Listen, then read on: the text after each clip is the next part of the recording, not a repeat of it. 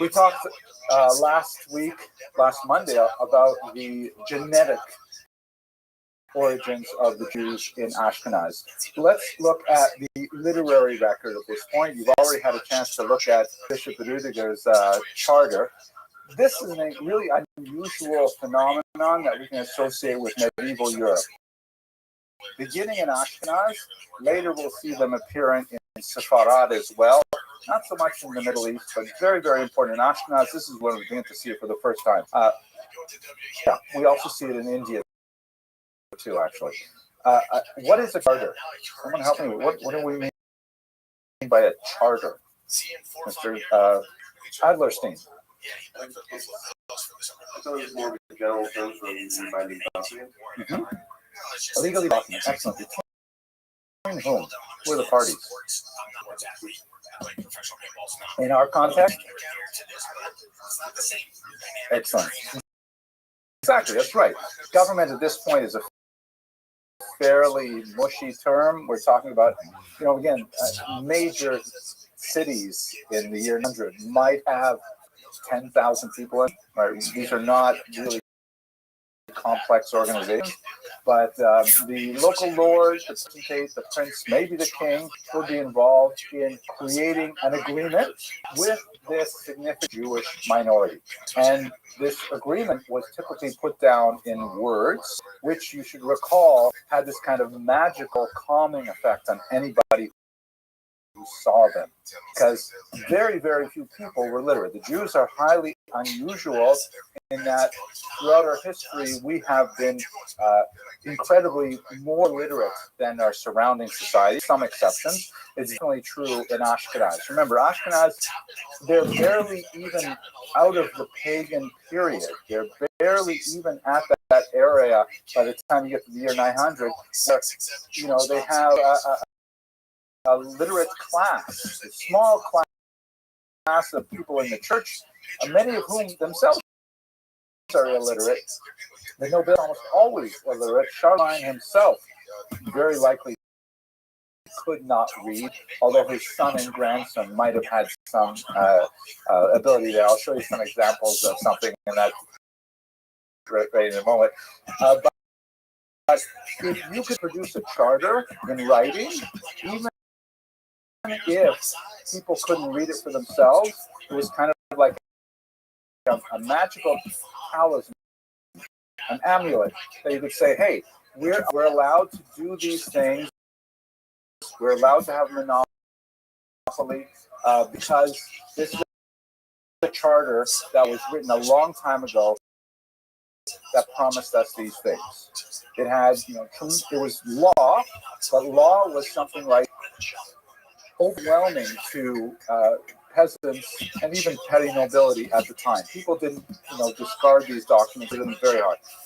There's also a significant number of things that were probably concocted by Jewish communities in order to retroactively defend their positions or their rights and privileges in particular places. So they don't necessarily have to be 100% historically accurate to work. It's not like we have ways of verifying these documents, but just pulling these documents up simply make a difference. This, by the way, is an interesting English charter. You can see it's written here in Latin, and it has a little Hebrew codicil at the bottom in the seal that has some notes for Hebrew readers as to what the content is. Yes, Mr. Tuman. Well, because let's say someone was trying to encroach on their rights. Let's say, for example, a right sole providers of power, which is something that was very much the case in Eastern. You've heard maybe the term krek, like a little inn. Jews frequently had a monopoly on distillation of alcohol, up to the 20th century as well. And is the only guy who can make vodka. I'm going to make some on here in my own bathtub, and I'm going to sell it myself. And Jews find out that he's undercutting their business, and they go to the local Poritz and they say, hey, we have the right to be the only producers of alcohol in the neighborhood. And the Poritz says, I don't even remember saying that. He said, oh, it wasn't you. It was your Zaidi who said it to us. And they pull out the charter. And even if the Poritz can't read it, it's like they've got the document. It's like magic. And that can be a temptation for forging these documents too. Yes, Mr. Anderson. Right of property ownership. This was a huge thing. So we didn't actually look at this charter, but it's one of the earliest. Louis the Pious is the grandson of Charlemagne. Remember, no, the son. Charlemagne was a hugely important European king. Louis the Pious is his son. He, in 1839, explicitly writes a charter saying that Jews are allowed to own property. What kind of property? Land, exactly. Have you ever heard this idea that Jews are not allowed to own land and that's why they went into finance? Yeah, maybe. So it's a widespread myth. Jews were allowed to own land for most of our history in Europe. It was just not necessarily such a good investment for Jews to be in real estate. Why might real estate not be a good investment for Jews in the middle here? Mr. Franz? People always like land. Mr. Remind me of your name? Mr. Schwartzman. Might get kicked off your land.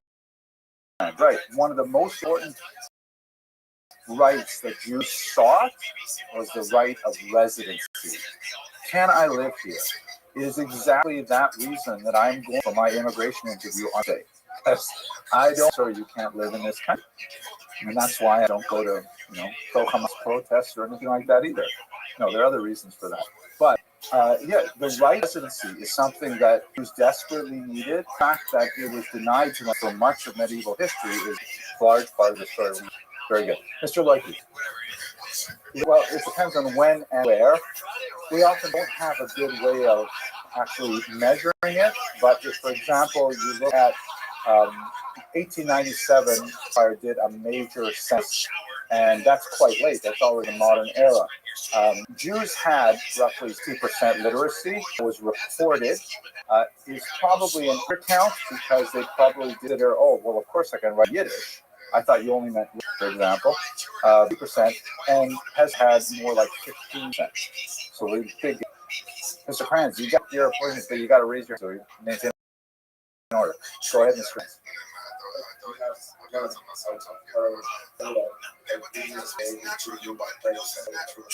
Yes, precisely. We're seeing non-term will now.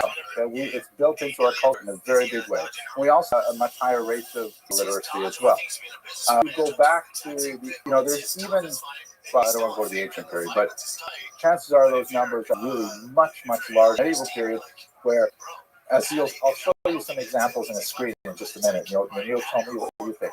Okay, Louis the Pious, right of ownership. That's a charter that was issued and preserved, and because he was actually the king, especially important. Who you looked at in the assignment, notice how he started out. He says that I want to attract Jews to Shpaya. I want actually Jews to come here, and so I'm going to lay out all these privileges that they get. They're allowed to have, sell meat to non-Jews. That was a bit of a controversy with the church because the church didn't like the idea that Jews would be animal, and as I'm sure you're aware, the Gid Hanasheh is difficult to remove. Kenazim typically don't bother trying; they just sell the back half of the cow to non-Jews because it's not trade for them, and it's cheaper to simply sell it at a good rate than to try and do mikor and remove the Gid Hanasheh. On the other hand, with the filet mignon, they say we will actually do the removal of the Gid Hanasheh, and they don't necessarily sell the back half. But the church didn't like it because how does it look if the Jews are saying we're not eat this meat, but we'll sell it to you non-Jews, right? So that was something that sometimes Jews were criticized for, and they were not allowed to sell. We still have these problems today, by the way. There are countries in Europe that have banned shechita. Like you can't buy kosher meat in a lot of the countries of Europe unless it's imported from a country where shechita is permitted. Lots of other things that you read about in that charter that are really important, but I want to highlight them, or just a few of them. Instead of having a wall around their ghetto. Maybe I should use that word ghetto. Why would the Jews ask the bishop for the right to build a wall around their community? Keep them separate and like separate. What are we worried about, Mr. Blanchard? Pogroms, that's right. It's just purely defensive, right? And if you have a hard time in imagining that, direct you to Boca Raton, all these gated communities that are, heavily populated by Jews, and it's the same idea.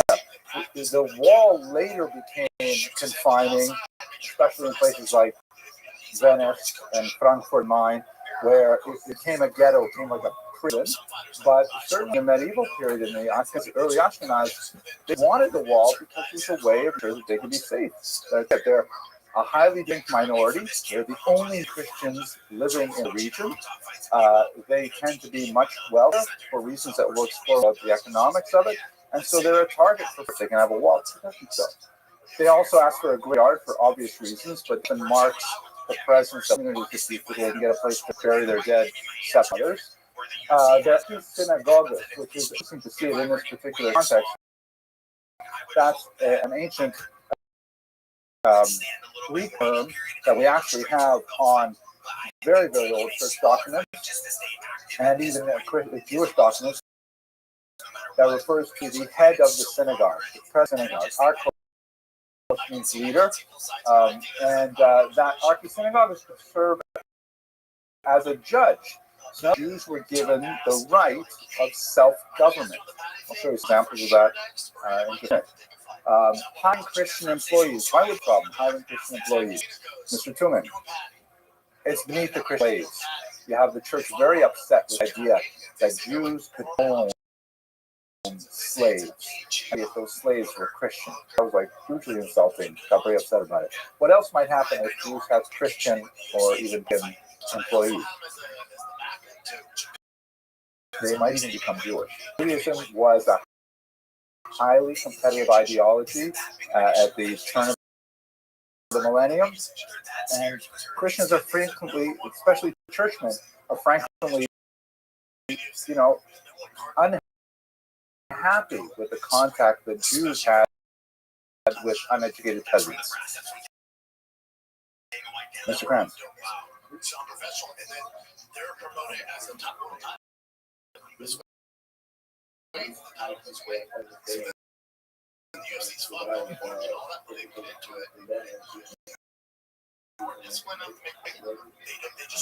Well, I'm not saying you're wrong, but I am saying you sound like kind of threats, right?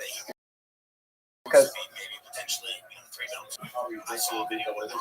well, I think just imagine yourself in those days, right? Jews today, first of all, we want, Maslow's hierarchy of needs, where the things you want first. First, we want safety and security. Then we want, financial success. We want all these things. And so you will have a whole race who will be behaving in various along Maslow's hierarchy. So there are definitely lots of Jews who want, first of all, we want not to be attacked. But there are lots of Jews who want to get rich too. And it's not bad. A lot of Christians want to get rich as well.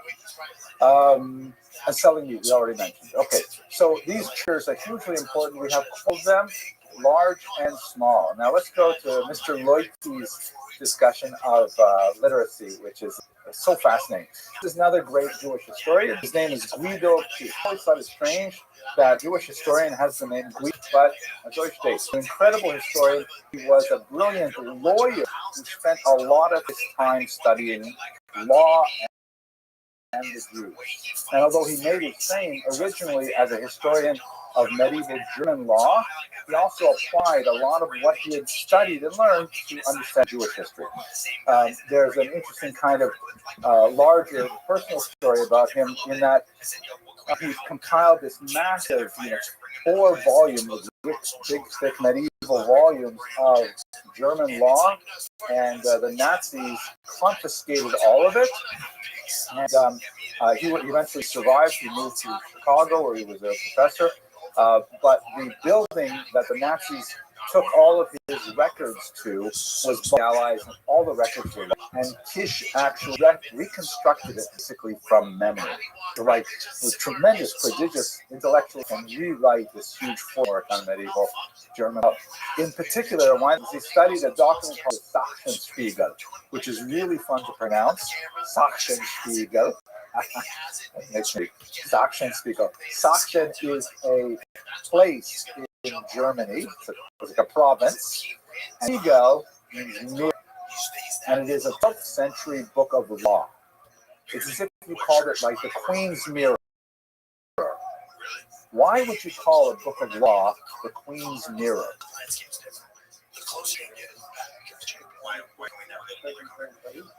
Not bad, not bad. Mr. Kranz?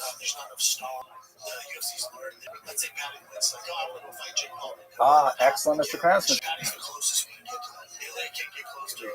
More of the reality than the ideal. So the notion of this is that, again, remember, we have a very different idea of law, primarily because we've inherited a revealed tradition, right? Our understanding of the word halakha is Moshe Rabbeinu goes up to Har Sinai, and HaKadosh Baruch Hu gives him a set of instructions that becomes the Torah, and of course we have an interpretive edition, the rabbis who make into it the Shulchan Aruch, Mishnah Berurah, and so on. So essentially it's got a source, a capital S.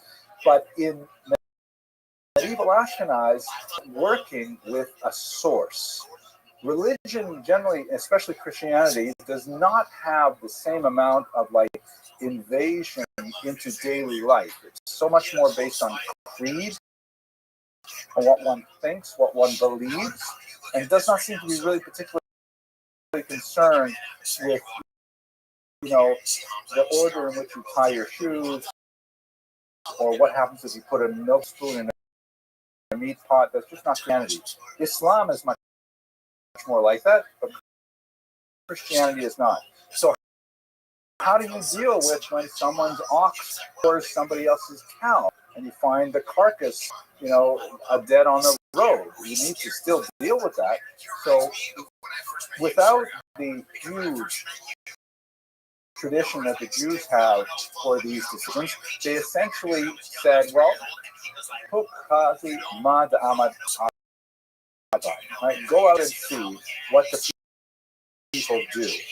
And that's the sense of the word mirror, is that this is essentially a recording of what has evolved as common law.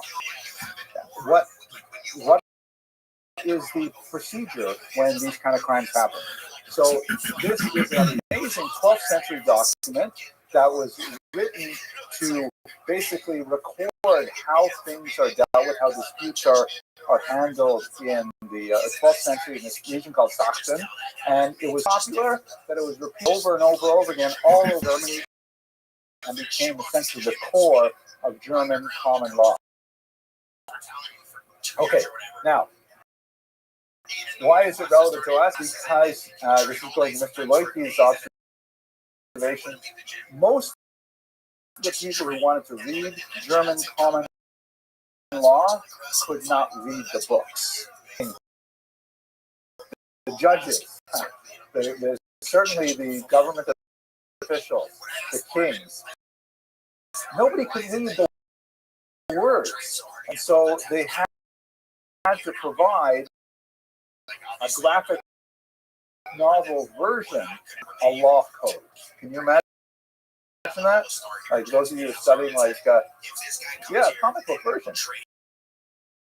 And if you're studying like you say, well, this biology text, there's so many big words, like a picture version of it, and that would be your Sachsenspiegel. So he was great, at pulling out the cartoons. And here's, for example, an illustration, 900 years old, from the Sachsenspiegel. And let us interpret it, okay? Who are these people? Who's the queen? Yeah, I think it was actually a king. But you're right, royalty. Right? Royalty. Royal person. Crown, right? Long hair, but yeah, could be. No, it's not right, but Christians are not. And these gestures are important. What does this gesture mean? That will be you. Yeah, I'm teaching. No, the first thing you got to do is this, right? Instruction. You often find in debates, you'll see them depicted with their fingers. And who are these people here? Yeah, look at them, right? It's kind of nice. Nice smiling. Esther, nice call. Nice call. No, not a bishop either. Bishop's the miters. He's a member of the church. He's a member of one of the mendicant churches, like the Dominicans or Franciscans or whatever. He's wearing like this monk's robe, right? So an official of the church. Who's this guy here? Exactly, another mendicant order, right? With the usher haircut kind of thing, right? Another friar, exactly. Friar tuck. Those guys are not cool guys. They only have teacups. You want to hear? This is, I think, is a long finger thing, like yours. You know? I have. You guys ever hear of a rapper named Restream Black? Yeah. So I'm sort of like, like social media friends with him, and we have done a couple of things. We had a podcast segment, but I happened to see him at the OHEL once, so there with him. I was at the same time he was at the OHEL, and he stood beside me. We said, "Hey, let's take a picture," right? So my son takes a picture of me and Restream Black, and Restream Black, he just puts his finger out like this. It felt so good. Anyways, so here, 2 mendicant friars. Good. Who are these people? Women. Why are there 2 women? I think they mean general Bichlal. Women. Yeah, all women. You put plural to mean all women. One type of mendicant friar, you got another type of mendicant friar, you have 2 women. Who's this guy? You, right. Okay, not Gandalf. Yes. Right. What? Yeah, so how do you know he's a Jew? Beard is a good guess, but other people have beards too. The hat, right? This is a special hat called the Judenhut, or Jew hat, which was according to the Fourth Lateran Council that convened in 1215, all Jews were required to wear a distinctive article of clothing. This document actually predates the council, but it is from there the institution of the Jewish badge, where sometimes it would be a round circle representing a coin, or it will be this kind of funny hat, but not a star. That comes later. But it's meant to label, for our purposes, this is a Jew. We'll see it over and over again in the images we're going to look at. There is some debate as to whether or not, I see your hands, I'll get to you in a second. There is some debate as to whether or not Jews actually comply, or it may be a convention of the art world at the time that when you wanted to depict a Jew, you always put something like that on him. But for our purposes, this is a law document, right? It's a legal document. It's trying to teach us something about society, and a Jew is clearly a character here. Okay, wait. He's Mr. Gertz, Mr. Kranz. Mr. Gertz, Mr. Kranz, and Vasilevsky.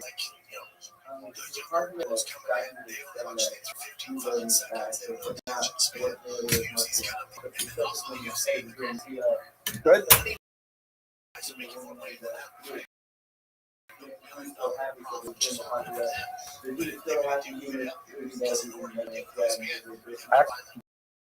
Very perceptive, very perceptive.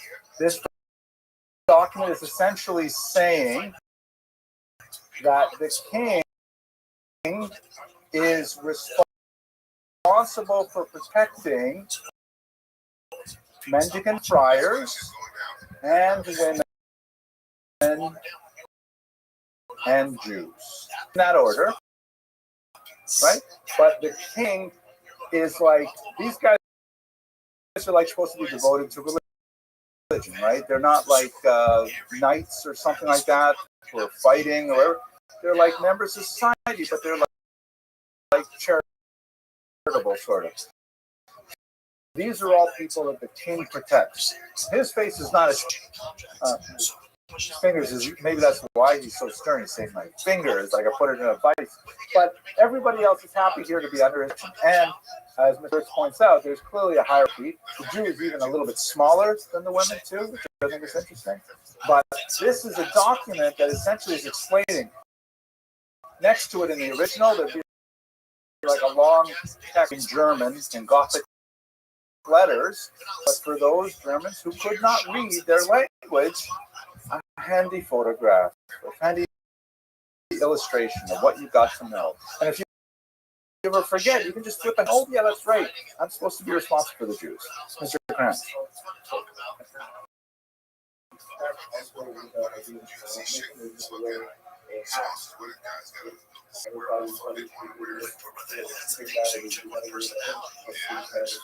So I don't think I've read a lot about the history of Jewish costume. There's a good book by Rubens where he goes into this in some detail.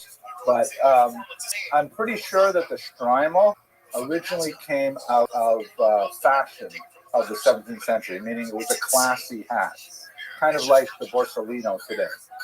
Right? It's like, why do Orthodox Jews wear gang hats? Right? Because it was forced upon them? No, it was a cool hat. We just kept wearing it. If you look at photographs of yeshivas in Europe in the 1920s, hardly ever are the Talmidim wearing black hats. The Rebbeim with the black hats. But, we have like grade inflation, hat inflation. Students get to wear it too. You very rarely see guys with beards too. That was like tourists for a student to have beards. Beard. Mr. Edgerton. Talk about things that like a rabbi is the beard? And then another thing like revenue generating So interesting. I have two responses. The first is, it reminds me of the fact that one of the reasons that the Ram got into so much trouble with the Venice based in, it was the first of his many legal situations that he got involved with. One of the things was that they were criticizing him for being 23 years old and still not wearing a beard. Right? And another thing is, you remind me of my grandmother used to say, "Besser Rebbe on abort, the abort on a Rebbe," which I'll translate if you are usually impaired. Better to have without a beard without a rabbi. Okay, so here, this is what the Saxons are saying, and it's important to understand in terms of our context. The Jews, we don't have any idea of like citizenship, right? Nobody is a citizen. Everybody is a subject. And so the Jews are actually considered subjects in the 12th century. That will be degraded in many ways, but they're legitimate subjects. They're below women in their status, but they are there and they should be protected. Mr. Lloyd.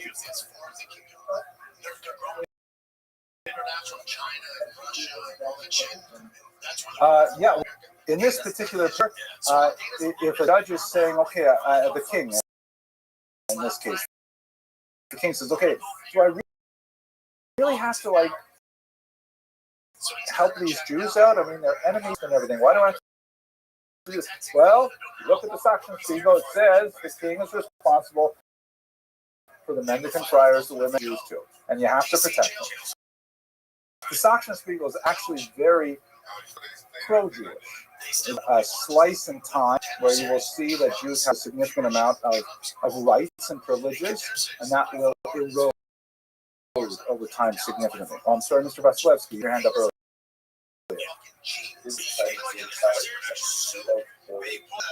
What do you think? Yeah, I think so. That's derogatory. You know, we'll see. Eventually, you saw it in the beginning here. This is English tax roll. This image here, tax roll from about the same period. This guy you sort of read, right? This would be the devil, right? Here's another Jew wearing a Judenhood, right? What do you notice? And this is, I think, a Jewish woman. This is supposed to be Aaron of Lincoln. What do you notice about these Jews? Big pointy noses, right? I mean, why do they have to point them that way? You know, because they want to make them look like demons and stuff. Here's demons glowing so far, stuff like that. Nasty pictures of Jews are almost as old as pictures of Jews. Yeah, Mr. Restream?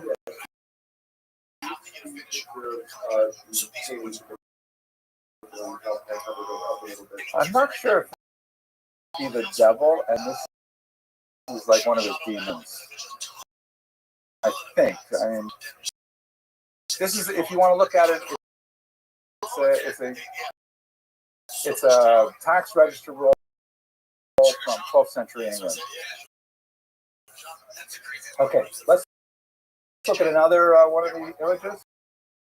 You guys are going to be legal experts by the end of the day. Okay, now what's going on here? Mr. Well, yeah, these are pikes, and yeah, they're weapons, right? Okay, so what's going on here? You got these. Good, army draft. And who's this guy? Yeah, probably, because there's a crown, but probably like a general type guy. And standing there on the wall indicates how we're going to organize our defense against the Mongol hordes or whoever is coming into town. And who has to listen to him? You got Boy, right? The dark washed masses. Everybody has to put down their plows and they've got to come defend the city. We'll give you a pike. You're going to be able to poke some of our, those nomadic people are coming to attack our town. But everybody's got to chip in, even the Jew. Any note on the Jews' participation?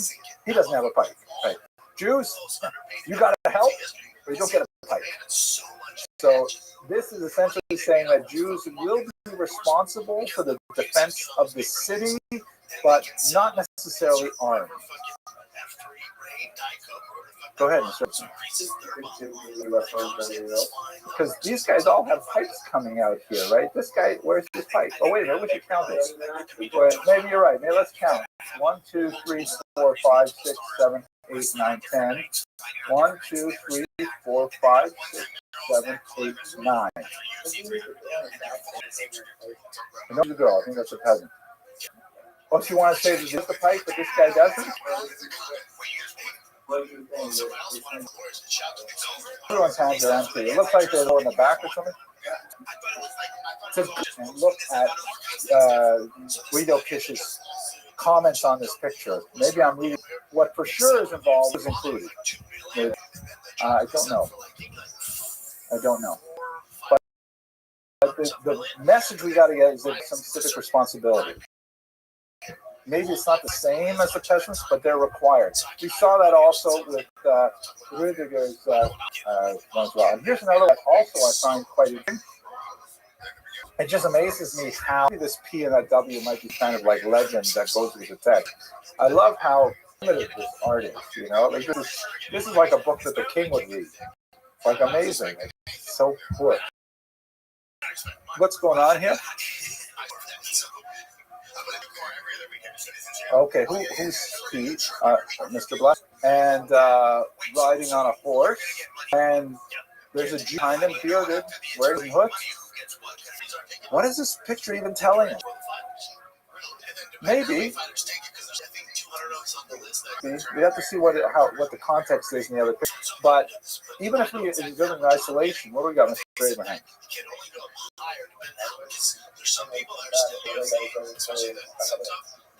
It's interesting. Yeah, upon inviting you to come along. I'm not sure what to make of this gesture here. What about? But how often do you see a Jew riding a horse? Not too often. It's actually illegal in Muslim lands at this time for Jews to ride horses. Right? Jews are not allowed to ride horses. They have to ride donkeys, or there are some exceptions. They're allowed to ride side saddle, but they can't ride like regular. Camels, they're allowed to ride. What about this thing here?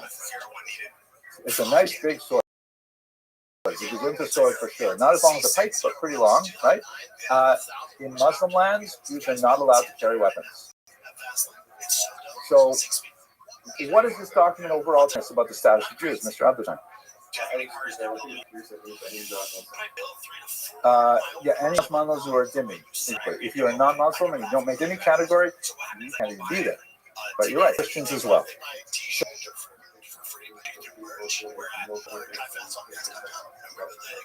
That's for sure. That's sure.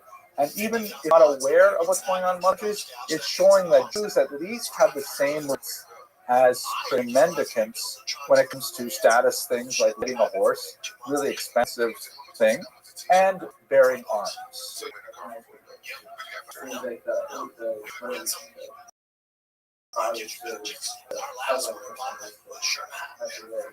Yeah.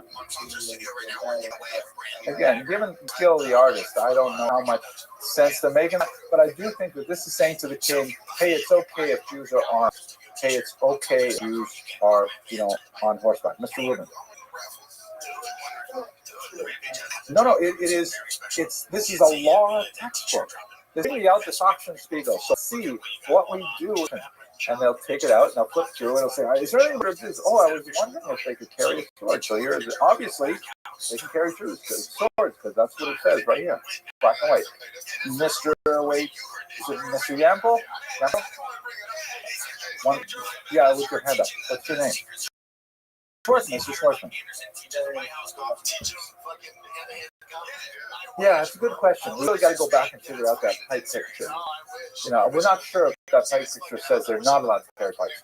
The pictures say Jews have to participate in civic defense. Whether or not I'm still not sure. You guys ruined my lecture that way. Yeah, but let's ruin it.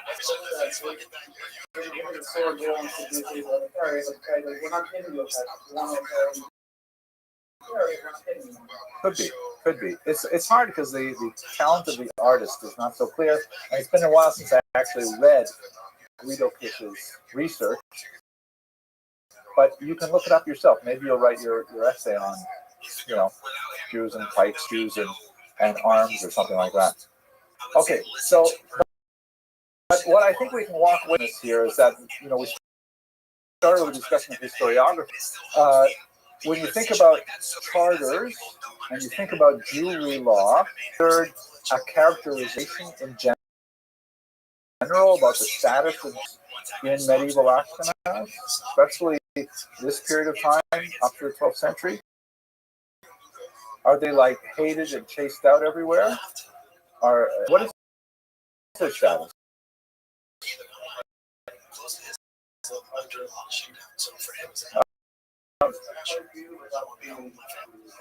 Okay. Right.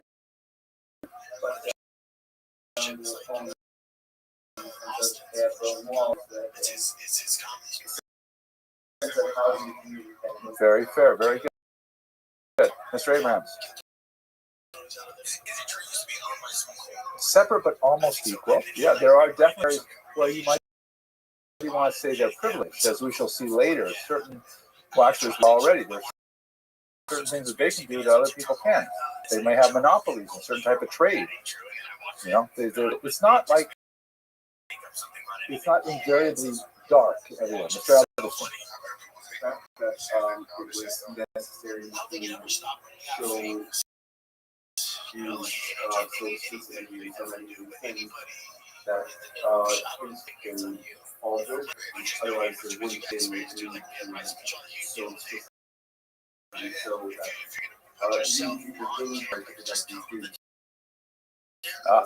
I think that's a fair assessment.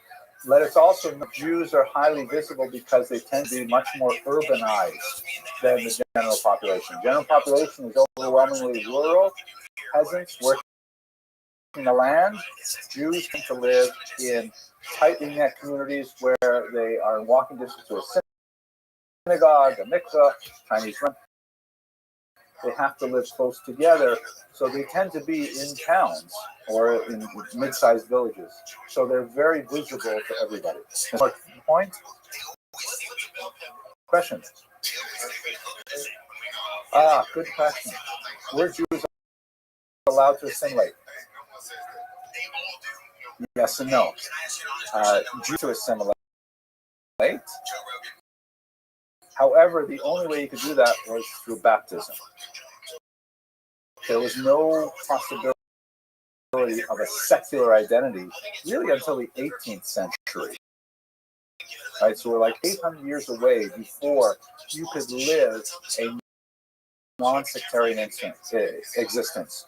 You either had to belong to the Christian community writ large, perhaps a subset like the nobility, the peasantry, things like that, or you were a Jew.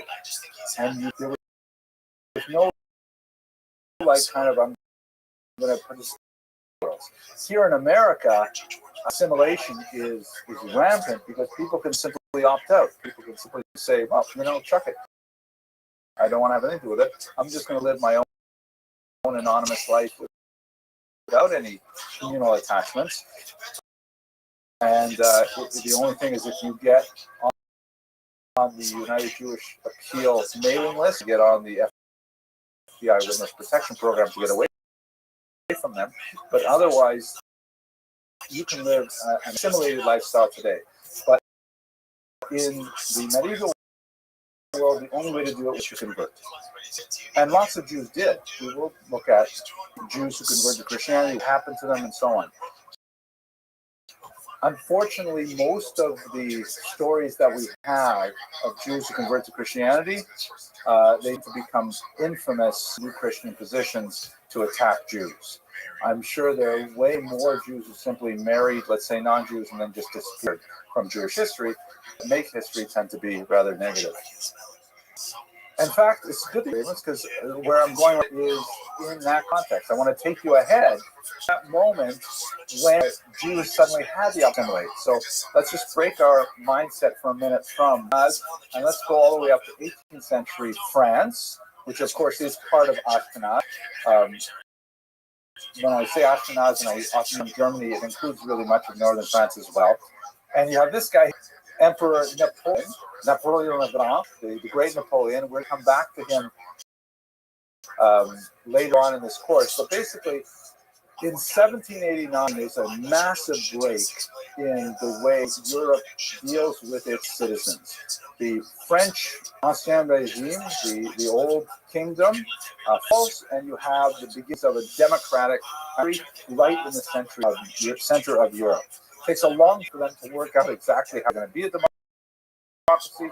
They go back, an emperor for a while, things like that. But one of the things that happens is after that revolution of 1789, first Sephardic Jews and then Ashkenazic Jews are made equal to French Christians. It was a massive watershed moment in Jewish history where there were no longer the residency restrictions placed on Jews, the occupational restrictions, all kinds of anti-Semitic laws were simply, disappeared overnight. And what ended up happening was Jews had kind of like all this built up, spring-loaded energy that allowed them to surge ahead in all kinds of areas of endeavor, especially in business, because, among other things, they had this huge advantage of being literate and numerate. Right? They could do math.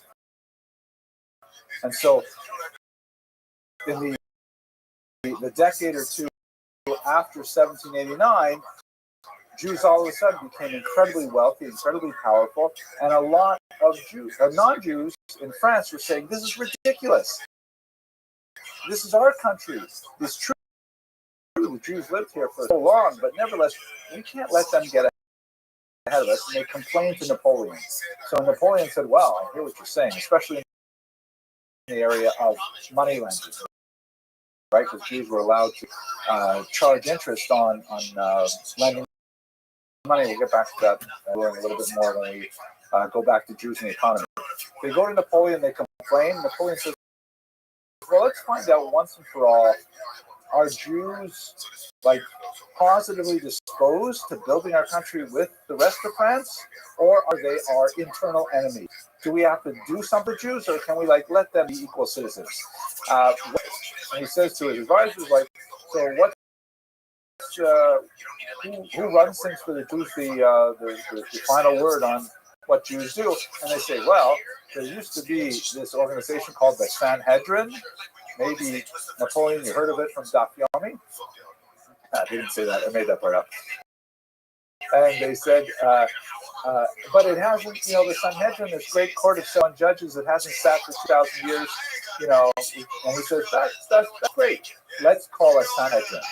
And he convenes, amazingly, in 1806.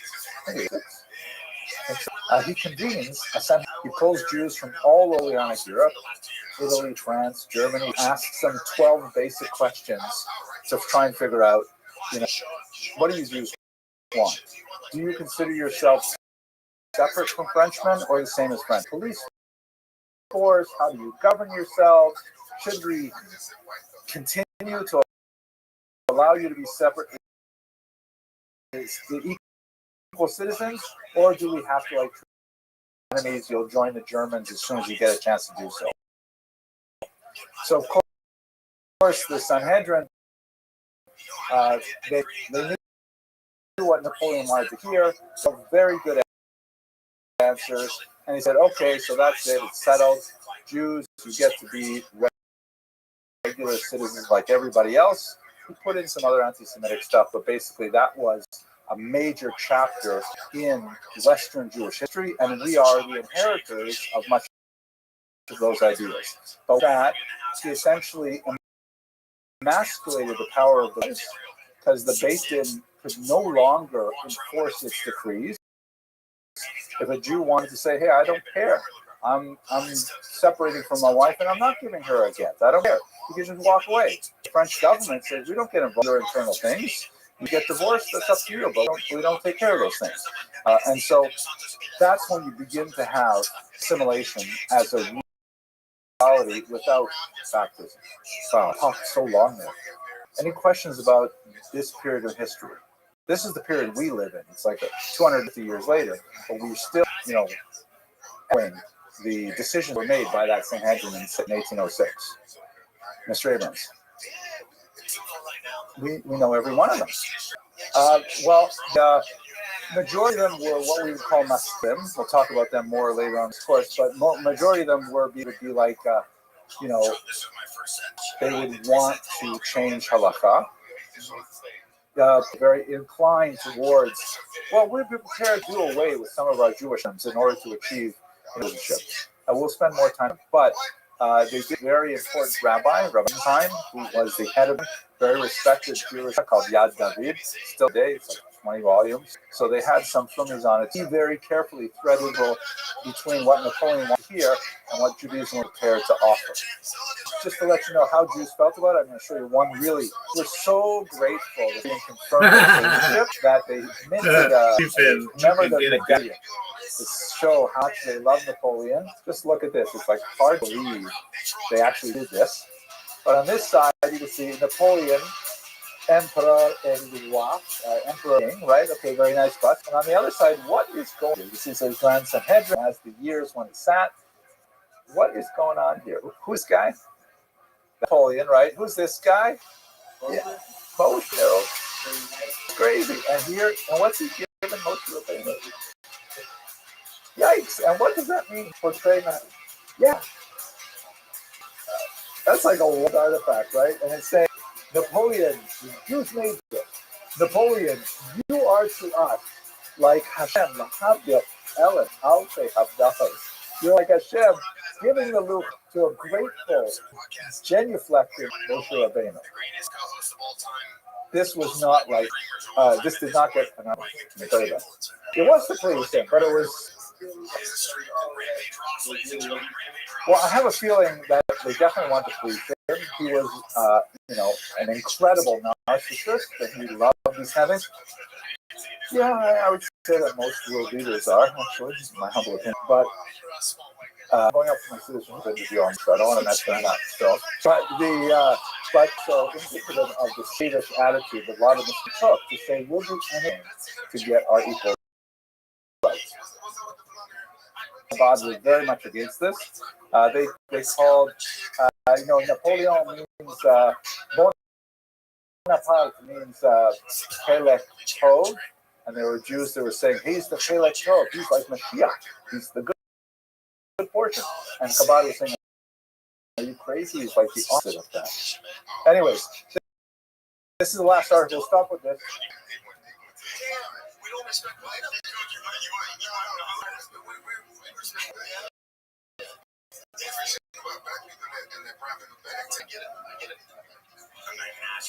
Okay, so let's Ashkenaz. Ashkenaz, I'm sure you're aware, we call Jews Ashkenazi. The Yud at the end means of Ashkenaz, right?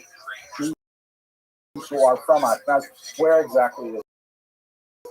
The first, hang on, not too fast. The first example we have of Ashkenaz, the word is over here in Bereshis, Perek, where we have this description of the grandchildren of Gomer, right? Or no, son Gomer, who are the children of Noah. So do this again. I forgot my little clicker, so I'm going to stand over here for a second. You have Noah has a son Japheth, Japheth's a son Gomer, and Gomer's son Ashkenaz. So here we have the first thing called Ashkenaz is and it is not a place. Associated with people who descend from Ashkenaz, and then during the medieval period, Jews applied that moniker to a particular piece of geography, and more specifically, it ends up referring to the Jews who come from that place, which is associated with a biblical ancestor, not necessarily, as in this case. That's where we first get the term Ashkenaz. Mr. Kurtz. How's your day going? Taliban, can you hear me? Yo, Taliban. Taliban. Yo, can you hear me?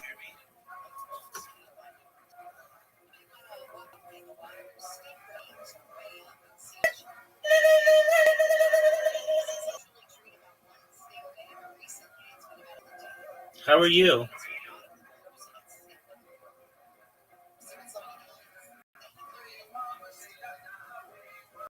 Taliban, how are you?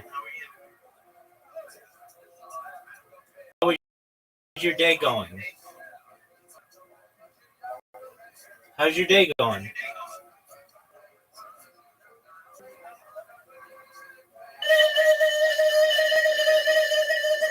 Audie, what are you doing? I almost banned that person because I thought it was them. I almost banned that person because it was them.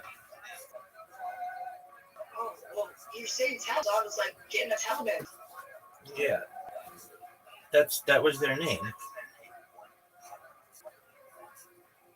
Rabbi, I know, I'm just like... You are anticipating my next slide. So, how many people are we talking about? In the period that we're looking at today, about the 9th century, maybe 5,000 to 10,000 people, fairly small population. But by the time you get to 1939, on the eve of the Holocaust, that's about 10% of all Jews in the world were Ashkenazi. Of course, that number is going to precipitously decline with the Nazi onslaught. It became a very, very significant population. So we know Ashkenaz so far is placed somehow with the people. Where exactly, like Mr. Kranz was asking. So we have another reference to the word Ashkenaz that occurs in Yirmiyah. So Yirmiyah is written around the 6th century before the Common Era, right? Yirmiyah talks about this in the Beis Hamikdash, the first one. So there's a description here, reading in English, raise a standard on earth, sound a horn among the nations, appoint nations against her, Ararat, Mini, and Ashkenaz. So here, these three kingdoms, Ararat, Mini, and Ashkenaz. We sort of know where Ararat is. Anyone know where Ararat is, at least in the imagination? Yes, exactly. So if you look at this map of the ancient Near East, and this is kind of like 19th century map, the world as known to the Hebrews according to the Mosaic account. Here, of course, is the land of Israel center. And if we to place these on a map, Ararat is showing up in Turkey, which is different from what this is where one particular scholar places it in actually Turkey. And here's the region of Gomer next. Oh, look at that. It bounces up. Here's Ashkenaz. This particular map identifies them Phrygians. Not as a good grounds for that associated linguistic. It's most likely somewhere in the Near East in this possibly up here in the Caucasus Mountains near the Caspian Sea. This would be Georgia, things like that. Nowhere near at this point, right? These are where we think these places. Here is, by the way, Babylonia, home of some very famous chemistry teachers. Those of you who are not new to. Anyways, how do we get to Germany? So if you look over here at the Shuvot HaGeonim, which is written by Rav Chai Gaon around the year 1000, right? So something from the biblical account in the Chumash, which gives us a place. Then go to Yirmiyah. Probably, if we guess that those three places, Ararat, Mini, and Ashkenaz, are somewhat close together, has to be somewhere in Asia Minor. And now we get to the which is 1,600 years later. So Rav Chai Gaon, writing in Kumbadisa, which is in the land of Shinar, right, Babylonia, he writes from all the lands, from Yemen, and the east, to be Central Asia, Bukharia, places like that, and from the north to be probably Khazaria, which we'll probably talk about on Wednesday, and from the land of Ethiopia, which would be most likely on the east coast of Africa, and Ashkenaz, and France and Spain. So we definitely, right, this is France and Spain, and Ashkenaz comes just next to them between Ethiopia and these places. Where would you guess Ashkenaz has to be?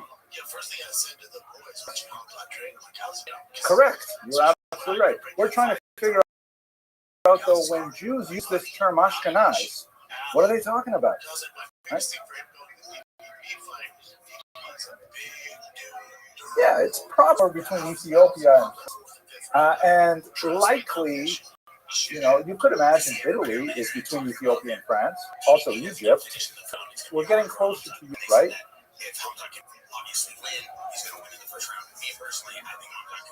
Yes, those places have high down. There is a Ashkenaz, and that's the context of the Tshuva, and it's probably somewhere in Europe. We're going to refine this one further. Mr. Vasilevsky?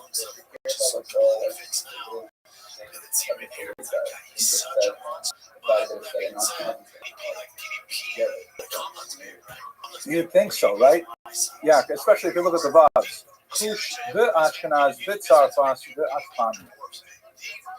Okay, so let's do this one last thing here.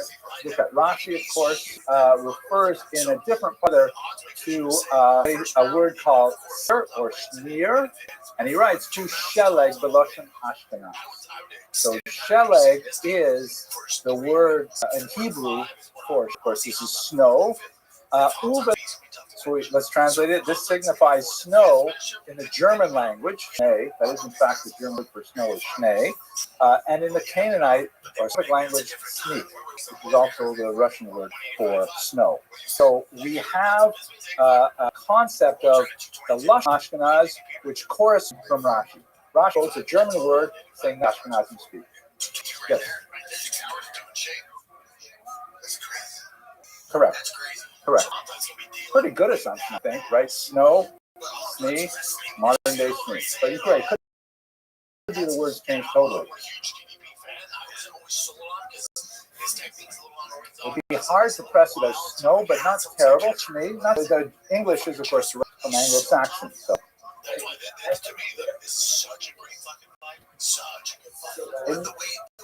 Yes, correct. It narrows it down to Anglo-Saxon region, at least, or at least Saxon region. So we're getting closer at it. But by the way, guys, the number of times that the word Ashkenaz shows up before Rashi is like infinitely small. At the maximum, right? They may throw out the word Ashkenaz context whatsoever. They'll drill down, it seems, to Germany. And I'm going to show up that hopefully will. This is for sure, by the time you get to post this geography, we got a region here which is kind of cut off Farad, which is identified with Spain. That goes to a Pashas and Habakkuk, which was identified with Spain, possibly correctly, but nevertheless it was well accepted. Provincia, which is a region of southern France, but it was really very different culturally than Sarfat, which is France proper. And then you have Ashkenaz, which is associated with the Rhineland in particular, northern Germany in particular, places like early settlement, Frankfurt, you can't see it here, but Speyer, Worms, and Mainz are smaller towns where Jews live. And then you have this unusual place over here in Eastern Europe, Canaan. They called it because this was one of the major slave markets of the world at the time, and Canaanim were associated with slaves. It may be related to the word for Slav in English, although most Slavs don't like that, and they say, no, the word Slav is related to the word Slava, which means glory, not like Slava, Ukraine, glory to Ukraine, not Ukrainians, but it does translate basically. So that's our Jewish geography. This is what we're talking about here, the Jews who lived in this part of the world, later are going to migrate to Eastern Europe, and migrate all the way to North Africa. But this is where we're going to start. Mr. Leuchtman. Mr. Kranz?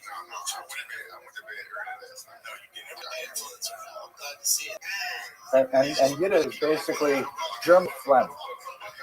That was a joke, guys. Thank you.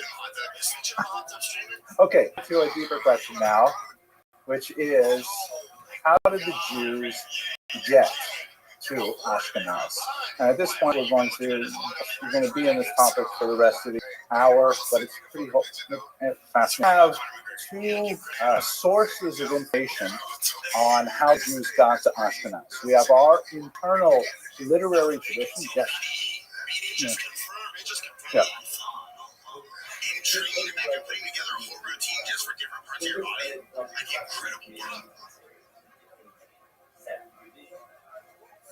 I don't like the word sect of Judaism. That's kind of, I don't think a lot of Jews would say, that sounds like a little bit too harsh a boundary. I would say an ethnic subgroup. I mean, Ashkenazim, just in terms of their complexion, tend to look different from Sephardim, for example, or Yemenite Jews. We're going to see today. Okay, ask me again. If I haven't answered this question in 30 minutes, then I'll give you $5. Okay. Yes, Mr. Wade Siegel.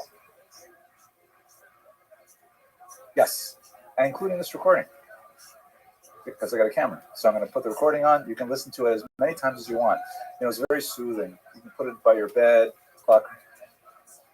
Mr. Remind me again? Adlerstein. Look up which German at time that Rashi was around, and the word for Sion at the time was Sioux. Neat, perfect. Thank you so much. Vielen Dank. Okay, which is the kind of German they would speak today. So we have two traditions of Jewish settlement of Ashkenaz. We have our internal literary tradition, meaning like who wrote down how the Jews got to Ashkenaz. It's essentially a rabbinic tradition. It's associated with a group called the Hasidei Ashkenaz that we will study later. But they tell us that essentially there were a small group of Jews who made their way primarily from northerly to this region somewhere in the 800s. We even know the names of some of the families, the Colonimus family, for example. That's the tradition. Why did he get there? Well, in our own literary traditions, we refer to the invitations from local monarchs. Here's where it gets a little bit more hagiographic, meaning a little bit more kind of legendary and kind of self-serving. Like, for example, Charlemagne, who is a very, very important Frankish king from the period. He lived 747 to 814. He probably did not invite the Jews himself. This is interestingly a gold bust of him from his capital city of Aachen. And I read on one site, this is said to contain his actual skull cap. I don't think that means he's Jewish. I think it means that actually the bone of it is on the inside of that. I think is somehow grotesque, but sort of cool and fascinating. He probably did not. We have other records indicating that Charlemagne actually invited the Jews. We definitely have his son shown here, Louis who was actually much inviting the Jews. Already still 8th century, where we know the kings interacting with. We have like Jewish sources that operate the idea of Jewish communities in Ashkenaz at this point. And in particular, his grandson, Charles the Bald, who does not actually look very bald. His courtier here looks a little bit unhappy. It looks much more bald than he does. But Charles the Bald in particular was very involved with the Jewish communities, particularly creating these things called charters that we're going to say. So to summarize our first body of information, which we hope to delve into a little bit more in coming classes, is a literary tradition, right? Books that talk about how Jews got there and portrays this image of Jews coming in the 9th century, settling in small numbers, making relationships with local royalty, and establishing themselves. Mr. Kranz. Yes.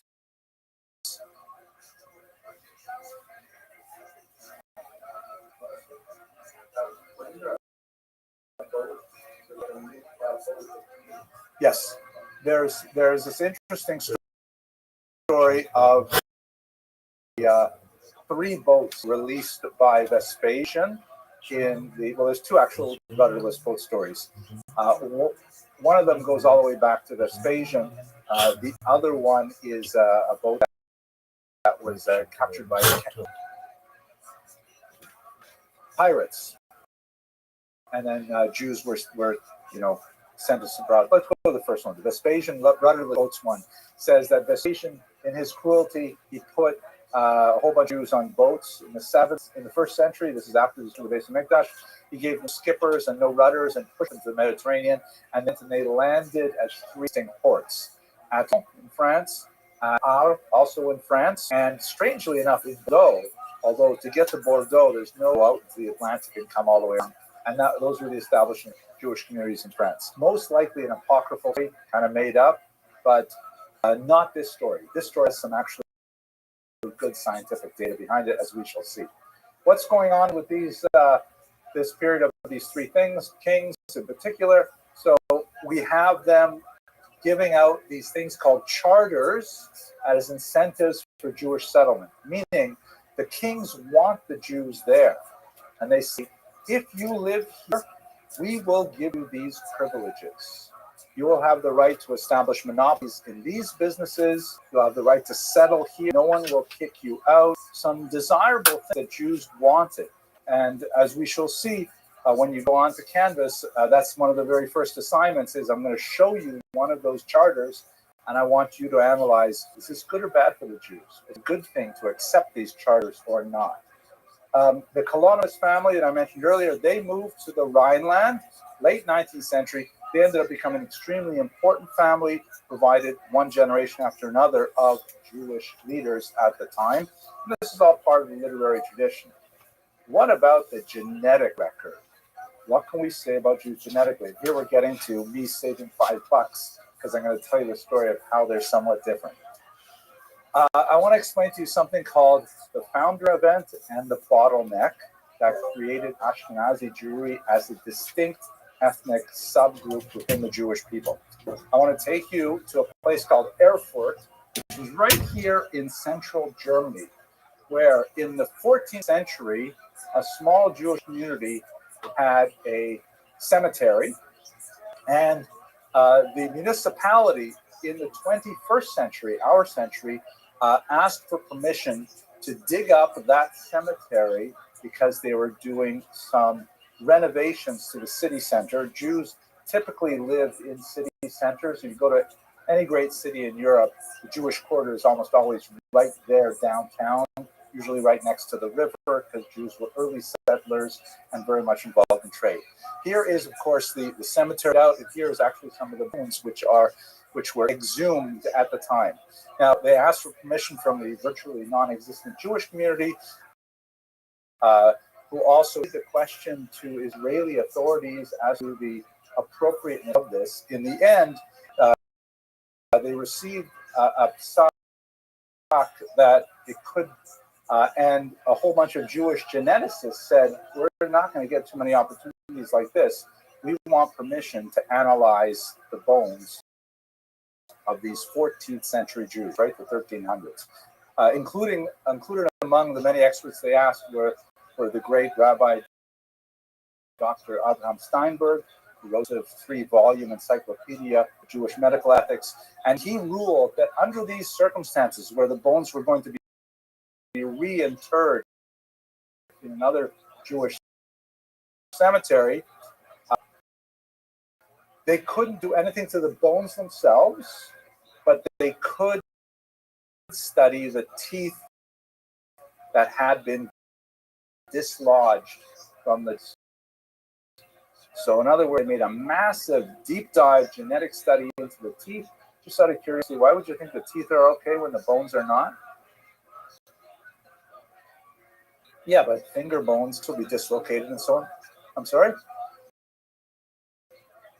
Yeah, they're not so permanent. We don't like, if you lose a tooth, you don't bury it, right?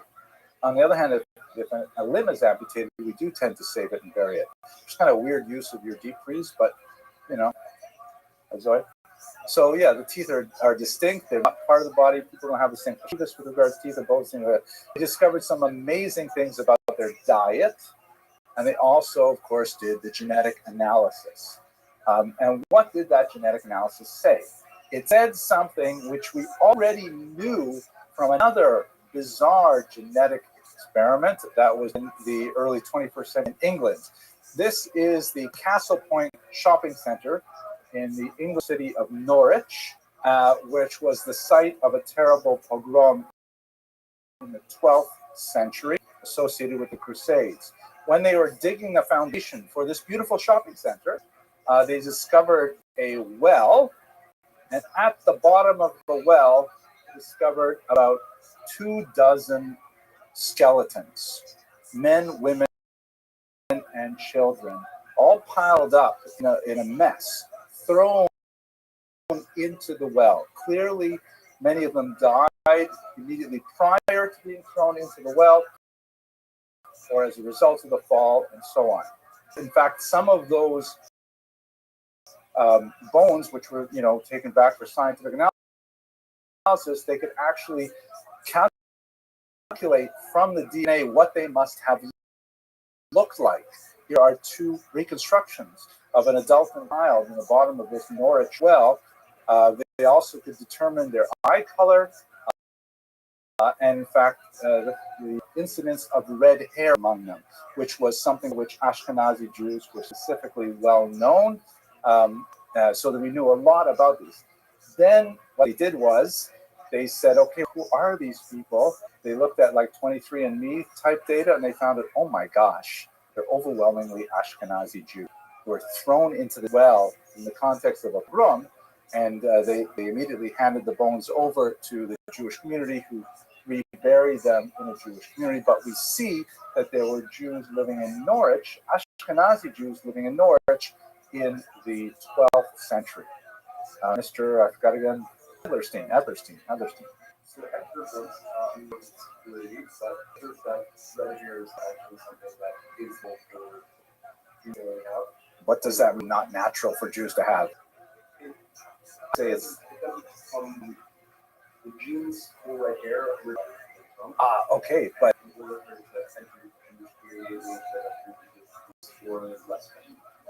correct. But so you're saying two different things. The second thing is essentially true, that there are characteristics which are not commensurate with their Eastern origins. If it was Achar Av for generations, we probably would not look like we look here.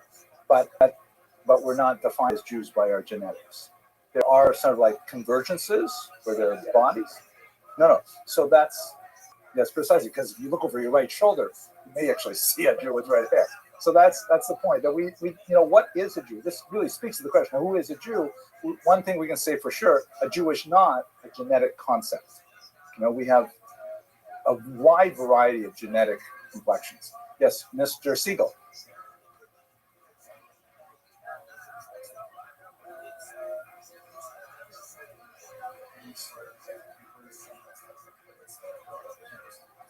Yeah, exactly.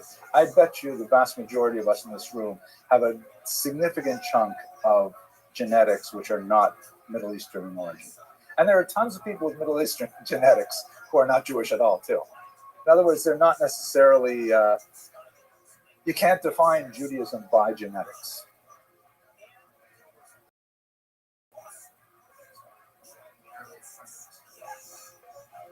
I can't put a number on that, but I would probably suggest, Ashkenazi Jewish. Wait, we shall see. Let me answer that question. If you want to just say Jewish, and you want to say like Middle Eastern, I think that would be fairly rare. But when I'll get to your question in a second about Ashkenazi Jews as a whole when we get to the bottleneck. So let's see. We've got now two data sets, right? We have the Norwich massacre, and we have the Erfurt cemetery, where we actually have medieval bones not too long after Jews apparently, according to the literary tradition, settled in the region of Ashkenaz. What can we learn from these things? So there's a lot of cool stuff, but this is the most important. Okay, this is how it appears from the genetic record Jews ended up in Ashkenaz. So here's a chart here. Going from bottom to top is time, right? This is long ago. This is the present day. And this kind of like bottleneck shape is the genetic mixing of Jews. What do we have here? If we start out with Jews, nation Israel at the bottom, and we put modern Ashkenazi Jews today, meaning most people in this room, 7 out of 10 Jews in America are of Ashkenazic descent. So you have in the ancient period, we have lots of examples of non-Jews joining the Jewish people. Just for one example, Ruth, who was a Moabite woman, of course, in the Bible, Antipater, who was the father of King Herod. They joined the Jewish people. They attached themselves to the Jewish people with conversion, without conversion, with consensus, sometimes violently. We have non-Jews who get into the gene pool of the Jewish people, and they are absorbed one way or the other. We have Adia Bene, an example. We read in Masechta Sotah, Queen Hilni. She's versus Malka Hilni from Adia Bene, which would be today's Syria. And then we have another major event with the destruction of the Second Temple in the 1st century, where we have somewhere in the neighborhood of 100,000 Jews who are shipped off to Rome to be saved. Between the first and the, it's a massive number, attested not only in internal Jewish sources, for example, in Josephus, who was for a Roman audience, huge number of Jews shipped off to Italy. When those 200,000 Jews, maybe not 200, but 100,000 Jews are living in Italy now for generations, they're mixing with Southans, again, not necessarily willingly, in a different context. I would show you some of the archaeology of we have, for example, a gravestone of a Jewish woman who was taken captive and was forcibly married to a Roman soldier, and he fell in love with her, and when she died, he actually put up a beautiful tombstone in memory of her that we have today, dating from the 1st century in Italy. So we know that Jews are involved in the gene pool. They're also marrying with North Italians, which have a slightly different genetic mix. And then at some time around 800, you have what's called the founder event. This is the founder event of Ashkenazic Jewry. A certain number of Jews, particularly from northern Italy, make their way up to Northern Europe. Remember that one of the cool things about genetics is that not only can you calculate forward as to what kind of, God forbid, diseases a person might have, hair, eye, complexion, things like that, you can also calculate backward. You can figure out when did this come into this person's system? How many generations back does it go? That's why some amazing studies have been done on Kohanim that indicate that most Kohanim have a chromosome on a feature on their Y chromosome, which is consistent with the idea of a single male ancestor living 1,000 years ago, which is mind blowing. Doesn't mean that every person who calls himself a Kohen is in fact a kosher Kohen, but genetically, most people who call themselves Kohen can say, I have the same great, who knows how many Zadis back, someone else, which is consistent with the biblical account. So what happens in the year 800? Yes, please. I've forgotten your name already. You gotta tell me again. One more time? Tumen, how can I forget that?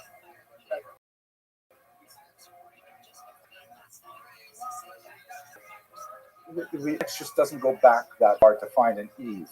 We do find, however, with the Ashkenazim, and also it's very difficult to do a proper data set. But when you study Ashkenazim, there is among Levites in particular, Leviim, that 46% of people who are Ashkenaz and Leviim from 4 women.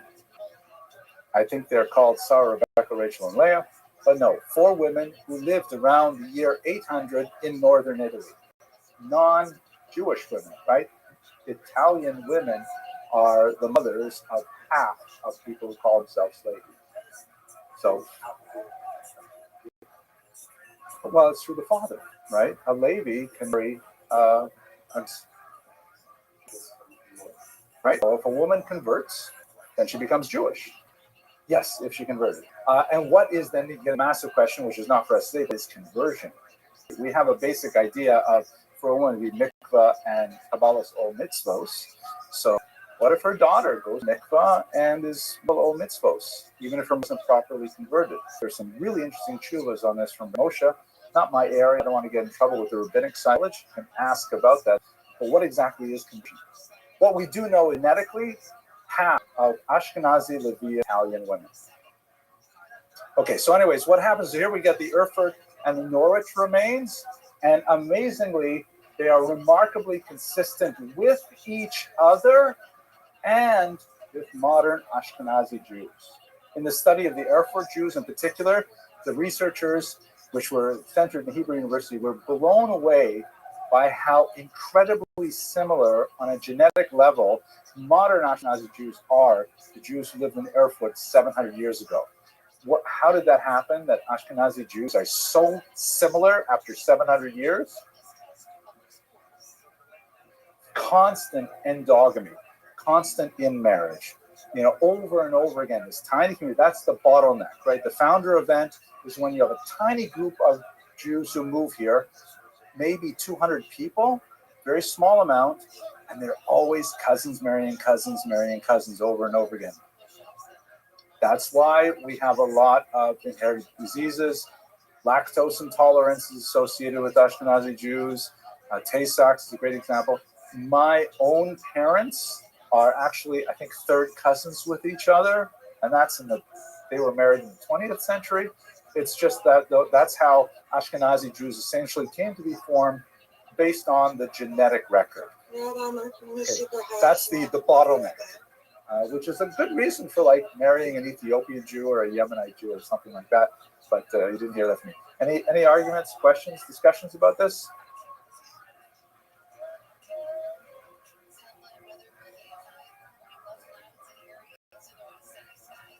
Between Ashkenazi Jews and other Jews? And the what family?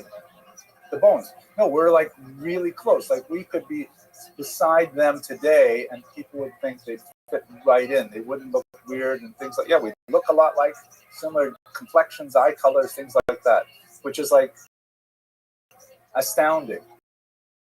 You know, we tend to look at each other and we look at the huge diversity, but when you look at the huge family of peoples, we're remarkably similar. Mr. Tuman.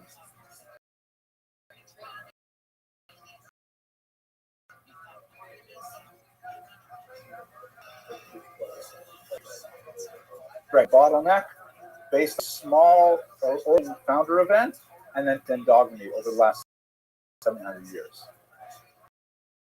I can give you the citation for the study where it goes into it in great detail. Okay, Mr. Edelstein. So first, that Ashkenazi were so genetically close to each other that basically every Ashkenazi Jew is as genetically similar as like a fourth cousin. It sounds not unreasonable. I don't know the science well enough to affirm or deny, but it's consistent with what I've read too. Mr. Russell? Where's the remains? They're right here. Like, let's say 800 so on is when we start the founder event, and then I probably should not made these curve. It's basically like a straight up and down. What is big is back in the ancient world, we had like a huge number coming in. Whoops, huge number of Jews coming in. We do that, and then at this point, like Irish populations, not necessarily into Italy, would have like moved across North Africa, mixed. Oh, you know what? Let me just show you the next slide. This will be even better. So here is the next slide. This is the best map we have of how the Ashkenazim came to be genetically. This is, by the way, the study that identified the as having those four mothers, and it looks like Jews are originating in the Middle East, and there's huge dispersion of them in the first century. A certain number of them make their way across the coast of North Africa, and eventually you will have a major civilization developing in Spain, somewhat earlier, by the way, than the Rhineland. We begin to see archaeological evidence from Jews in Spain in the first century. We have good external record of them in the 6th century, and by the time we get to the 8th century, we know a lot more about Jews living here. So they predate Ashkenazi Jews by a few hundred years. Big civilization happening here. Much searching out of the Jewish migrants who were taken off to Rome and then eventually migrated up to the Rhineland here in Germany. And later in the 17th century, which we'll cover in a few weeks, they began to push east towards Poland, Lithuania, Russia, and so on. But the word Ashkenaz does not mean Russia, Ukraine, refer to the people who trace their origins back to the Rhineland in particular. And then, of course, you have mixing of Ashkenazim and Sephardim after, especially 1492, with the expulsion of the Jews from Spain. That's basically the genetic hint. Now, here's a question which you might be wondering about.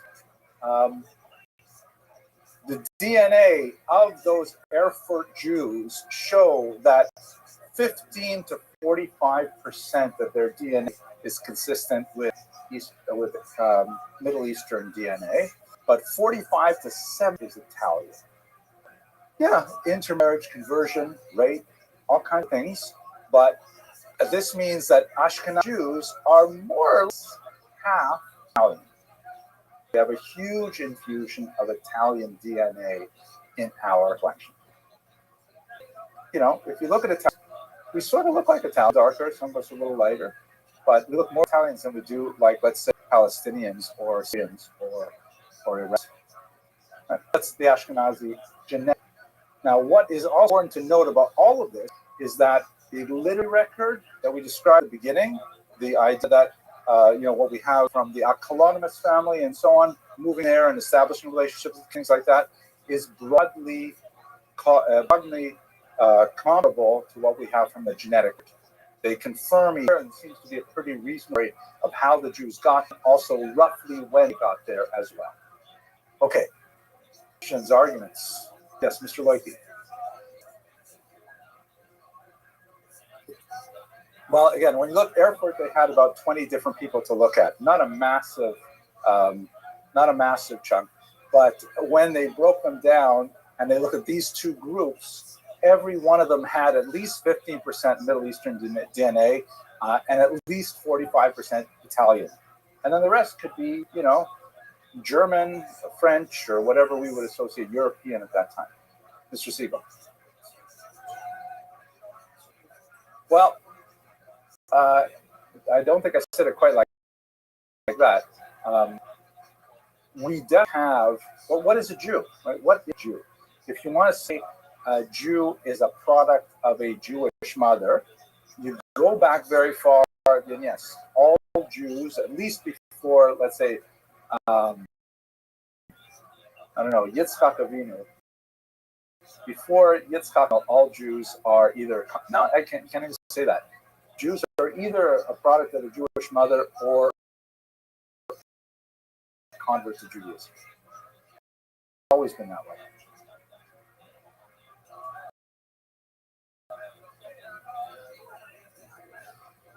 Well, as far as we can tell, goes back to the 4th century, 4th millennium before the Common Era. I mean, it goes way, way back to Parshas Bo times.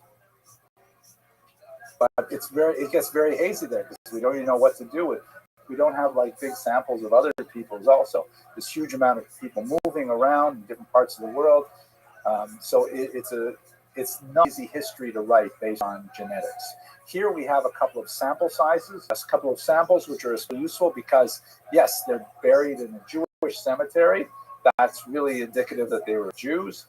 They're thrown into the bottom of a well. Good chance they were Jews. I shouldn't say that. That's terrible. You take that out of the recording. But, it does make sense. We know there was a pogrom there at that time, so it's entirely consistent with it. We have a literary record confirming it. Okay, I want to take you to another totally bizarre piece of history, which I'd rather not discuss, but I think if we don't discuss it, I don't want you to be hit over the head by a Russian bot or an anti-Semite who says, no, Jews are actually Khazarians. So what about Khazaria? Mr. Loiki, there's a book. Yes, a Khuzari. We're going to see that in a second. What is the Khuzari all about? Yeah, a king, this region in central. Let me just close this a little bit. That's not helping. Okay, we're going to lose this for a while. Yeah, there's no screen there, so I'll have to get maintenance to figure that out. The story in the Khuzari, which is a book written by Yehuda Halevi in the 13th century, describing events in the 8th century, was that there was a particular king named Bulan who was looking at the world becoming monotheistic around him. Christianity, two different kinds, Orthodox and Catholic, and Islam, and so on. And he held a debate between the or at least representatives of these faiths, and he's going to choose a religion for himself. And according to the Khuzari, when he hears all of the arguments, he says, well, you know what, I think I'd like to become Jewish. And he converts to Judaism. I'll give you the history of what we know happened and a lot about what we don't know happened. Tommy Jones. Well, we'll see. It's confusing. There are some elements which indicated, the depth of that conversion, broad it was in society, rabbinic or something else, and so on. But the reason why Yehuda Levi wrote Hakuzari is because writing in Spain in the 15th century was a great way of contrasting Judeo-Christianity and Islam, because those three faiths were active in that part of the world. And it was kind of like an excuse for him to write a religious polemic in which he could say that Judaism is definitely better than the other religions who were very active here in Spain. But it's not a history book. It's a book of philosophy. It's a book of religion, for religious philosophy. And so to take it as history would definitely be missing the point of the book. What we do know from multiple sources is that this group of people, who we know from many, many sources, non-Jewish, they're active here in this large group of territory, which would be actually penetrating to what would be eastern Ukraine, basically where Russia is right now. Its war with Ukraine is basically the Khazars penetrate. According to some prominent Ukrainians like the great Emelian Pritsak, the city of Kiev was actually founded by Khazarian Jews. And in Kiev itself, they had a Khazarian gate. It was definitely a well-known people. They flourished up until about the 13th century, and then they basically disappeared with the Mongol onslaught. A whole bunch of Central Asian tribes coming this direction, destroying the Khazars, taking over much of Russia and so on. And by the time they receded, Khazaria was gone. But there definitely was a major Turkic people living here who it appears at some point actually converted to Judaism, probably in the year 740.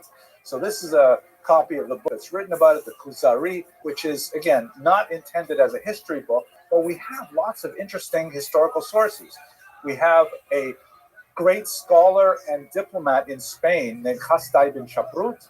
I don't think, none of you were in my Sephardic Jewish class, right? No, I don't think so, none of you. So he was a great Spanish Jewish figure, and he was really curious about what happened in Khazaria. He had heard about it 300 years after, 200 years after it happened. So he actually sent emissaries out to say, can anyone please get to Khazaria and tell me if they're actually Jewish there? His emissaries did not reach Khazaria, but when they got to Constantinople, they met some travelers who said, oh, yeah, we've been there, and letters, and they went and they brought back from the king Joseph, who told them the whole history of Khazaria, which he then later said, wow, this is mind-blowing, and we still have those letters today. The problem is we don't really know if those letters were real or if they were faked by the messengers, meaning, here's a rich emissary of a Spanish diplomat. For 500 dinars, I'll give you whatever letter you want and tell you whatever story you want. So we don't know if they're actually true, but nevertheless, they do paint this fascinating picture, which was the basis of the Khazari, the Kuzari. We also had evil travelers who made their way there and report on the people of Khazaria, usually in a negative way, indicating that these guys are supposed to be Jewish. Are you serious? They don't even do this. They don't even do that. So the level to which they were adherents of Judaism is not entirely clear. However, let me just stand over here so I'll block it a little bit. This is a fascinating document. It is discovered in the Cairo Geniza. I'll stand over here. The Cairo Geniza, which is this a massive treasure trove of documents that was discovered in a synagogue just outside Cairo that has tremendous amount of data about Jews living in the medieval period, is a document which sometimes a petek. You heard of petek? You may have heard it like, because that ticket, I'm sorry? No, that would be petak, but petek with a kuf.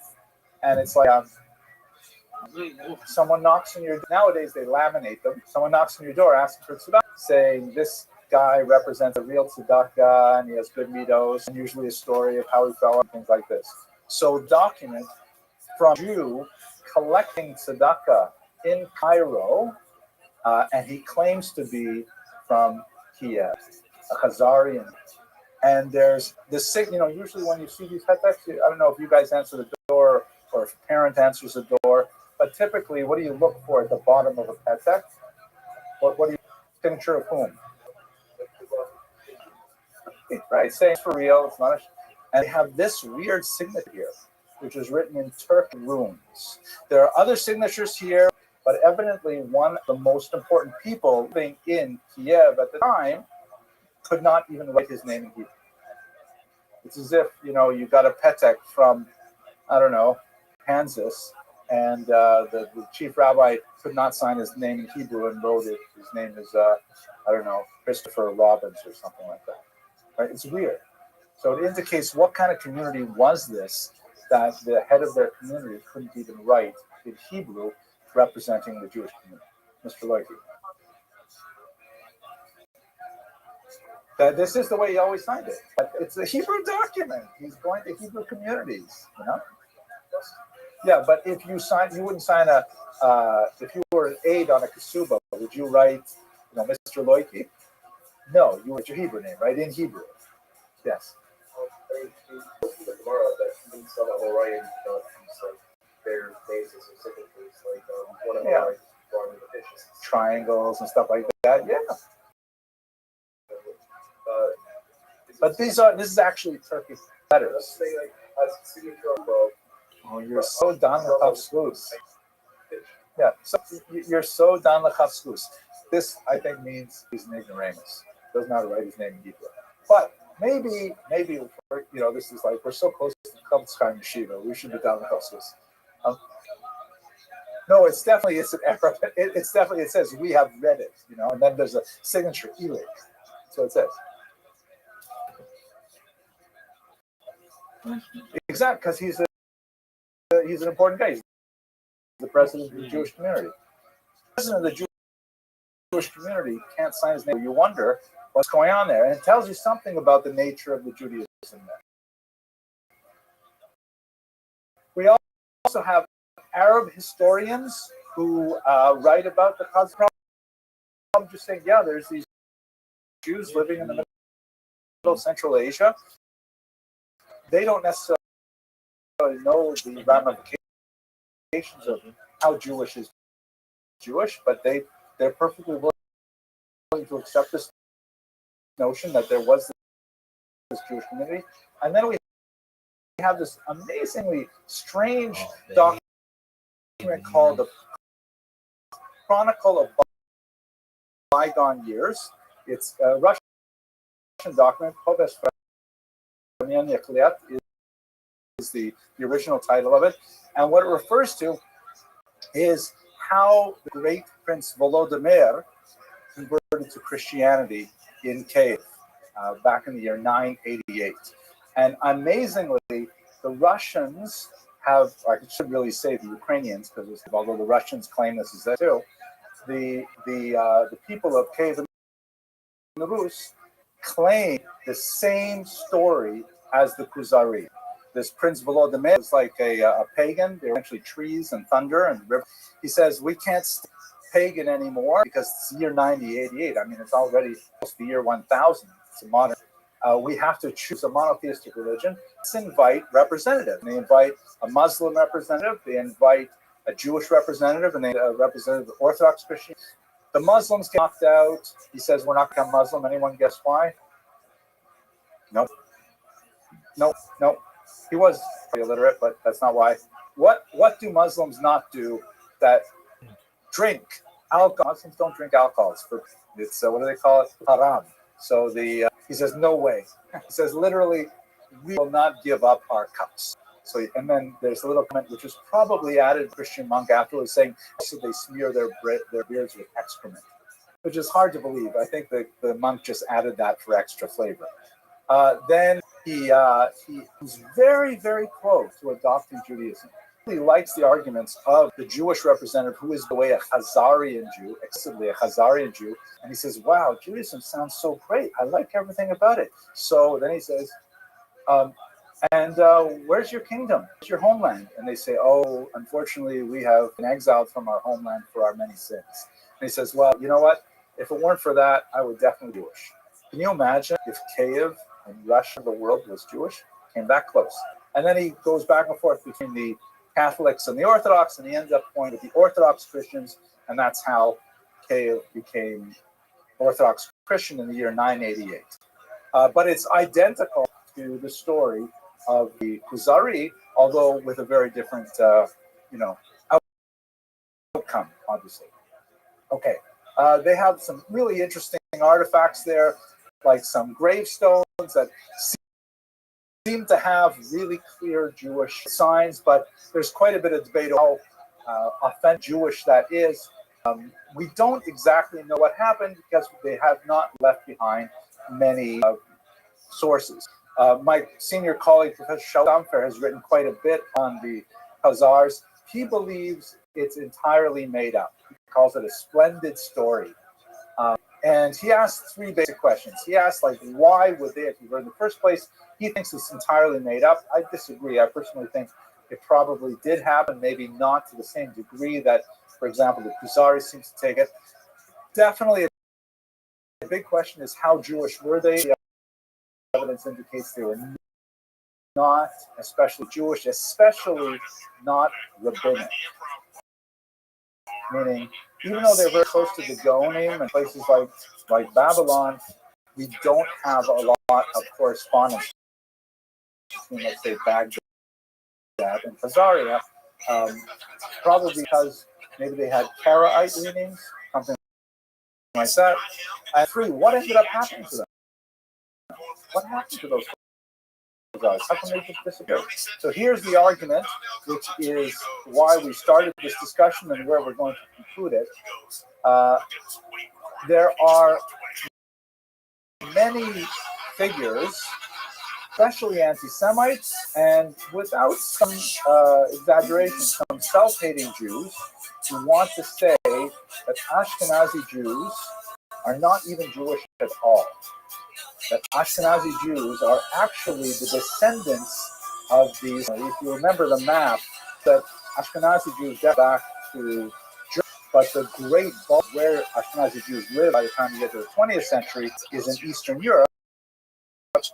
Some scholars, and a lot of scholars, will say Ashkenazi Jews are simply an invented people. Like Shlomo Sand was one of the darling historians of the anti-Semitic world, writes this book, The Invention of the Jewish People, indicating that Ashkenazi Jews have no connection to the biblical past.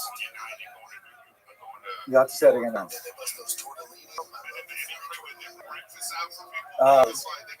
You're speaking way too fast for me. You're already speaking English, right? Just having difficulty.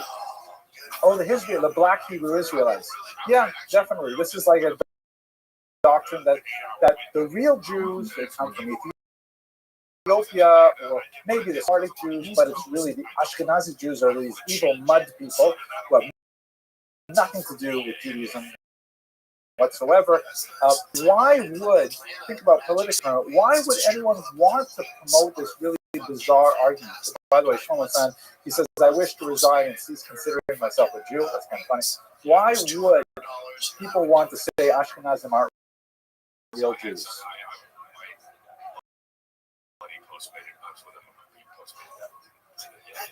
Which land? Israel. What do you mean by that, Mr. Friend?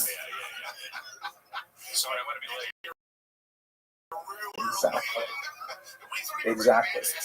Where you belong. If you look carefully at the comments, you will frequently see that pro-Palestinian sources will accuse the Jews of being illegitimate colonists of a land that is not there, saying they're all descended from Cars. They have nothing to do with ancient Israel. Right? Jews will say, hey, what are you talking about? We've got this biblical precedent. Everybody's been reading the Bible for over 2,000 years. It says clearly, Jews, Israel, it's the same thing. And they'll say, well, that may be true for the true Jews. Who are they? Probably the Palestinians. And those fake Jews, especially the Ashkenazim, they so conveniently admit the fact that 50% of Israel's population is actually Sephardic and Middle Eastern in origin, not Ashkenazic in origin. But they'll say that there is a separation of Israel and the Ashkenazic people. One more political context. What else would it mean if you want to say that Ashkenazim are not the descendants of Abraham Yitzchak? Do we not have claim to? Mr. Kranz, brilliant. What do you mean by that? Right, we're not the people, is what the argument is. Oh, those Ashkenazim, they're not the Jews of the Bible. The Jews of the Bible, we love them. We can be so nice to them. David, Saul, Solomon, they're great. But Shlomi and David, definitely not Jewish. They're Khazars, not Jews at all. So this is like the argument that's used against Jews, both in terms of a political position for Israel and also in terms of their connection to the biblical world. I made this particular lecture many years ago, and I just have a couple of examples. This happened to come out when here, this is a book on Amazon, by the way. You can buy it right now. I don't have a copy myself. Rulers of the earth are Satanist gangsters, Khazarian scams, right? They have all these strangers, Khazarian guys wearing Khazarian black hats, there's this star of Hazaria with the number 666 in that thing like that, right? Masters of Lies, Deception, Illusions, and Mind Control. This shocking book is not available anywhere else. Like we're not saying we're not anti-Semites, we're anti-Khazars, right? Okay, I am actually at the end of today's lecture. Do you have any last questions or arguments?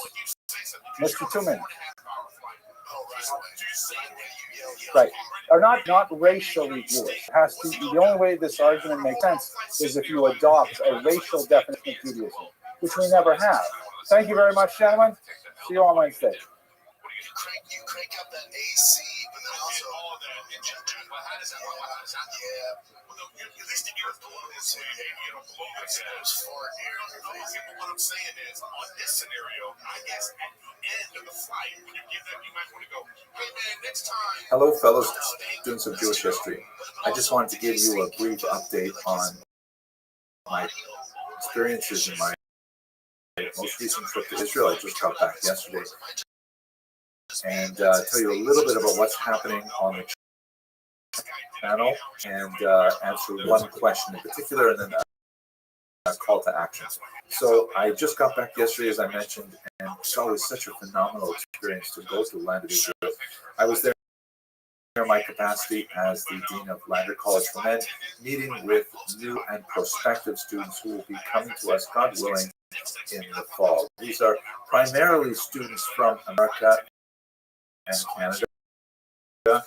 We also have quite a few students from the UK and elsewhere who have gone to Israel post high school full time in the yeshiva, and they are really amazing students. I mean, these are students who are totally focused and motivated and ready to commit to a very rigorous program of study when they come to us at Lander College for Men. I was especially pleased to spend a little bit of time in much smaller, having with some of them, and I feel really great about the future of the Jewish people with students like these that we'll be having in our campus. I also had the opportunity, of course, to enjoy some of the great historic elements of the land of Israel, especially my return to the Jewish Museum where I got to Dan Steely. This is, of course, a remarkable find that has reference to of David, Beit David, real Hebrew. I also really like seeing the Theotokos. This is a stone that was discovered in a well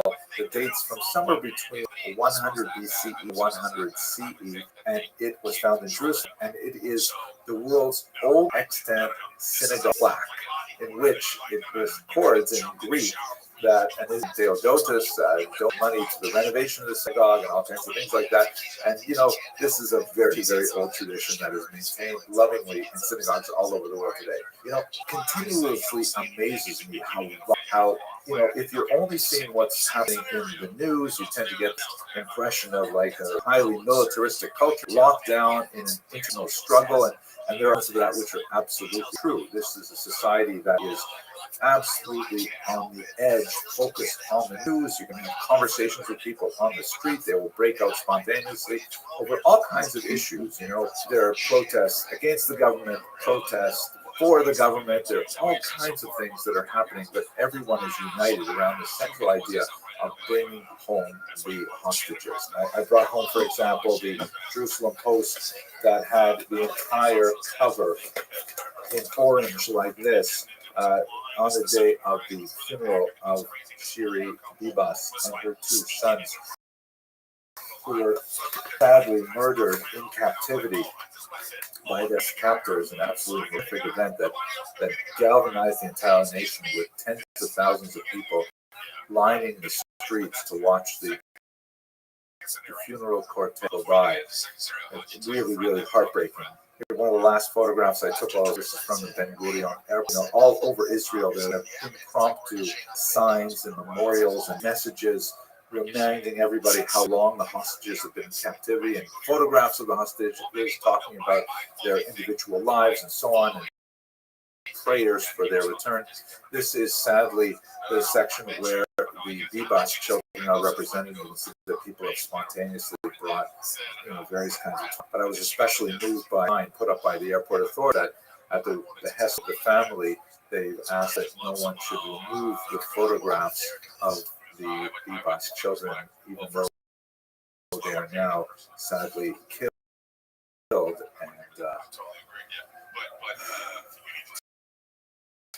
And it's an absolute time in many ways. But Israel remains an incredibly vibrant life. I mean, I flew on El Al. It's incredibly loud flying on El Al because everyone on the plane feels connected to each other and conversations sparked, simultaneously and so on. Here's an amazing thing of flying out of Newark. A couple of people on the flight happened to have a guitar and a saxophone, and they got up and they just started playing spontaneously for the people who are leaving for Israel.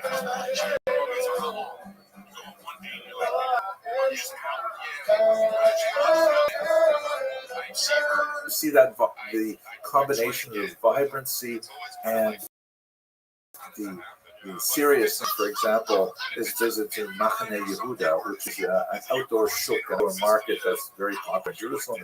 It's incredible displays of spices and breads, and we bought for our grandchildren a whole pile of candies. But even in the candy story, but even in the midst of all of this vibrancy and this vivacity and all of this joie de vivre, this simchas l'chaim, this joy in life, you also see reminders of how fragile it all is. This is a plaque that's posted where we picked up some of these candies, and I'll translate it for you. It says, for eternal memory, on this place was killed our dear son, Shimon Chaim ben Chazali, son of Chazali. He was the father of a 3-month-old child, and he was killed here by a bomb left by cruel and heartless terrorists on this date, Dal Sivan of that would be 1968. May God avenge his blood. Terrifying kind of reminders of how Israel lives in a state of vigilance for terrorist acts at any moment. Nevertheless, Am Yisrael Chal, the Jewish people live, the Jewish people preserve. Just had to share that with you. Now, in terms of public information, I want to let you know that I am giving some public this coming Monday and the following Monday. These are going to be on my campus in Queens. RSVP is required, and you'll have to bring ID to be allowed in, but it is open to the public and no charge, and I hope that you will be able to attend. The first lecture is going to be on the Jews of Bukhara in the Sephardic world, and the second lecture is going to be on the Jews of Russia in the Ashkenazic world. Both of these populations are known to exist in the immediate world of Queens, so I'm hoping we'll have a popular turnout. Since a lot of you are not able to get to Queens for these lectures, if you are a channel member, please check the community tab and you'll be able to get the link for the live cast. I want to address one quick question that came out of most recent videos that I posted. I had a lot to the brief discussion of Euro-African Jews from the Caribbean. This seemed to get a lot of reaction from many viewers, and quite a few viewers were very upset with this idea, perhaps paradoxical, that Jews could be white people too. And I know it comes from a certain segment of my viewership. It's amazing how active they are on YouTube. I think that must be part of the deal. But there's a lot of comments there about how Jews can't possibly be white, all Jews are black, and so on, and things like that. And if you go to Israel today, of course, you see the incredible diversity of the country racially, that there are so many non-white Jews, so many non-white Israelis who may not necessarily be Jewish. It just seems like such a silly question. But I would like to point out that I'm really not talking about race at all in these Jewish history lectures. These lectures are about the history of the Jewish people. The Jewish people is not a racial concept. It is a partially tribal concept. As I've discussed many times, there is this matrilineal descent. Some Jews in the 21st century recognized matrilineal descent. That's quite a bit more controversial in the 1980s, at least since antiquity. But nevertheless, the Jewish people is multiracial. So at any rate, I don't know what's that, but maybe they'll comment on. Finally, some calls to action. So as I mentioned, that public lecture that I'm giving Monday, you can either attend in person or it's one of the perks of becoming a member.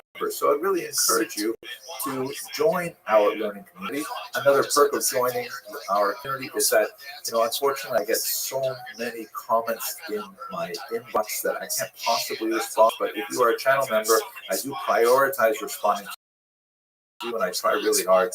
Since you have committed to belong to our community, I want to at least, respond to your comments. So that's a perk. YouTube channel membership is not available in all countries, but you can always sign up on my website.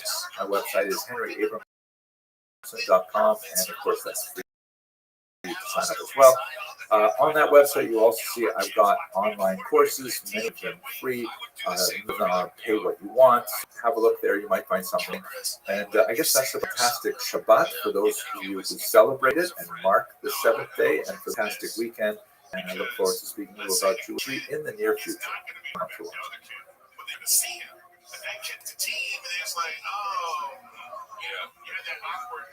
For all due time of year, I'm recording this on January. Another opportunity to review and refresh. Rosh Hashanah, which usually occurs in the fall, that's a great time to do tshuva and really focus on our spiritual needs and on our priorities and things like that.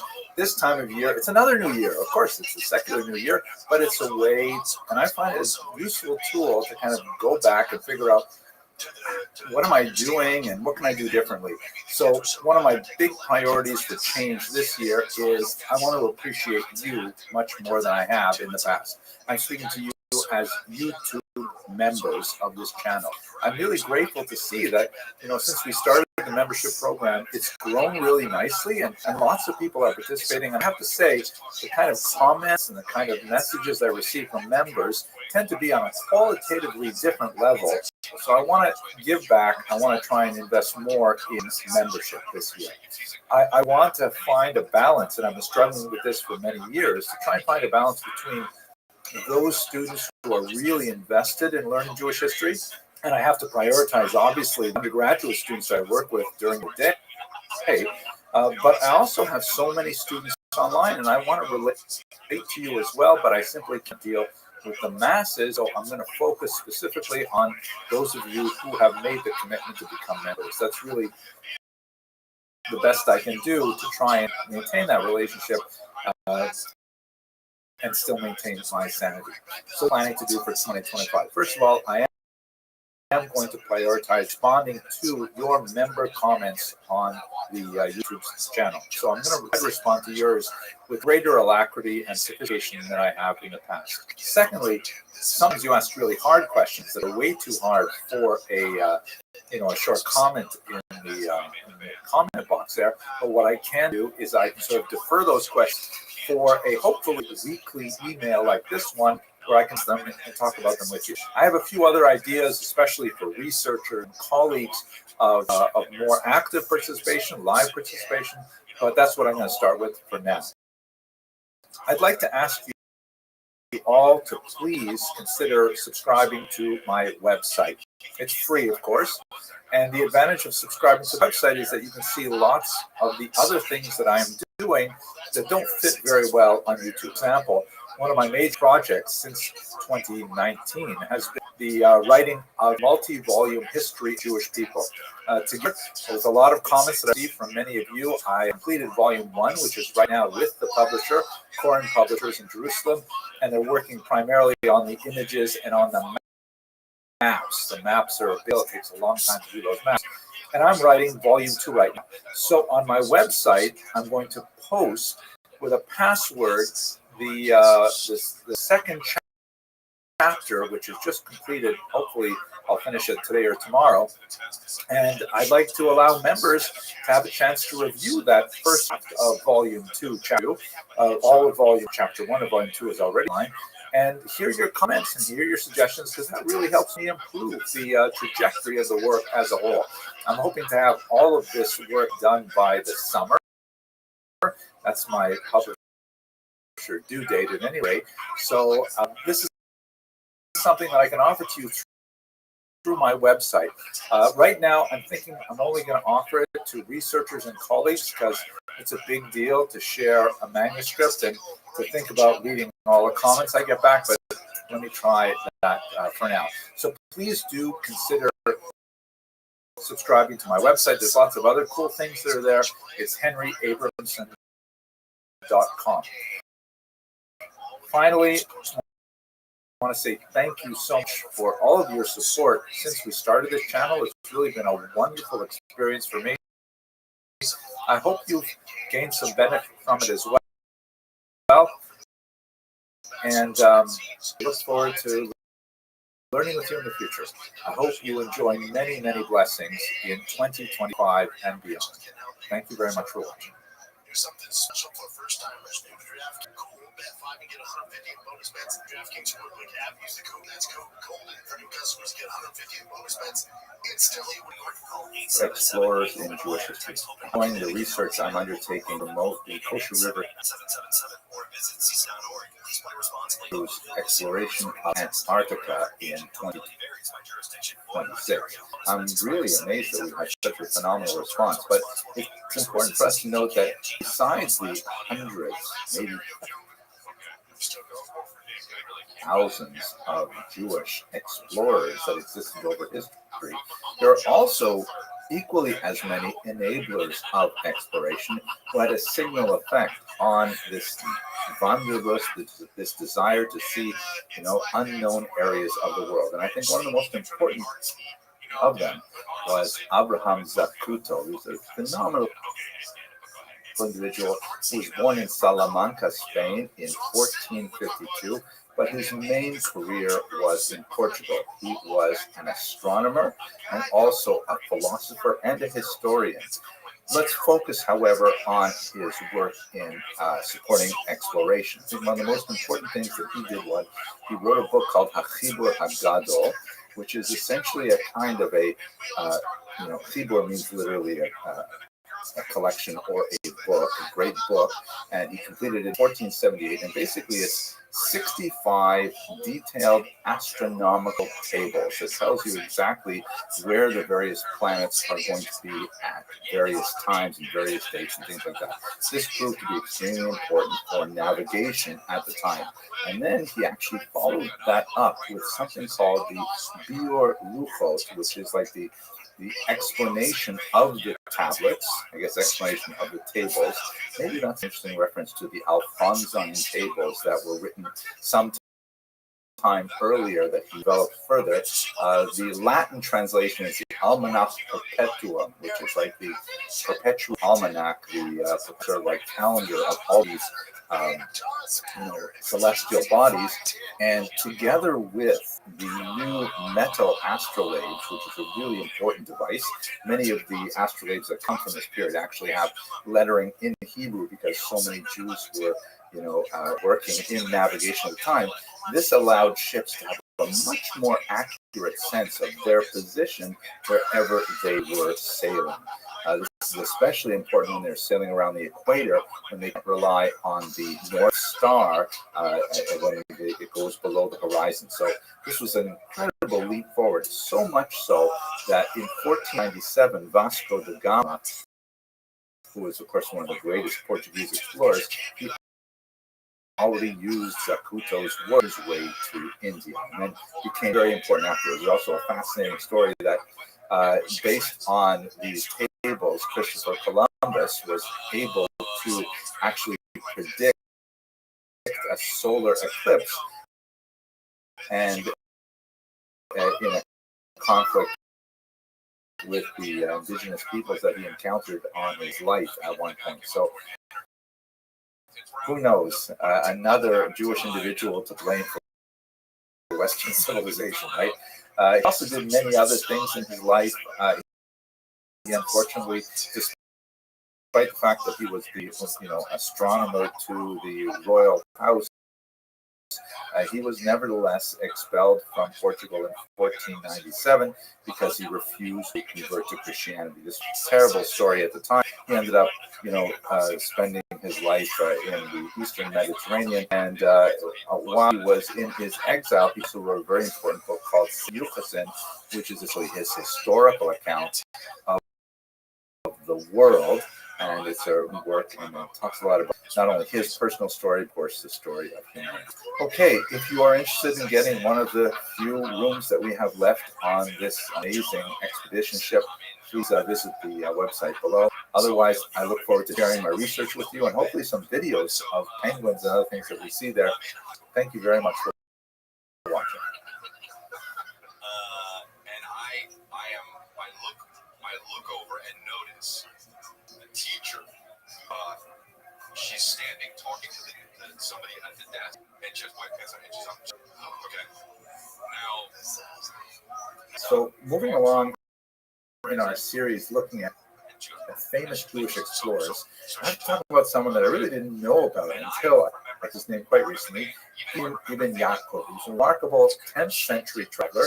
Part of the reason I may not have heard about him before is because there's actually a certain amount of debate as to whether or not he's actually Jewish. I mean, his name is sort of a giveaway, right? Ibrahim Ibn Yaakov, Abraham the son of Jacob. I mean, that sounds very Jewish. Like, if your name is Sam Goldstein and you're not Jewish, maybe you should consider becoming Jewish because it's a really Jewish sounding name.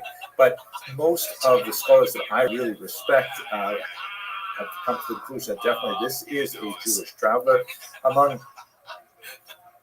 many reasons, because he reports in the 10th century on Jewish communities to a degree that would just seem out of place if it were not for the fact that he himself is Jewish. So anyway, let's talk about Ibrahim Ibn Yaakov. He left behind writings that have not been preserved under his own name, but they have been preserved as quotations or paraphrases in several really important medieval Arab geographers. Why was there so much Arab interest in world travel? Well, we should remember that in the 10th century, when he was active, the Arab world were actually at the peak of scientific knowledge of the Western world at the time, but they had very, very little knowledge about lands outside Dar-ul-Islam, the region of Islam. Very, very ideas about even Rome, certainly about things like Eastern Europe, where Ibrahim ibn Yaakov really was prominent in his travels. And Jews actually had an advantage, especially after the establishment of the Chaldean Empire, where there was kind of like a sort of an iron wall, an iron curtain that descended between Christian lands and Muslim lands. And it was very difficult for Christians to travel into Muslim lands and vice versa. But Jews who were equally poorly regarded by both Jews and Muslims, but nevertheless protected by Christians under the doctrine of witness and by Muslims under the Pact of Umar, they did have a certain amount of travel. And if you combine that with the fact that they were engaged in international commerce through connections with others behind or on either side of this Iron Curtain, it was actually a prominent time for Jews to travel. We spoke about the Rabbinites and others, so Ibrahim ibn Yaakov about 100 years later than that. Why exactly did he travel? We actually don't know. The references that we have to his work in Arab geography never asked the question, why did he actually travel?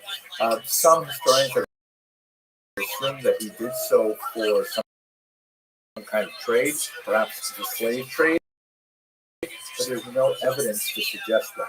Salabaran and his genius of 20th century scholars suppose that perhaps he was the envoy of Hasdai bin Shaprut, very important Jewish figure in 10th century Spain, but it doesn't fit with the dates, because the earliest possible date is 966 for Ibrahim ibn Yaakov's travels, and that will be too late for Hasdai ibn Shaprut's major diplomatic efforts. Eliyahu Ashtor, who wrote quite a bit on Ibrahim ibn Yaakov, says that he must have been a diplomatic envoy, perhaps on a scientific mission of the scholarly Khalid al-Hakam, who was like a really curious intellectual supporter of the arts kind of figure, so much so that he actually commissioned a history of the Franks, and this would have been entirely in keeping with what he was doing. That makes some sense, I think. Now, route is somewhat in doubt. We know several of the places that he visited, but we don't know exactly how he got from A to B. He is called in one of the sources Al Tortosi, meaning he comes from the city of Tortosa. He may also have come from Cordoba in southern Spain. We know the places like Rouen in France. He went to Magdeburg, where he actually met the Holy Roman Emperor Otto first. Fascinating.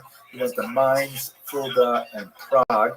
And actually, one of the most fascinating things about his trip is that he is actually the first person to mention in extant writings not only the city of Prague, but even the entire kingdom of Poland. Right? We're talking about the 10th century. It's really quite old, and he's the first person to tell the rest of the educated world, in this case the Islamic world, hey, there's a whole country here called Poland.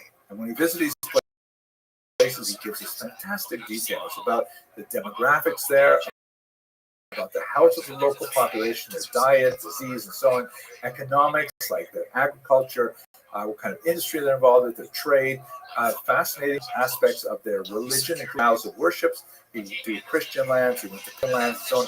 There's a lot of things to say about it. And here, by the way, is one of the giveaways. He tells you where to get the really the best Asian takeout in all of these cities. Okay, I made that part up, but I just couldn't help myself. And of course, like our Kosher River Cruise travelers, he likes to visit the local Jewish communities in all the places that he visits.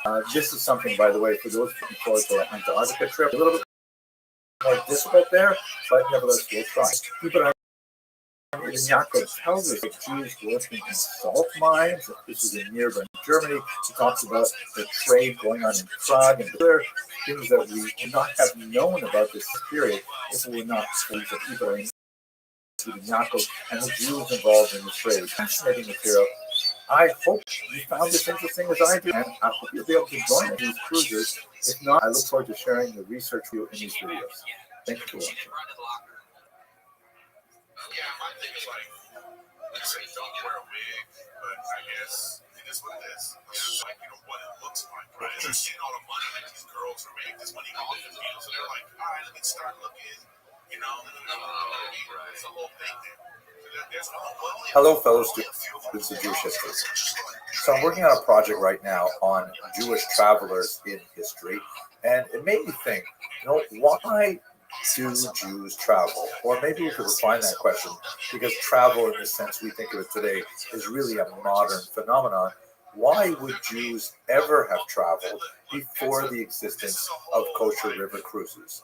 Because kosher river cruises are really a tremendous cut above. It's a phenomenal experience that I love so much, and I think that enthusiasm might communicate itself to you a little bit across YouTube. But the question is serious. Why would Jews have traveled, especially before the modern era when traveling is so much easier and so much more convenient and so on? So I came up with 5 basic reasons why Jews would have traveled historically, and I think kind of useful to frame the historical debate as a whole. Let's go through it. First, Jews traveled not by choice, that is, specifically they were expelled. Jews are not the only people in history, of course, who have been expelled, but they are rather unique in that Jews have survived multiple expulsions through millennia. And the questions for why they were expelled in various times and places is quite complex and fascinating, and we've talked about it in a few different videos, but the concept of expulsion is really burned deep in the Jewish psyche. The Babylonian expulsion memorialized in this really arresting 19th century portrait by Edward Benjamin on the morning Jews in exile. Closely related to expulsion is the concept of coerced migration, which would be something like the Maimonides family experienced in the 12th century when the new Islamic regime really placed tremendous pressure on Jewish families, and they eventually left southern Spain, made their way across North Africa, and landed in Egypt. But if we take away the whole category of expulsion as travel, why else would Jews travel? So I think the second most significant example, the reason for travel would be economic opportunity. Jews, of course, got very deeply involved in international commerce in the medieval period. You have the remarkable Radhanites, may have actually emerged from southern Jewish traders that were known, particularly in the Arabs among the Arab writings, as being people who were able to speak many languages, travel all over the world in trade. I think you'd also add to these economic migrants. My own grandparents who fled from Lithuania. I use the word fled there for the fact that there was a pull towards North America, in my case Canada, because of great opportunities there, but also the increasingly hostile environment of the late 19th century, early 20th century Tsarist Empire that meant them wanting as well. So expulsion is one category, economic opportunity migration another category. Now we get to things which are perhaps more quintessentially Jewish than the first two categories, because the first two categories, of course, apply to virtually every people we know of in history. Pilgrimage. I think we could probably say that Jews invented the very idea of pilgrimage. If you look at the Bible, you have the Shalosh Regalim, the three pilgrimage holidays, Passover, Shavuot, and Sukkot, which required you to travel centrally into Jerusalem from ancient times. But even were sent out into the widespread diaspora, especially after the Roman diaspora. The very first example of literature that we have is from the so-called Bordeaux Pilgrim.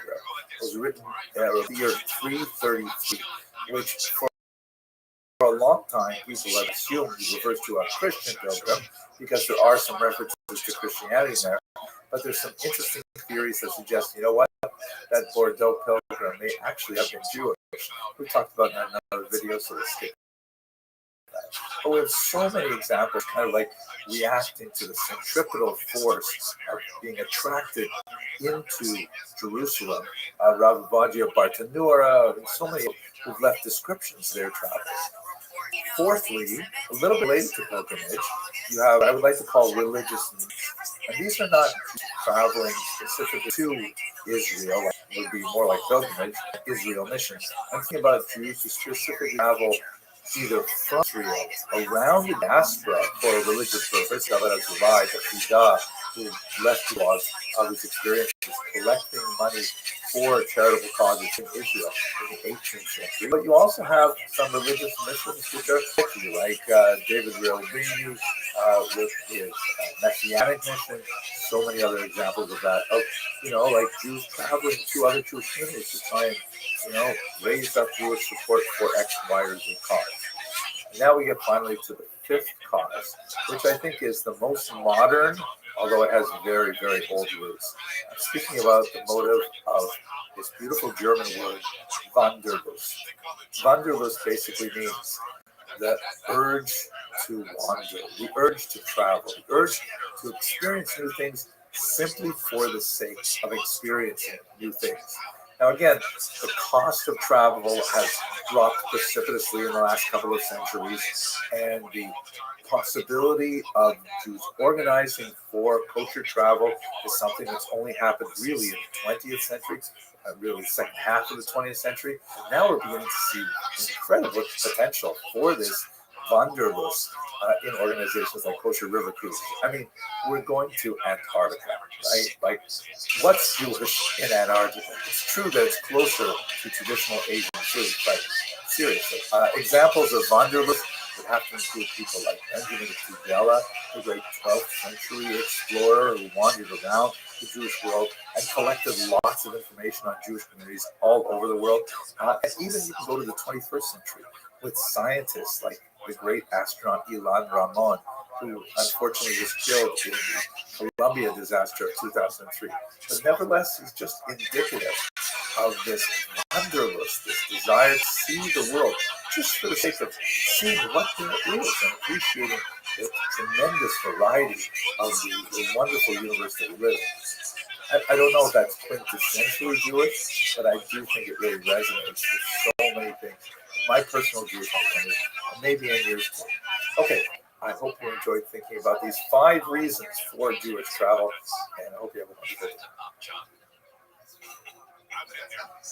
Congress might act. Yeah, what do you mean you've been there? Like, not I'll tell you right now. It was first year. Hello, fellow students of Jewish history.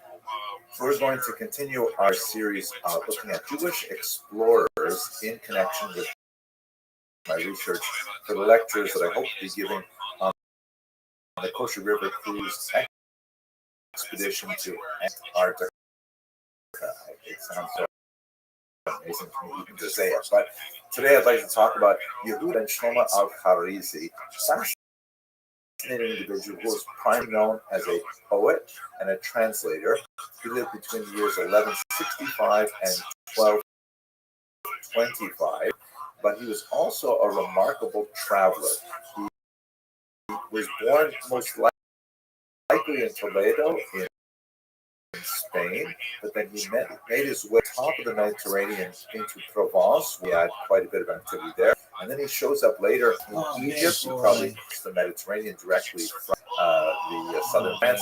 And he's in Egypt for a while. He is in Egypt for a while. He goes up to Aleppo in Syria, all the way over to Baghdad. About these long travels, writing about who he meets, and these are like, and especially producing a tremendous amount of poetry. His work has phenomenal lyric value, phenomenal literary value, and incredible historical value as well.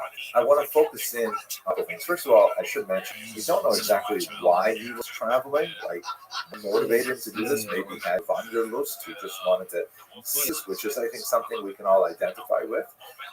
But he also may have been doing this for economic reasons, because this is an era where you had a certain number of Jewish poets for hire, where they would walk around and a whole series of consultations, like funerals, all kinds of things. They would create poetry for hire. Some of the most famous poets in Jewish history from this era, Yehuda Halevi, for example, were poets for hire who made quite a bit of their income through, creating these kind of spontaneous, sometimes poetic presentations. But anyway, focusing on Al-Harizi, I want to specifically look at one particular aspect of his work, and that is his role as a translator of Maimonides, because he produced what is most likely the most influential translation of the great Moreh Nevuchim, the Dalav al-Chapirim, the Guide for the Perplexed that Maimonides wrote originally in Judeo-Arabic,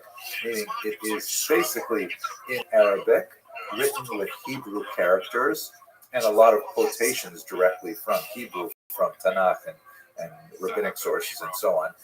And at the end of his life, Maimonides had worked with one particular translator from the Ibn Tibbon family. This is a family of translators that live in southern France. And the father, the elder Ibn Tibbon, had a particular method of translation that, and using that, he rendered a lot of really famous Judeo-Arabic works into Hebrew and made them really quite famous. And so he started working, Maimonides started working with his son on this translation of the Moreh Nevuchim.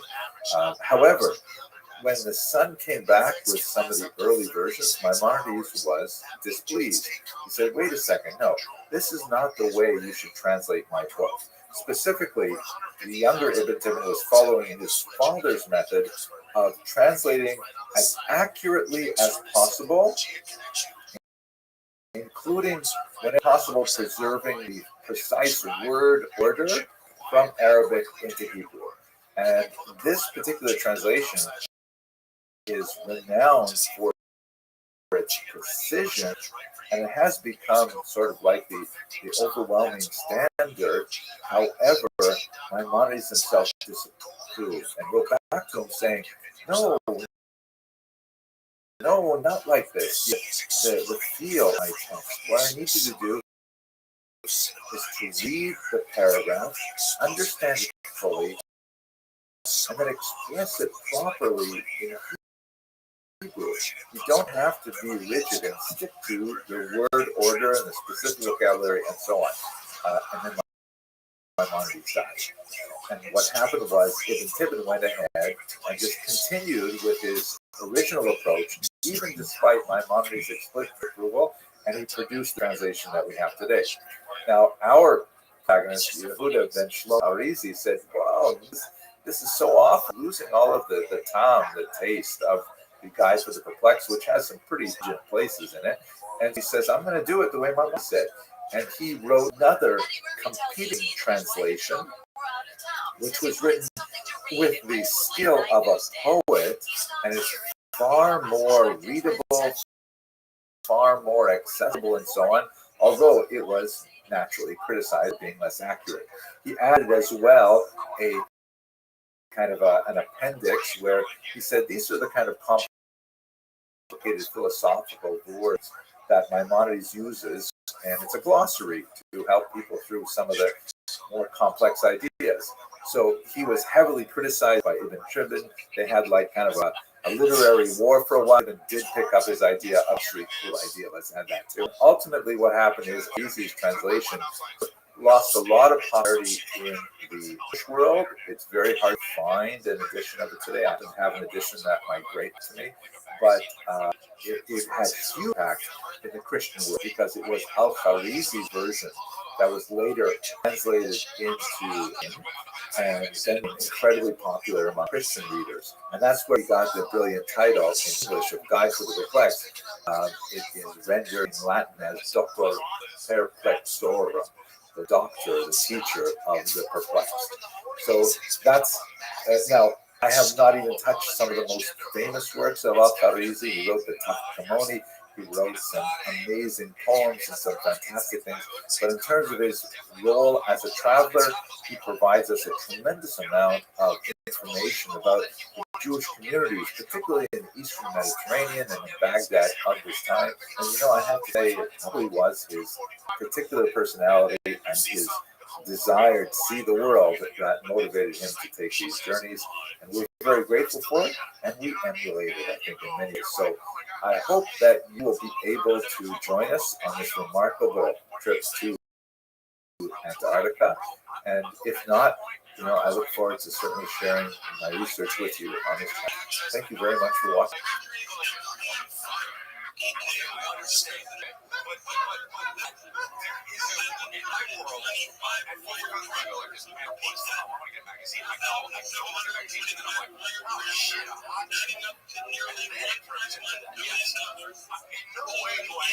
Just being a good Samaritan, that's,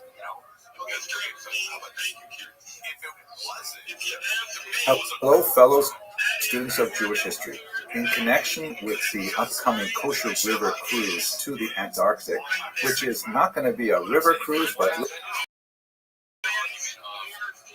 I'm continuing this series of discussion of Jewish explorers, and I'd like to speak with you now about one fascinating figure named Eldad Adani, also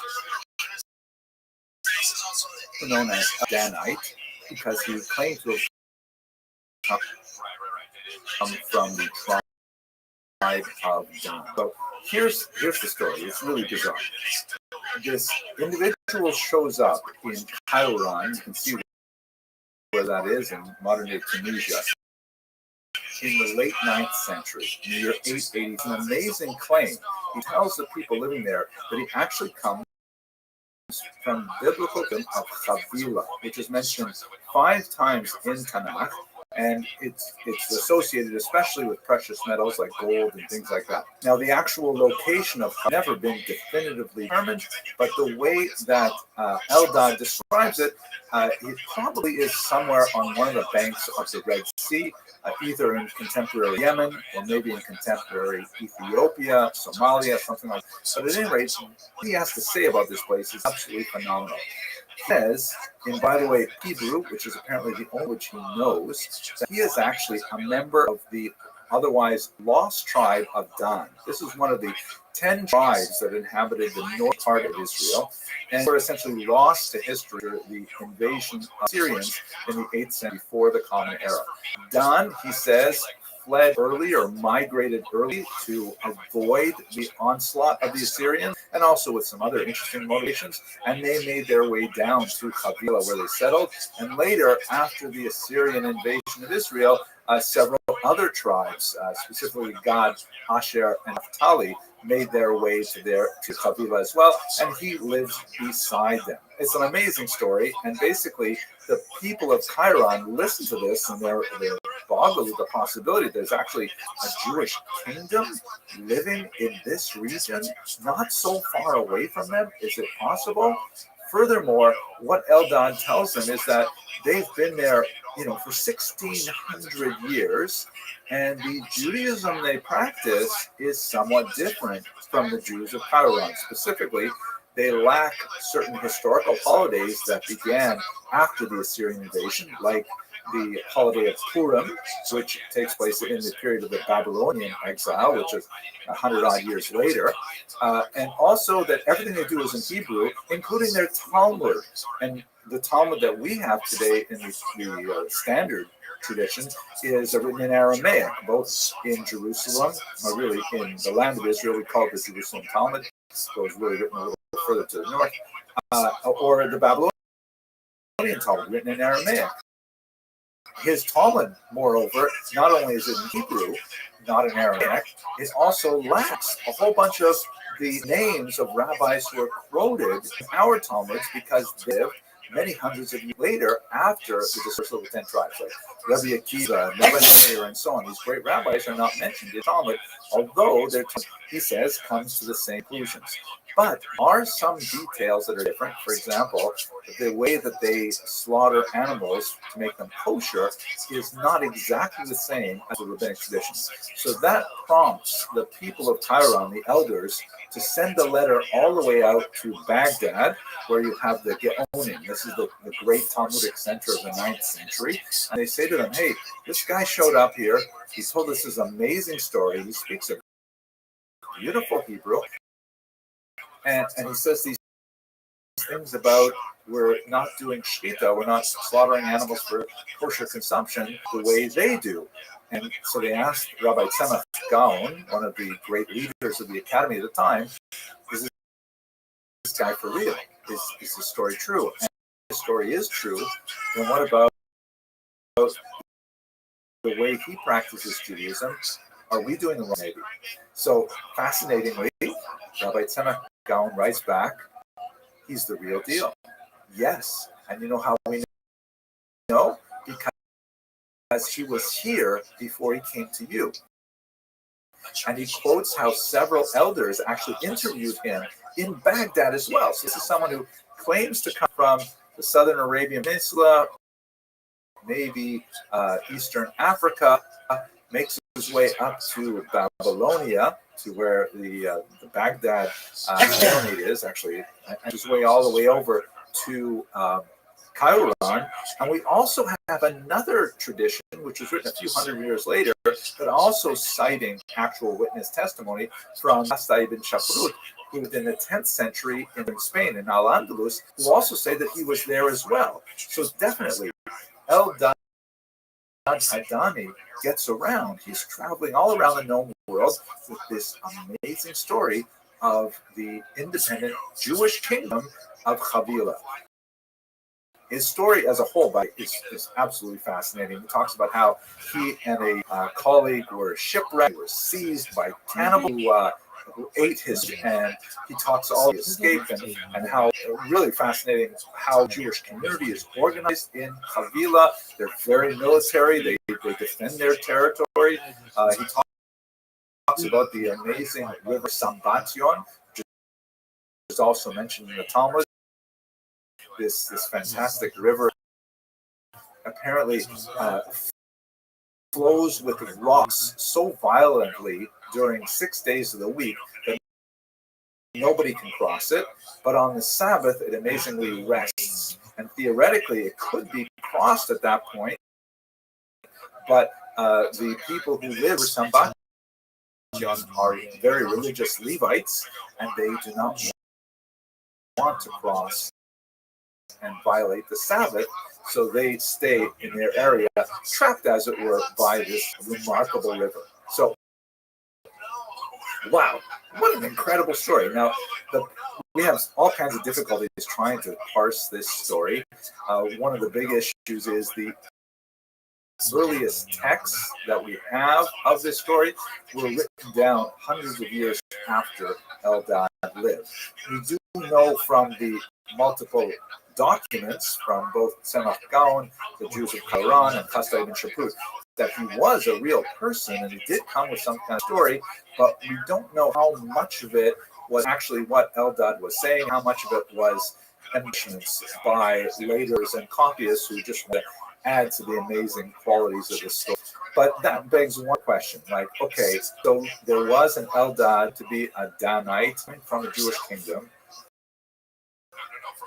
Was he really the real deal?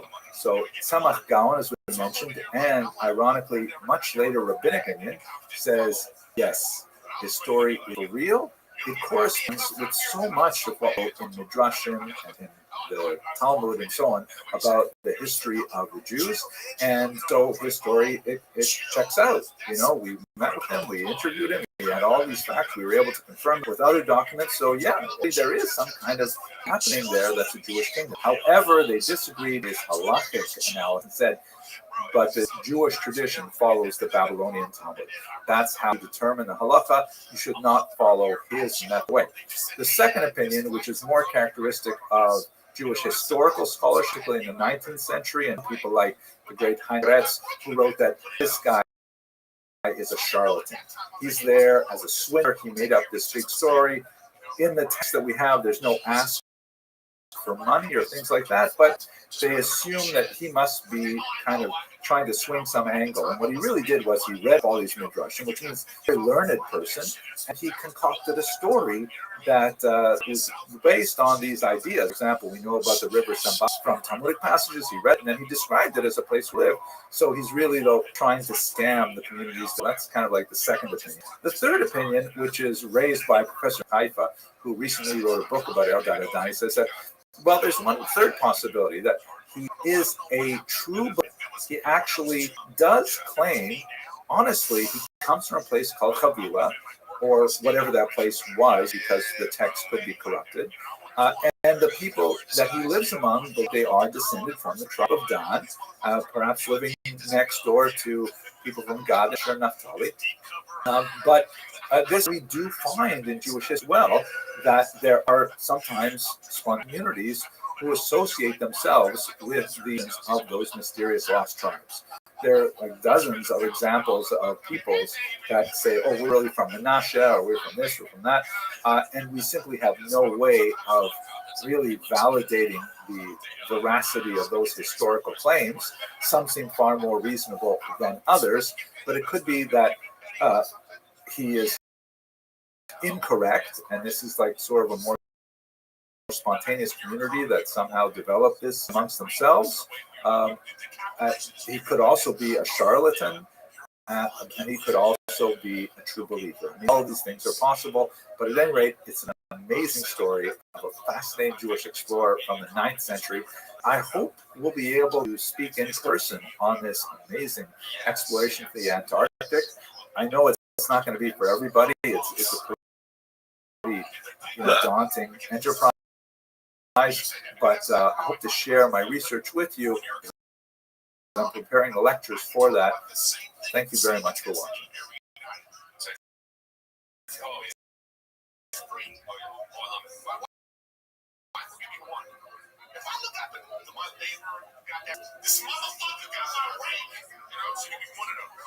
Fellow students of Jewish history, one of the most mysterious groups of Jewish travelers that we know about from the first millennium are the strange Radhanites. We don't know a lot about these very influential traders. We only have two real significant references to the Arabic sources and a couple of scattered passages that may allude to them later on in medieval history, but they were especially widespread, and they must have had a phenomenal impact on the economy of the 9th century and later. Our most important and extensive source, which is really just a couple of paragraphs, is in a remarkable 9th century book of geography called the Book of Roads and Keys, which was like essentially a geography book that had lots of politics to it and so on. And in this context, this Persian geographer is describing all kinds of trade routes. The name of the geographer is somewhat complicated and difficult to pronounce. It comes in two different transliterations. One is Ibn Khordadbeh, and the other one is Ibn Khordadbeh. Okay, my Arabic is not so great yet, but I am learning. I'm working on this. At any rate, he describes this unusual people called the Radhanites. And his description of them is so fascinating because in a couple of paragraphs, he talks about how they're ranging far and wide across the entire known world of the 9th century, going as far east as China and as far west as Spain, covering the Mediterranean basin. And when you look at this map here, you'll see that the blue lines represent the trade routes that we can project from Ibn Khordadbeh's account, and then the pink or the violet color represents the connections that would have happened after that. And these Radhanites were described just in 2 paragraphs here. He specifically describes them as being Jewish. They are polyglots. They know at least half a dozen languages, and they are involved in virtually every type of import and export that is going on in the 9th century. From they're bringing lots of spices and wares. From the west are bringing raw goods and some manufactured goods like swords and things like that. They are also involved in the infamous slave trade, which was pretty much par for the course for this period of time. And although modern sensibilities may recoil at that, we have to place that within historic context. And we should note that in the 9th century, the only people who really got upset about that were some of the churchmen, like Agobard of Lyon, for example, who was not so much upset with the institution of slavery, but upset with the idea that Jews might own potentially Christian or Christian slaves. That was something which upset him very much. He wanted Jews to divest of slaves so that other Christians could purchase them, but he did not like the idea of Jews owning slaves. But that is just one part of the many different things that they traded in from west and east. Now, there's a lot of questions about them because we don't have any Jewish sources that speak about them per se. There are some that may allude to them and some that might infer their presence, but really don't know about them. We assume that this term Radhanite is perhaps a family name related to the place where they come from, and there are several about that. One is from the Radan of southern Iraq. This would be Professor Moshe Gil's theory. Another that is popularized by the great scholar Cecil Roth is that it actually comes from the word Rodonos, which is the Latin name for the Rhone River, which is in the south of France, meaning they're based in around the city of Arles in the northern part of the Mediterranean. Both areas make sense. I tend to lean personally, not that I'm an expert, but I tend to lean towards the Rhone location because so much activity is really centered there, more even than you would have in southern Iraq, at least when you look at the entire map. At any rate, they're extremely influential for the trade of the period.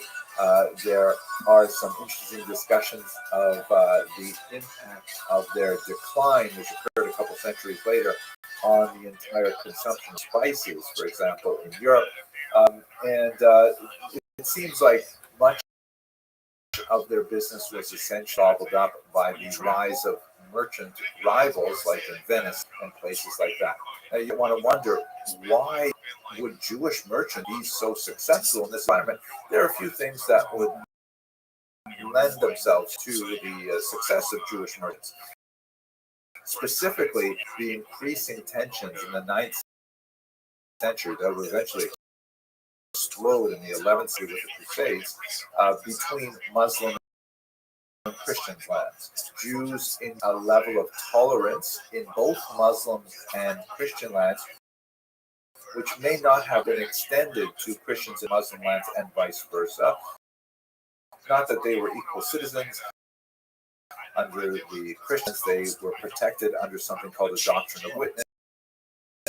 Under Muslim lands, they were protected under something called the Pact of Lamar, which again did not give them full equal rights, as it were, of some subjects or Christian subjects in their respective lands. It nevertheless meant that the law prohibited them from being openly molested, although that could sometimes happen against the law. Of course, it was known to happen with, some frequency with pogroms and things like that. Nevertheless, Jews who undertook to make these journeys could count on small pockets of community all over the region where encounter friendly faces or would find ways to make connections for more trade and so on. So they had some sort of built-in advantages because of the diaspora, ironically. Also, let us not forget that Jews, although they are polyglots, able to converse in many different languages, they do share a common language of Hebrew. And so you could have Jews coming from Christian lands, entering into lands, and although the vernacular might be, let's say, Frankish or Arabic, they would still be able to converse in the common language of Hebrew. So there's some advantages that would have lent themselves to making the Radhanite successful. So although really everything about the Radhanites is based in one principal account that occurred later, this derivative of the first account, and maybe some allusions to them, the question that maybe they reached as far east as China, and that some of the documents that may have been deposited along the Silk Road may have belonged to Radhanites, but is primarily conjecture at this point. There's nevertheless nation for the Radhanites among conspiracy theorists. And if you bounce around the web, either in Arabic or in American English, you will find some really bizarre things. Sometimes the term Radhanite, for example, is used as kind of like a cover term for Jew. Like people will go on and on about those Radhanite Babylonians who are involved in controlling the media and the economy and things like that. And that's just to use the Latin term totally Meshuggah, Radhanites, who were traveling far-and-wide, highly active period of time. At any rate, really conjecture, but still amazing to see them described as such worldwide travelers. And in this context, putting in a plug here, we are getting ready for that amazing trip to Antarctica. That is going to be a phenomenal voyage of exploration. Can't wait to go on it. Thank you very much for watching, and I look forward to speaking again about more explorers and Jewish history.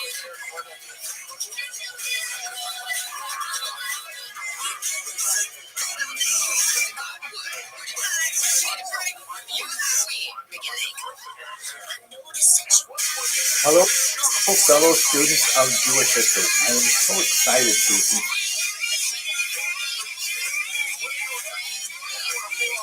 continue our discussion of great explorers in Jewish history. And someone I'd like to look at today is really more of a type than a specific individual. I'm thinking about Rav Dimi, who represents a group of explorers called the Nechute. This term Nechute is Aramaic. It is the translation of the Hebrew term Yordim, or those who go down.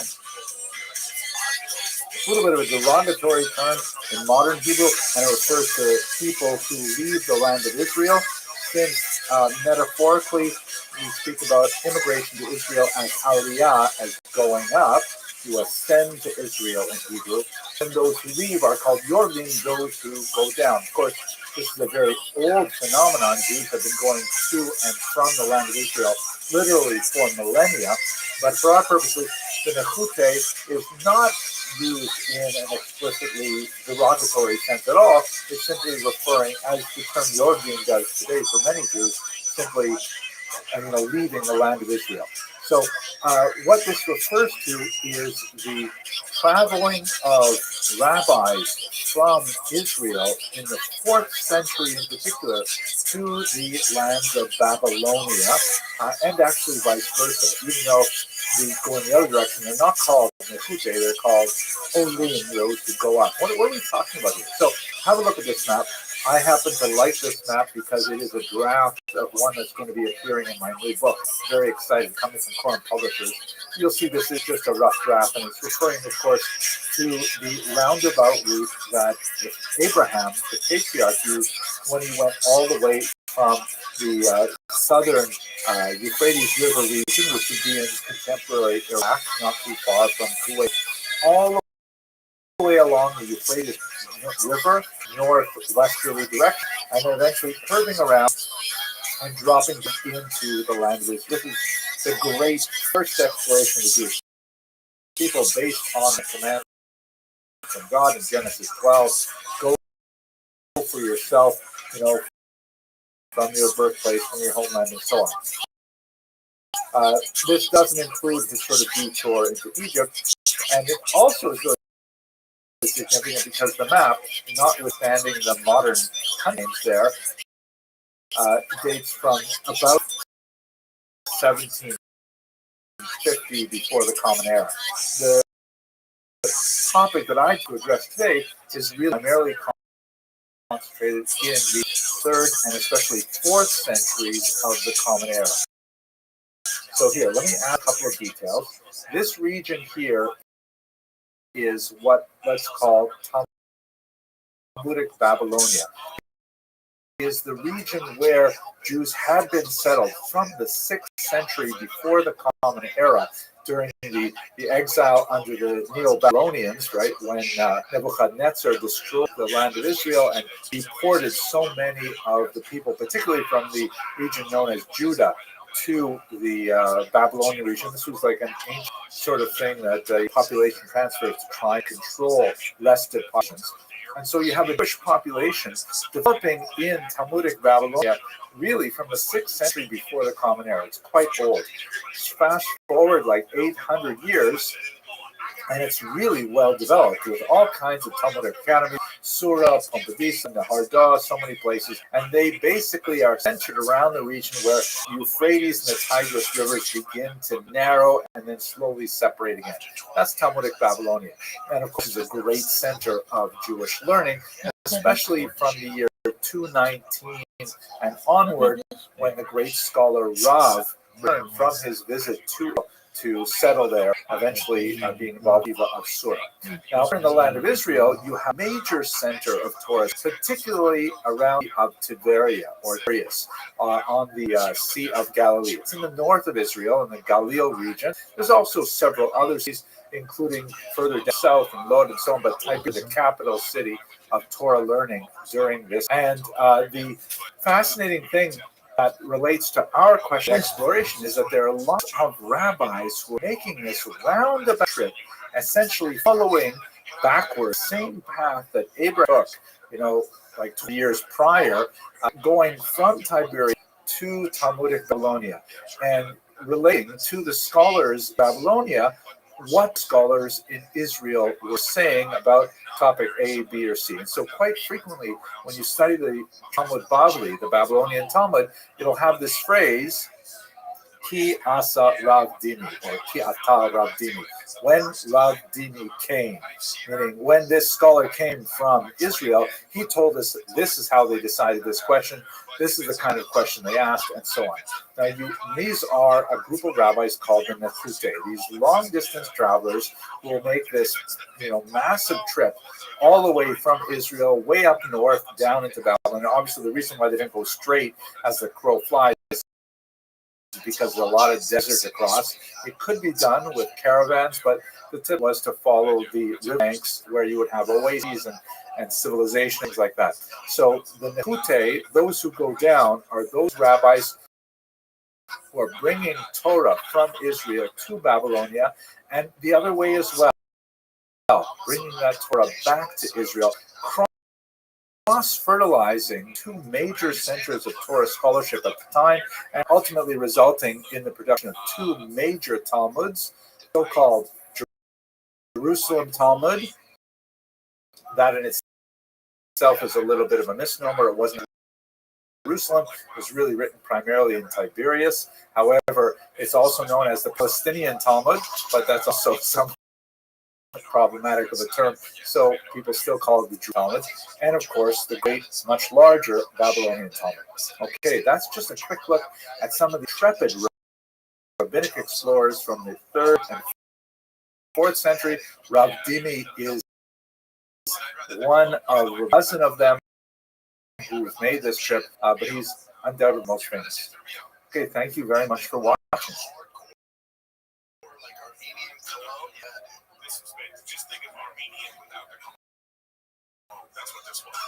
Hello, fellow student history. I'm so excited to begin this new series of Jewish explorers.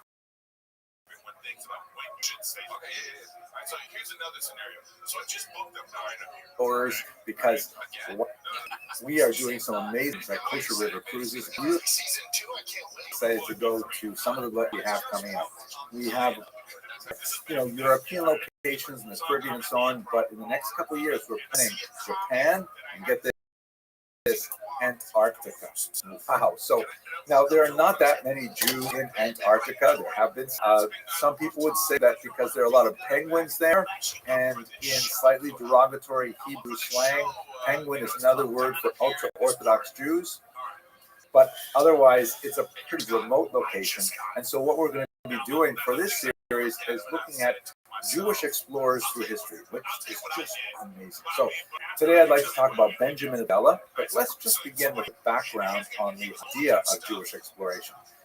One might say that exploration is right at the very heart of the Jewish experience. In fact, way back in the past, somewhere around 1750, before the Common Era, we have the first command of God to Abraham, the answer of the Jewish people, when he said, Lech lecha me'aretz, first place your homeland, and go to the land I will tell you. And from this map here, it's a trek, or as we would in ancient Hebrew, a shlek. I'm just joking, it's not ancient Hebrew, but it's quite a trek. Have a look at this Google map. He went all the way from southern Iraq, presumably by camel caravan or walking, I'm not sure, all the way up to what would be in Syria, and then makes the curve around south into the land of Israel, as it would be known later. At the time, it was probably called Amaru. And not all of these commands to travel were so benign. We have, of course, throughout Jewish history, numerous expulsions, including the Great Expulsion from Spain in 1492. And also we have many voluntary migrations, such as those of my own grandparents who left Lithuania and traveled to Canada at the turn of the 20th century. So taken all together, when you combine the kind of adventurous explorations of individual Jewish explorers, you look at the forced migrations of Jewish refugees, and when you look at the expulsions, of course, you see a tremendous amount of Jews traveling all over the world. It stands to reason that as a culture, we would allow for kosher river cruising. Okay, so let's talk today about one of the most famous of the medieval explorers. In fact, if you just, I didn't try to Google famous explorer, you would probably get Benjamin of Tudela. He published a really fascinating itinerary of his travels in the 12th century, and he described his journey from about the year 1159 to around the year 1173. This is a century before Marco Polo, and it was an incredibly popular book. It was translated to many European languages because there were not that many people who were traveling such distances and bringing back that information to Europe. It doesn't exactly say what he was traveling. There's a lot of references to coral, which I guess that he was involved in the gem trade. That was definitely something that we've seen with the Radonites, for example. Many earlier Jewish merchants were involved in various types of trade, and hence he was engaged in that. But while he definitely had the Jewish communities, tells us every stop along the way the size of the Jewish people that he met. He talks about their economic basis. He talks about their intellectual population, about various errant sects of Judaism and so on. The Samaritans, really, really fascinating historical information. It's a trove of data for historians, especially of the 12th century. Here's a map where you can see where Benjamin Tudela traveled. You can see he started out in Tudela, which is in northeastern Spain. Then he made his way to Mediterranean, traveled the coast through Provence. It was fascinating material on many of those towns. There tells us a lot about that great era of creativity in the 12th century. And then he made his way down the Italian peninsula, the Greek peninsula, and then eventually all the way out to Turkey and his final destination, the land of Israel. Now, while he was in these regions, he also did reports on places that he never visited or not, but most likely not, shares with us what he heard about far-off communities as well. Really amazing and fascinating area. Now, what kind of tell us about? Well, he's especially good for us in terms of talking about the ethnology of the Jewish people in all these various places. Very few other sources tell us about these kind of details. His is the first account of Rus people in the sources, and first European reference to China, that name. So it's really significant, very important. He is the only source for a long time on the a fascinating figure named David Alroy, and he tells us a lot about really fascinating, unusual Jewish communities, like the Black Jews of the Malbar coast of India.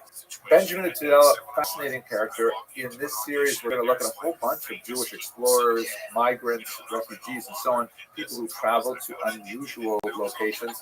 And I want to put in a plug for these really amazing trips that I'm looking forward to taking with Kosher River Cruises, especially Antarctica. Here's a short video that gives you a sense of what it was like on the most recent trip to Bordeaux, with a few shots of penguins in it as well. Thank you very much for watching. Welcome to Kosher River Cruises and KRC Expeditions, the premier all-kosher, all-inclusive luxury Jewish cruise expeditions. Imagine luxury and expedition cruise ships, chartered exclusively for our guests, creating a close-knit community of like-minded travelers, exploring together in elegance and comfort. More than just a cruise, it's a unique experience of connection. Kosher River Cruises and KC Expeditions bring like-minded travelers together for worldwide exploring and celebration in a warm, inspiring, community-like atmosphere. It's a journey where friends, both old and new, come together to make memories that last a lifetime. Our 5-star ship expedition vessels, combined with our signature all-inclusive luxury service, make every day on board a wonderful escape into pure exploration and relaxation. With renowned kosher cuisine, expertly crafted by Master Chef Malcolm Green, every meal is an unforgettable experience. Each day, a new destination awaits. Our specially curated tour excursions offer deep insights into both Jewish and local heritage, creating a perfect balance of adventure, exploration, and learning. Our dedicated onboard team is with every step of the way, ensuring a seamless, luxurious journey from start to finish. Every detail is taken care of, from excursions to amenities, to dining to entertainment, just with ease, comfort, and a commitment to the highest standards of kashrut. Join Kosher River Cruises and KRC Expeditions, where exceptional service, community, and culture come together for a truly unique travel and cruise experience.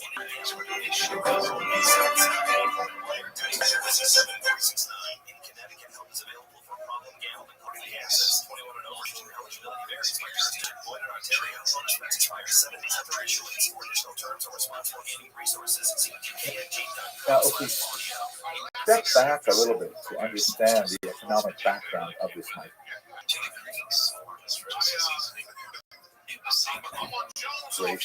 besides the political and religious background that I began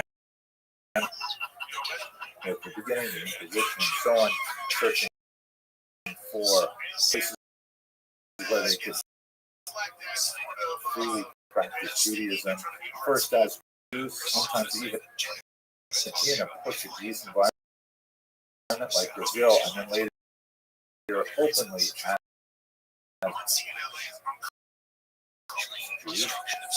This was against the backdrop of a much larger economic phenomenon known as the triangular trade.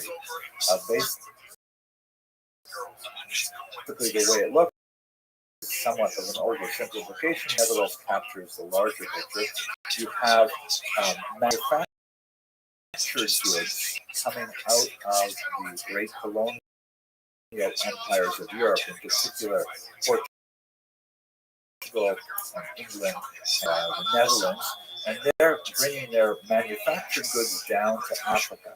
They are then trading them for slaves, and these slave peoples are then at the ocean through the notorious and horrific Middle Passage, where they are then deposited in South America and the Caribbean, and to a certain degree in the 13 colonies.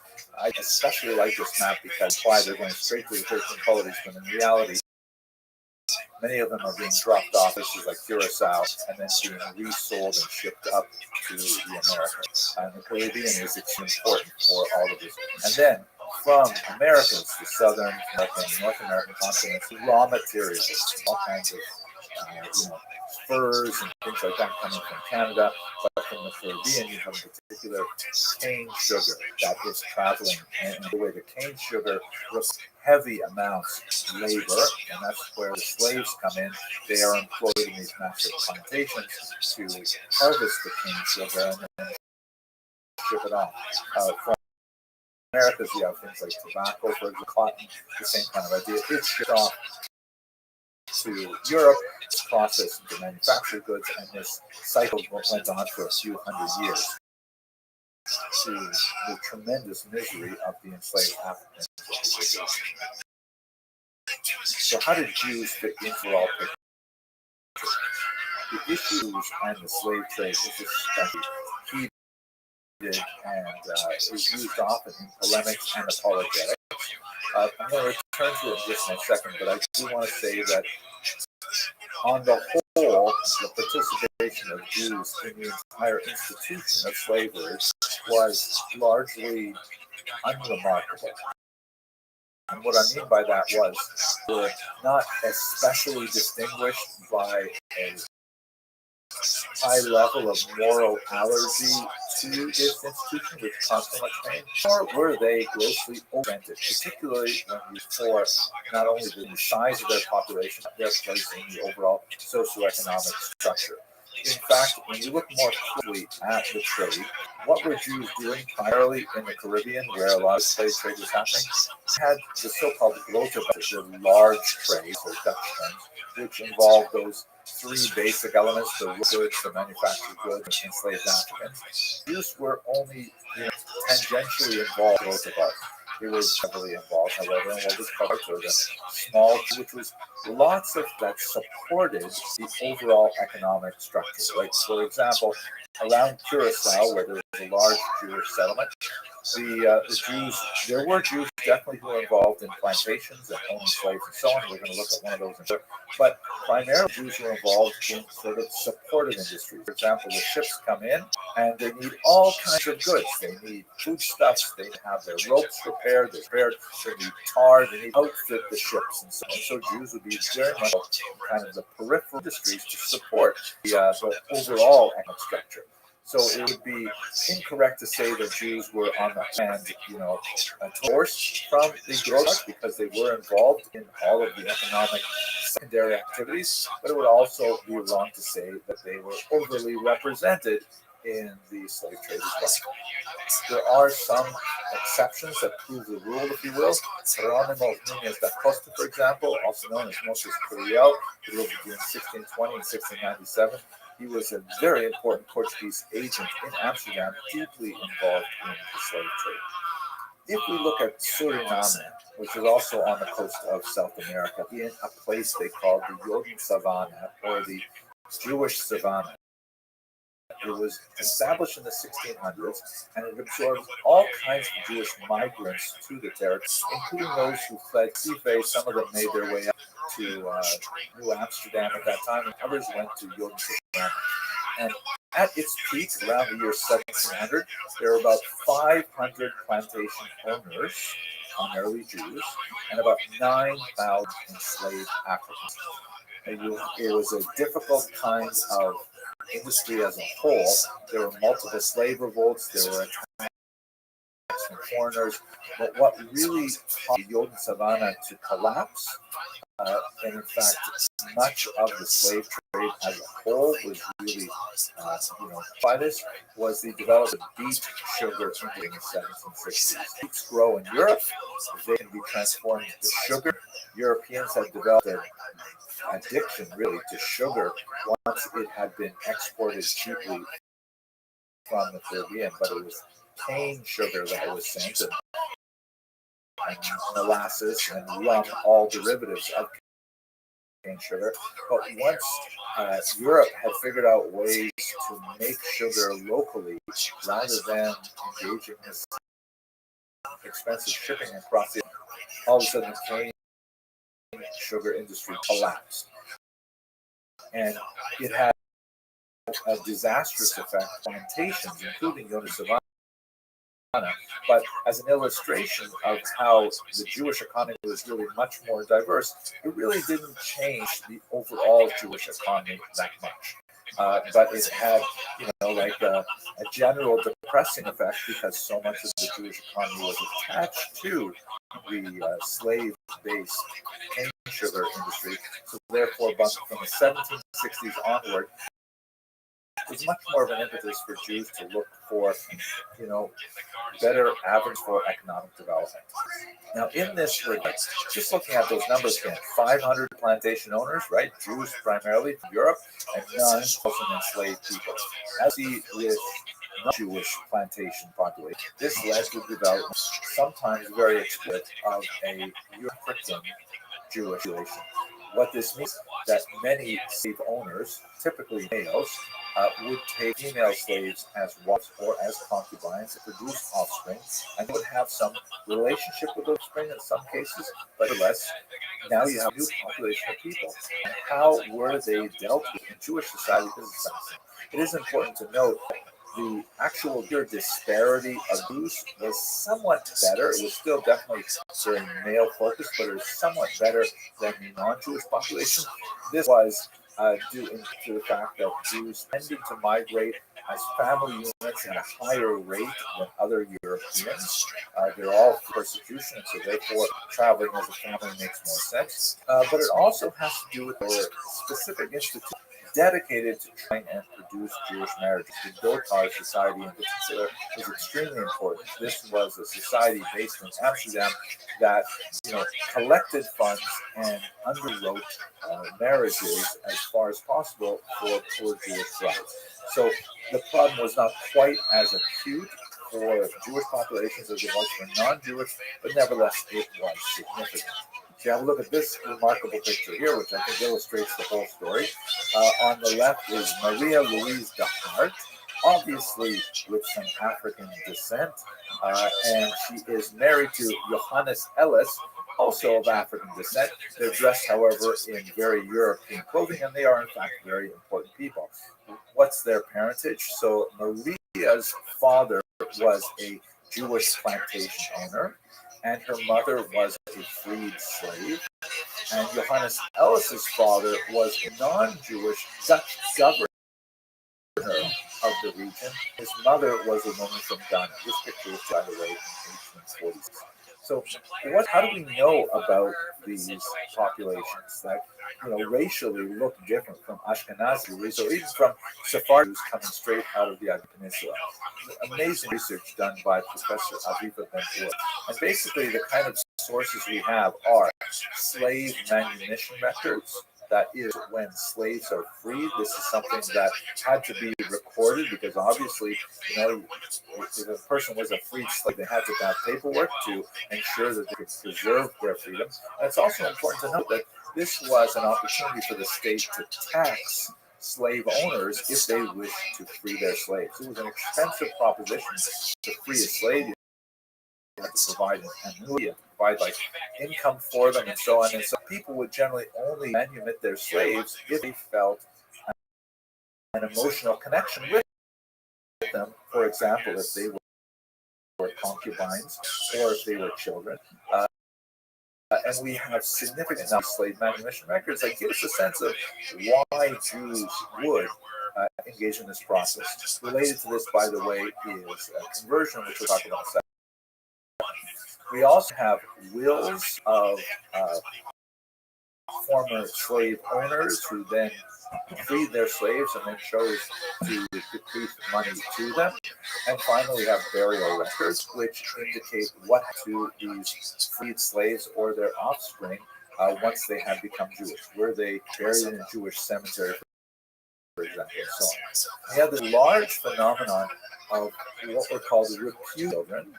And these are the children typically of Jewish male plantation owners, like in Jordan Savannah, with wives or concubines of Africans who may not have the benefits of conversion and so on, but nevertheless was included in the wills of Jewish testators. Some of them are quite fascinating. For example, Emmanuel Baruch Sada, who died in Jamaica in 1795, he left a very interesting will where one of his sons was to be awarded a significant amount of money. And he also, this son, by the way, who was a reputed child, was raised by Baruch's cousin, who had a tremendous amount of fondness for him. And in her own will, she had left money. What is especially ironic is that Emmanuel Baruch cognizant of the fact that his children from his European life, it appears that his reputed child was the child of a mistress. He anticipated that his European wife and his offspring with his European wife would actually object to the allocation of funds to this reputed child, and so he actually put a codicil in his will that if any of them, his wife or his children by that wife, disputed the will or questioned the allocation of funds to their half-brother, they would formally lose all of the money that had been allocated to them in the will. It gives you a sense of the range of emotional attachment that these Jewish testators had for their offspring, even though they weren't necessarily joined by European mothers. Now, it is important to note, as Professor Ben-Hur points out, that the records are spotty and inconsistent, and it's difficult to really project the overall picture based on these cases. They might entirely be something that reflects on individuals who have particularly close relationships, where otherwise we can imagine the horrific degree of abuse that could arise in these family relationships because of the intrinsically exploitative of the institution of slavery. We nevertheless do have lots of examples of the offspring of such relations being converted to Judaism upon manumission. We have examples of infant conversion and all kinds of things going on that are quite fascinating. This is, by the way, a picture of the mikveh of Suriname. It's now dry, but this would have been filled with water and would have been part of the conversion process. However, taking all of this together is a complicated picture. It's fascinating just to see the little details here and there, but it's a complicated picture. It is important to note that one other set of records, and those are synagogue records, are especially telling as to how this society functioned in Jordan Savannah. And the reality is that it appears that the offspring of Africans who were converted to Judaism were accepted within the Jewish community, but nevertheless there was kind of a layer of racial ideology within that acceptance. This is, again, not at all exceptional when you consider the complicated degrees of racial distinctions the overall society was making between Europeans and Africans and half European, half Africans, and one African, one quarter Europeans, 1/8. And so they actually had a whole chart to describe what a person was, depending on how much in and how much African ancestry they had.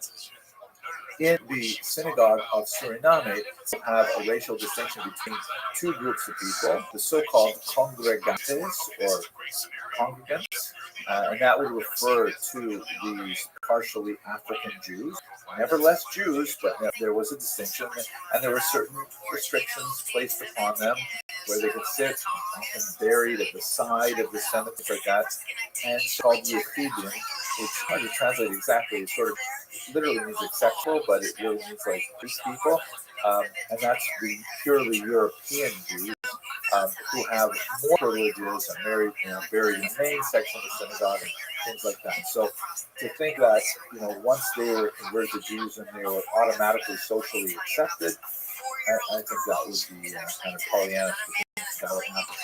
Nevertheless, they were considered halakhically as Jews, and maybe I conclude by saying that this is an interesting illustration of the overlay of societal prejudices upon a halakhic basis, because in terms of Jewish law or halakha, race plays absolutely no status in the role that the Jew has with regard to their obligations, responsibilities, and so on. There is no distinction made whatsoever within the halakhic literature that there any reference to a person's racial background or feelings or so on. So all of this other material of separating the congregants between congregantes and yechidim and separate burial sects and things like that, it's either totally innovated as a visual reflection of that time, or sometimes it's a complete contradiction of halakha. Nevertheless, this is how the society functions. There's some great work. Please have a look at Professor Aviv and books on this. Quite fascinating. Okay, I hope you enjoyed this video. Thank you very much.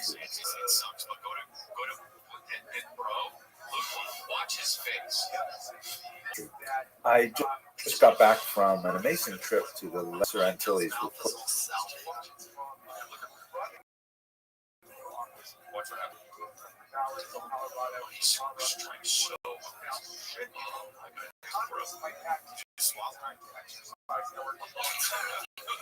Kosher cruises. It was so fascinating to see this very special part of the world that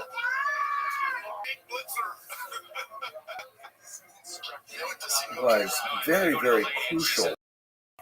Other communities of Jews in North America later on in the last millennium. I'm especially fascinated with how the Jewish step in the Caribbean was rather light, really about 100, 200 years where Jews were very active there, but it was an inquisitional place for Jews, the Inquisition and the expulsion of Spanish Jewry, and then the emigration Jewry in particular to this part of the world where they attempted to make a long-lasting civilization. As we shall see, it turned out that in the 18th century it was less viable economically, so Jews moved on, as many other peoples did. But this is really so important for understanding the development of North American Jewish society. So let's start this discussion by looking at the immigration patterns. So have a look at this map here. This map, which is kind of complicated, shows you basically the origins of Caribbean Jewish community, which is primarily coming out of the Iberian Peninsula.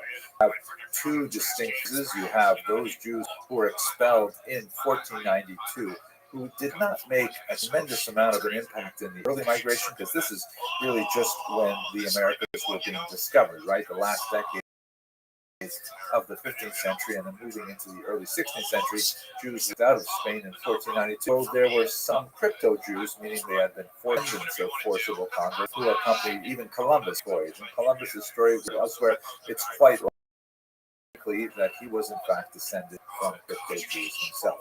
At any rate, the Portuguese Jews, however, are far more significant.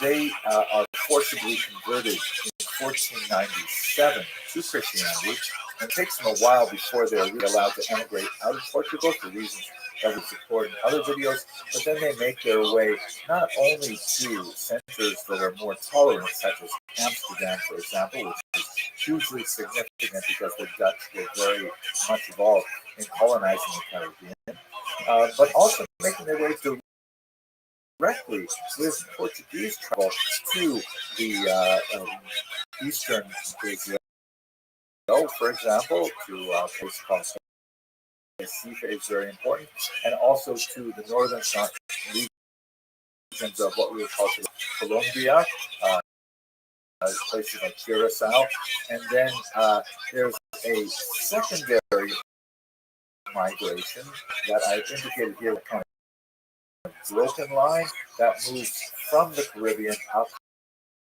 to North America, and that's very, very important. It really begins to gain a lot of steam in the 18th century as the economy in the Caribbean changes dramatically for reasons I'm going to discuss in a minute.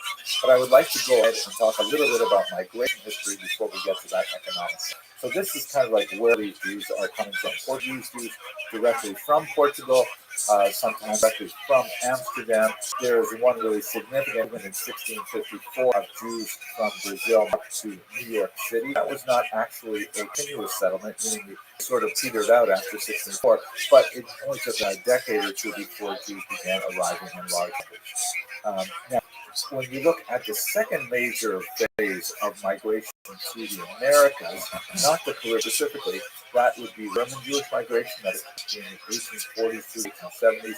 This is especially associated with a noxious practice that was implemented in Europe, the so-called familians, that only would allow the oldest male child to marry. And that would mean that the other brothers could not marry. These are, of course, by this time, definitely monogamous in Ashkenazic lands. And so this was like essentially a really cool social form of population control that meant that so many Jews would look for other places to live and hopefully other wives to marry them. And so you have, skipping the Caribbean entirely, you have this creation of German Jews to the northeast part of the States, establishing themselves there, and eventually they would reach certain health within a few decades, and that would be very significant for the next massive wave. Also skips the Caribbean. This is the huge migration, about 2.5 million Jews make their way out of Eastern Europe after the pogroms of 1881. And these are people coming from primarily the former Russian Empire, the former Austro-Hungarian Empire. They're also skipping the Caribbean. They actually constitute the overwhelming bulk of American Jews. About 7 out of 10 American Jews trace their lineage to these Eastern European migrants who came to the turn of the 20th century. Now, there's one last Caribbean chapter. There is a surge of immigration from Germany and Austria out of fear of the Nazis and their rise. But by this time, America had adopted a much more nativist approach to these European migrants. They had largely closed their doors to Jewish immigrants, so therefore many of them sought out Caribbean locales, often as a stepping stone before they could eventually make their way to America. So you have a significant, smaller, but nevertheless a significant population of German and Austrian Jews making their way to Cuba in particular. And then after the Cuban Revolution, many of them flee to Florida, and then others go all the way up to New York. Also, Jews making their way to Puerto Rico at this time, and so on. So there are, once again, to encapsulate, there are 2 major Caribbean migrations to North America. The first is specifically in the 18th century, and it's a kind of a secondary migration from the Caribbean changes, and the second one is the refugees from the Nazis, the so-called Cubans, Jews who made their way primarily to Cuba, and then from Cuba moving up to Florida and the Northeast. So that's where the Caribbean plays a role Jewish migration, particularly to North America.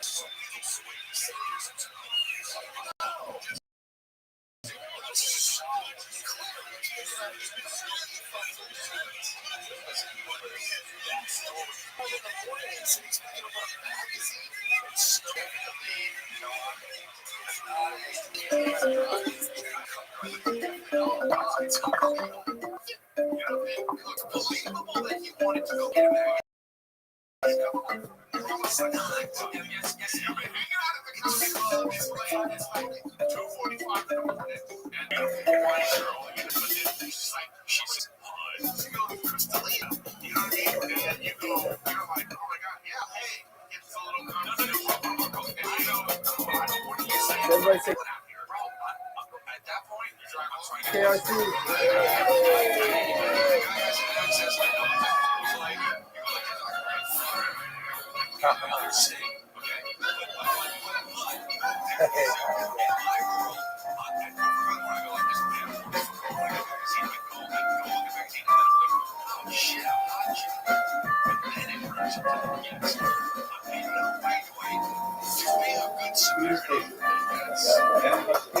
There'll be massive Jewish settlements in the Greater Antilles and the Lesser Antilles where we are, but also hugely important Curacao. The Grand Inquisitor here is shown in black, gesticulating wildly. And then tomorrow we really get going. So full schedule. So thanks again for coming. You guys do anything. Okay.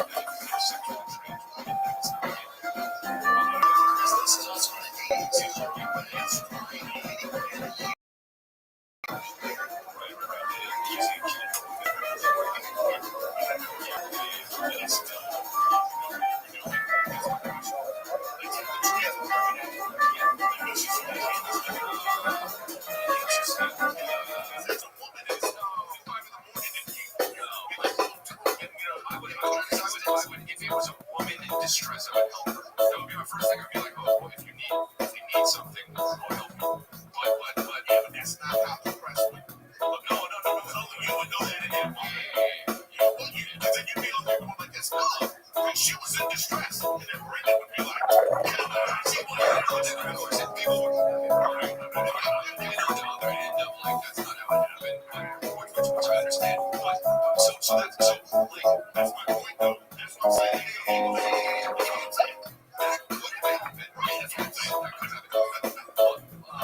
It's just funny because I'd be like, yeah, I don't know. I mean, look, I guess in my head, it's weird though. He's so famous that it just, you don't know what he's thinking. Cheers.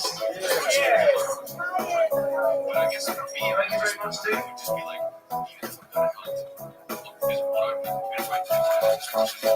How's this going up? You think of an meeting, yeah, then you leave the woman in distress. You're like, I'm sorry, at this point, I'm doing this to him. Hold on. At this point, yeah. But at this point, I'm being honest with you, I wouldn't even walk a woman to her car for safety. Because I'm sorry, dude, but no, absolutely not. I'm not, no way, fuck that. Dude, what, you can say anything? Absolutely not. I've been on the other end. No fucking way. No way. I'm sorry, but go ahead. And that's one thing that made it. That's the story, which is crazy about it. Is like, he made it all about, you know, this was not believable because he made it all about, like, questioning my sexuality. At that point, he should have just laughed about it. If it was like, if he was just, if it was bad, he would be like, oh yeah, okay, whatever. You know what I mean? Like, he's alright. And it's like, he's in distress and whatever. It's late now, so I want to pick her up. Yeah, it's like, you know what I mean? So, yeah, that's the way to say it. Yeah, I tried to help. I didn't even know, honestly, I didn't even know it was a guy in front of the car. Yeah, and then I realized it's a guy, and I'm like, oh, this is fucking hilarious. Alright, yeah.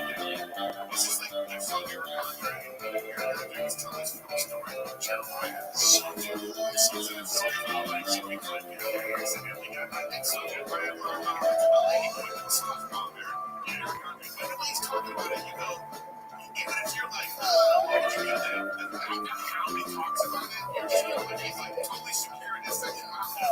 He's like, whatever, what I'm saying is like, if that comes across, like, you know, you're like, hey, dude, yes. That's what I'm saying. Your scenario's believable. But like, yeah, he made it unbelievable. Yeah, that's true. The way he explained it sounded. Yeah, that's true. Yeah, I mean, look, there is a world where you get traded. I see Challenge first 48. Chinese did so. Right. And what now? One of those cases on first 48, and that's the one you want to watch. Just all sexy. He was trying to get his dick sucked. It took 48 hours to find out that wasn't. We figured it out in 4 seconds. He wanted to get his dick sucked.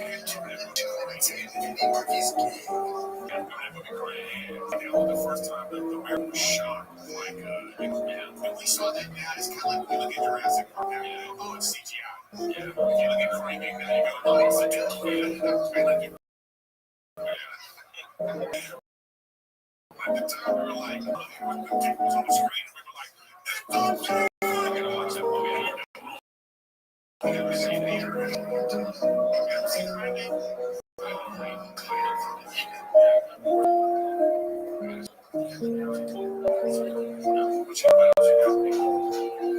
But she's a boy who was arrested.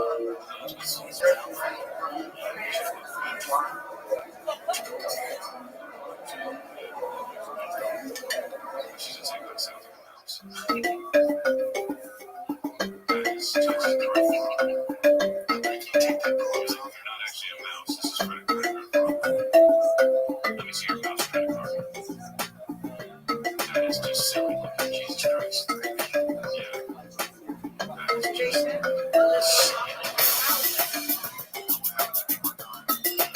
So a family friend introduced me to this guy who was like, he said he worked for the airport. Okay. She was like, that's not fly. So he goes, that's what you do. Go on the flight. You go. So I'm like, oh, wait, is it discount?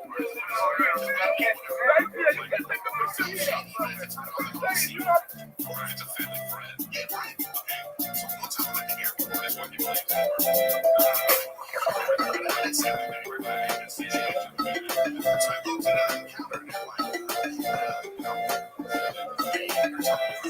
this is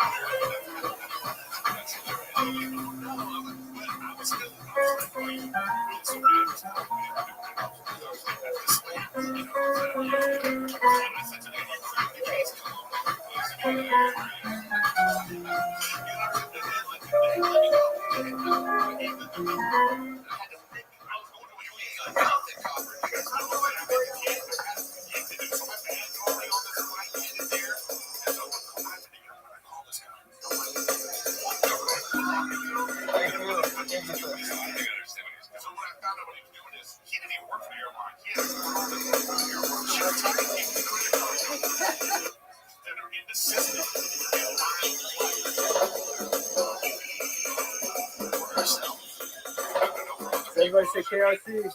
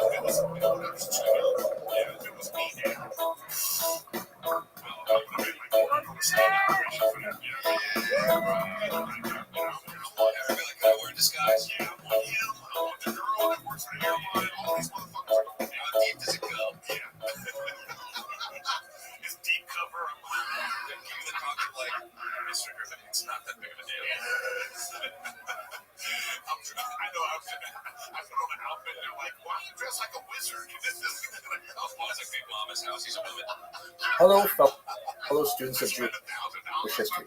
You know, I know that most of the people like going on these amazing kosher river cruises trips primarily because of the historical information, right? It's just so amazing. They learn about Jewish history and then actually visit the places where it happened. And, you know, that's where I go. However, people tell me they also go for the beautiful scenery, for their luxurious surroundings on these gorgeous boats and things like that. And I even appreciate it a little bit too. But a lot of people tell me to come for the food because Chef Malcolm and Chef Tobias are just geniuses with food. I want to make this a video appeal to Chef Malcolm and Chef Tobias. Would you please include some chocolate on this particular cruise? Now, why? Because it is historical, as what the fact is that chocolate was only discovered by Europeans with the discovery of the New World in the 15th century. And it was imported back to Europe where it was consumed basically in the same way that it was consumed in the New World. That is, as a liquid. They would drink chocolate. For decades and decades, they only drank chocolate. And of course, it's not easy to export a liquid like that. It's very heavy and so on. And the beans, you know, well, that's a possibility too. But Jews were very, very active in the cultivation of the sources of chocolate in the New World and in their export. But one figure in particular is especially connected with the Caribbean, and that is Benjamin da Costa de Andrade, who was one of these Portuguese Jewish traders who specifically invented them to convert the chocolate into pellets, which could then be much more cheaply transported, thus lowering the costs, otherwise high luck, to be able to be enjoyed by hoi polloi, all kinds of enjoy your French chocolate because it's dealing primarily with the more dough. And you think about how wonderful it tastes. Think back to the fact that Jews were really at the basis of chocolate trade, and in particular the Jews of the Caribbean. I hope you'll be able to join us on it. It promises to be absolutely amazing, fascinating on a historical level. But if not, I'm looking forward to sharing with you some of my research in these videos. Thanks very much for watching. And then I'm also going to now be, that same weekend, the 15th and 16th, I'm going to be at Club 808, Dolo Club. Oh, yeah. Check me out. Thanks for watching Golden Hour. Check out the page, check out Fighter and the Kid. Hello, fellow students of Jewish history. So I'm sure you're familiar with the great American founding father, Alexander Hamilton, with his storied career that has been so popularized in recent years with the very successful Broadway musical. But there has been new research that's been coming out recently that suggests very strongly that Alexander Hamilton was in fact Jewish. Now this connects to the Caribbean, and the upcoming Kosher River cruise there in January is because, you know, he was educated in a Jewish school on the island of Nevis, right next to St. Kitts. And this is one of the small graphical details so many historians have looked at and said, what a strange anomaly that we go to a Jewish school as a child.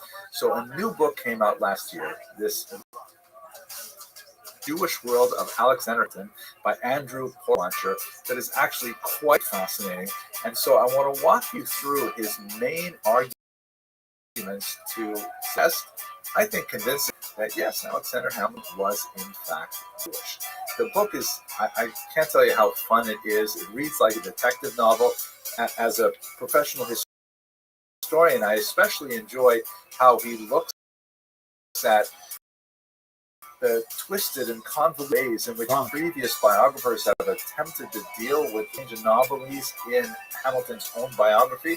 To say he was in fact Jewish. So first of all, one of the most useful things that Alexander Porwancher does, and it goes on the scope of this specific book, is he asks, well, what does it mean to be Jewish, right? The question I happen to be quite fascinated with in general.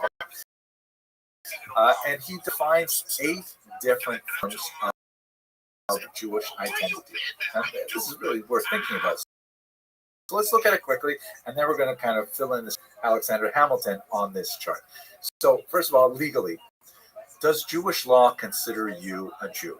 So although there have been some changes in the late 20th century in certain of the various Jewish movements, historically, for the last 2 millennia plus, Jewish law considers the child of a Jewish mother or a convert to Judaism a Jew. That's the definition of a Jew. Either your mother was Jewish or you converted to Judaism, and everything else, like what you do with your life, that's secondary. There are a lot of rabbinic debates. Basic rule: does Jewish law create a Jew? That's like the legal definition of Jewish identity. What about a personal form of Jewish identity? Do you consider yourself a Jew? We have so many examples of people who fit the legal definition, but do not consider themselves Jewish. Thirdly, ethnic. Did your ancestors consider themselves Jewish, right? Like we saw this with Christopher Columbus a little while ago. According to the DNA research that's come out, now it has not yet been fully peer reviewed and things like that, but there are a lot of reasons to assume that it shouldn't have a peer review, but let's just assume for the sake of argument it doesn't. The ancestors of Christopher Columbus apparently did consider themselves Jewish. So that's an ethnic definition that does not necessarily correspond to legal and personal. Communal. Do other Jews in your community consider you a Jewish? And you may proclaim a legal definition as well, but if the community doesn't consider yourself Jewish, that changes too. Universal. Can you go anywhere to any Jewish community in the world and be considered Jewish? Also very relevant. Cultural. Do you consider yourself a participant in Jewish culture, even if you may not meet the other markers of Jewish identity? Public. Does the non-Jewish community you live in consider you a Jew? This is unfortunately a reality for much of Jewish history. There are a lot of people who wanted to escape their Jew and were unable to because the rest of the world still considers them a Jew. And finally, religion. Do you consider yourself of Judaism? Meaning you consider yourself someone who holds with the basic tenets of Jewish religiosity and the behaviors that go along with it and so on. There are people who can do that without necessarily meeting the other forms. So Jewish identity is like a complicated. People might hit some notes, not others. What exactly does it mean to be a Jew? Okay, so now let's look at Alexander himself, and that Dr. Porwancher brings. He was in fact Jewish. Legally, this is the simplest one. His mother, Rachel, converted to Judaism. His mother, Rachel, converted to Judaism. Levine. Levine, whose identity is not entirely clear, but the name Levine certainly seems to suggest he was Jewish. That may have had something to do with the conversion. He has a whole discussion of it in his book. You can have a look at there. That marriage did not survive. Johann Levine was not Alexander Hamilton's father, but according to Jewish law, that doesn't matter because it's the mother that matters. A different man later was the father to Alexander. He would become her second. Alexander was born apparently out of wedlock to a Jewish mother, a woman who had converted to Judaism. So on a legal definition, it's all over. Once Rachel converted to Judaism, that makes her Jewish. Any of her progeny are also Jewish. Okay? What about personal? This is where it gets a little more complicated, but fascinating as well. Alexander Hamilton never presented himself, at least in the record, as a Jew. On those few points where he had to sort of like definitely indicate his religious identity, himself, for example, as an Anglican, and he did that in a legal person in order to testify as witness. Now, the way things were set up, and only could testify, and so he declared himself an Anglican. But when they queried him, they felt the need to query, still living in the Caribbean at the time. By the way, he was Osage, but he admitted he had never taken communion, which is very strange. There's also no baptismal record for Alexander Hamilton at all. And he was, in fact, not allowed to testify. So, in other words, even though he said he was Anglican, the court was not there to believe that, to allow him to testify. Interesting. Okay, third, ethnic identity. Alexander Hamilton's ancestors considered themselves as Jews. Well, obviously, on his father's side, not at all. On his mother's side, her parents did not consider themselves the one who counts. She considered herself Jewish, and there's lots of evidence that even leaving her husband, still considered herself Jewish. She did not, for example, baptize Alexander's older brother Peter. He only baptized as an adult. Again, very, very strange. And so there's every indication to suggest that when Alexander left her husband, she still considered herself fully Jewish. Thirdly, and this supports that as well, does the local Jewish community consider you a Jew? Rachel had her son, Alexander, educated in the Jewish school at Nevis. And that's, obviously she considered him deserving of being within a Jewish educational environment, and the community considered him appropriate to be in that environment. That's not to say that you don't have Jewish parochial schools that have non-Jewish students as well. It's actually an interesting. We see that, for example, sometimes the school has a really good reputation for academics, and so a lot of non-Jews will sign up because they want to study in that environment. That could be that what happened, but the simple answer is he was Jewish. Universal. Would any Jewish community consider you a Jew? So in Alexander Hamilton's case, if her conversion was considered valid, which is not so simple to argue it's true, especially in the 18th century. But, if that baked in and she was converted, then yes, he would have been considered Jewish anywhere, especially if he presented himself as Jewish as the son of a convert. But, this is still one of the stickier things even in 21st century history. Cultural. Did he consider himself a participant in Jewish culture? One of the interesting things in Dr. Corlanter's book is that he compares Alexander Hamilton to a lot of his peers, and, compared to many other founding fathers, Alexander Hamilton was universally positive towards Judaism and Jewish causes, and he recalled with affection his education in Jewish school, speaking with great detail to his children about how he memorized like this even as a child. So perhaps he did consider himself at some form of participating in the culture, but we don't have much data on that. Public. Would the general community, meaning in the Caribbean islands, would they consider him Jewish? In his youth, we know, although preponderance of the evidence might suggest yes, because he was admitted to Jewish school. Of his adulthood in North America, no, he's not yet, because now that he's been around for a while. And religiously, do you yourself an adherent of Judaism? Unlikely that Alexander considered himself as a practicing Jew for lots of reasons that there's no point going into. But the bottom line is, when you look at all of this material, it seems pretty clear that the simple explanation for all of these things is that Alexander Hamilton was, in fact, Jewish. I leave it up to more sophisticated historians to tussle out the arguments. In Dr. Corlanter's book, I think makes a very convincing case, and I think that the Hamilton advertisements might want to be modified a little slightly, perhaps something like this. Okay, thank you very much for watching. I hope you'll be able to join us on this cruise and screen. It's going to be fantastic. And if you can't make it, I look forward to sharing my research with you in these videos. Thank you once again for watching.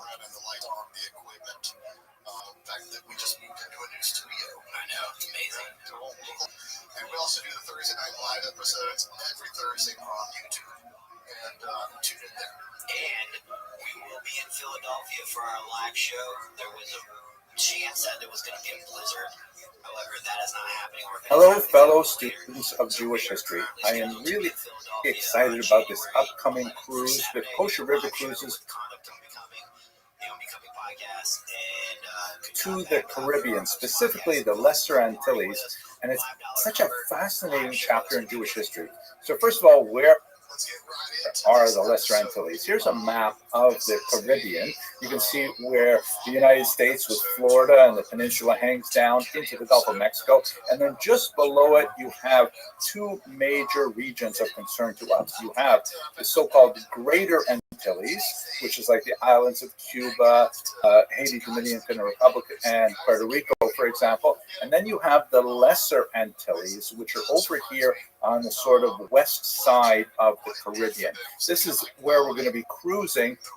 And, you know, it looks like just a tiny little place with these little archipelago of islands, but it is such a fascinating chapter in Jewish history.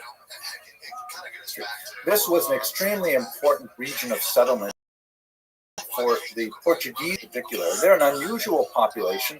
They were forcibly converted at the end of 1496, the beginning of 1497, to Christianity. But for generations, for centuries, they were discriminated against and called newcomers, which was really a derogatory term because specific laws were put in place to prevent them, for example, from emigrating from Portugal for quite some time. But once some of those laws were finally lifted, they emigrated along with other Portuguese travelers to the New World and quite often simply assumed their Jewish identity once they felt safe to do so. So you have Jews settling in both the Greater and the Lesser Antilles, all a very important center of Curacao and Barranquilla in Colombia. These are really important sites of Jewish settlement and have a major impact on later settlement in North America. It is a beautiful part of the world. You know, it's funny, you hear a lot of these protests saying that Jews in Israel should go back to Poland.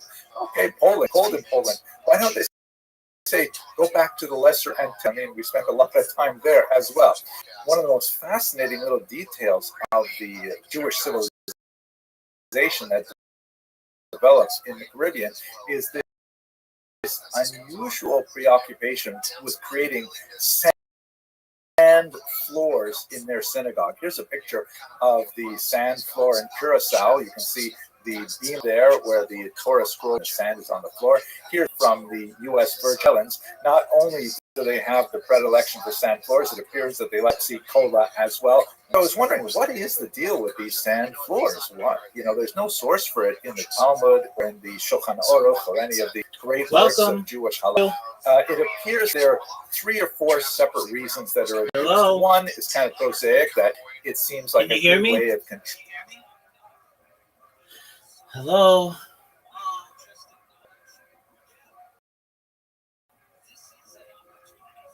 Hi. Deaf and I don't want to fucking tell anyway.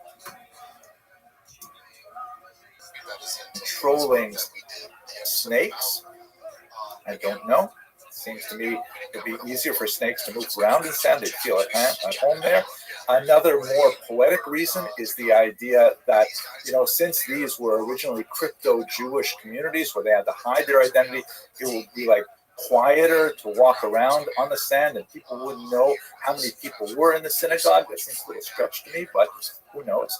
Another one, and this one I find most beautiful, is the idea that as long as the Jews are standing on sand outside of the land of Israel, it's as if they're still walking through the desert on their way to the land of Israel. That's a very beautiful poetic sense of why the sand in the synagogue. River Cruises is specifically going to focus on the Lesser Antilles. And here's a look at our itinerary. We're going to land in Saint Martin or Saint Martin. That is an island that is divided between the Dutch and the French. And we're going to go from there to Anguilla, which is a British island. And then we're going to come back and cruise to Gustavia. You know, by the way, this was like a massive colonial region.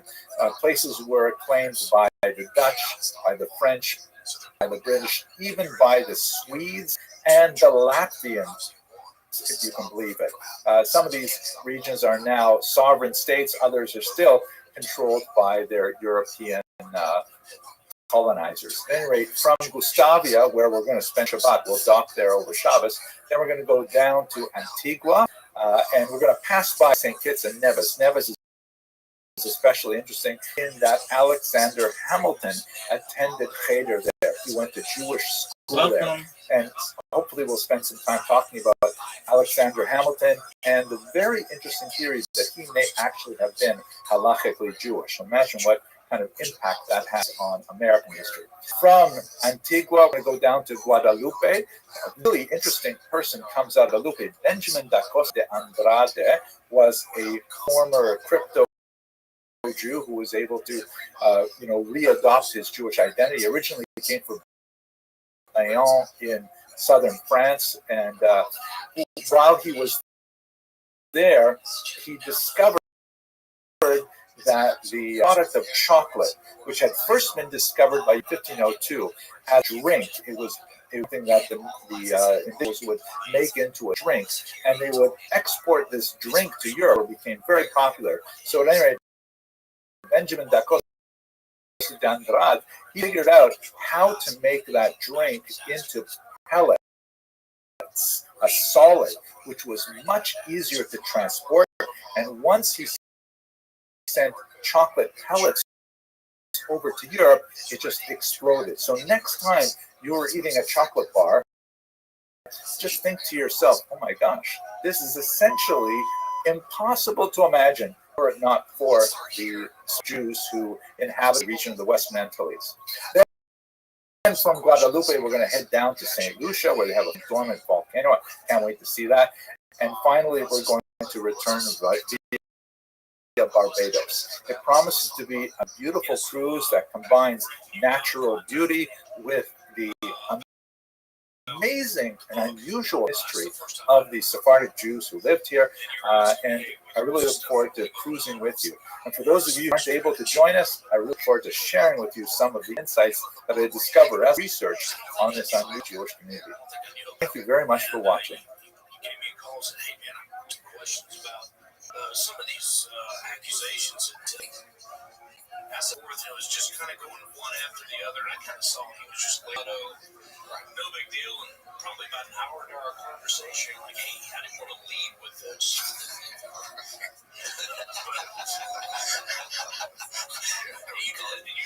Hello, fellow students of Jewish history. First of all, I want to say thank you to all of you who have sent me notices saying, hey, did you see that Christopher Columbus was actually Jewish? Thank you very much. My email box is absolutely stuffed.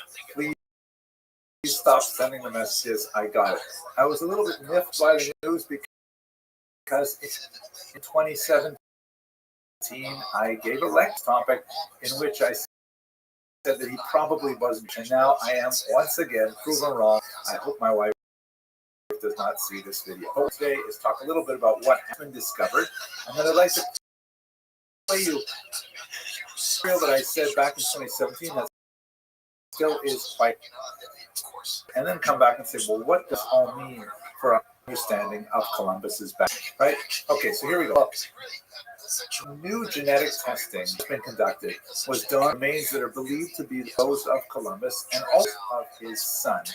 And this DNA research indicates that there are features both on the Y chromosomes and in the chondrial DNA associated with. How are you? Can you hear me? What's going on?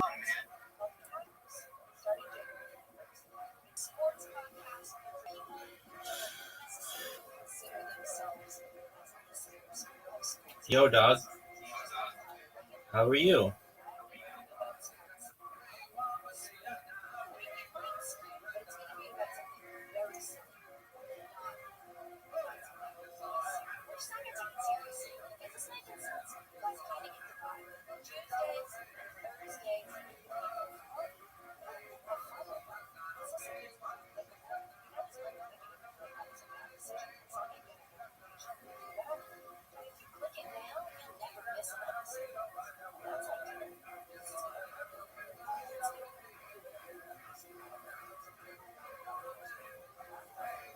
How did you find out about me? I just saw your message. I just responded.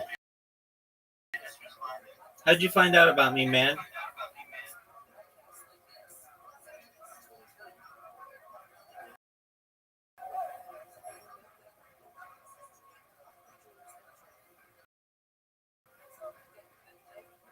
You. Okay, understand you can't talk. Cool. Well, we're watching Jewish history lectures. Feel free to enjoy. With the mother that are consistent with patterns found in Sephardic Jews. Now, we should mention here a very important caveat that according to traditional Judaism, DNA is not in itself sufficient definition of Jewish status. Mitochondrial DNA through the mother is much more significant, but in general, DNA is not used as a definition of Jewish status.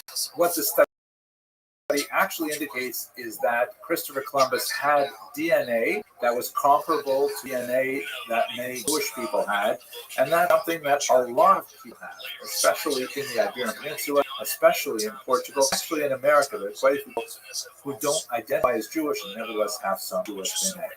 We know that Christopher Columbus himself was especially cagey about finding one way or another. It led to a lot of the mystery that swirled about his origins literally for centuries. So let me play for you what I had to say in 2017. We kind of runs through the evidence one way or the other, and then I'll admit the part that I no longer believe after we see this short clip. The question, so was Christopher Columbus Jewish? The answer is, to give it away, we can all go home right now, probably not. It is highly unlikely that he was in fact Jewish. But still, we still have the question, why would one think so? Let us just quickly look at the work of Cecil Roth. We actually studied his work earlier. He wrote several books on the history of the Inquisition and the experience of Jews in late 15th century Spain. He wrote about Columbus that Columbus's origins is largely the outcome of his own mendacity, meaning Columbus himself enjoyed projecting the image that he was secretly Jewish. It was kind of like a chutzpah.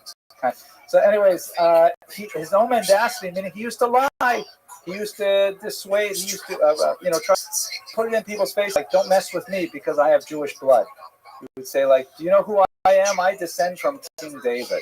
He would say things like, would write things like this, and when we cultivated this kind of mystique surrounding his lineage that he hoped would add to his own grandeur.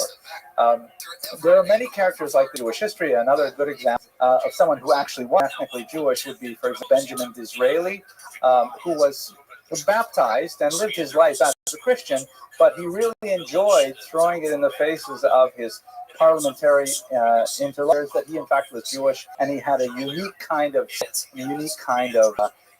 logic that they had no access to. So he played up this quite a bit, and we shall see on them. But since Columbus frequently made these references, and his background is incredibly murky, Roth concludes, as a result, it is equally impossible to exclude from the hypothesis that he's from a Jewish or Jewish family. Now, those who probably not, but there's enough nagging doubts that at least we can talk about it for half an hour. Let's look at those nagging doubt issues. Here we go. The first surname, Columbus in English, but in Colon, he also signed his name as Colomb, Christophe Colomb. This was a common Italian Jewish name, excuse me. So used quite often by Italian Jews. He could connect himself to many Italian Jewish families. there's quite a bit of dispute as to whether or not he came from Italy. He refers to himself as coming from Genoa or Genoa. Also, there's documents that indicate he may have come from Mallorca, even documents that he may have come from Poland. Another possibility for this Jewish origins, but none of them are really very reliable. Quite likely he may have come from Sicily. So the last name is something. The first name, definitely not. Christopher, of course, means bearer of Christ, one who carries Christ. So that's not a typical Jewish name, just like Mary. As I mentioned earlier, Columbus loved making references to his Jewish origins in person and in writing. This is kind of like a dangerous thing to do because we're living in a period when the conversos are being actively persecuted, and at the same time, he's kind of like a transitional figure that was moving in and out of many royal courts from Portugal and Spain, Italy, elsewhere, trying to gain support for his venture. And whatever he thought would make himself look more exotic, healing in his request, he would not hesitate to use. But nevertheless, that's part of it. Third, we know he had a lot of Jewish friends. He had tremendous associations with Jews. He was very close with Abraham Zacuto in Portugal. You recall we spoke about him for an hour a few weeks. And he relied very heavily on Zacuto's astronomical research that Zacuto had refined by making it out of metal. Incredibly important to Columbus, as was the Alphonsine tables that were translated through Hebrew into Latin for him. He had many Jews on his ship. We're not precisely sure because we only have like the ship manifests. They're not complete, and they have surnames. Many of them we simply don't know what the biographies of them are. We do know that his translator is Jewish. This is, by the way, a typical kind of Jewish Jews in medicine, Jews in law, Jews in finance, and Jews in linguistics are very big. Jews, the exception of American Jewry, it's a very unusual exception. 20th century American Jewry, very monolingual. But for the most part, Jews typically are polyglots, speak languages, and very valued for their host society result. I have a feeling that might be because Jews tend to exist on the outside mainstream society. In America, where we were accepted so well and so deeply, especially in the second half of the 20th century, we lost a lot of our linguistic skill because it was not necessary. But in the first half of the 20th century and earlier, perhaps in the later 20th century, we will develop that, I'd say. He was also very close to Versos, that is, Jews had converted to Christianity during the course of the Inquisition. In particular, de Santa Gel, who was one of his main economic backers, a very important person in the royal court of Isabel and Ferdinand, who supported him and made crucial recommendations to allow the king and queen to promote his work. And a man named Sanchez as well, another major backer.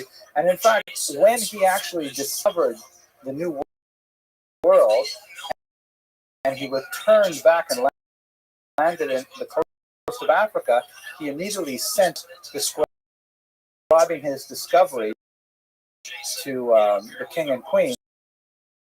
Obviously, he couldn't send letters back from the New World because postal service was not, connecting transcontinental messages. But he did not address those letters to the king and queen. He sent them personal buddies to Santa Gel and Sanchez. Very unusual that they would be the first people he writes to. There are some really tantalizing things, like, for example, he was the ships. By the way, you should recall that he spent about a decade petitioning wealthy kingdoms to back his enterprise, pushing for his idea, bouncing from state to state, spent a lot of time in Portugal, no luck there, eventually ended up in Spain and got a positive yes from Isabel and Ferdinand, and the ships were completely outfitted in the first week of the month of Av. And he was ready to go on Tisha B'Av 1492, He delayed it one day. Even though everything was set to go, but since that is an inauspicious day in the Jewish calendar for travel, one does not embark on major journeys of any type on Tisha B'Av. For reasons that you can really adduce, he decided to push off this highly anticipated departure for the day after. He wanted to not leave on Tisha B'Av, perhaps. Then we have lots of things writings, like his journal of his is a very celebrated work, began with the sentence, "On the day that the Jews were in Spain, I set out for the New World." I mean, the first clause of the very sentence of his journal references the Jews and the situation in the Iberian Peninsula. A remarkable way to begin. This document doesn't begin that something like, "I knew I would find land." You know, it begins with, "The Jews were expelled from Spain." We'll have a look at some of his personal correspondence. Here's one of the few letters that we have in his own hand that he wrote to his son Diego. There's a whole story that happens after he discovers the New World. He ends up kind of dying in disgrace and madness and not any credits. And so we do have a lot of material from after the discoveries as well. This is letters. And you see on the top left corner, there's this funny little squiggle right where the arrow is, right where the cursor is, you see over here. That is not part of the text itself. It looks a little bit like he's testing out the ballpoint on his pen. But of course, this is about 400 years before they invented ballpoints. So what exactly is that? Some scholars have opined that it looks something like the traditional invocation, beginning of a Hebrew letter. Letters Beit Hey. I didn't have my computer. I had to. Handwritten letters, like, it would look a little different if you wrote them by script rather than in the Assyrian blocks like this. But in fact, you conceivably see you've got the Beit on the right and the Hey on the left in a cursive script, which is an abbreviation for the term Baruch Hashem, or blessed is the name, which we have a joke that I will try to do right after this. So the signing the beginning of his letters with this strange little swiggle. And by the way, he only did it in his letters to his son. He didn't write it to other people, just as a family thing. Perhaps that is Baruch Hashem. And you may be asking, but it's on the wrong side of the page. You know, what do you want from him? He's pretending anyways. I don't know. It's true. Normally you would write this on the right-hand side of the page, but it's not at all uncommon to see it at the center top as well. So it would be terrible if he puts it on the left. You know, it doesn't even look very nice, but, you know, neither does his Castilian there, too. One last detail from this same letter. He developed a rather unusual signature that he was very particular about. You can just see it here. I have another copy that shows in a little bit greater contrast here.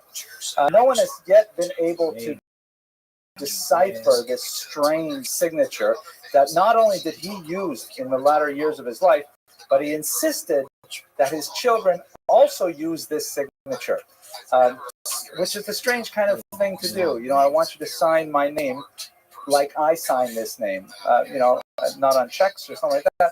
This part we can sort of figure out. The X is, of course, a Greek chi letter, as in Christos, and this is the Greek R and the Greek O, so Christo, this is the short form for Christopher, let's say, or just for Christo at any rate. And then Ferenc is a Latinized version of the fur part in Christopher, meaning the one buried who bears Christ. Christos, Ferenc, Christopher. So that part is easy. But what's the business of this?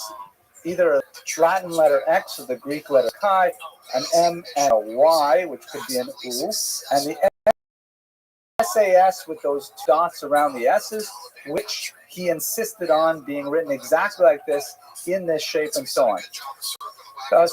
Cecil Roth, the major historian who we saw a little while ago, he argued, not specifically, not really convincingly, but nevertheless it's worth noting that this was kind of like a secret symbol to his sons that they should say Kaddish for after he died. The conversos did definitely a lot of secret messages that they handed down, kinds of coded forms to their do this behavior to remind you of a particular minute to keep and so on. So it's all impossible, but it's to see this in his signature. Nevertheless, you take all together, you can add it up for yourself. It's hard to believe that he was actually Jewish. I think it's more likely that he liked the image of being Jewish, and he actively cultivated that with his population. That's about it. So obviously, to take back from what I said 9 years ago, is that whereas I believed at that point that Christopher Columbus probably was not Jewish, now I have to say that probably he was in fact Jewish. Now, and I just kind of bugged out by this because I wish we had this DNA evidence like a half century ago when colonialism was still favorably regarded in the Western world. Now it's just like another reason why people don't like Jews. What are you going to do? Figures. But just clarify what we're talking. What we're saying is that Christopher Columbus himself, did not identify exclusively as a Jew. In fact, that would have been suicidal. At least it would have been a killer at the time. He identified as a faithful, perhaps for practice. But as I said before, the 2017 clip, his ancestors were quite likely Jews. Now, why did they become Catholics? Likely they were victims of the forced conversions, or possibly he was descended from the many conversions that followed the disputation at Tortosa in 1414. These are people who are the so-called Marranos. That in itself is a derogatory term. A more appropriate term would be something like crypto-Jew or converso. And that population, which was quite significant in the Iberian Peninsula leading up to the year 1492, it actually constituted a major element in the migration to the New World from the Iberian Peninsula in the 16th and 17th centuries in particular, and from Portugal especially. And that brings us back to the Caribbean, which is where we're really looking forward to visiting this January with Costa River Cruises. If you don't have a spot yet on the boat, please click on the link in the description, and we'd love to have you cruise with us. Okay, I hope you found this video useful. Thank you for watching. Several of the team members that I've talked to since the podcast came out, their phones were silent. This doesn't sound humble, but it is true. This operations.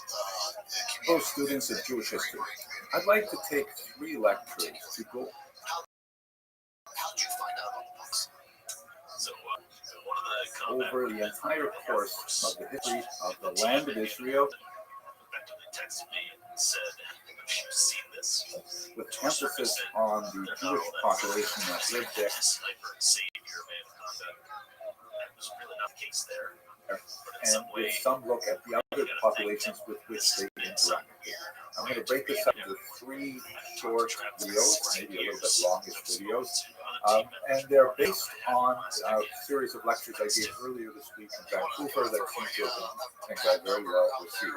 The first lecture is going to focus on the ancient period, all the way back from distant beginnings of the Jewish people in Mesopotamia up to the Bar Kokhba revolt in the 2nd century of the Common Era. Then we're going to look at a kind of a stretched out medieval period starting from late antiquity with the end of the Bar Kokhba revolt right up until the it's an extremely important period because of the entry of the Muslim people to the land of Israel, the entry of Islam to the land of Israel. And then in the last lecture, we'll look at the contemporary period, focusing specifically on the land of Israel during the period of the rise of Zionism and the state of Israel, and take it up to the current situation that we are in today. First thing I want to say is let's have a look at the geography, right? Here's Israel right in the middle of 3 major continents, Africa, Asia, and Europe. And just as you would have said, Israel constitutes a sort of economic center because it is an exclusive land route between these 3 areas. It's also a major meeting place for ideas. And it's not a coincidence that it is in the land of Israel that we have the birthplace of 2 of the 3 great Abrahamic religions. That is, of course, Judaism and Christianity. And Islam is not too far away in the western part of Saudi Arabia, and of course it comes to Israel very early on. But I think another way to look at Israel, and it's one of my favorites, is the way this map maker, Henry Printing, who was a very unsuccessful Protestant theologian of the 16th century, but a very gifted cartographer, represented Israel, specifically the city of Jerusalem, as the center of a clover leaf of Europe, Asia, and Africa. And I think this is the way a lot of Jews tend to view the world, as Israel as their center, both as the historic capital and the ancient homeland of the Jewish people, and of course which occupies a great deal of the thoughts of the Jewish people and their prayers for millennia, even when the majority of the Jewish population is outside of that. So let's focus on the early part of that history today, and the next two videos will go on to the modern period. Here's another way to look at the region. This map shows you the Fertile Crescent, which unites two major economic regions of the ancient world that connect through the land of Israel, labeled here as the Levant. The two major economic regions, of course, are Egypt, which is nourished by the Nile River, a very consistent source of irrigation for the farmland that spread throughout the entire Nile, especially in the Delta region as it enters into the Mediterranean, and also in the two rivers, Tigris and Euphrates. All three of these rivers, by the way, mentioned in the book of Genesis. And the two rivers in Mesopotamia, the word itself, Mesopotamia, means between the rivers, flow from the mountains in Turkey down into the Persian Gulf, and they bring with them a lot of nutrient-rich silt. So by capturing that water and irrigating the land, you have all of a sudden, concentration of resources and farming develops, agriculture develops. These are two of the cradles of Western civilization. Now, when we look specifically at the origins of the Jewish people, it begins with a journey from the southern Mesopotamian region, from a city called Ur, to Israel by the patriarch Abraham, who makes this great peregrination at the command of God as described in the book of Genesis. But when Abraham came to what would later be called the Promised Land, or as it's called in the Bible, the land of Canaan and Canaan, there were several civilizations that had already been existing there. The Kufian civilization of Tabar and so on. They produced beautiful things like this delicate sculpture of a bird, or in the region of Jericho, these remarkable ritual masks whose purpose is mysterious but nevertheless like haunting appearances. So it's really a multi-ethnic kind of region. It's too much for us to describe in video, but the basic plot is that the descendants of Abraham, specifically his grandchildren's generation, moved to the land of Egypt, following Joseph, and they established themselves there in the eastern country. They fall in slavery under Pharaoh, and then leader Moses. They are arrested, redeemed from slavery, and back to the land of Israel on the roundabout route. They wander through the Sinai Peninsula. They receive the Torah, and then they make their way into the land of Israel sometime around the 13th century before the Common Era. Anachronistic when I use terminology referring to the Jewish people, the origins of the Jewish people, and so on. They would not have used the Jew for quite some time.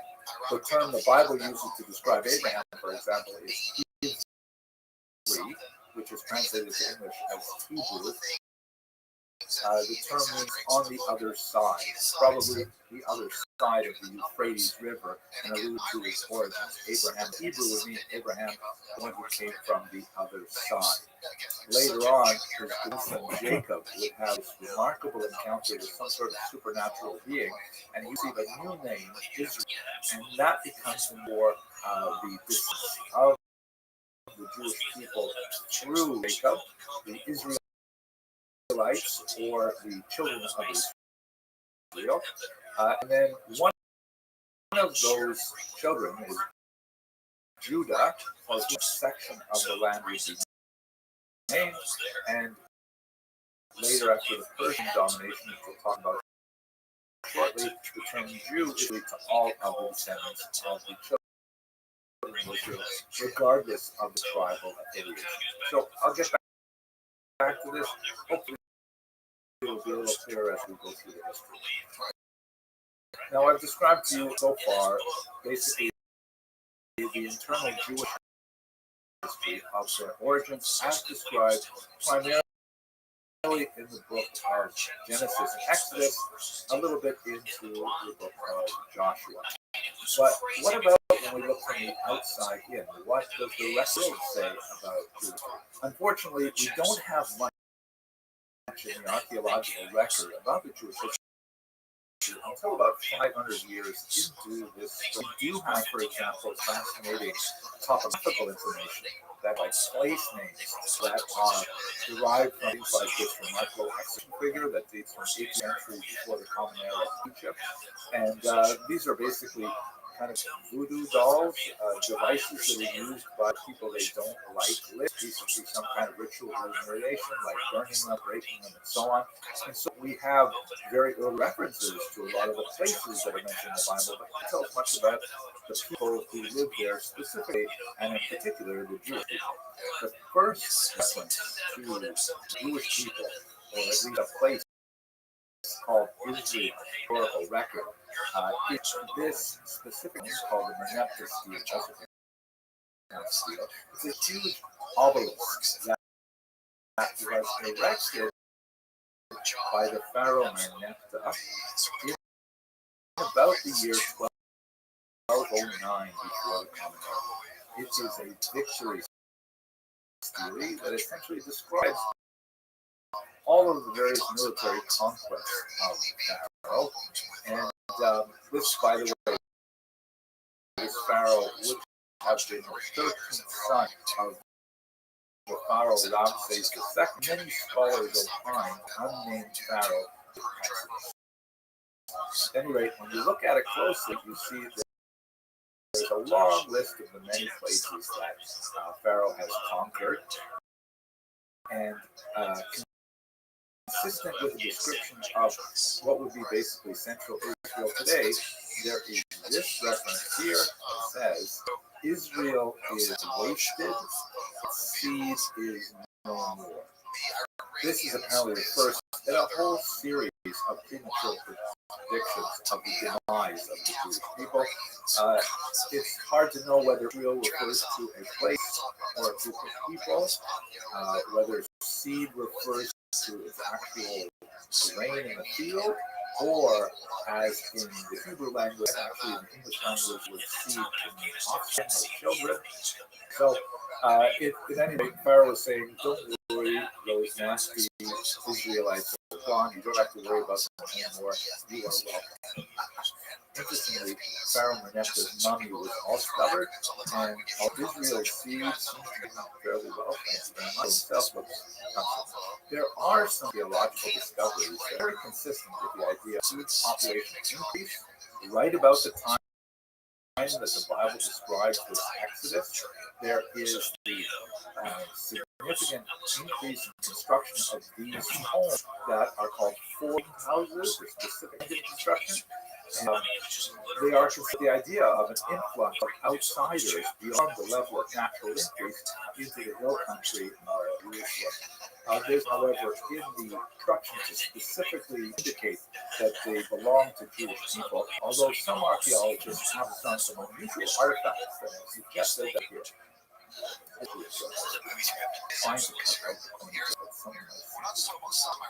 This basically takes us through the first 500 years of Jewish history, as reported by the about their own history. But if we look at it from the outside, we basically have silence in historical record. There's a lot more to say about, to read those early portions of the Bible, but they basically have to be on faith. I believe it would be read on faith.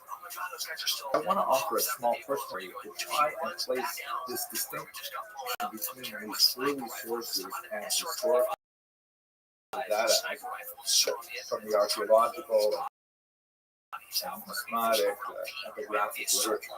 And I want to tell you a story about my own grandparents. This is a picture of my grandfather Alex and my grandmother Tom. Shortly after their in 1913, they were both Lithuanian refugees who made their way to Canada, and my grandfather set up a small rare store in northern Ireland. Wasn't especially severe at first. There were all kinds of things challenging them. He tried different things, had so much success. Initially, he tried to be a farmer, and that was a disaster. But a horrible forest fire ravaged Ontario. It was called the Matheson Fire. 200 people lost their lives in this terrific fire over thousands of them. So my grandmother was then expecting a second son. She was very young, odd child.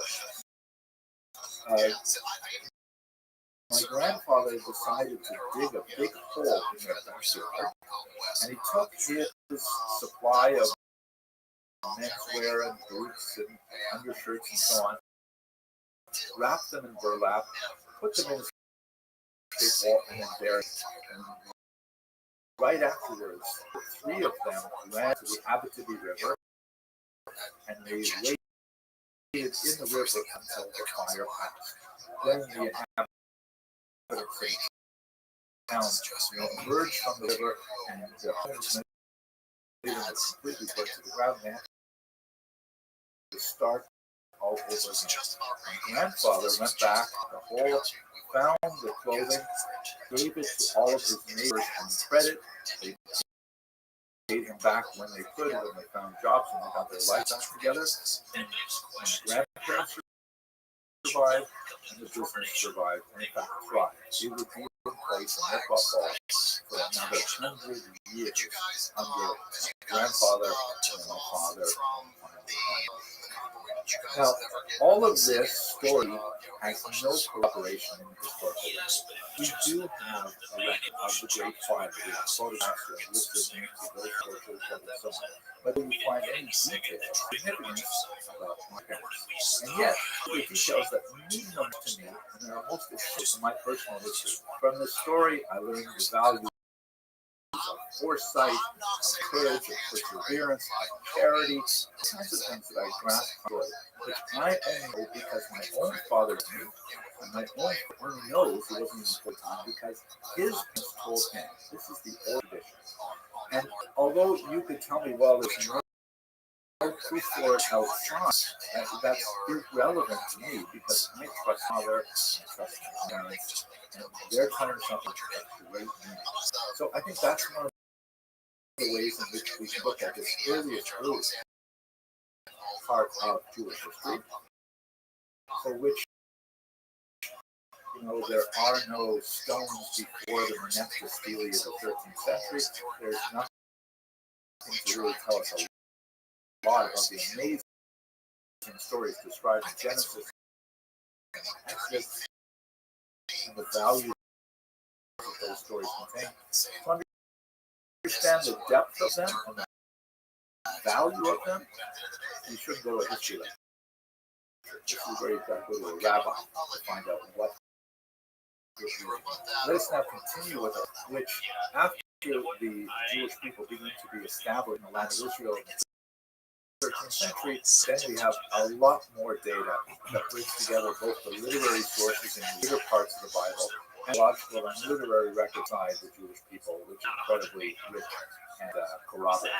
So, as I mentioned, ironically, it's important to note from this point onward, there is never a defeat of Jews. It's that the population will under the Assyrians, the Babylonians, and so on, a tremendous amount of out-migration, but there are always, even if there are tiny fragments of the population. This particular mosaic, which comes from the synagogue of Gaza from the 6th century, is a great example.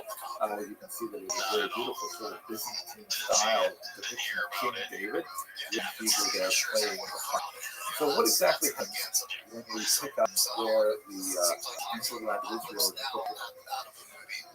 They are divided into tribes and they receive territory according to their tribal affiliation. This is one of many maps that kind of the land of Israel are somewhat elastic throughout this. Here they extend into Lebanon as well, but they do include the last thing we speak about just in a moment. According to the Bible, they're moved by a group of Jews, and then later they moved on. The most extremely significant, this is an amazing description, from the 3rd century synagogue Dura Europos, which was on the Euphrates River, and it was a rather amazing synagogue because it was buried in sand early on in its existence, and that preserved all of the amazing wall paintings. When it was finally excavated in the 20th century, they discovered these things that learned so much about the history of it. But anyway, this is a beautiful depiction of the prophet Samuel anointing David, one of the greatest of the this golden age. This is, by the way, an archaeological find from the northern part of Israel called the Tel Dan Stele that refers to the house of David. You can see in the chopped in mark towards the bottom right. Before I get into the discussion of the kings, though, let's go back to the discussion of the other peoples living around Israel. And the most significant one, particularly on the level of nomenclature, are the Philistines.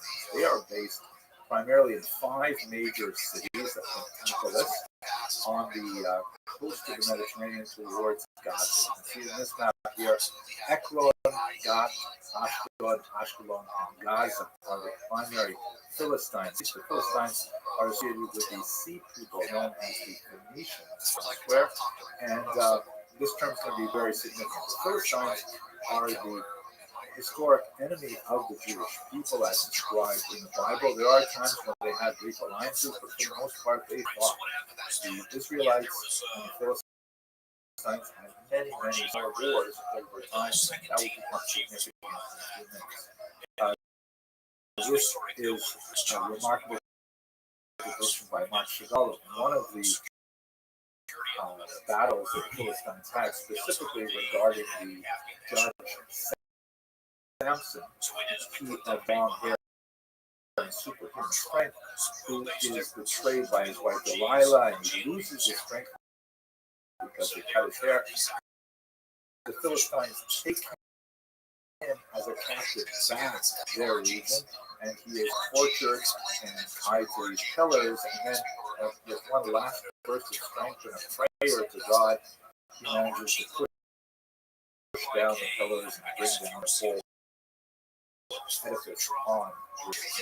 But I think what's especially important for us is this passage from Herodotus, the great Greek historian writing in the 5th century before Christ, who refers to this region and the Phoenicians living there, and he refers to it specifically by the name Palestine or Palestine. How this entered as the principal name used for the land of Israel comes from Emperor Hadrian, shown here. But, let's see, this would go 700 years later, when Hadrian is angry with the Jewish people after having fought a brutal war of some 2.5 years with the Bar Kokhba rebels. When he finally manages to extirpate the rebellion, crushes it brutally, does everything he can wipe out the memory of Jews in Israel. He bars them from the names, Aelia Capitolina after himself,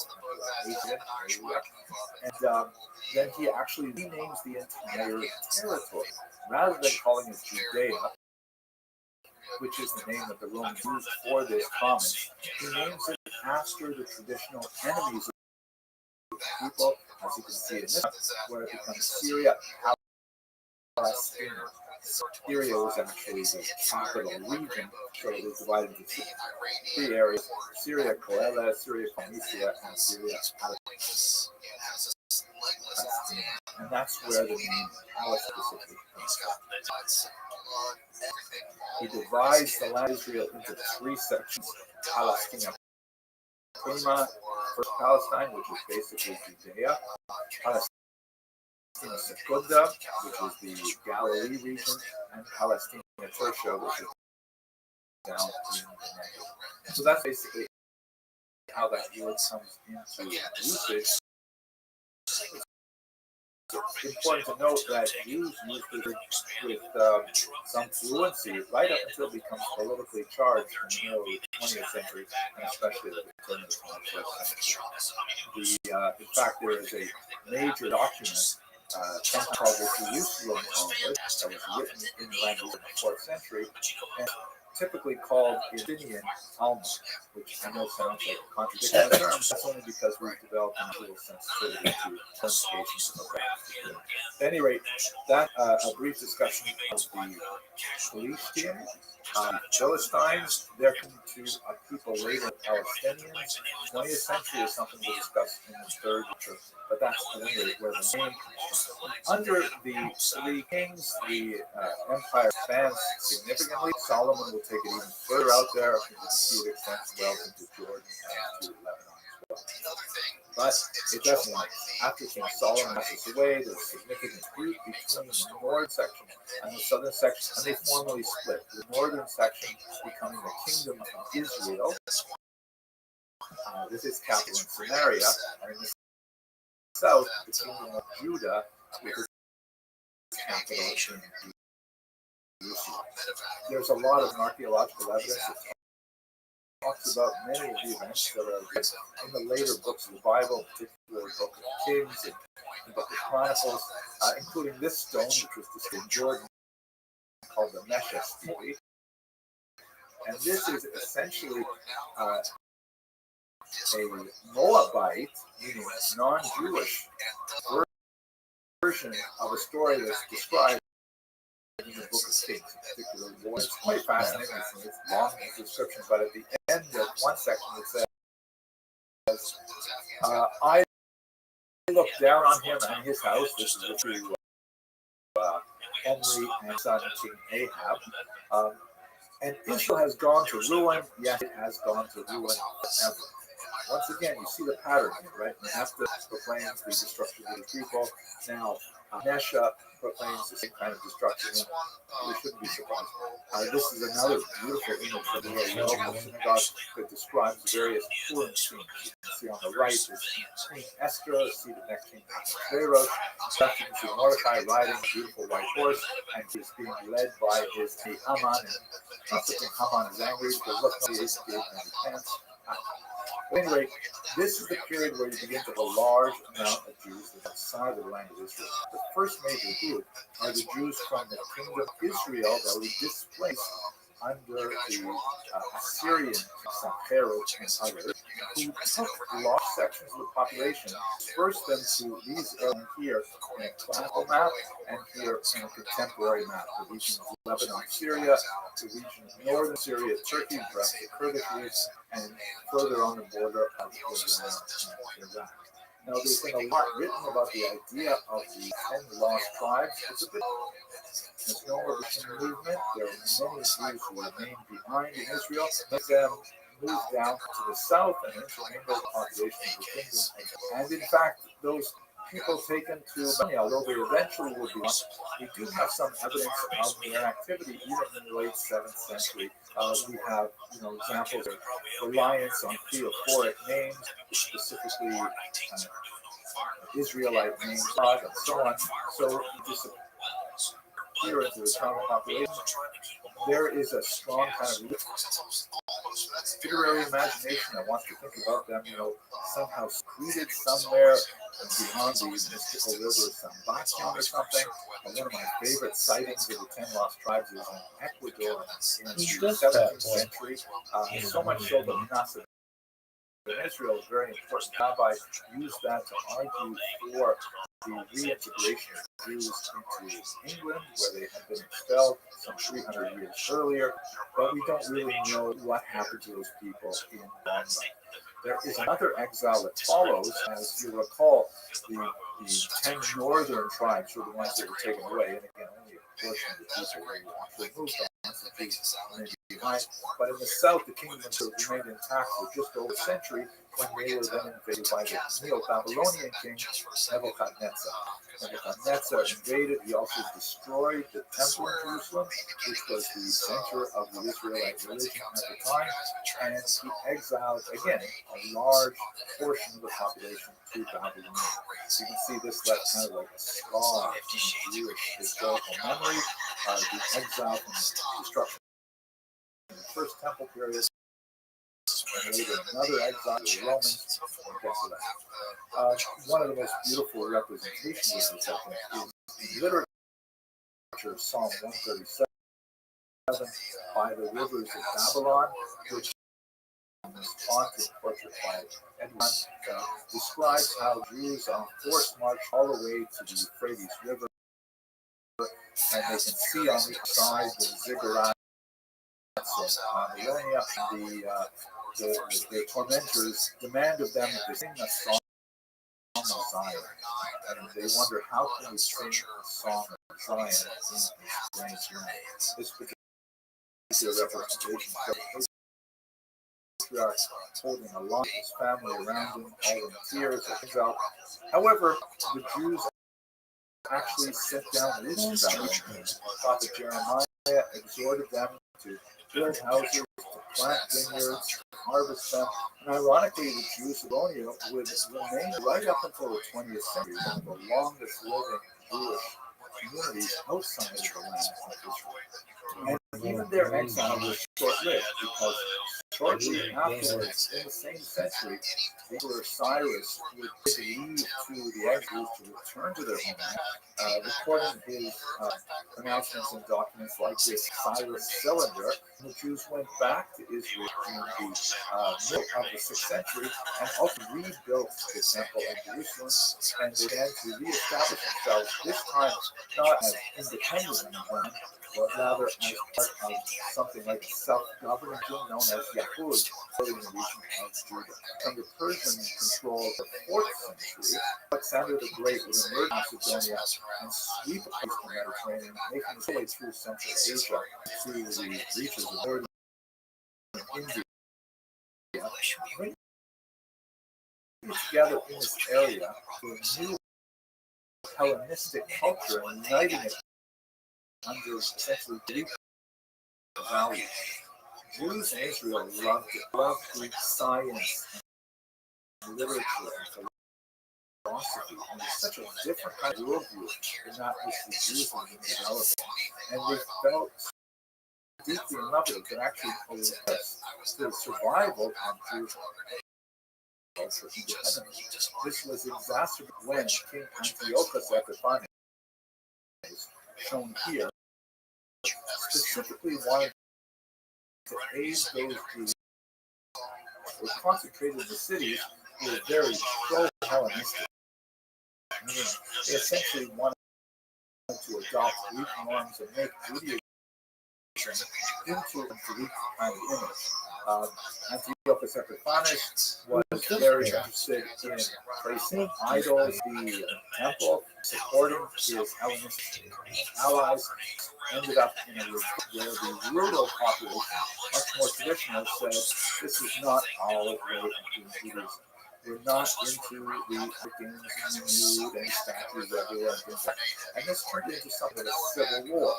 The pro-Hellenistic factors called in Syrian reinforcements. The reason, by the way, I'm calling them Syrian is because after Alexander the Great, who was Macedonian, passed away, the empire was divided into kingdoms, and Israel was either under the Egyptian or under the Syrian from the King Seleucus.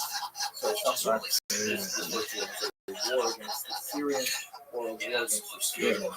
Among the most dramatic moments recorded in the book of Maccabees is the Battle of Beit Zechariah, in which one of the Maccabee brothers, these are like the rebel forces, leader of rebels under Judah Maccabee, he thought that King Antiochus was riding at the top of their formidable war elephant, dived underneath it and stabbed him below, as shown in beautiful stuff. The elephant died, toppling the soldiers who were, unfortunately, he was incorrect, and the elephant unfortunately crushed him to death. And the reason why I'm focusing on this specific battle fight is because the book of Maccabees, there are actually 7 books of Maccabees, did not make it into the Hebrew scriptures.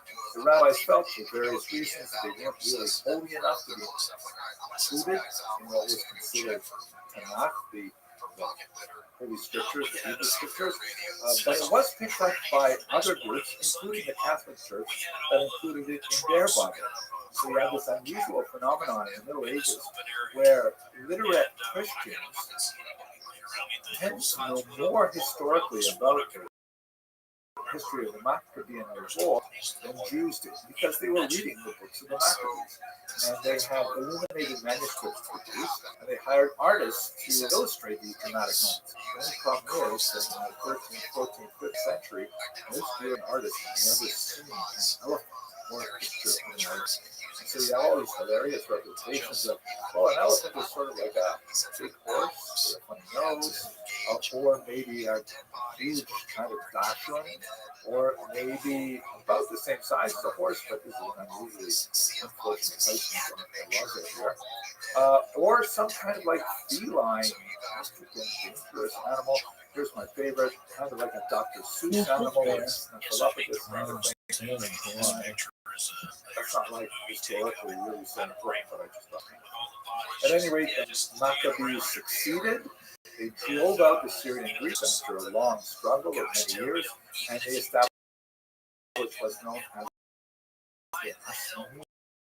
the several generations of kings, dynasties, and kings that actually expanded much of the territory of Israel, and once again extended but this Maccabean kingdom lasted only a little bit longer than a century. Ultimately, it declined in fighting, and two brothers were specifically competing for the throne, and they both independently appealed to the Roman Empire. The Roman Empire says, fine, we'll help you, and General Pompey enters the land of Israel in the year 63 before the Common Era, violates the temple, and he decides that he's not interested in supporting one side or another. He's just going to take over Judea for himself, for the Roman Empire, and they would appoint some client kings to run the state, as Rome did throughout the entire region.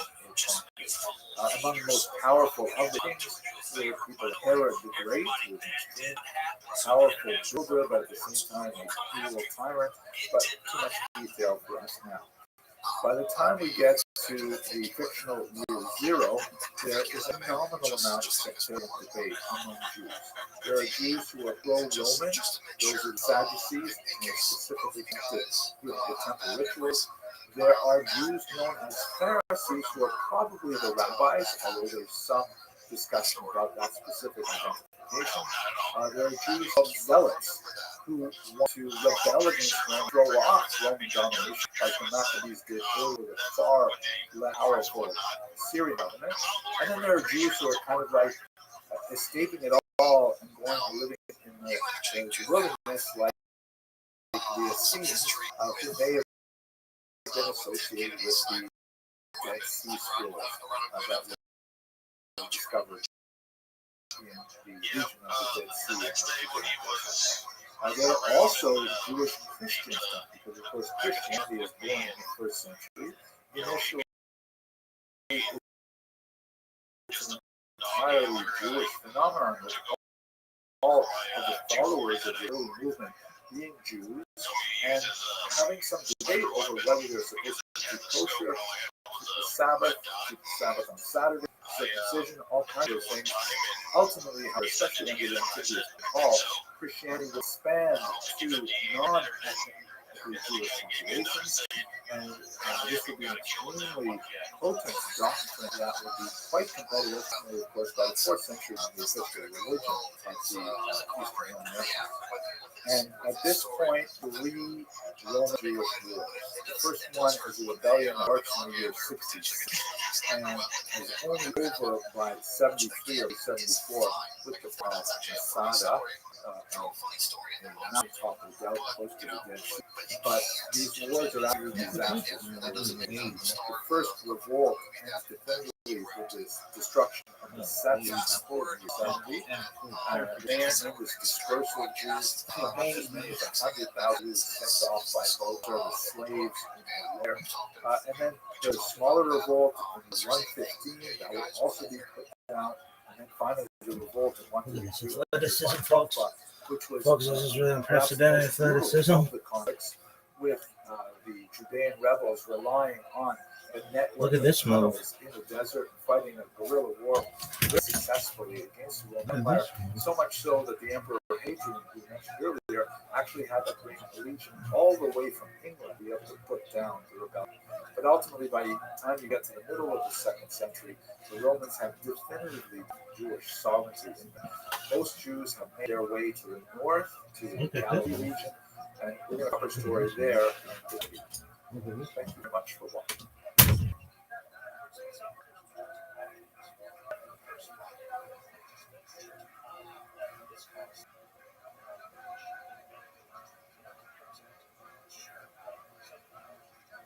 Hello, fellow students of Jewish history. In these very difficult times, there's a tremendous amount of heat and relatively little light cast on the actual history of the region. So my goal in this second of 3 short lectures is to look at the presence of the Jews in the land of Israel from the end of the Roman period right up until the 19th century. This is kind of like a stretched out medieval period. And in the third lecture, we'll look at the post-contentious era, the 20th and 21st century in particular. So let's go right back to late antiquity. Here's a map of the Roman Empire at the beginning of the 2nd century, and as you can see, it's a massive empire that stretches all the way from England throughout the entire Mediterranean basin, right out until the region of Persia. And as you can see from the colors that I've sort of added here, and these are not to scale, you get a sense of where the large Jewish communities are and where the small Jewish communities are. There are significant diaspora communities in Rome and in Egypt in particular that existed prior to the disastrous Roman-Jewish wars, and they of course expanded after the great expulsions of the 1st century at the end of the First Jewish War. By the way, very important to note that although we speak about the Roman exile, that's somewhat of an exaggeration.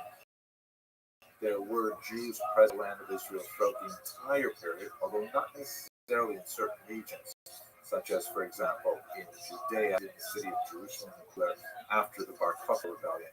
But after 3 failed wars, the Great Revolt of 66 through 74, the Kitos Rebellion of 115 to 117, and the Bar Kokhba Revolt of 132 to about 136, there was a tremendous amount of persecution applied, particularly to Judea, and many Jews moved to the north, and you have the rise of the greater around the city of Tiberia. So we've got diaspora populations that existed prior to these wars, and of course they expanded significantly after the wars, but there was always a presence of Jews in the land of Israel throughout the entire medieval period. So what's going on in the land of Israel after the Bar Kokhba revolts of 132 to 136? Perhaps the most significant thing is under the persecution of Hadrian, there's this big movement to the north, and that's where at the turn of the 3rd century, Rabbi Yehuda Nasi in particular decided that it was time to make a dramatic break in Jewish history and to record in writing the large oral tradition which came to be known as the Mishnah. This is basically, for lack of a better word for this very short lecture, it's basically Jewish law, although it's really more something like a textbook that offers lots and lots of questions, more questions than answers in many ways. It's broken into sections known as Shishe Sidre, or six orders, which gives you a sense of the legal priorities of the Jewish nation at this difficult time. Seeds, which deals primarily with the laws of agriculture, as described in the Bible, laws of mixed species, the sabbatical year, and things like that. Holidays, of course, the holidays cycle. Women, which deals with marriage, divorce, and so on. Damages, which is kind of like a classic section of the Talmud. The Talmud, as we shall see, is a commentary on the Mishnah, and this is basically torts and things like that.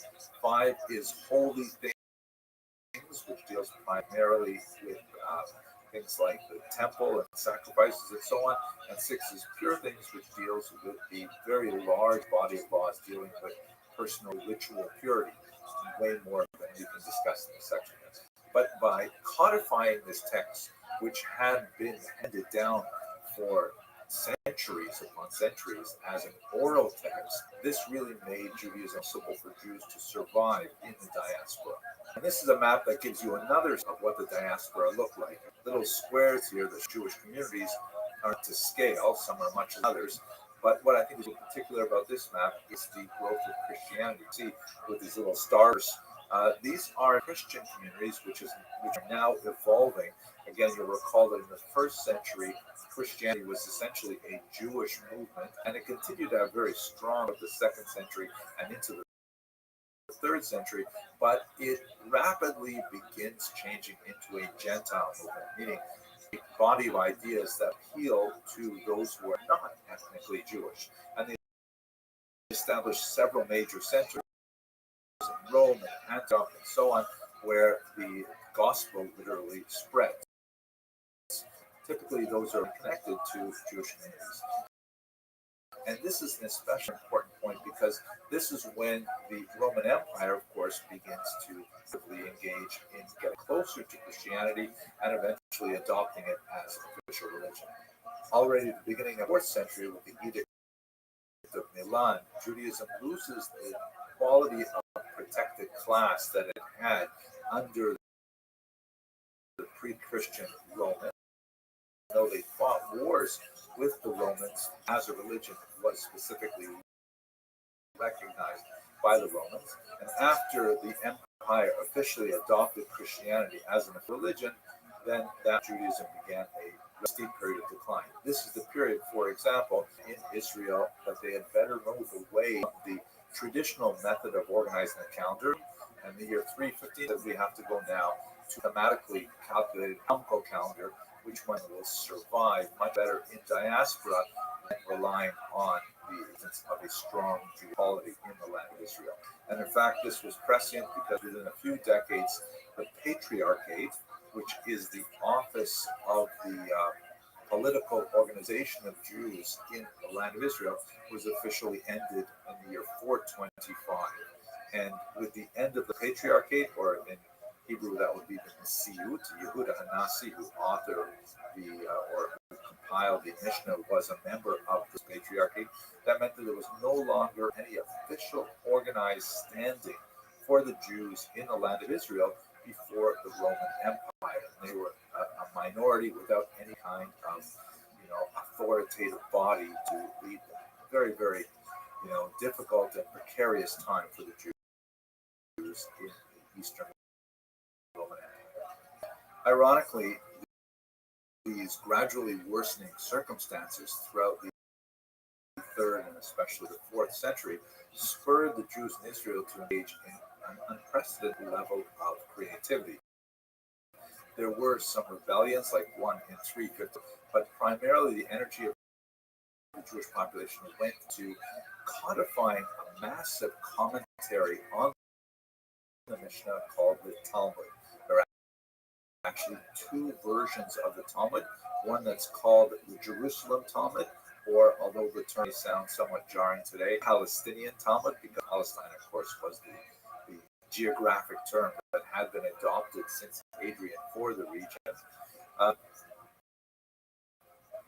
And this Talmud essentially was a rather brilliant thing. I'd love to talk about it a lot more, but I can't here. You'll have to go to my channel to look at other videos to understand a little bit about what the Talmud means. Essentially, it takes the Texta, which is itself kind of like an amplifier, and opens it to a degree of debate that makes it not a text like you read like a newspaper, but a series of questions, somewhat strange answers that require further questions. And this is what I'd like to call the genius of ambiguity. It really made the Jerusalem Talmud, and then it's later the Talmud written in Babylonia, it's the Babylonian Talmud, made it like a core text of Jews for the next 1,000 odd years, and it's still actively studied today. I don't have time to go into like the details of how the Talmud works, but I will give you one example, kind of illustrate the sense of playfulness that sometimes infuses this. This is a true story. When I was studying Shiva in a rabbinical seminary in Jerusalem, myself, I am not a rabbi, just a regular guy, or historian if you like. There was a problem with an excessive amount of food being wasted, primarily because this was the time of the collapse of the Soviet Union. There were a lot of Jewish boys who were coming from Russia and Ukraine, and they were coming to Jerusalem to study, and maybe they were worried that the yeshiva would close, so therefore they would tend to take multiple helpings of lunch. Food was free for students, and they would take it back to their rooms, and it would waste, and it was expensive, and so on.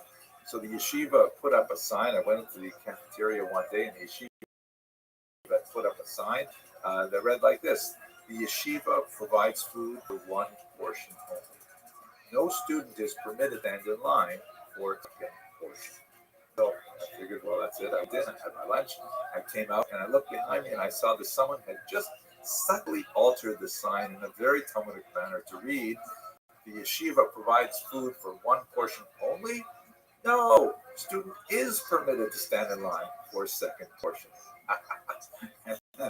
Well, and they just took down the sign. But that just gives you some sense of what it means to study the Talmud and the Mishnah that it's based upon as a Jewish exercise in learning. And this was created in the land of Israel in the 4th century, long after the Roman-Jewish wars.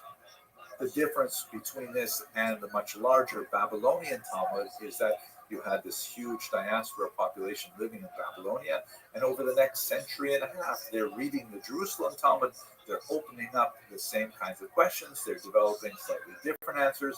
They're also interested in somewhat different issues because in the land of Israel, there's a lot of discussion of agricultural laws that apply there. They don't necessarily apply in Babylonia and so on. The Babylonian Talmud, because it's written later, is generally considered more authoritative and certainly much well studied, but its origins are in the land of Israel. Another major contribution, not just to internal Jewish culture, but really to world culture, is the institution of the synagogue, which develops at this time. And other houses of worship, as the church and the mosque, are based directly on the model created by the synagogue. The term itself, synagogue, is Greek. It means place where people gather, and that is translation of the Hebrew term Beit Knesset, and that's also how we get the Latin term ecclesia, eglise, church, and mosque as well. They all come from this basic idea. And this is something that actually began to develop only in the period before Roman Jewish wars. For example, from the 1st century before, this remarkable tablet, the Theodotus inscription, it's called, and it's basically, the classic example of plaque that is really well associated. Anyone who walks into a synagogue, you will notice that there are tens, sometimes hundreds of plaques that all commemorate donors who gave money in order to build the synagogue. This one is attributed to a man named Theodotus, the son of Netos, who was an archisynagogus, head of the synagogue, and it basically talks about how a representative of a line of people who were donors to the synagogue, built the synagogue, a guest room, chambers, the plumbing, all kinds of things like that. And synagogues, especially after the destruction of the temple in the year 70, which it represents a huge change to Jewish ritual. I mean, all of Judaism was so full. focused on the temple, its rituals in Jerusalem. When it is destroyed by the Romans, what do you do with Judaism as a whole? And transition to synagogues is essentially something that replaced, at least in some form, the centrality of the temple, allowing Jews to come together to express their heartfelt desires and prayer to God, and to perform many other communal functions, social gatherings, study sessions, and so on. And we have synagogues that dot the entire landscape and are especially prevalent in the north, where many Jews had settled after Bar Kokhba. Here, for example, is a beautiful synagogue flora with a huge mosaic of the zodiac that was found in Kamat Tiberia, it's 4th century. And you can see from the mosaic that they're still commemorating, harking back to the temple with all kinds of elements like the incense shovel and the menorah and the Ark of the Covenant that all refer back to the temple, and as well as the shofar and the lulav and etrog, which are, of course, part of the holiday season. You have these beautiful mosaics everywhere, including in not too far away, the Beit Alpha, 6th century, kind of a more primitive style, but really quite interesting. Beit Alpha also has this dramatic rendition of the binding of Isaac, which is described in the book of Genesis, chapter 22. And we have synagogues like this, as I think I showed you in the last lecture, even from Gaza and so on. And these synagogues dot the landscape, particularly right up until the 7th century, when you have the advent of Islam. This map says a lot about what happens to the world in the 7th century. This new faith that emerges from Saudi Arabia, from Medina and Mecca, under the leadership of Muhammad, spreads with tremendous rapidity throughout the entire Mediterranean basin, reaching up into the Iberian Peninsula in the west and moving all the way out in the east to regions like Afghanistan, the reaches of northern India, and so on. After some initial moments of harsh conflict between Muhammad and some Jewish tribes living in Saudi Arabia, Islam is to the land of Israel and actually turns out to be, over the long term, which proves to be quite beneficial, at least up until the 20th century. Ironies of Jewish history is that overall, accepting again this very difficult last 100-odd years, Jews fared better in general under Islam than they did under Christianity. That's not to say that there were not examples of violence directed at Jews. There was certainly, as we certainly low-level discussion that was pervasive. Occasionally there were moments of forced conversions, but pound for pound, comparing apples, as it were, it was. Let's look at why so. We should understand, as religions, as systems of human behavior, Islam and Judaism are actually much more similar to each other than Judaism is to Christianity. The primary reason for this is because Islam, which of course is based on Christianity and Judaism, Muhammad had a wide range of teachers that he could draw upon to learn about earlier faiths, and there are so many similarities between Islam and Judaism that clearly shows that they share a common cultural vocabulary. For example, Jews are required to pray 3 times a day facing Jerusalem. Muslims pray 5 times a day facing Mecca. Originally, they faced Jerusalem as well. Jews practice a dietary system known as kashrut. Muslims practice a dietary system associated with halal. Judaism has a certain set of rules regarding the dress of females, and the dress of males, by the way. And Islam has also a system of rules for dress of females and at least males, although I'm not with Islam. But in other words, they're kind of like similar blocks of ideas about how people should behave. Although they're not identical, of course, Jews and Muslims can sort of understand that, okay, these are, categories of behavior. Christianity, on the other hand, places a tremendous amount of emphasis on creed, on belief, rather than on pragmatic behavior, which sets it somewhat apart from both Islam and Judaism, although, of course, also both Islam and Judaism have elements of creed as well. But this whole comparative structure of halakha on the Jewish side, of Jewish law, and Sharia, or Islamic law on the other side, means that they really have quite a bit in common, and they were actually able to effect quite a sort of modus vivendi, a way of living together. This was expressed in particular in legal terms under something which came to be known as the Pact of Umar, associated with the 9th century in particular. And essentially what the Pact of Umar dictates is it regulates the space for non-Muslims in Muslim society, in particular Jews and Christians, because they were known as people of book. They had, of Islam, received legitimate transmission or communication from God in the past.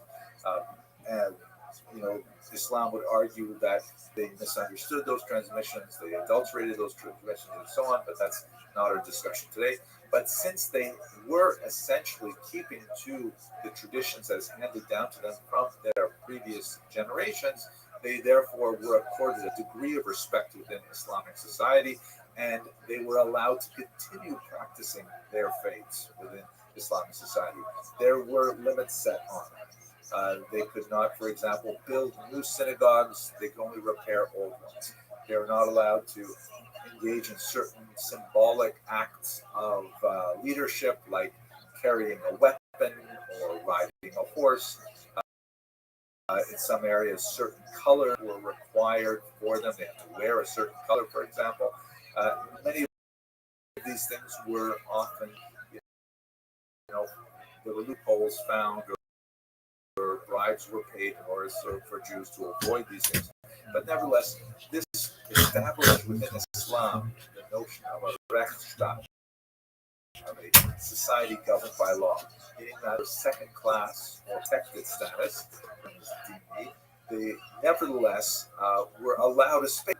There were additional taxes imposed on them, called the jizya and so on. But basically, they had a space where they could continue to be Jewish. And this proved to be really very useful as a whole. If we move outside of the land of Israel for a moment, perhaps the greatest expression of this applies in the Spanish Golden Age, sometimes as la convivencia, the period of coexistence, where Jews and Muslims in this triangular society of Spain, which is unusual, actually enjoyed a period of tremendous, cooperation and cultural prosperity. It's somewhat aided occasionally in historical, but nevertheless it has some dramatic moments and associated with it.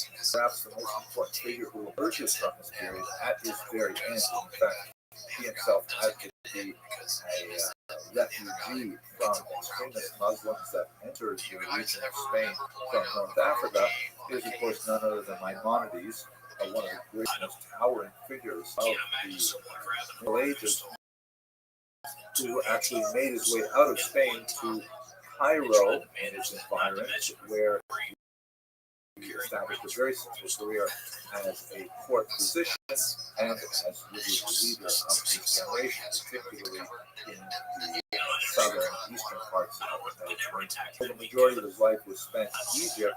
He was ultimately raised in Israel. After the advent of Islam, there is a resurgence of the Jewish population, particularly Jerusalem. You have the significant rabbinic leadership that engages in some rivalry with the rabbinic leadership much larger than Baghdad. Ultimately, they take the lead, but Jerusalem nevertheless has a place. And Jews and Muslims fight alongside each other against the Crusaders who entered the land of Israel in the entry and several times. One of the most fascinating periods of Jewish history at this time is when the Ottoman Empire controlled its map of the entire empire that did right up until the 20th century. And this is as a result of a great influx of Jews after the Spanish expulsion. This map here shows you the many places sought refuge after being sent out of Spain. You can see a significant number of them went through the land of Israel, and not only that, in particular, they went to a city about Spot. Spot is a beautiful city that was especially famous until the 1500s, when it only attracts this tremendous number of Spanish and Portuguese exilees. This incredible Jewish activities there that the Lurianic Kabbalah is particularly described. You can see from these unique blue tinted gravestones from Spot some of the great names of the Kabbalah, the Alphabets, Cordovero, and of course the incredible Rizal, Isaac Luria, who came to Spot from Egypt in order to study with the great masters there. The tremendous creativity happening in the land of Israel in the 1500s in Spot in particular. The tremendous surge of Jewish creativity in Spot, however, is largely limited to the 1500s. But how do you get past that period? Jewish communities in the land of Israel tend to go into a fairly steep decline. There are regular, migrations, particularly from 1700 on, from Poland, of Jews who are seeking to return to the ancestral homeland. But if you look at this estimated population chart on the land of Israel from 1850, which is based solely on people who had status as Ottoman subjects, you can see that Jews constitute roughly 4% of the overall population. Blacks, Christians, another 8%, and everyone else are basically Muslims or Druze. So there's only a tiny, tiny minority of Jews living in the land of Israel by the time we get to the modern period. By the 1880s, however, we begin to see the organized migration of Jews now from the region of Ukraine in particular, under an organization called the Hebrews, which is an acronym for the phrase Beit Yaakov L'Kivon Yaakov, House of Jacob, let us arise and go. This is actually one of their founding documents here. This organization, Hebrews, aimed to recreate agricultural settlements of Jews in the land of Israel. They received significant backing from Western donors. They were not especially good farmers, however, and they struggled. Many of their communities failed, but some of them actually managed to take root in places like Petah Tikva, and they constituted the nucleus of the new migration of Jews from Eastern and Western Europe. And as you can see from some of these 20th century posters designed to support for nations to help these Jews reestablish themselves in their ancestral homeland. Here you see that there's no contradiction of using the term Palestine to refer to the land of Israel, and they have the translation where it says in English, build the land of Israel is the phrase that's translated as Palestine. Is a more muscular version that really captures the imagination of Jews at the time, and maybe born on its soil.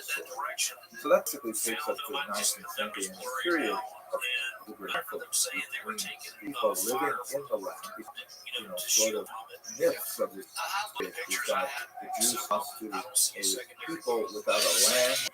The land populated, of course, was well populated with many people, and we'll have to turn to that very full chapter in the next section. But for now, I hope you found this useful, and I hope you expect it. Thank you very much.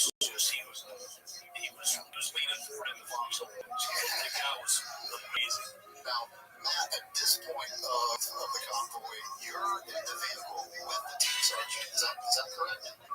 Yes, I was with the team sergeant, Michael. What do you remember about this part?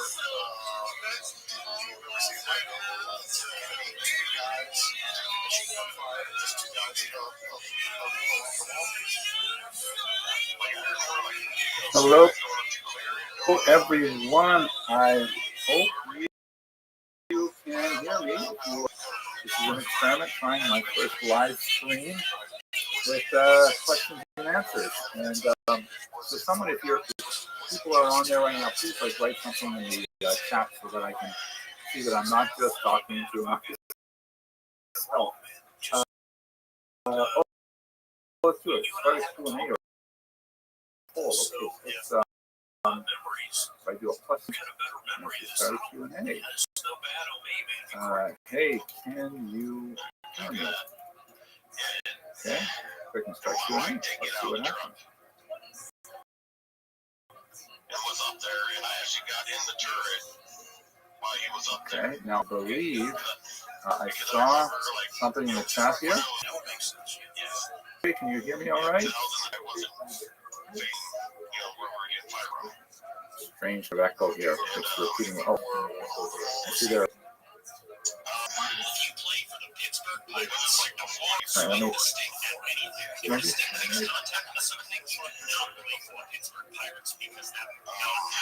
This is how you can tell if you play for the Pittsburgh Pirates. Because if Mike would have got out of the truck, and I'm not trying to lead you on this episode. Okay, try again. How does it sound? That means only Tim would have been against the wall, getting ready. Wow, that's not working right to go now. in as a single Tim, which would have basically never happened. But that would have explained why Mike needed to go be with them. But that would make a lot of sense that he would have had to go plus up a. So I see there are 34 people as participants. So I assume that something's in here. There's two guys there. I know one was Mike. I'm not 100% certain who was the second one. Right. So see that guy get pushed on the ground? But I'm not getting any feedback from you. All right. And then we'll call you up to rank the game. I don't even know if this actually works. And I'm going to tell you what I'm experiencing from my end is that I say something and then I say it back to me. Oh wait, I think that I had two browsers open. Oh, that's great. So that's an improvement. Now let's see. Do I have anyone who's asked any questions here? Let's see what I've got. Yes, great. I've got some questions there in the chats here. Okay, so I see Taylor26 is on. Thank you. Sean London is on. I hope I pronounced that correctly. All right, that looks solved. Okay, two browsers. Okay, so let me start with the questions that I have recorded from my notes here, and I hope that they will be useful for you as well. And please feel free to add your questions in the chat so that I can, deal with them live. And let's try a few different ways of experimenting with this. First of all, a lot of people reacted to the review of Ilan Pape's book that I just posted yesterday. This is something I posted only for members because I really did like this book, and I don't really want to share negative things with the whole crowd. It is a fairly critical review, and I do appreciate that many asked me to make it public, but this one I'm going to hold on to. However, the things that I learned from the book and reactions to it as well, I will include this in more standard presentation, so that you'll get to see that as well. Now let's go on to the Trancoso inscription. So a lot of people had a lot of interesting theories about what's going on with those strange inscriptions on the stone exteriors of the houses in the Jewish quarter in Coso, Portugal. A couple of people said, well, maybe that strange one that looks like it says the word Roro is actually Duro, like the letter Resh in Hebrew is very close to a Dalet. It's just a difference of a sharp corner, a right angle, opposed to a slight curve. And that's possible, but it should be noted that this particular location is somewhat south of the Douro River. It's not really so close that someone will want to write it there, and also write it twice. So it's really quite a mystery. I still have to spend a lot of time thinking about this to even get some sense of it. But I got a few other interesting suggestions. Yosef Israel writes the last bit at the end. The inscription looks like it says the word ruach, which means spirit. And that's referred to the little horizon under one of the last letters that would actually spell that sound. But when you actually lift the wall, you'll see that not actually carved wall. In the video, it shows up, but it's just a little bit of light. And it could be that that lichen is there because there was a bit of imperfection in the rock, but it's definitely not as deep as so. I don't think quite that. Stanislawski 2260 writes, the Egyptians would have to be analyzed and dated by archaeologists in the first place. True, I'm not a trained archaeologist at all. I'm a regular historian. I read fairly widely in archaeology, but I don't have all the tools here. The question is, how old are they really? Are they pre, during, or post-Inquisition? Could the stones have been reused from earlier buildings? Was the location affected by the Great Lisbon earthquake of 1755? There were earlier earthquakes in the region too, 1321, 1356, and 1531, and also another earthquake in 1760. So a very erudite kind of complex question there. But it's really the main problem. We know that the inscriptions have been around for quite some time, but they could even be possibly early 20th century. There's no way to carbon 14 date an inscription of this nature. It's inorganic material and so on. The buildings can date to the pre-Inquisition period, 13th century, 14th century. So sometime over the last 500 years, someone inscribed the walls with these strange symbols. They were not affected by the earthquake of 755. We were aware of that one. Totally destroyed much of Lisbon, but didn't have the same kind of impact in Troncoso. These buildings are definitely from the Inquisition period, but the inscriptions could have been added as late as the 20th century. In fact, I had a really interesting discussion with museumologists in Porto who suggested they may even have been inscribed for the purpose of attracting tourists. I mean, that was like really wild, but not impossible at all. So it's still likely that they were inscribed, most likely by Jews, because it's a Jewish neighborhood, and they don't appear nowhere near the outside of the neighborhood, but we don't know really what they mean. Another username, Eliyahu Tishby, suggests that Roro might be a yeah, could be, but why would you put that on a wall? Why would you inscribe it twice? It's on either side of the wall. It's just a bizarre thing to write on your doorpost, especially we're not talking about someone tagging it with a spray paint. This is, inscribed in the wall. You'd have to spend a couple of hours with a hammer and chisel making a lot of noise inscribing into it, so it's hard to say. Desert Trier writes the same thing. Why would a Jew spend hours carving a nickname into the side of a house under the hot Portuguese sun? Good question. Anik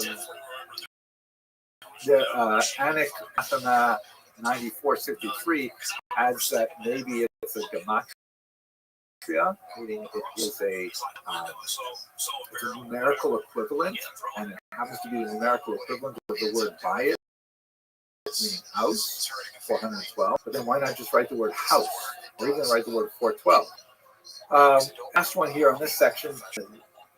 J asks, are there Jewish personal names that identify? And definitely, there's quite a few. Nunez, Pez, Sanchez, Gonzalez, these are often very well associated with crypto Jews.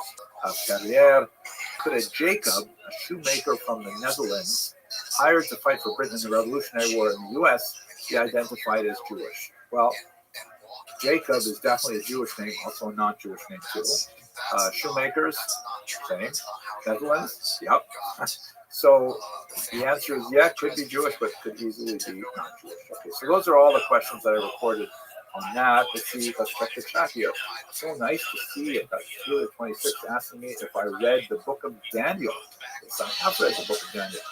Why does it mix historical events with apocalyptic imagination? The author of Daniel anticipated the apocalypse so shortly after the Maccabean revolt. So those are really hard questions. Definitely, this makes me regret that I did this live stream. But reading the book of Daniel is definitely one of the most complex and difficult to parse books in Tanakh. In fact, there's a discussion in the Talmud that divine sanction applied to revealing some of the secrets that are written, coded into the book of Daniel. Scholars approach this, academic scholars approach it with a very different perspective, suggesting that it was written much later than it purports to be written. That would change the way we understand the apocalyptic suggestions that are encoded in it. Definitely a massive topic, and the interpretations of Daniel will be very heavily on the kind of scholars asking when trying to figure out what does this book mean. What's my favorite commentary on the Torah? Well, I have a lot, I think. I am a traditionalist. I love Rashi. I think Rashi has intelligence, and he writes in such a brief and manner. In terms of modern commentator, I prefer Rav Steinsaltz. I study his work every day. Okay, let's see. Delshon London Prejean writes that Nisan the 14th is not occurring on the same month this year to my devout Jehovah's Witness parents. How do I explain that the Gregorian is not a spiritual calendar / God-given calendar? That's a super hard question. That's more between you and your parents than me, I think. But what I can say is that the calendar that the Jews follow, that of course would calculate the date of Nisan 14th. It's a complicated luni-solar calendar. What we have in the Bible is essentially a lunar calendar completely going by, but that would result in only 304 days. So the Muslims, for example, they have a lunar calendar, and that's why they lose 11 days every single year. And Ramadan right now happens to fall in the springtime, but in a few years it'll be in the winter, it'll be in the fall, because you're always losing 11 days. The calendar, however, has to be fixed because the Torah refers to Passover as Chodesh HaAviv, or Chag HaAviv, the springtime holiday. So that means whatever happens, you have a lunar calendar, but you have to reset it every so often for it to always fall out in the springtime. This used to be done sort of ad hoc level, that they're together, and with reasons and the way they're falling out, they would make a decision whether or not to declare a leap month, the 2nd of Star, which we have in this year. But then in the 4th century, as a result of the Byzantine reaction to the Gaullist revolt in 352, the rabbis decided, you know what, we better go with the mathematically calculated calendar, and that's a fixed calendar today that does not require rabbinic intervention to calculate the leap month every year. That's probably a long description of the calendar for your parents, Sean, London, Prejean. I hope it helps. Let's see what I got. This is so fun. I see lots of names here. Welcome to Sven. It's a leap year, right? So yeah, there's a whole month added, cycle over 19 years. What's kind of interesting, this Sunday is a day that only when there is a leap year, the 30th day of the month of Adar Rishon. It happens to be a personal anniversary for me. My grandfather passed away on this day, and so that means he doesn't have the same day to observe the death anniversary of the York side every year. There are different customs as to exactly when you would observe it. But this year we can't exactly observe it on the right though. Let's see. What is the fragment of the Dead Sea Scrolls 4Q5? 4-1 all about a second. Let me just quickly check Wikipedia. I don't know offhand which particular scroll that number is, so please forgive me. That's for the two specific questions for me. Let's see. Sven asked me, what do I think of Clement of Alexandria? Was he just a Greek who was trying to self-explain Judaism? Or is his understanding of Judaism authentic, regardless of being a parent from Jews? That's also a hard question. The truth is, I don't know enough about Clement of Alexandria to say anything intelligent. So, forgive me if I say I'll have to look it up. And God willing, if we do another one of these, then I will. Hopefully, I'll say something about Clement of Alexandria. Let me make a quick note here. Clement of Alexandria. Okay. Why don't I go back to the prepared list, and please, whoever's on this live stream, please ask some more questions. So I got a lot of questions about older videos that have to do with the genetics of Ashkenazi. I don't know why people are so worked up about this. Like, there's not even, it's an objective fact that there are Jews that come from all kinds of different race backgrounds. We have African Jews and Asian Jews and European Jews. There is definitely sort of like a group of people who, especially those who wear tinfoil hats, who want to assume are descendants of our people.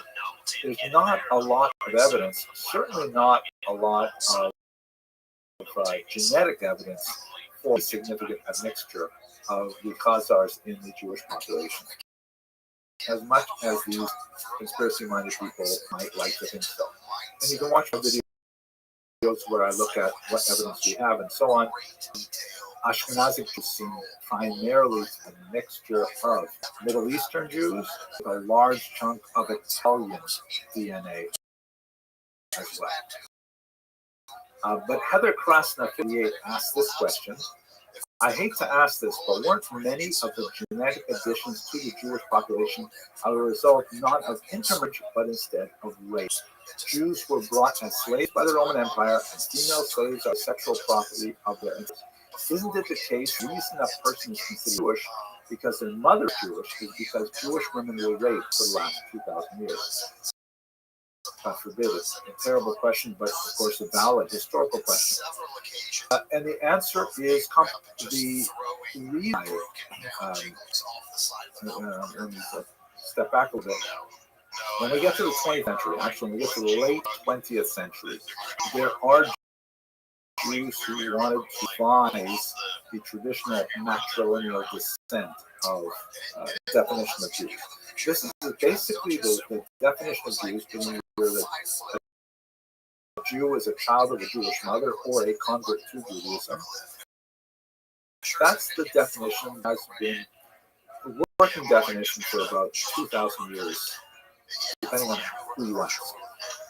We definitely see in the Bible some examples where you have Jewish males who marry women from non-Jewish backgrounds, and their children are considered Jewish. And some really important ones like Moses and Joseph and others. And so some scholars have said, well, that's patrilineal Judaism. That Judaism moved from a father-defined religious identity to a mother-defined religious identity. The traditional view is quite like that, particularly because there's a passage in the book of Deuteronomy that when you read it carefully, it indicates that children are birthed from one's daughter are Jewish, birth from one's son, who are non-Jewish women, not considered Jewish.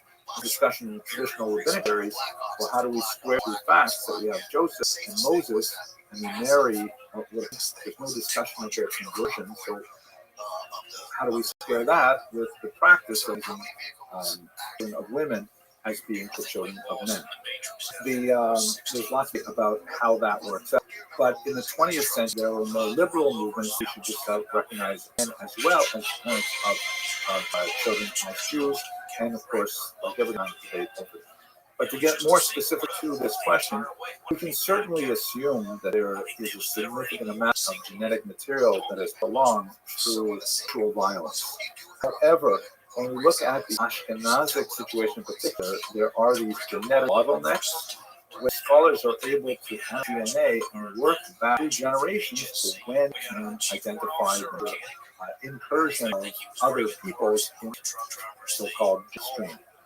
And genetic scholars have identified the 9th century as an especially important time. And in fact, especially among Levites, they've identified 4 putative Italian mothers to most, almost half of Jews who call themselves Levites today. So the short answer is Heather Fraston 5288. You are right. There's certainly a certain amount of race. However, I think it would be wrong to assume that that is the majority of cases. We simply do not have a strong literary record of that, and it's true that that could be suppressed by the fact that Jews may not want to talk about rape as an element of lineage, but well, actually, so I really don't know what I'm talking about. I would have to say that that's my best guess on the preponderance of the evidence is that there's some, but not the majority. Fascinating question. Let me just see what else I've got here in the chat. Wow, lots of things happening in the chat here. Let's see.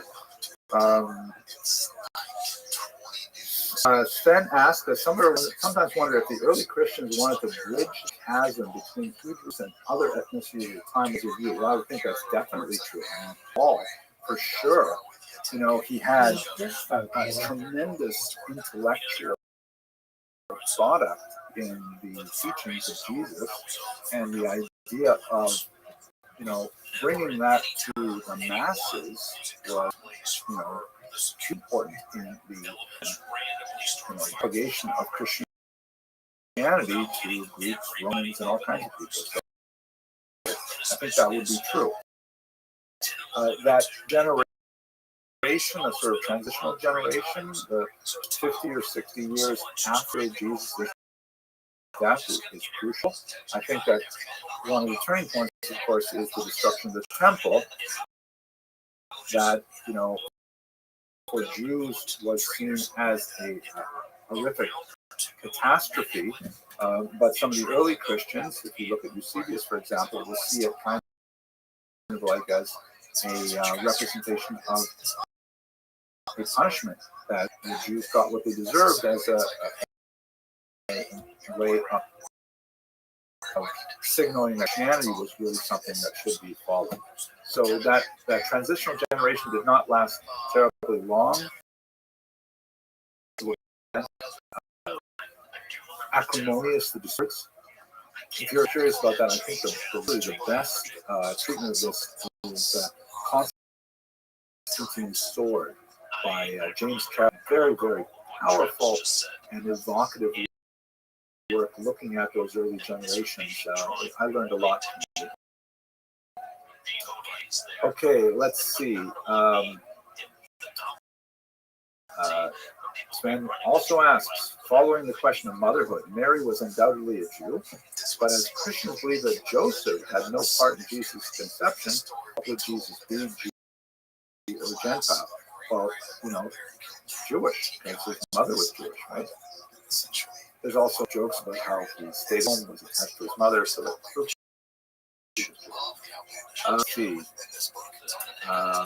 Abram and Hagar, this is Delshon asking, Abram and Hagar's child was Ishmael, was he not a Jew, or was he Jew-ish? Again, it really depends on how we understand the development of matrilineal descent as a concept. Tosfot, for example, a very important body of scholars in the Talmud, 12th to 14th century, argued at one point that the idea of matrilineal descent is something that was introduced when the Torah was given to the Jewish people. It was obviously a traditional viewpoint. So that would mean that the birth of Ishmael occurred before matrilineal descent was defined. That's one way of solving the challenge of Joseph and Moses and so on. And so, technically speaking, he could have been considered Jewish if he was, taken in by his father. Of course, the story is Ishmael and Hagar were sent away to the east and created a different civilization. So, complicated question, but I would think they would not be Jewish by these standards of the time, at least understanding it through the lens of those. Oh, this is hard. This is stumped the professor. Barb Todd writes, just that I think that the reason for most to be Jewish could be from Ezra, and the problem was their practice of other religions. That's definitely a very important observation, Barb. If you look at for those of you who may not be so familiar with the book of Ezra, this is written after the Jews returned from Persian captivity to the land of Israel. You can call them Jews at this point. It's not anachronistic. And one of the first things that happened is Ezra makes a rule that no marriages between Jewish men and non-Jewish women. And so it was clearly at that time kind of like a communal acceptance that Jewish women's children, and that's basically what was enshrined for centuries. Although, again, the historical scholarship still points to many examples of Jews who did not have Jewish mothers and were still considered Jewish by at least the surrounding society. If you read Josephus, it seems to be abundantly clear. Alice asks, speaking of Jesus, are there any writings attributed specifically to him? I am unaware of that. I mean, the Gospels were all written by his disciples, for example. Sean writes, is vaudeville as important to our Jewish culture as the Yiddish language? I would think not. I mean, Yiddish is, we have a recorded history of Yiddish that goes back centuries. Vaudeville is much more recent. Joseph writes that I am misled when I say Italian DNA. Those genetic studies are speaking of ancient Anatolian, meaning interesting. My understanding was it was more from the region of Piedmont, but Joseph, if you want to put a citation in the chat, that might be different. Okay, folks, I budgeted half an hour for this experiment. We got a couple minutes left. Is anyone else? Oh, let me just have a quick look at the notes for other questions in the audience. Right, so Tom Guitar 22 asked me to make a video about the historical accuracy of the disputes over the Purim study and the book of Esther. He writes, I think many Jews, including myself, wonder if the events actually happened. We'd love to hear what you think about some of the historical conflicts within the Persian royal lineage and how this impacts the validity of the story. Yeah, this is a really complicated thing with the calendar. And for those of you who are less familiar with the chronology, traditional Jewish chronology right now, the year 5784 does not quite jive with non-Jewish of the interweb, in particular the reigns of King Babylonia. It's hard to place the book Esther within it, and there's also some internal literary difficulties as well. In terms of my go-to work on this is a man first who wrote under the title, I can't remember it. So first though, FIRST, and he wrote probably definitive work on calendar controversies and chronologies in Jewish history. And from a traditional rabbinic viewpoint, there's a place of essay by Rabbi Shimon Schwab in his collected writings, I think volume 3, that explains that. Last question from S2-org. Where can I go to get historical information about the ancient Canaanites who, according to the book text, inhabited the region of Israel before it was promised by God to Abram and his descendants, before he led them to them? I've done a video about this, etc. I have talked this a little bit, but since most of my professional interests are in Jewish history, I haven't spent a lot on the Canaanites, but it's quite a bit of historical research. My go-to source, my beginning source, is a man named Grabe, Grabbe, who's written about 40 books looking at ancient Israel, both before and after the advent of the Israelites, and I would start with him. There's also a really nice volume by a man named Eric Klein, C-L-E-I-N, I think so. And it's a really short book, An Introduction to Biblical Archaeology, which is a really some kind of special sort of archaeology. And I think it's if you're not looking at 40 books, you're looking at one book that's under 200 pages or so, just a quick introduction. I like that book very much. Yeah, and I thought that, and Delshon also mentions that I refer to the Yiddish language as a Creole. It is in the sense that it mixes in lots of other languages, so that's quite true. And Morami Pashikani says she likes this. We should try again. Maybe we should. Okay, and do I have any lectures where I talk about the Rebbe of Klausenberg? I haven't done that, although he's quite a fascinating individual. He's a great biography of him available as well. Okay, I guess that's it for this experiment. I thought this was kind of fun. I talked Blue Streak, but it was nice to kind of have an opportunity to interact with you live. Thank you for the members who decided to support the research with donations. That's really nice. And okay, maybe I'll try and schedule one of these again. Thank you very much for listening, and hope you have an excellent day. Not something you do in someone else's backyard as well. The fallout of you shooting a bunch of unarmed Memphis operating a battlefield in someone else's battle space. These tyrants running around just slaying people covered in This is working. Please write something in if you can hear me, see me all right. Let's see, is this, yes. This goes back to a bigger question we're talking about right now, so Sounds like it works. and prove this book. Oh, very good. Okay, I've got some confirmation.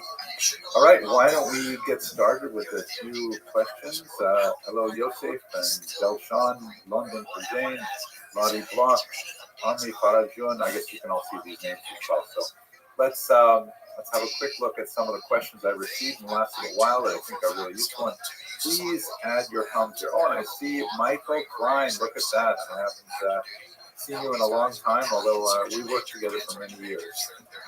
And hello, Grant Marion. Oh my God, so many. Okay, I'm going to stop saying hello. Hello to everybody, but now let's go to the question. So,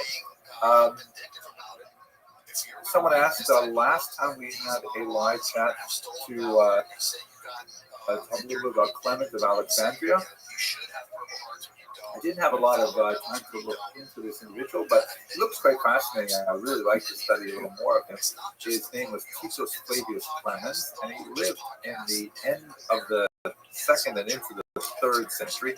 He's one of the church fathers, and apparently he has kind of like a split personality vis-a-vis the Jews. On the one hand, heavily influenced by the Jewish thinker Philon, also known as Philo, very important Egyptian Greek thinker who was Jewish, of course, and spent a tremendous amount of time sort of mediating Judaism for a Greek-reading audience. And so in a whole number of areas, Clement of Alexandria, who lived a couple of years after Philo, decided to follow his way of thinking in so many areas. However, at the same time, Clement of Alexandria also participated in the Adversos Judaeos tradition, which was basically a kind of a literary or literary attempt to argue against Judaism. It's very common among the church fathers. So, very fascinating, going in both directions. On the one hand, very much relying on Philo and appreciating his sort of Jewish philosophy, and on the other hand, still criticizing Jews vis-a-vis Christianity. So you can look into him a bit more detail later. It looks like we have the Tominator writing from Toronto. Did Purim really happen? Can you explain the discrepancy between the timelines of King Xerxes? So, hard questions. First of all, did Purim really happen? Yes, it was just a few days ago. Had an amazing Purim. Thank you for asking. I suppose what you're really meaning are, did the events described in the book of Esther really happen? And so I think the answer to that question depends on who you want to ask. If you will ask rabbis or believing Jews who retain the oral tradition, the vast majority of them will say, well, absolutely, this is historical facts. This is where these people lived and all these things happen and so on. Literary scholars, biblical scholars from the academy, from the university, and so on, tend to disagree and tend to say that the book of Esther was probably comprised quite a bit later in the Hellenistic period. And so this is like one of those key areas where you have a sort of divergence between the rabbinical and the scholarly world. To be sure, the holiday of Purim, as I indicated in my argument, is definitely deeply enshrined in Jewish memory and tradition, and is observed with some excitement, especially young kids who get to dress up as Mordecai. Or in terms of giving the timelines of Xerxes, and this is for those of you who may not be familiar with this issue, it's almost 2 centuries of missing time between the accepted religious chronology that is written in a 2nd century document called the Seder Olam, which was written by, and that's how we get this 5784, meaning this is the calendrical year that we're in right now, Jewishly, and the chronologies that we have from outside sources, particularly Greek historians like Herodotus and so on. So, what do we do with the confusion of, what happened all those years, particularly in Babylonia, and which king is Ahasuerus? Like that's the king described in the Book of Esther. Should be identified with Xerxes or with very, very big confusion. Multiple ways to get this apparent contradiction between calendars, and I would refer you in particular to an excellent book. It was originally a master's thesis, later published under a strange title. Author is Mitchell First, First. The title has something like Calendars and Conflict or something, and he goes through all of the theories behind this, because the problem has been for centuries to Jews, and there's basically 3 ways to solve it. One way is to say that Seder Olam is right, and the Greek historians are wrong. Find certain of scholars will argue that.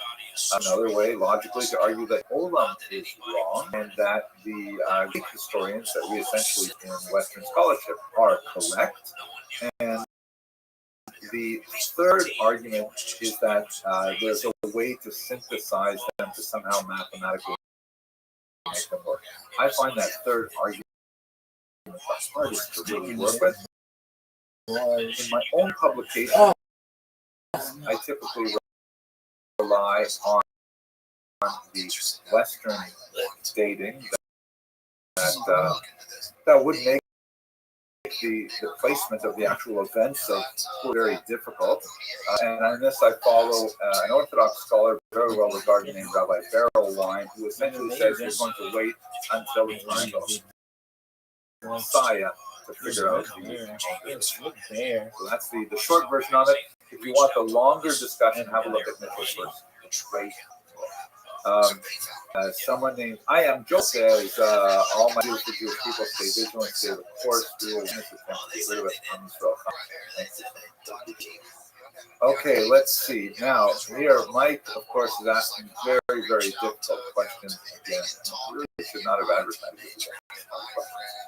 So, what Mike Klein is asking, I'm sure you can see the chat there, the whole deal with the relationship between Esther and Mordecai and Ahasuerus. And once again, it depends a lot on who you ask.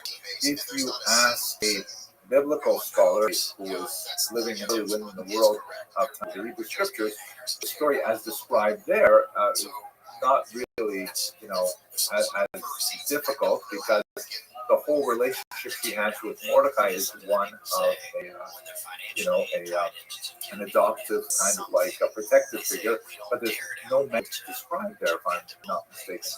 In the Megillah tractate, however, in the Talmud, which is just mind-blowing in terms of kinds of things it says about what happens in the Book of Esther, with huge divergences from the text, and with tremendous, what do these things mean? Like, for example, off the top of my head, Sure, is described Esther as being extremely beautiful and everyone, loved her. She found favor in everyone. But in the Talmudic text, it says he had a green complexion. Maybe you could say nicely olive, but they don't imply green as in green, like screen. This is a blue screen, but and on one level, it's really it has to do with how do you understand prophetic statements in the Torah. But on a level, I think it's possible to kind of say that physically she must have been so but there was something about her level of the Hebrew word is a level of she made everyone feel welcome and warm and important, and so everyone liked her as a result. That's sort of the way I tend to understand this. So one of these big areas that my client is asking about is, Esther married Ahasuerus, but in the Megillah she also married Mordecai. How is that even possible?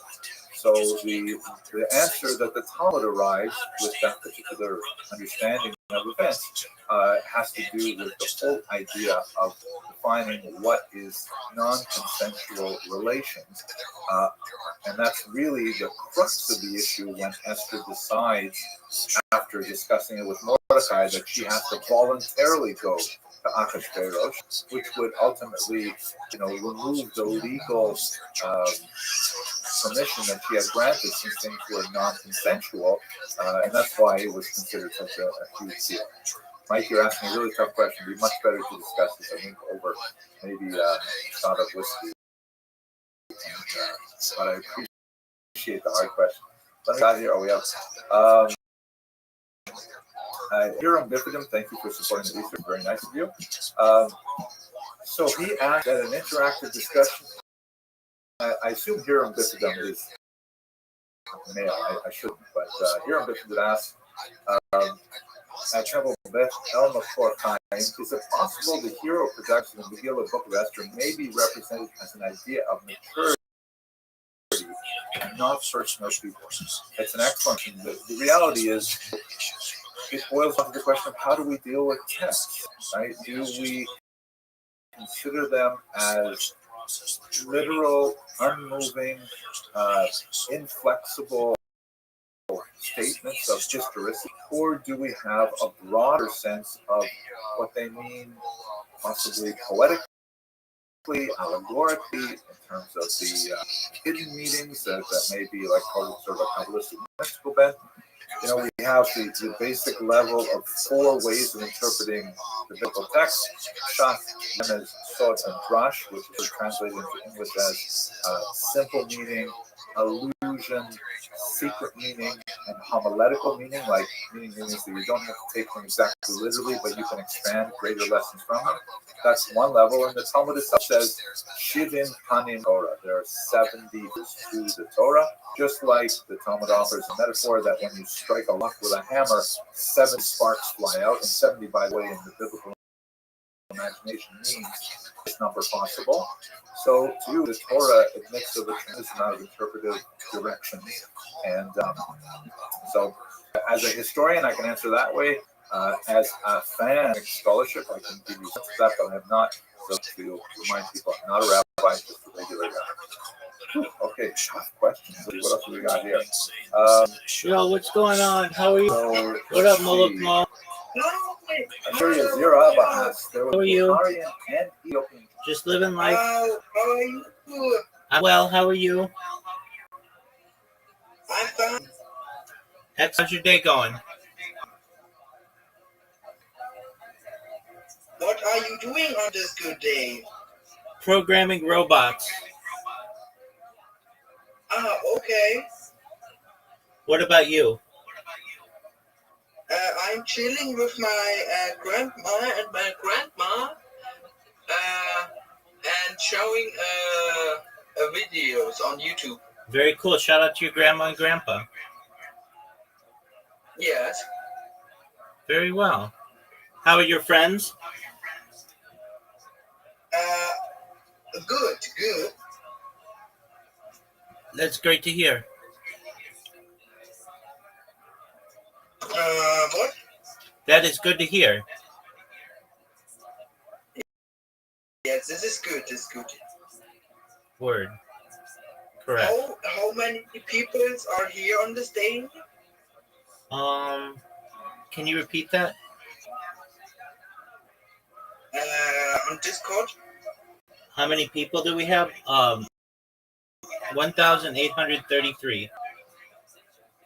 Oh, wow. We're growing every day.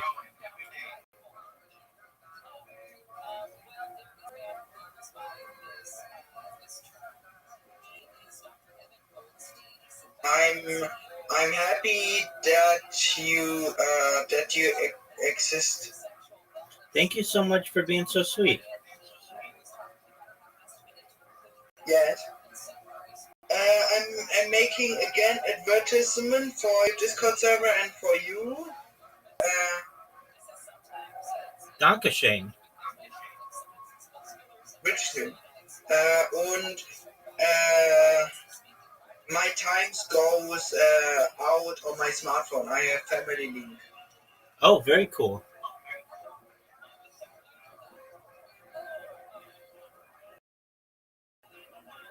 Yes. Thank you for being so nice. Yes.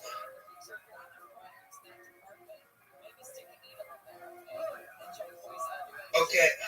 I'm coming in the next day. Then my times go out in 1 minute. Please do. I will see you. Okay. Take care, my friend. Bye. Bye-bye. Bye. Bye-bye. Bye. That was sweet. You're my baby. You're a baby. You're my baby. I wish you're not my baby, but you're a baby. And I'm babysitting for you. Mm.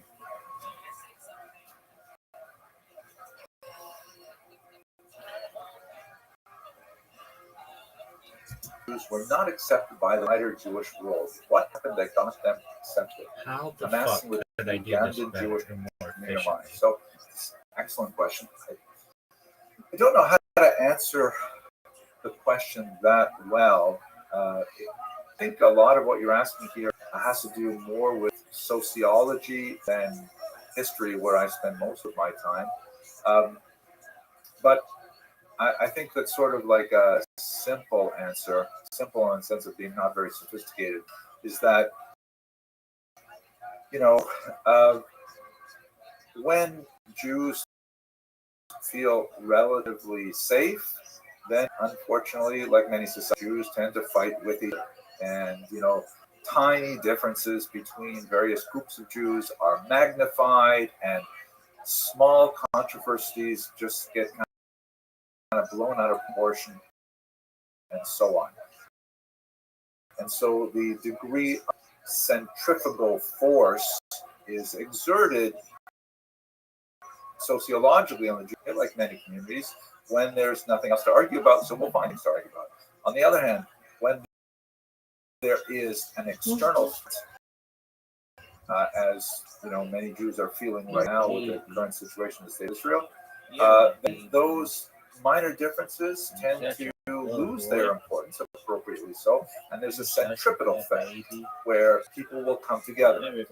And I would like to think that, especially with Ethiopian Jewry, which I know much better, there was much more of a feeling of, this is a time of ingathering of exiles, that the Ethiopian Jews should be, welcomed as long lost cousins, as long lost. That's basically what happened, especially in the land of Israel. Bukharian Jews, I'm not as familiar with, but I know there's a lot of interest in that, and I tend to work on their history much more closely in the second volume of my book coming out. Question here: Per Olaf Sternhammer, was Jesus a rabbi? The answer is basically no. The term rabbi, as used in the first century, involved a level of formal recognition of authority, and never appears in the rabbinic literature, where you would think you would get a statement as a rabbi. He's sometimes called that man, which is a derogatory term. Sometimes he's called Ben Ketorah or Ben Stadta, which is also some derogatory in the sense it means son of, and then there's the name of a couple different people. And obviously, the argument to say that he was not of divine parentage, because you wouldn't call him son of a particular person if he was. So that would be in the rabbinic literature. Definitely, we have no evidence that he was his rabbi. He was, however, definitely a rabbinical student. There's some dispute as to who exactly were his teachers. Likely Rabbi Yeshua ben Parachia, but there are others, and he definitely followed many of the teachings of the great Rabbi Hillel. So he definitely was within the circle of the Pharisees, but he does not seem to have actually received that level of ordination, at least among rabbinic sense. Is it possible that this was later omitted in the record? Not impossible, because these texts that I'm citing for you right now were a few hundred years after his death, and so therefore it could be that they simply omitted that, but an argument from silence. In the Gospels and in the New Testament literature, I'm not sure if he's ever referred to by the title rabbi. Perhaps someone will put it in the chat if they're more familiar with these texts. But he was certainly regarded as a teacher, and the word rabbi basically boils down to teacher. It really means more like master, but in the sense of an intellectual master. So that's the technical answer to the question: was he actually a rabbi, like it would, capital R rabbi? Was he a teacher of Jewish things? There's no question. He had a significant following of people, particularly in the north. He was, however, somewhat of a controversial figure even in his lifetime, as we can see, primarily from Christian sources, but also from Jewish sources looking back in time, of whatever distortions may happen in the historical record as it was. Oh my gosh, good question. Okay, let's see. Okay, let's see. Don't know what purple deer means. What do I think of Yehuda? Abraham Friedman asks, what do I think of Yehuda Landi, a Ben Torah licensed archaeologist research, was written per Empire and Uncommon Yirmiyahu? Unfortunately, I haven't read either of books, so I don't know what to say about that. I do want to address one issue related to the same thing about books, but let me just scan the chat here. Why, Melissa Martinez, why do Orthodox and ultra-Orthodox B'nai Anusim converso converting back to Judaism if Moshe, God bless his memory, was also a converso? Wow, lots of questions here. So first of all, there's, I would not say, first of all, I dislike speaking about large groups of people in generality, so, but even to the statement, I don't think the Orthodox people, scientifically, B'nai Anusim conversos, from bringing back to Judaism, because there is a tradition to discourage everybody from converting to Judaism, period. Now, you use the term to explain to people who may not be so familiar with this particular situation. The term in Hebrew for B'nai means the children of those who were forced. And what that is referring to is the descendants of those Jews from the Iberian Peninsula who primarily in Spain 1391 and then later in the 1410s and then in Portugal in a large number in 1497 were forcibly converted to Christianity and lived for hundreds as Catholics. Reason being the Inquisition was persecuting Catholics who had adopted Catholics adopted Jewish behaviors. And so even though they were formally converted to Christianity, various degrees of coercion involved, they were nevertheless legally Christians, and adopting Judaism technical behaviors was death forbidden by the church. So the Inquisition really, went after them for hundreds of years, basically in every country in Europe, but in particular in the Iberian Peninsula, in South America, Central America, and so on. So in the 18th century, the Inquisition began to really lose force. By the 19th century, it was shut down. And in the 20th century, these communities began to explore their original Jewish identity from hundreds of years ago. And some of them wanted to retain current behaviors, still absorb or adopt Jewish identity. And people can choose whatever identity they want. You can identify as an alligator if you like to, but if you want to join an organized club like Judaism, then you have to put markers of club membership. And since they could not document, for the most part, could not document continuous matrilineal heritage, which traditional Judaism follows their mother in terms of giving status. So since they couldn't trace all of their mothers, typically all the way back to a Jewish grandmother, they had to go through at least a technical conversion process, which is known in the Hebrew literature as Gelus Mechumra, converting for stringency. And this usually was a little bit lighter process, but it involved, for example, circumcision for men, an immersion in the mikvah without. So that happens all the time. And I have members of my own family who are in that category, and they are totally beloved and accepted. So I would not say that there is a blanket shunning and some conversions.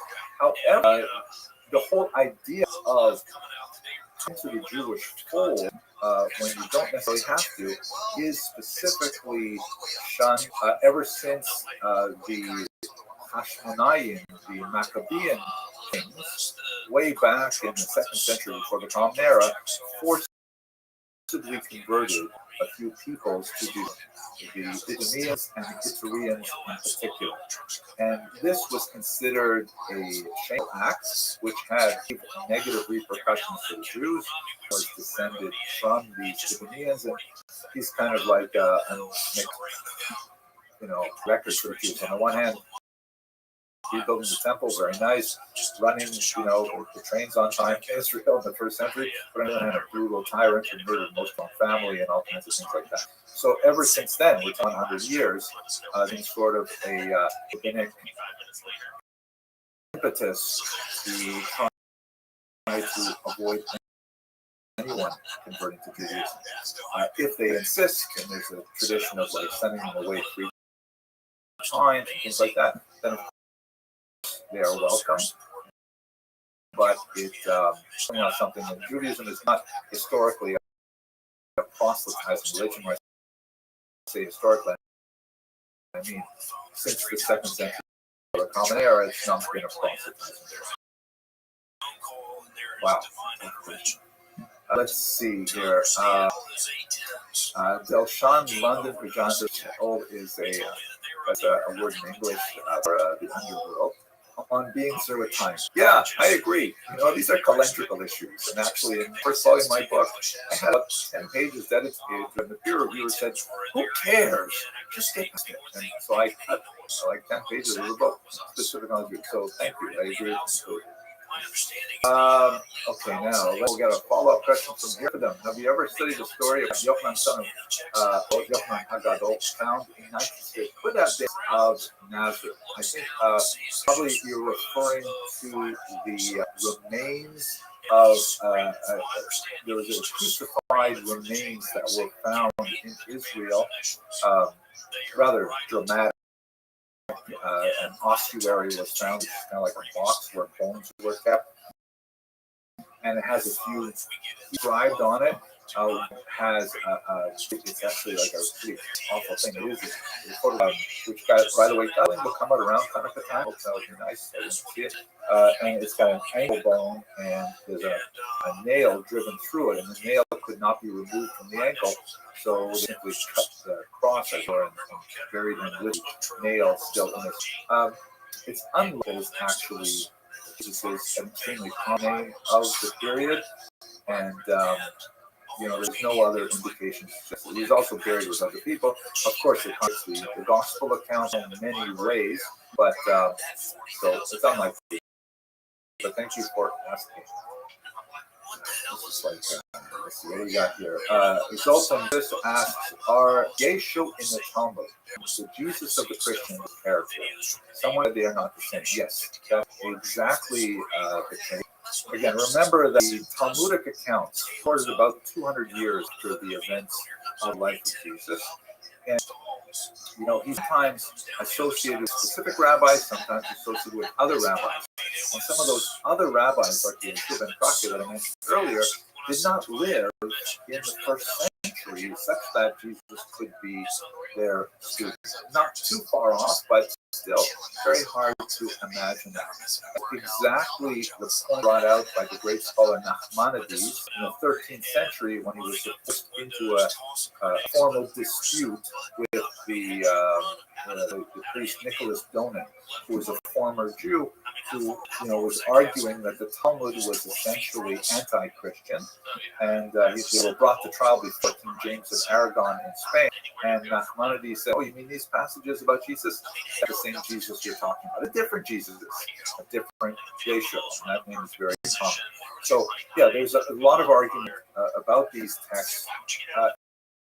It's most of them, I think, seem to refer to the Jesus of the New Testament, but it's hard to pin it down when you start doing the chronology. So maybe we should be concerned with this. Okay, let's see. Let's see. Trying to see lots of statements here. Solar eclipse on Rosh Chodesh Nisan. We do have a cool coming up. I'm looking forward to going to Dallas this Shabbos, but next for a Shabbaton there, because we're going to pull together a lot of people to talk about the idea of an eclipse, Jewish history and thought, and then of course watch the eclipse itself. Let's see. Yeah. I think I'd like to step away from this for a second here. It's over the week. I want to mention one specific thing. So, since October 7th, I put out a lot of videos on Israel, trying to produce a little bit more light, a little bit less heat on the history of Jews and Palestinians, and hopefully we can move to a peaceful and lasting resolution to the conflict there, so everyone living there can, peace and prosperity. And I get a lot of hate online as a result. And one particular scholar, people tend to say to me, like, "Hey, haven't you read Ilan Pappé?" And I did, read Ilan Pappé. He's a controversial figure in many ways. He's kind of like one of the more extreme of the so-called new historians in Israel, who have generally done a lot of, I think, very useful work at re-examining the sort of official narrative that has been widely accepted by the state of Israel and Jews worldwide. And, that's what historians do.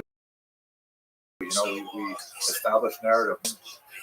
After time, new historians come up and say, "Wait a second, what about this aspect of the narrative model? Is that correct? Should we look at the documents again, go back to the archives?" And, they discover new things, and they have to revise the narrative models, and that's what historians do. But sometimes historians lose much more of their energy delighting in being an iconoclast, destroying old models, and really building what are effective models.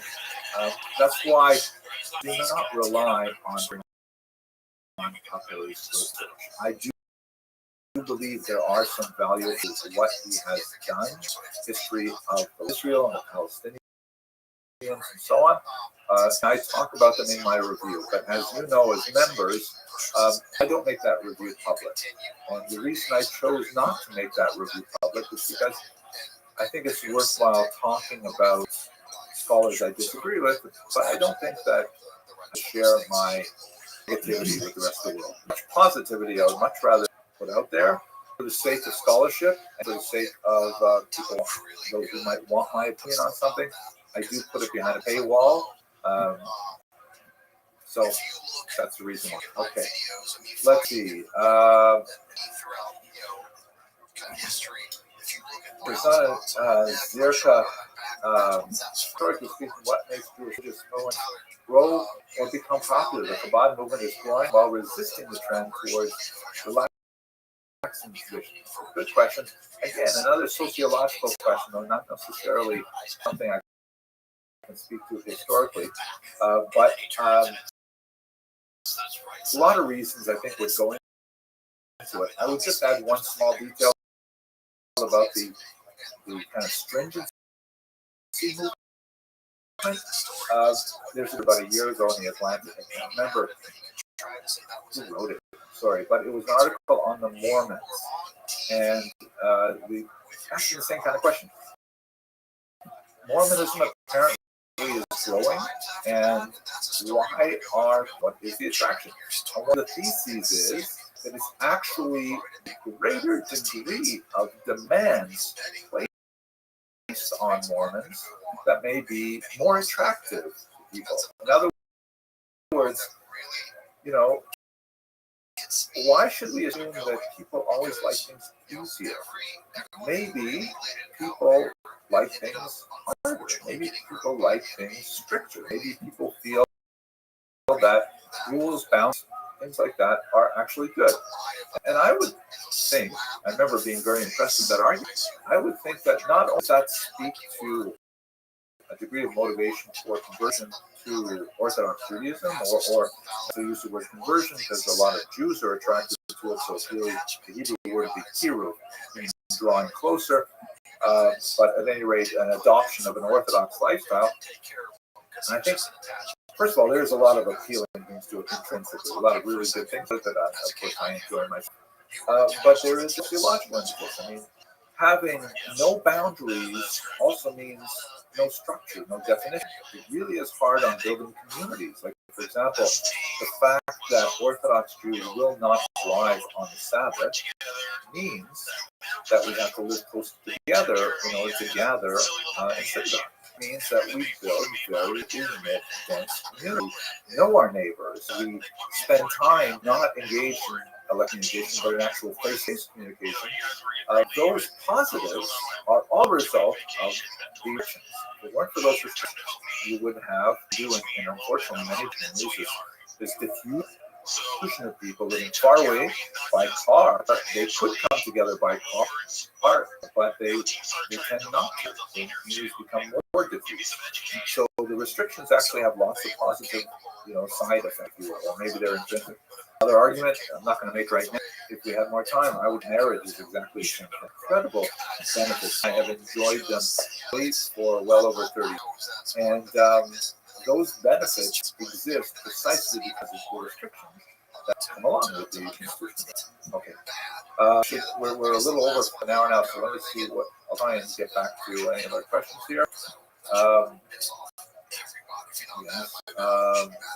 Can I discuss Avery Nunley? Can I discuss Avery in detail? So, probably not in detail, but about it. The term Avery is usually applied. It's translated as Hebrew. It is a term that is used to describe Abraham the patriarch in the Bible, and it literally it comes from the root. All Hebrew words come from a root, usually 3 letters. That means that is of other side or to cross. And so people have argued that perhaps calling Abraham from the other side refers to his migration from the other side of the Euphrates River down into Israel. Possible, and then there's a lot of homiletic things like, no, he's on the whole world on one side and Abraham is on the other. That's where that term. One of the earliest designations of the people we call Jews today are Hebrews.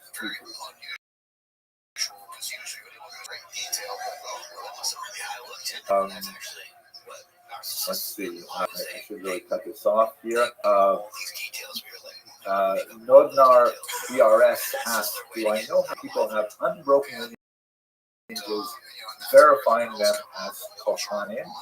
How is this verified historically, and would these men be acceptable for the future sacrificial temple service? So, historically speaking, there are obviously a diminishingly small number of people who have genealogical tests that trace back to, let's say, even the first century.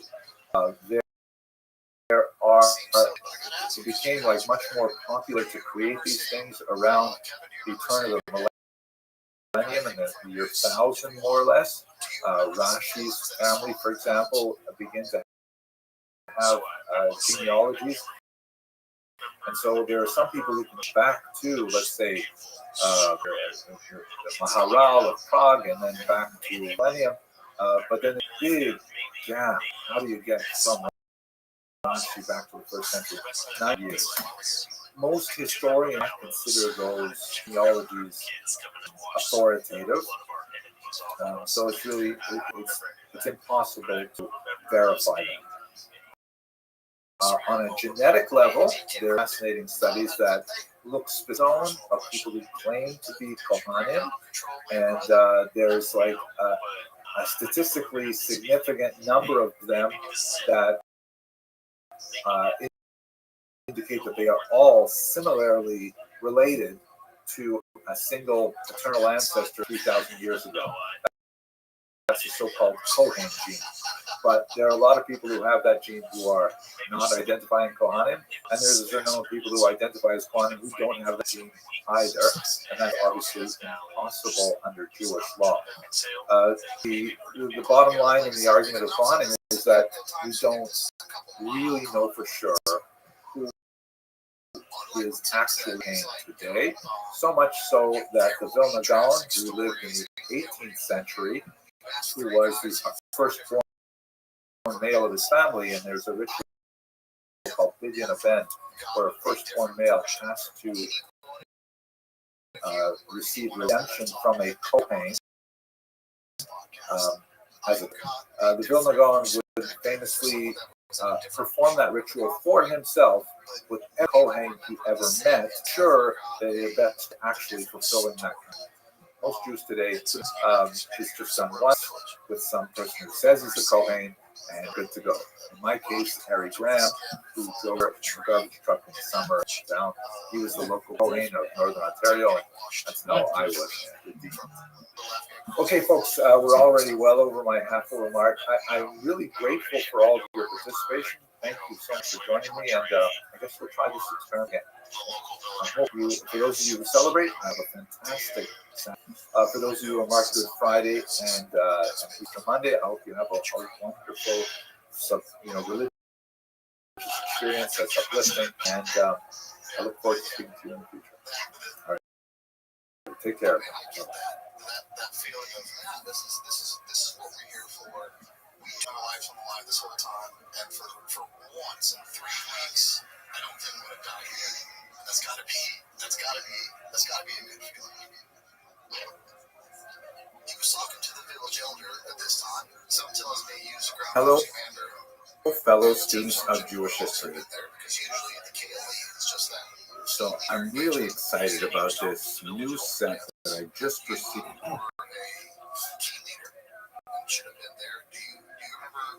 from Corn Publishers. It's a really amazing set. It's up about a meter of space on my bookshelf.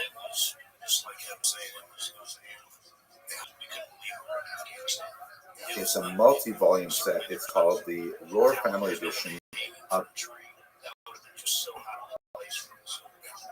the Chumash Koren Mikrot Hadorot, the scriptures or the readings of the generation. This is actually, this is one on here, volume 10. This is actually a remarkably new and original new work. It follows on the heels of the remarkable Tanakh of the Land of Israel, another really original work from foreign publishers. And I think it speaks to the expansive and creative vision of this publishing house based in Jerusalem and its CEO, Matthew Miller. And it makes me feel, I have to say, like, is Koren publishing these books just for me? Because I feel so really attached to these new scholarly publishing endeavors. I'm really excited about this. So let me tell you about this particular book, which is really cool. So first of all, I'm sure many of you are familiar with the classic compilation known as the Mikraot Gedolot, which we translate as kind of like the Great Scriptures. It was first published 16th century in Venice, and basically it took like a verse or two of the Chumash, the first 5 books of Moses, read on the yearly cycle, and then arranged around it a whole pile of Hebrew commentaries from the ancient period, like Onkelos, through the medieval period, where most of the commentaries come from, Rashi and Ramban and so on. And that's like been a staple of the Jewish studies for the last 500 years or so. But this volume is very different. Whereas Mikraot Gedolot is usually published in 5 volumes, one for each of the major books of the Chumash, the Mikraot Gedolot is published with each volume covering one parsha, or in some cases 2 parshas if they're like typically read together.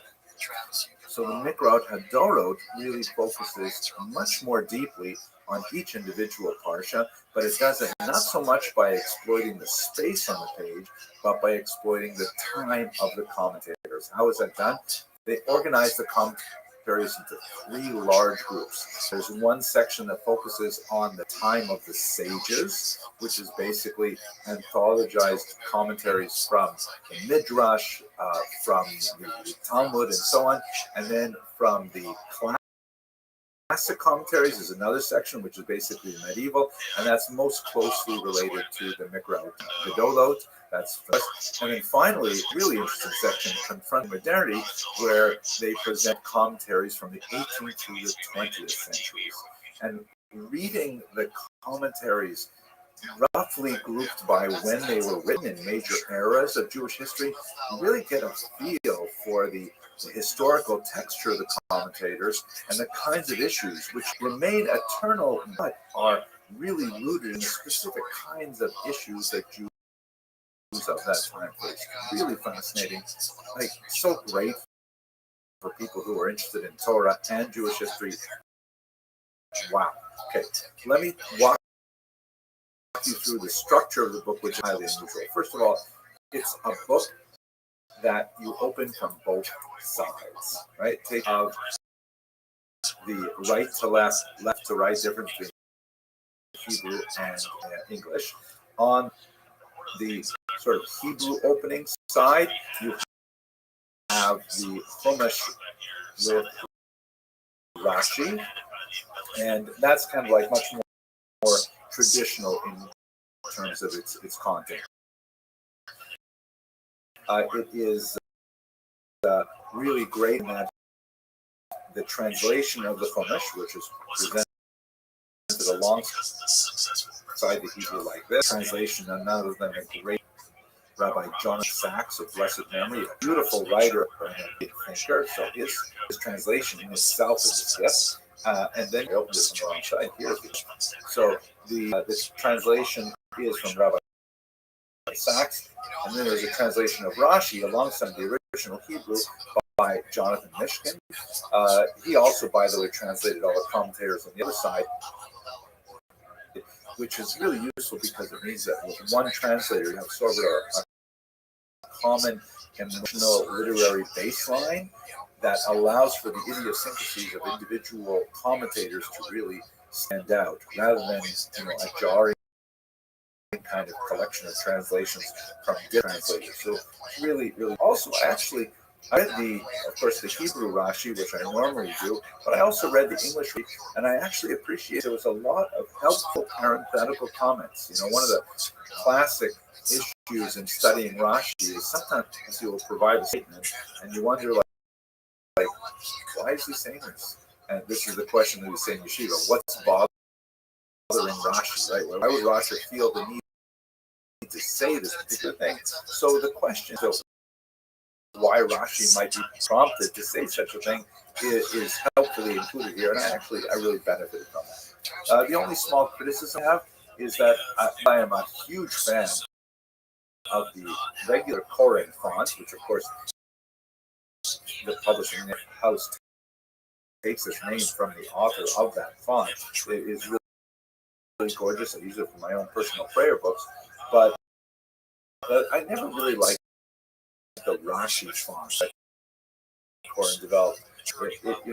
I still have difficulty with certain letters in it. I don't think it's quite as beautiful as the main. That's a small quibble. I'm overwhelmingly impressed with it. I hope that's coming across. Now, let's go to the other side, which is really where you have something unusual. It's not just Chumash Rashi, it's something totally new. So the editing here is the key, and there's a great team involved. There's a managing editor, Rabbi Yedidia Naveh, but I think the strongest editing for this is Rabbi Shai Finkelstein. He's the editor-in-chief. And his vision really permeates the entire book. And it's fascinating. The tremendous number of selections here, choosing from more than 40 different hits that are represented. And it's really fantastic. Let's look at those three historical sections. In this, they call the Time of the Sages, which has its helpful sort of standards like the Talmud Bavli, the Talmud Yerushalmi, lots of midrashim and so on. But also Philo, and like, wow, I never studied Philo before. I've read about him and read bits and pieces of him, but selecting the sections from Philo that can stand out really give you a sense of how different the Torah of Alex, let's say Tiberius or Jerusalem, a place like that, really appreciation. There's the classical commentators, which are more standard, like you'll Ramban and so on. But also some voices that I've never studied before, like Abraham ben Rambam of Maimonides. Interesting, when the son Maimonides quotes his grandfather, and you feel like you would have heard that either from his grandfather personally, or maybe from his otherwise unnamed father, Maimonides himself. It's so fantastic.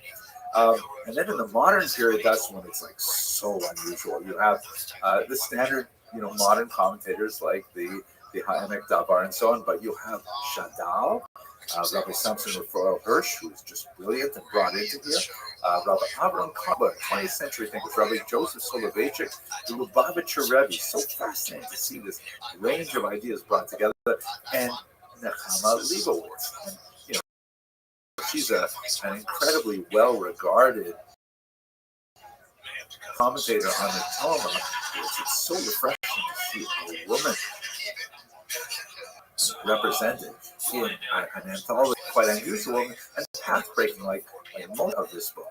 And the book concludes, or at least concludes in the way I chose to read it, because of course you can read it from both sides, with the center section, which has a selection of 3 brief essays by Rabbi Finkelstein, which I read for yesterday's Parsha Miketz, and I have to say, really insightful. Got a lot out of them, and made me feel again like, wait a minute, is Koren writing these just for me? Because they felt like personally directed. They address a lot of the concerns I have about life, the universe, and everything.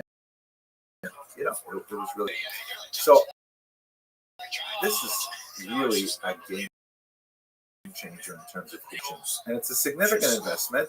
Each individual volume is quite reasonably priced. Happens to be on sale for Hanukkah right now, but the whole set, you're talking about somewhere around 50 volumes. That's a lot, but nevertheless, it's a huge return on investment in my It's going to change the way I study Chumash for the next year for sure. I think what I'm going to do is on Shabbos afternoons, I'm going to do the following week's Parsha with Rashi, which kind of like make sure I fulfill sort of like that halakhic obligation. And then on each day of the week, I plan to learn the three-level commentary for particular aliyah. So it's Sunday before this right now, and yesterday afternoon I finished Parshas Vayash. I just read through the case when I got this set, and this morning I did all of the commentaries. So I'm really looking forward to the next year of learning with the Koran Mitzvot and Torah. Thank you, Rabbi Finkelstein, for this remarkable creative work, and thank you, Matthew, for the vision that brings these volumes to the broader public. It's really fantastic. I hope you will have a look at this particular book. I wish you tremendous success in your life. Thank you very much for watching.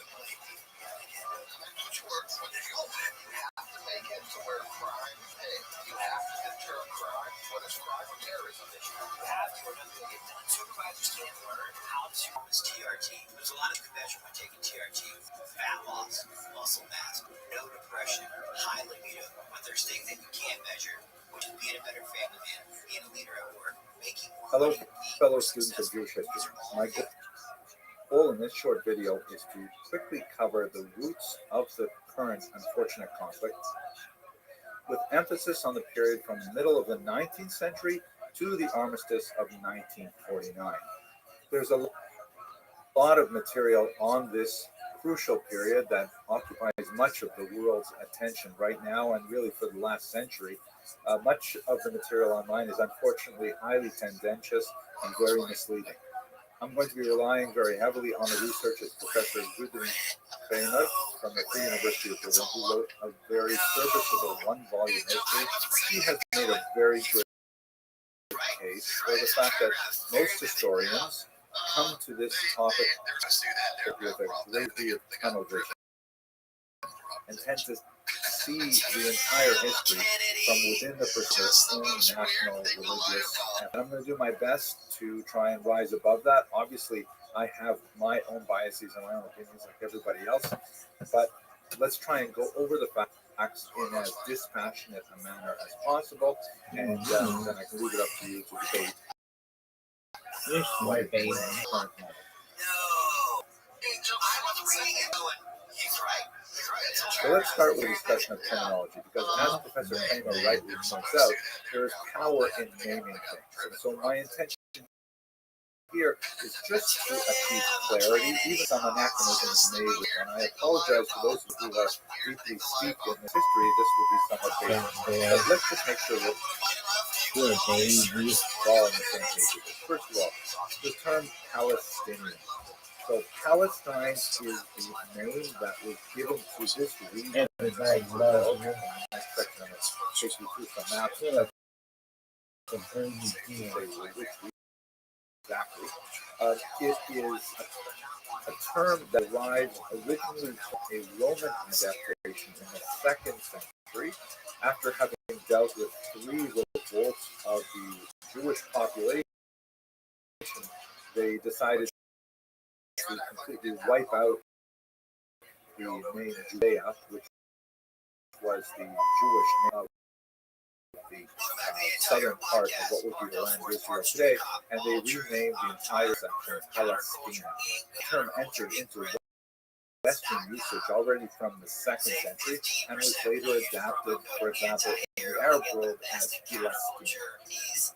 Now, Palestinian was also used in the 20th century and in the 19th century as well to refer to Jews who lived in this region as well, who would call themselves Palestinian Jews. I know that's not thing to say, but for example, the newspaper, the Palestine Post, which is actually a Jewish newspaper, which was later changed to the Jerusalem Post. But that's just because the term has the strong ethnic and national that it has today.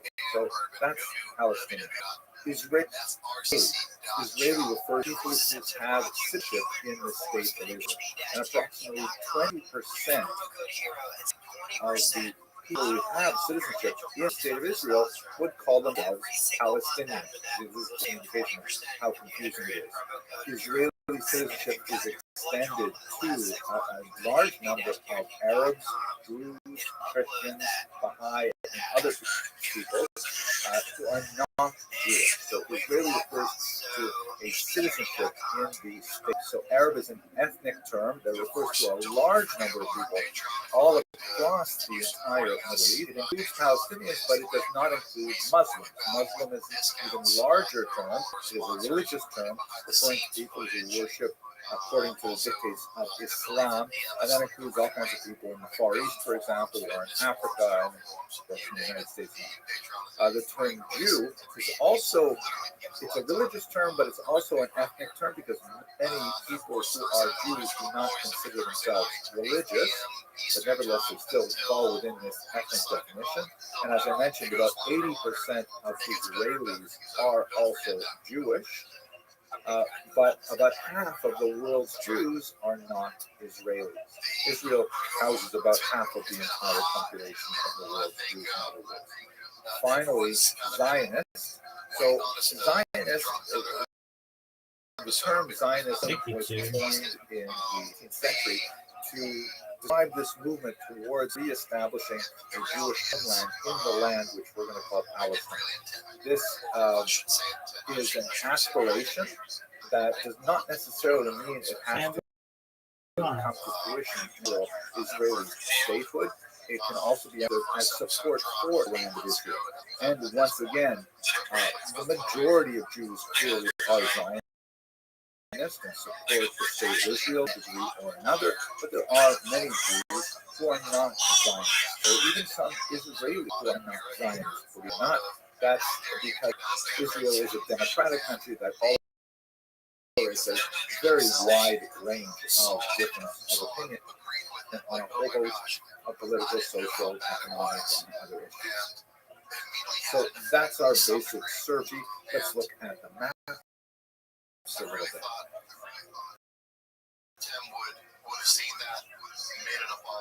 Where exactly is Palestine?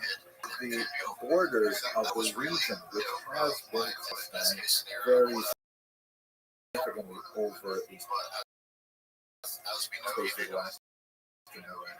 There has never been a state of Palestine, is true, but the region has of that term already, as we see, from the 2nd century.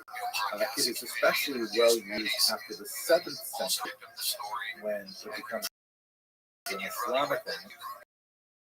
And in the region of the Ottoman Empire, which ruled for almost exactly 500 years until the beginning of the 20th century, it was actually divided between two administrative sections, that of Jerusalem and that of Beirut.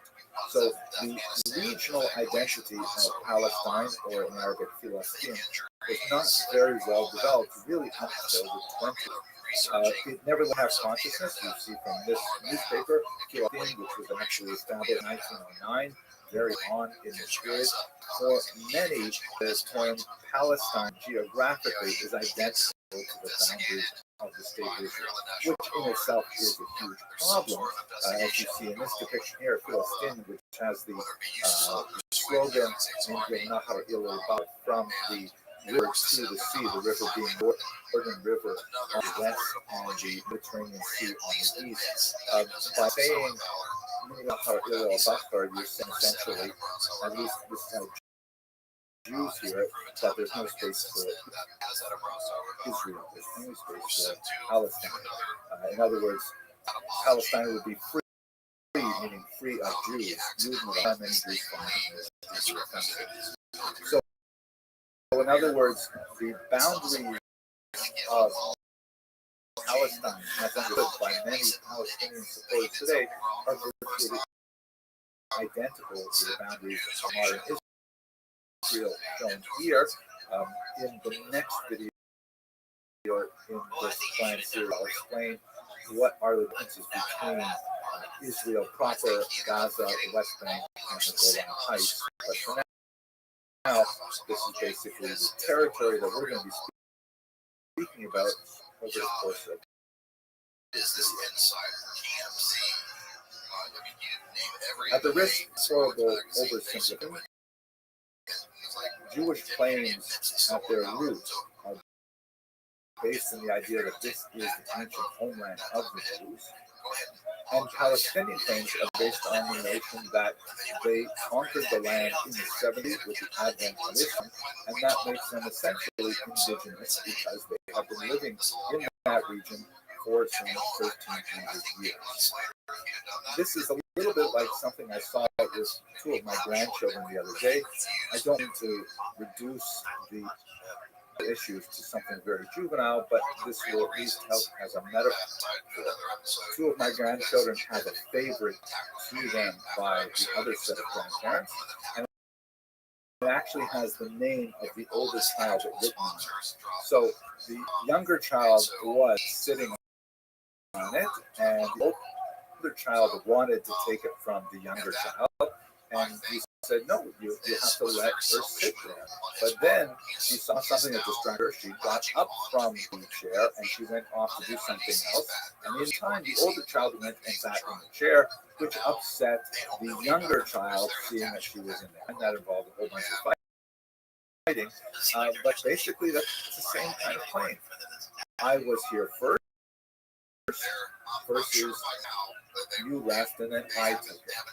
And the fact that the name is written on the chair does not necessarily feed into whose chair it is forever and ever, because to extend this back to our situation, the main source of the claim, the deed, as it were, for the land of Israel for Jews, is the Bible, and Muslims do not regard the Bible, the Hebrew scriptures, and for that matter, the Christian scriptures, as being duly sanctified the same way that Jews and Christians do. So the deed is not relevant here. It's true that multiple points to demonstrate that Jews were in the land of Israel from ancient times. The oldest non-biblical example is the famous Merneptah Solution shown here, which is about the year 1209 CE and refers to Israel living here. But the counter-argument that when the Muslims conquered in the 7th century, as you see in that, is also a very good one. And in the essence of divine intervention, which I'm sure both sides would like to appeal to, there's no easy way to reconcile these claims. So let's move to the Ottoman period, specifically to the area we'd like to concentrate. The 19th century expressed itself. The metaphor of my grandchildren in chairs is not entirely accurate for a lot of reasons, one of which is that always a small presence of Jews in the land of Israel, as best we can tell historical records. Having had the weak statistics in the Ottoman Empire, it wasn't until the latter part of the 19th century that we started to provide more reliable statistics, but this gives us at least some sense of it. In 1850, looking at Ottoman subjects only, not people living in the land, Muslims and Jews in the survey amounted to about 8% population, about 8%, Jews about 4%. But by the time you move to the later part of the 19th century, there's a significant shift in Jewish attitudes, and many Jews, really absorbing the national movements that are wrong in much of Europe at the time, Eastern Europe, they begin to explore the idea of developing Jewish nationalism with the effect of creating a Jewish national state for the world as well. The most famous movement is called Biluk, and from this verse in the house of Jacob, let us arise and go, meaning go to the land of Israel, colonize it there in order to establish it. And in fact, they did, working the land with some success, but they were heavily supported by Jews around the world. The idea of Zionism, especially promoted by Theodor Herzl, really caught the imagination of Jews living around the world, saying, yes, of course, this is a fantastic idea. And although most Jews were not specifically willing to pick themselves up and move to Israel, overwhelmingly very happy to support this. You can see in this poster here, these are some English language posters, help in build Palestine. Once again, clearly a Jewish poster at the bottom in Yiddish, help in Eretz Israel, help in the land of Israel. This was the kind of fundraising poster that was used by the Jewish National Fund, established specifically by the land in Palestine, which is bought legally throughout. Here's another one that gives you a sense of the modern feeling of it. A nation reborn on its ancestral soil. It really appeals to the imagination. It's young, powerful. It's kind of like a socialist vibe.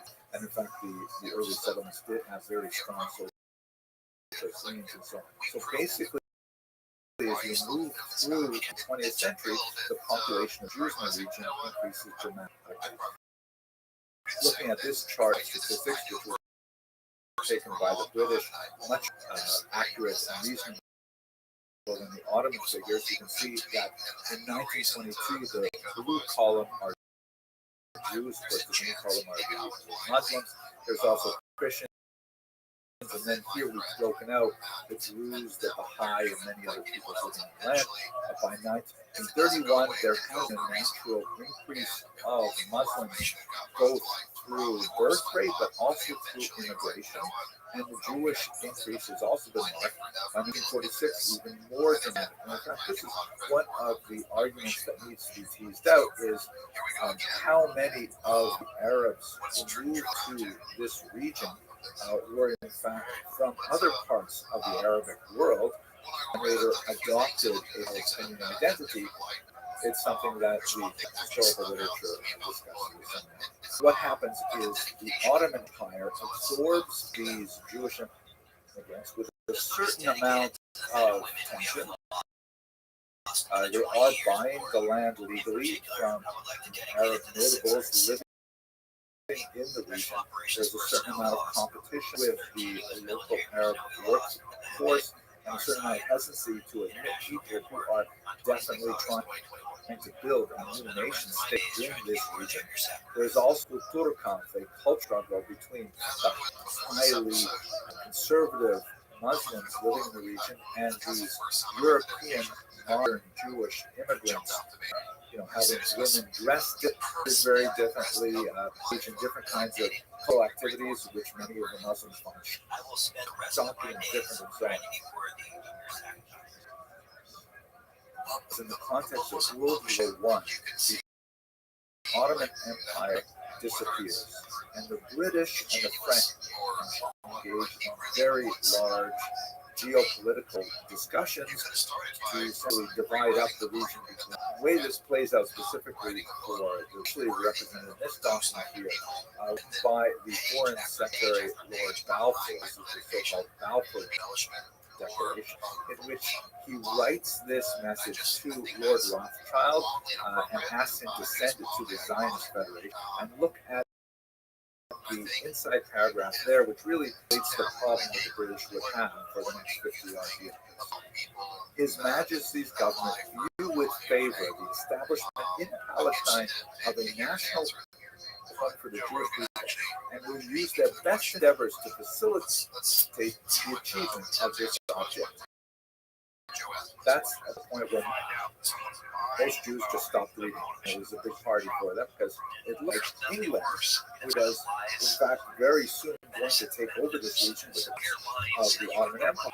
England was going to give time to the Jews. But the second part of the paragraph reads, it being clearly understood that nothing shall be done with prejudice the civil and religious rights of existing non-Jewish communities of Palestine, or the rights and political status enjoyed by Jews and other countries. The British were saying essentially two things at the same time. On the one hand, to give some of this land for their Jewish homeland, but at the same time, they're saying as long as the Arab peoples living there do not object. And that's basically going to be impossible. It's also going to be something which would definitely affect the Jews. Shall exactly remember this. We shall see. Jews celebrate this with great excitement. and Arabs are concerned. They're not using it for themselves, but as I mentioned, others just refer to them as Palestinians. That's much more popular when we get to the second half of the 20th century. They are rather series of disturbances were associated with, which ironically commemorates the life of Moses, held by both Jews, Christians, and in the context of this by 5 Jews and 130 people, primarily Jews in this case, were injured.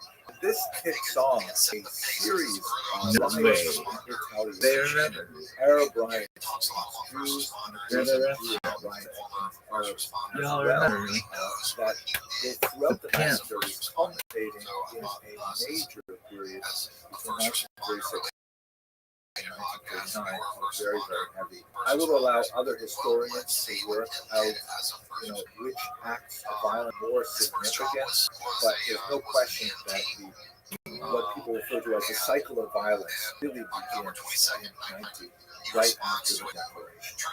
So the British right away, they establish a new commission under Earl Peel, and he issues a massive document called the Peel Report. And very rarely has anyone said it as well as this particular report does. They remember. From chapter 20, could basically say the same thing about much of the later part of the century as well.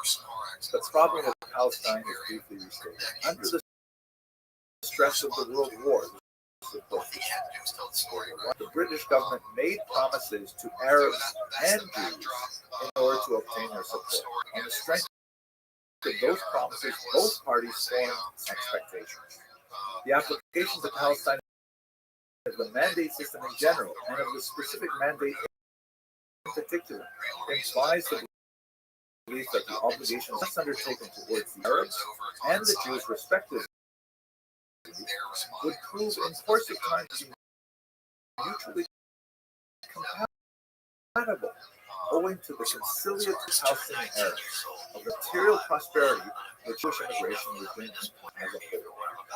It's not been justified, and seems to be no hope of it being justified in the future. In other words, the British said that they were hoping that, by having Jews move in and the economy, and the Peel Report acted that, Jewish immigration, the economy, there was a lot more employment, there was a lot more capital and a lot more foreign investment, but that prosperity would not help to solve the political dispute between the Arabs and the Jews in this region. Let's go back. But the British people cannot, on that account, repudiate their obligations, and apart from obligations, the existing circumstances in Palestine would still require the most strenuous efforts on the part of the government, which is responsible for the welfare of the country. The existing circumstances are summarized as follows: an irrepressible conflict has arisen between two national communities within the narrow one small country. There is no common ground between them. Their national aspirations are incompatible.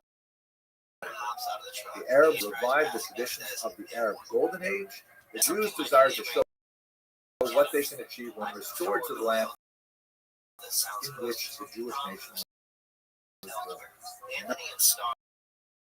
Neither of the two national ideals permits of combination of a single state. This may be the genesis of the two-state solution, which was eagerly pursued by many diplomatic efforts in the second half of the 20th century. God willing, we'll get to that in another way. The Peel Report had an appendix which laid out a very controversial map here that said we should partition this region, and the area outlined in red was to be given to the Jews as a homeland. As you can see, it's a tiny fraction of the labor region of the land of Israel, and not entirely conforming to the way that the population had spread through the land. A lot of Arabs were in this region, a lot of Jews were outside this region, and Jews were incensed that this is what Steele was suggesting. Also, that kind of like a word bubble extending from the ocean to Jerusalem. That's supposed to be like an international zone, allowing for access to the holy sites in Jerusalem for everybody. And the rest of the region outside the red line would be Arab country, presumably attached to what was called Transjordan. Jordan was actually separated from the British mandate applied to Palestine earlier. So the Jews were incensed, the Arabs were not satisfied, and this came to naught. The period of 1936-1939 saw extensive satisfaction with the British Arab uprisings, Jewish violence against each other and against the British were attempted under Colonial Secretary Malcolm MacDonald to look at the problem again. The British again are very good at establishing commissions, and he wrote up a white paper that suggested perhaps they should limit Jewish immigration to 75,000 people over 50 years, which was guaranteed to go the way of Jewish institutions, because look at the time we're talking about it. So it was ramping up in Europe under Hitler, and of course World War II would begin in 1939, months after the White Paper, and immigration is anywhere was a concern for the entire Jewish, because of course Hitler would take 6 million lives over the course of World War II. After the Holocaust, you have millions of displaced people all over Europe. Hundreds of thousands of Jews in particular are unwilling or unable to return to their homes in Poland, and they're seeking to establish themselves in the ancestral homeland of Israel. Legal migration and illegal migration is happening at a tremendous clip, and the British are desperate to try and hold off these thousands of Jews who are seeking to make their way to safety in the Middle East. The Arabs, of course, are very incensed with the idea that Europe's problems should be solved with migration to the Middle East, but as one Zionist from the Arab put it, the Arabs have a problem of appetite and the Jews have a problem of starvation. They needed someplace else to live, and no other place would less acceptable. So basically, the British gave up. Very similar to how with their departs from India, the entire geopolitical world had changed. They had to retrench themselves after World War II. They handed the problem off to the United Nations. The Nations came up with this resolution, number 181, which essentially said the land should be partitioned into 7 sections. Here's a map, which was attached to the bottom of Resolution 181, that divides land of Israel quite differently from the Peel report. The green areas were to be Jewish, or filtered by tiny little wastes, and the goldenrod areas are Arab, also connected by these little wastes. And a 7th section was to be around the area of Jerusalem, and that was supposed to be like the Pew Report, some kind of international zone. The history at this point was well known. The Jews, now Israelis, accepted the plan, and in 1948 they proclaimed statehood. They were immediately attacked by Arab armies surround them. They fought a very, very difficult war, but ended up managing to not only keep this territory, but expand it somewhat. That's a very important part of this whole history. We should understand that the conflict of the Palestinians really began even before the war happened. As soon as Resolution 181 was passed, and before it could leave, there was already violence erupting Jews and Arabs. And a large number of Arabs living in Palestine chose to flee. Somewhere in the range of 700,000 Arabs left their homes seeking safety. Now, one of the long debates, like we mentioned earlier, with the cycle of violence, one of larger debates focuses on the question of why exactly did they leave. It does not take a tremendous amount of imagination to realize that families need theaters of war. There were examples of atrocities, even an atrocity that is exaggerated, spread through the world. There was something that will strike fear in the heart of family and would cause them to flee. Once again, I defer to other historians to go through the details. I'm sure you will find it useful to look at Professor Kramer's work to go into details as to what specific events Darius seen and others that prompted many of these people to flee. But this was called the Nakba, which essentially displaced something like 3/4 of a million people from what would be the state of Israel in the armistice of 1949. If you look at this, you can see the green areas were assigned to the state of Israel in the 1947 partition plan, but after successfully defending the territory, the Israelis were able to actually add those areas to make the boundaries somewhat more defensible than they were before. That's essentially the origins of the Palestinian Nazis. It's important to note that there is a verse of this at the same time. Shortly after this war, there was a wave of anti-Jewish persecution throughout the Islamic world, particularly in Arab lands, and Jews were forced to flee from many of these countries.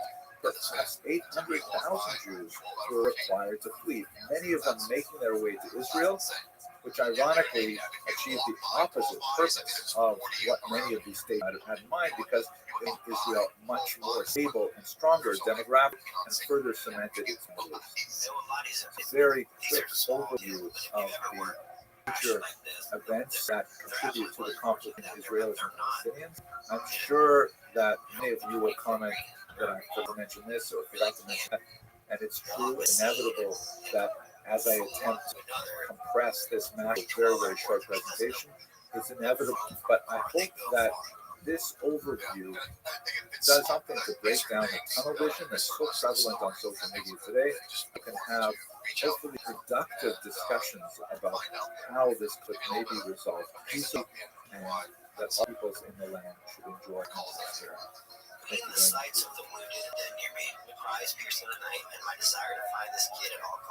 Hello, fellow students of Jewish history. I'd like to continue our discussion of the origins of the Palestinian-Israeli conflict by looking at the second half-century in this area. Quickly watching victims and telling Star Anthony and me exactly what we need to do for each one, and in which order. Specifically moving from the period of the establishment of the State of Israel in 1948 to the Oslo Accords in 1993. I subtitled this Towards the Two-State Solution because that was one of the most important elements of this period.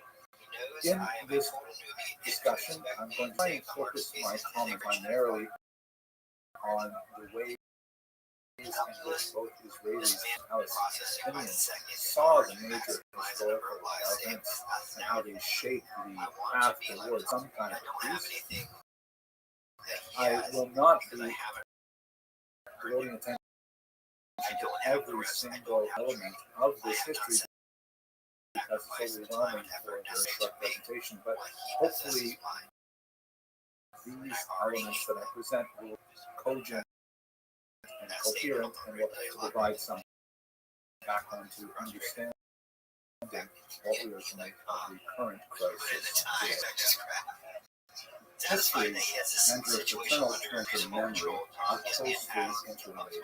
It affects memory, memory then turns around and affects history.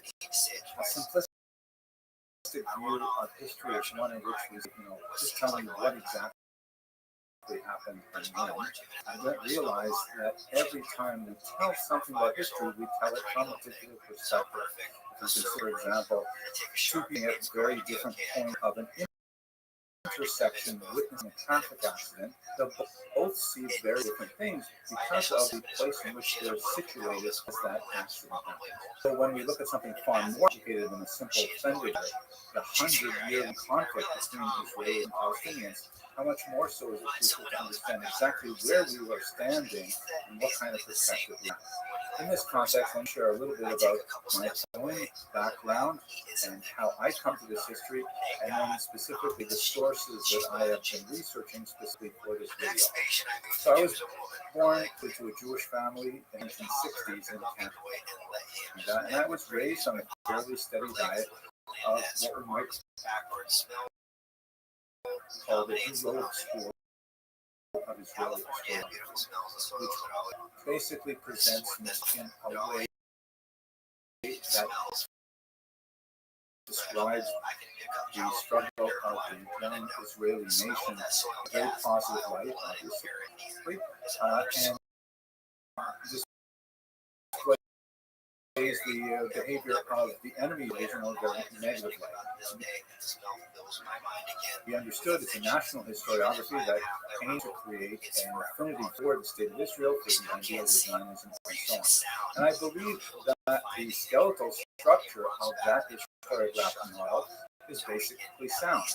However, as memory and history back, and specifically as people go back to archival sources and revisit more details and different perspectives on those same events, some of those historical evaluations have to be re-evaluated.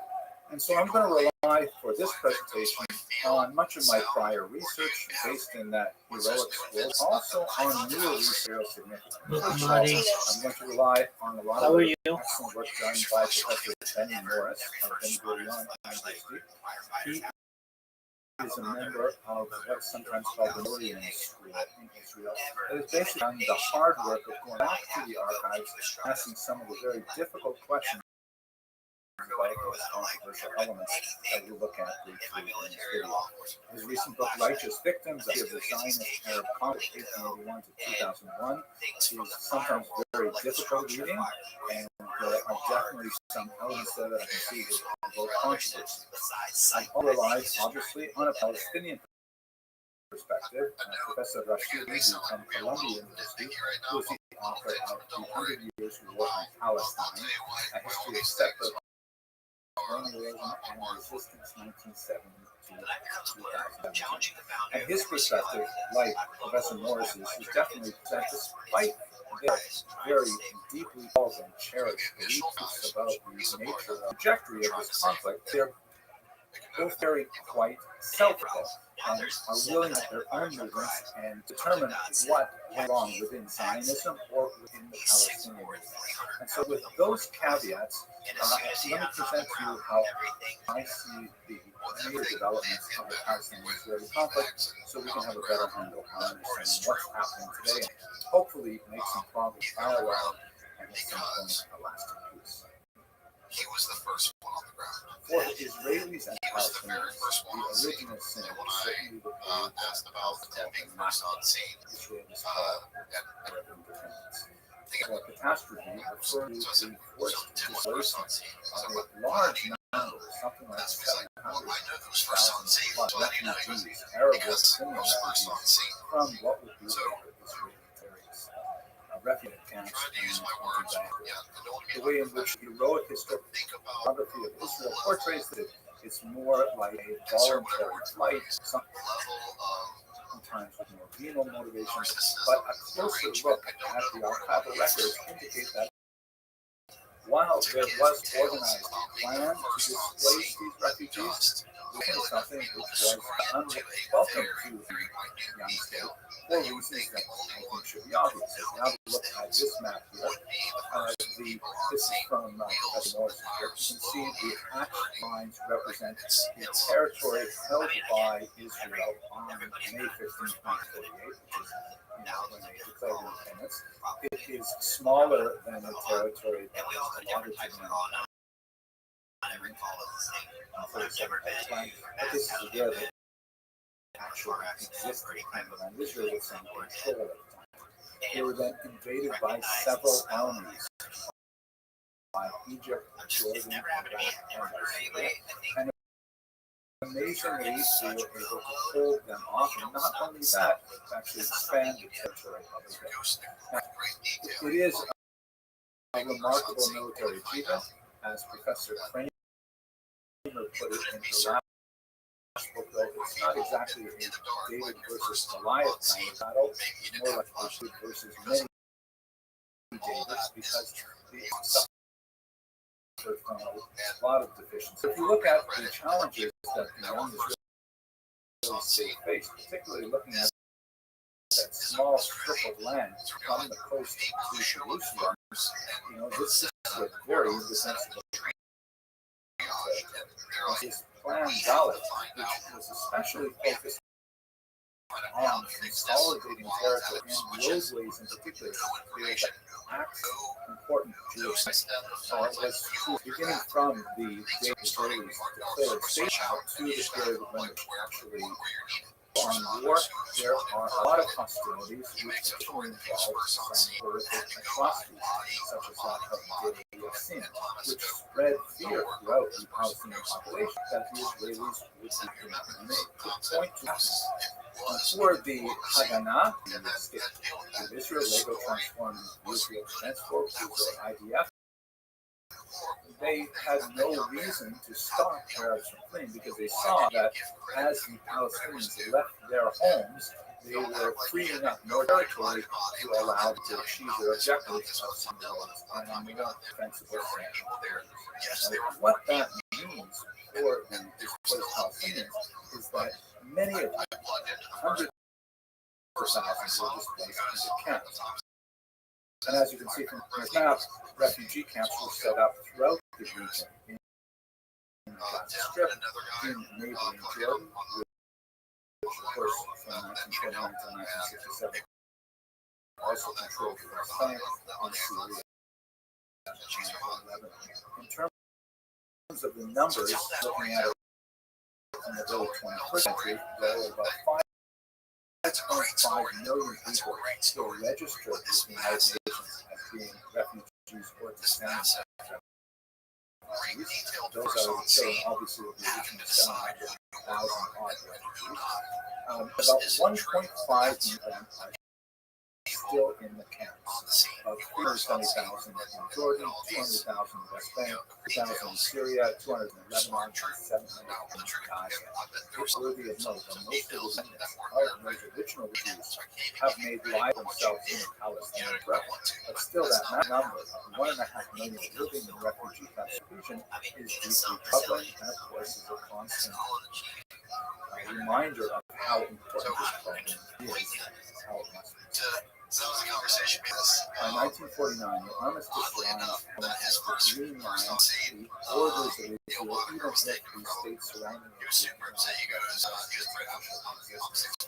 Israel continued to infiltration from neighboring countries, from Egypt in particular, and there were conflicts in Sinai war that were very relevant for many reasons, but I want to focus on the 1957-60 war because that was especially crucial from the Palestinian perspective.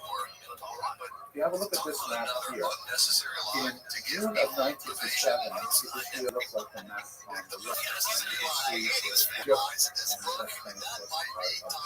Israel then conquered primarily with Egypt, but also with Jordan and Syria and amazingly, over the course of a very brief period of time, 6 days, specifically through establishing air superiority early on, Israel was able to actually expand its territory dramatically. It was rather a surprising victory for everyone involved, and Israel had to decide what it was going to do with these territories.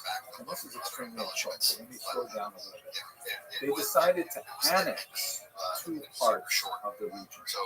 Annex meaning they took those parts and they made them permanently part of the state of Israel, never to be returned in any future peace deal. Specifically, the eastern part of Jerusalem. Jerusalem had been a divided city since 1949, and actually the holiest site of Jewish geography. The Temple Mount was located on the Jordanian side. Since Jerusalem is the capital of the Jewish people, East Jerusalem was annexed outright and made part of the state of Israel. This also happened in the north, in the Golan Heights, where you have a mountainous region, and whoever commands the heights either looks down to the Galilee, looks down onto Damascus, even though it had great strategic value and not a huge local population. This guy's However, the West Bank, with its large Palestinian population, posed a much greater threat because annexing the territory would involve giving all those Arabs citizenship, and that would deeply upset the demographic balance that Israel must maintain if it is to remain a Jewish state. And let's recall that Israel is striving really for two basic goals. One, to establish a Jewish state, a country that is free for Jewish immigration, that Jews can flee there if they are persecuted elsewhere. And secondly, they want to establish a democratic state. They want the political basis of Israel to be essentially one person, one vote. About 20% of Israel's population is non-Jewish, primarily Palestinian Muslims, also Palestinian Christians, also Druze, Baha'i, and many other peoples. And 20% is a sizable minority, but it still retains the basic Jewish character of the state. If citizenship were extended to all of these people in the West Bank and Gaza, that would seriously threaten the demographic balance of Israel as a Jewish state. Could not be accomplished. So the West Bank and Gaza and the largely uninhabited Sinai Peninsula were simply occupied. These territories were administered by Israel, controlled by Israel, so the general thinking was that they would be exchanged for some kind of history. Not all Israelis felt that way. Some said that should be exchanged for peace and the territory should remain within Israel. But by and large, the dominant point was that these territories should be given back. And in fact, this is what happened to Sinai. But here's a really important moment for us to note. This document is Resolution 242, which was issued a few months after the conclusion of the 6-day war. And it's really important for two main reasons. The first is something that we see in item number 1 and Roman number 1, which refers to the base of peace, just and lasting peace, as the withdrawal of Israel armed forces from territories occupied in the recent conflict in 1967. And what this implicitly said was that there would be a just and lasting peace going back to the Green Line boundaries of 1949. If Israel were to give up these territories that occurred, then in fact a just and lasting peace could be achieved. This is actually a big plus for Israel because the surrounding Arab states did not the 1949 boundaries as a permanent and lasting peace. They regarded it as a kind of larger ceasefire and armistice for the time being. So that was a big win for Israel in one sense. And note, by the way, I've included the French, which is also version, but the French version, a very key, small distinction in the phrase "des terroirs," as opposed to simply territories, which is much more demanding that all of those territories have to be. Whereas in the English version, it applies some of the territory, from territories, not from territories. The other one, which is hugely important about this document, is something that is not, and that is the Palestinian. This document reflects the relationship between the state of Israel, now recognized with boundaries of 1949, and its neighbor states. This was not something that the Palestinians, according to the document, it was something that affected Jordan, Egypt, and Syria in particular, and peace was made between those places not involving the kingdoms. And this, I think, is perhaps one of the most important drivers of Israeli-Palestinian conflict from the beginning up to the present day. And that's that the Israelis fail to adequately understand the Palestinian, and the Palestinians fail to adequately understand the Israelis. Let me just take a very brief moment to speak about that. In terms of the Palestinian misunderstanding of the Israelis, they failed to grasp just how desperate this people was after the Holocaust. Palestinians in the 1960s, and many pro-Palestinians today, seem to take it for granted that Israeli Jews would be prepared to live as kind of like, guests in Islamic host society. And that's simply not valid where Jews after the Holocaust. Jews must have a home. The earth is so a small portion for themselves, and they believe that it is totally within their moral right to demand it, especially in their for their part, the Israelis misunderstand the Palestinian national cause, although it awakened much later than many other nationalities. It nevertheless is very real and profound. This is a society that, at the beginning of the 20th century, was still quite primitive in terms of having very low levels of literacy and education and so on. And most of their national expressions were ability to region, perhaps to clans, to religion, but they regarded themselves as part of a larger pan-Arabic society. Those things are all very true. But by discounting the Palestinian drive for self-determination, which would really awaken in the second half of the 20th century, by never taking those concerns seriously, Israelis missed the boat and to disrespect the Palestinians in ways that would be incredible. Resolution 242 is perhaps the pinnacle of the statement coming from the United Nations that completely ignores Palestinian. Now we would see this come to fruition in this video photograph here that shows leader Anwar Sadat on the left, the American Carter in the center. Israeli Prime Minister Menachem Begin, who had stopped off against each other in the 1973 war launched by Egypt in particular. But why these three men are smiling here is because after that war was fought, it was able to retain some pride, and after good inflict damage on Israel, he was able to call up Menachem Begin and effect a peace treaty. In the late 1970s, Israel, with some significant controversy, gave the entire Sinai Peninsula back to Egypt, but Egypt was willing to take the back of Gaza Strip. With its high concentration of Western Palestinians, many have showed an affinity for the Muslim Brotherhood, an organization which later would spawn from. And Egypt felt that they were destabilizing element into their polity. Anwar Sadat's vision of peace in the Middle East came to fruition, and although the relationship between Israel and Egypt has not been decidedly warm, it has nevertheless been peaceful relations in the 1980s. But Anwar Sadat himself would pay for this with sending his own bodyguard, incensed with the idea that he would turn down him and shot him. The turning point for the Palestinian establishment of the Palestine Liberation Organization led by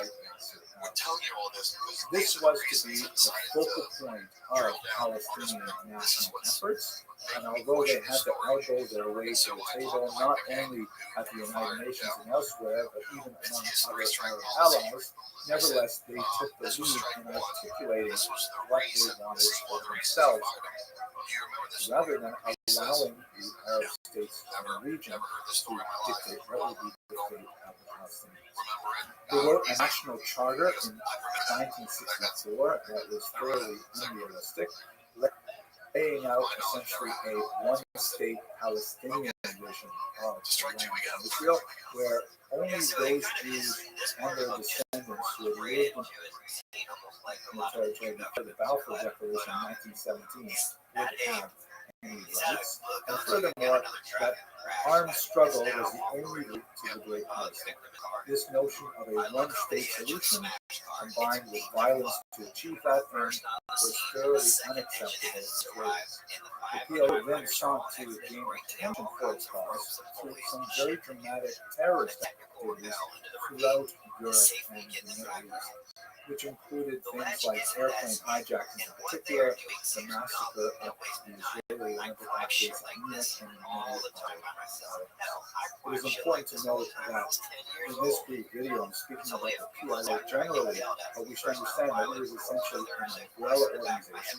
There are many different factions that come together under this umbrella, and a more nuanced look at these various groups will see a lot more about the internal debate over the value of these kinds of activities. But we can say in general that the PLO and American's leadership at this time failed to grasp some very important emerging realities about the future of the nation. First of all, they completely misunderstood the importance of public opinion in Europe and especially in America, where the Israelis far greater experience with the media environment, with the culture, their development of connections and so on. The PLO was not going to win their propaganda war to terrorism. In fact, it was just very first sideline of the movement as being one associated with criminality and violence.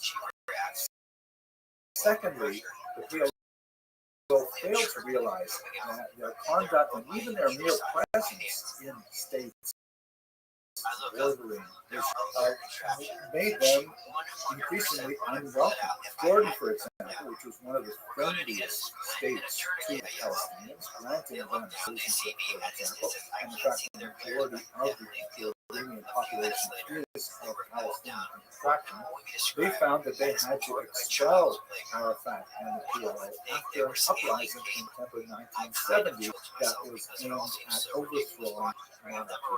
Sort of thing happened in Lebanon and elsewhere, and by the time you get to the 1980s, the PLO is basically out. It has no border contact with the state of Israel, and it's basically Arafat and others are hiding out in Tunis in North Africa. But Arafat made a few key missteps at this point. He backed, for example, Iraq against Kuwait when Iraqi invasion up in 1991. Much of the PLO was bankrolled by the Soviet Union, which saw it as a useful proxy in the battle against the United States in the Third War. And as the Soviet Union had to go through a lower chain of self-destruction, it became clear that the PLO was going to lose more and more power.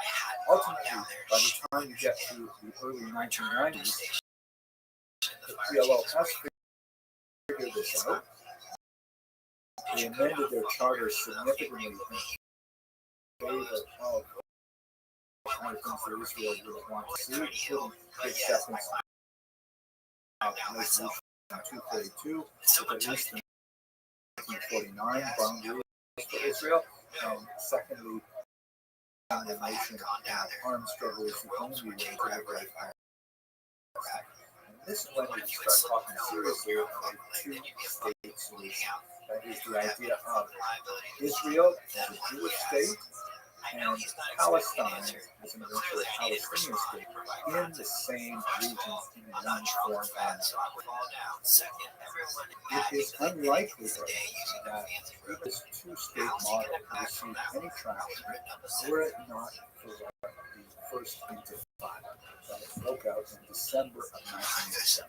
So the term intifada in Arabic refers to kind of like an uprising. Why is he like the first off hero? Because he's too risky. He's too good. And that was a fair description of what began to happen. Arafat, although the titular head of the PLO, was severely weakened after Tunis, many of them co-opted by the states or assassinated by Israel, and he simply had lost a lot of power, although he still had a similar kind of role to play as the figurehead of the Palestinian. What happened in December 7 is that the Palestinians themselves in Gaza and the West Bank began to rise up spontaneously on their own. And the character of the uprising is rather different than the First Intifada was not characterized by widespread terrorism and much more so the Second Intifada, blowing buses and things like that. It's rather a kind of a symbolic attack on the IDF. You see in this iconic photograph of the young Palestinians were locked of this massive. The Palestinians, on very depths of the large number of foreign journalists in Israel, were able to get a message to the world in some way. And actually, the David versus Goliath model that has frequently applied to the Israelis in this field. Heroic history. Now the Palestinians adopted the model of David, and Israel as the oppressor.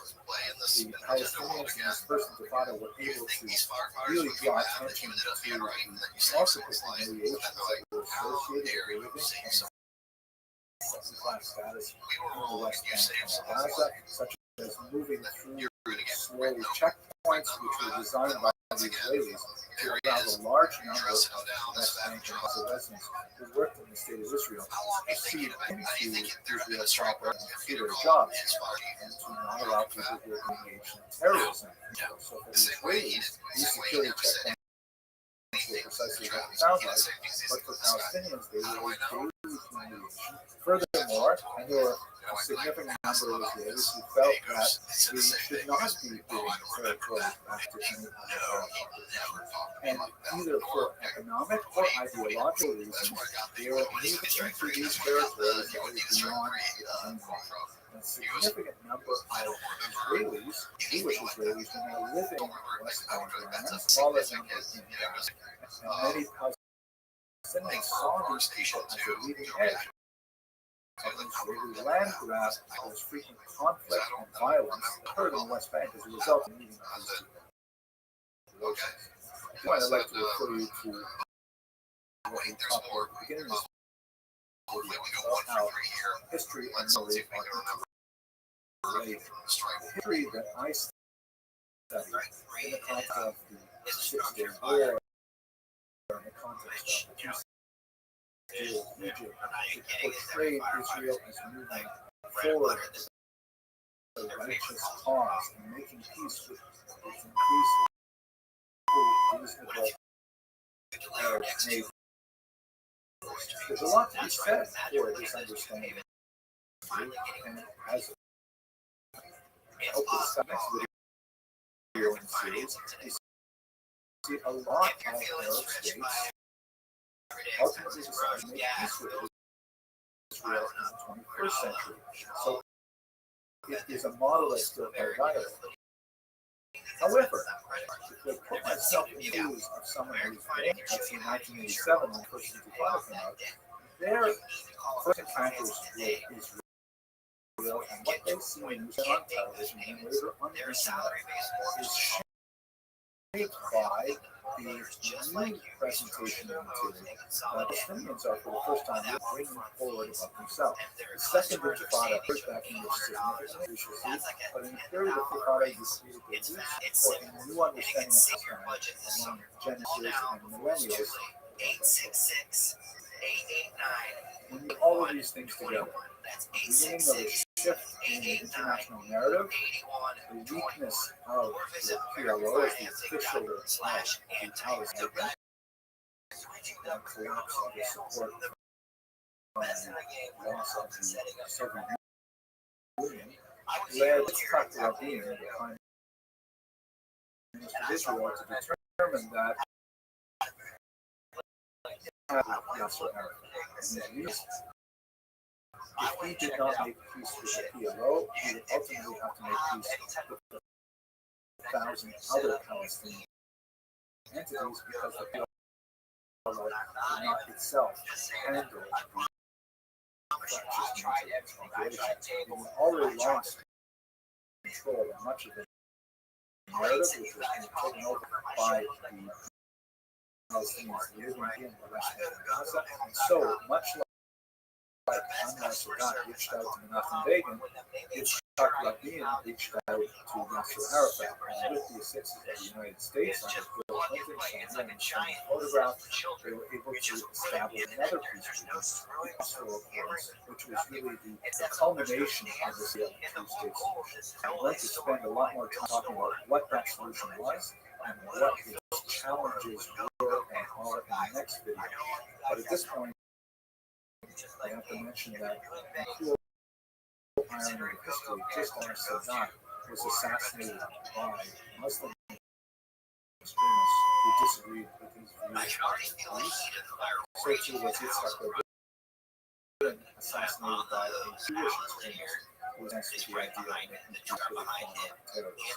You see a very sad photograph, which was a copy of a Hebrew poem, the Song for Peace, which was stained with Yitzhak Rabin's own blood in the context of American history.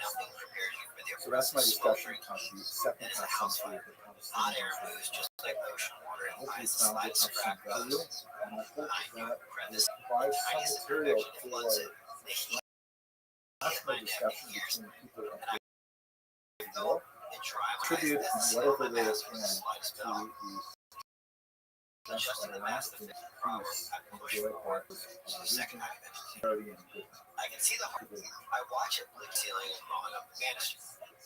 It's beautiful and evil at the same time. For it to die.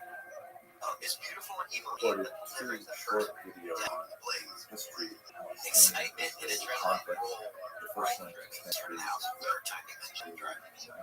1949. Anthony The was second one going from now pulling it to the back of my neck. It hurts, but I push forward. This is not a planned series. I tried to avoid this topic for a very long time, and I rather focus on other areas of history that really go with my overall research agenda. But I felt that given the nature of the attack on the subject, I really had to do something to help contribute to voices of reason and to provide people with some kind of hopefully this treatment of the history so that people of goodwill can engage in reasonable discussion of stormy issues. As I record this December 1st, and we are still these hostage release that participating in for several days now is unfortunately ended. Horrific news that 10-month-old baby was abducted from the 200-odd hospital in Israel on October 7th. Hamas is releasing now that child is still there. They're killed.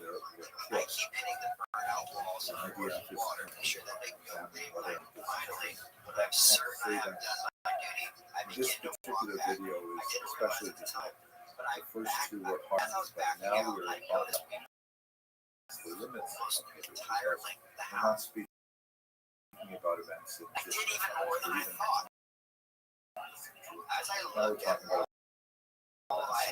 occurring right. I really try hard to avoid those things. I prefer my history to be located firmly in the past where these maybe I got hit with more water droplets than I thought. It felt like a bad summer. What the fuck was that, Tim? Alan yells at me as he rips his mask down. Before I can answer, I see him. Looks like shit. Any exposed skin he has is red as fuck. As his helmet goes off, his neck was a red ring. have experience. And so I'm going to begin this brief video with a little bit of background so you can understand that I am hardly unbiased about things. What'd you say?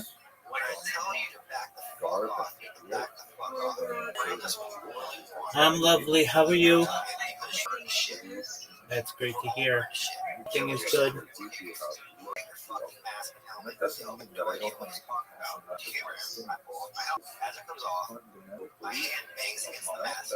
I want all the people to reach together. Good health. Excellent. It was literally on fire. Take care. But let's set that aside. Let's begin with some of the personal background that hopefully will understanding of that. I'd also like to invite you before you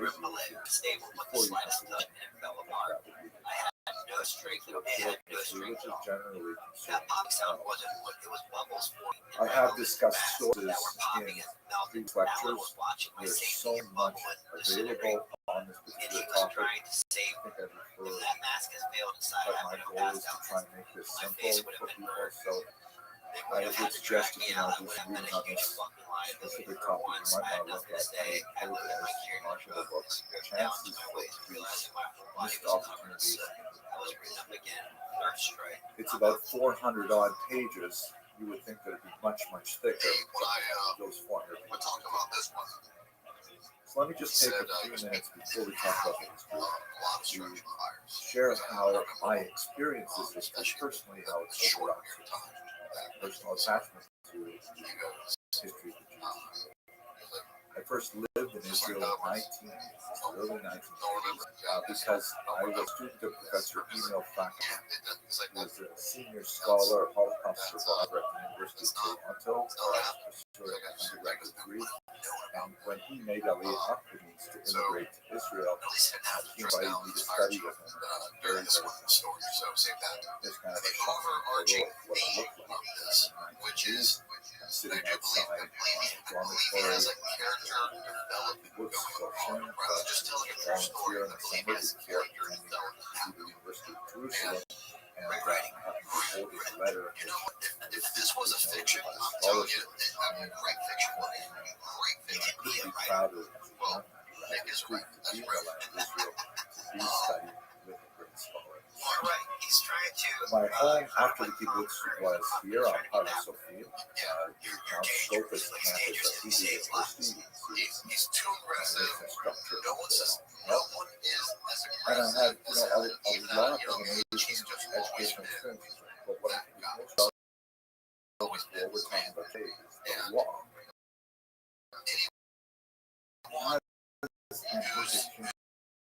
Undergraduate student, I took on a part-time job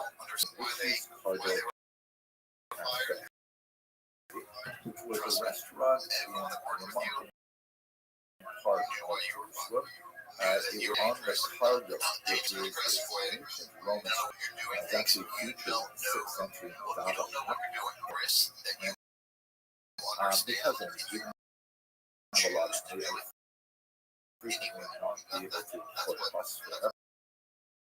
So I would walk about an hour from the university campus way up on the beach.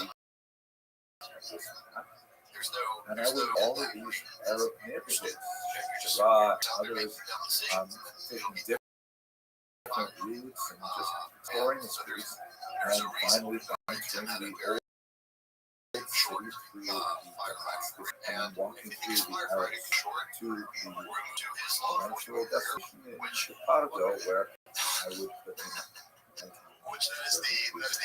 I returned about a decade later. At that point, I was married, and my wife brought us two youngest children.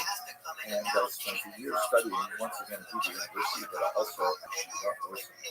And I can cement on a slot, I will say one major thing changed between the early 80s and the 90s. It was not so safe to walk through these regions anymore.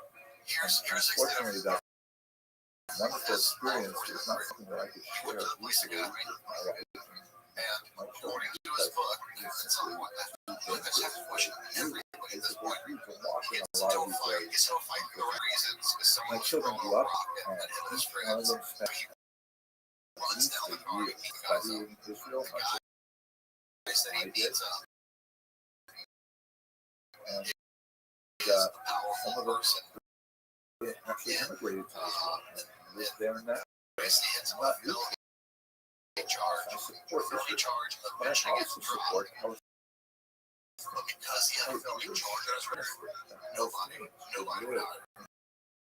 Peace and prosperity.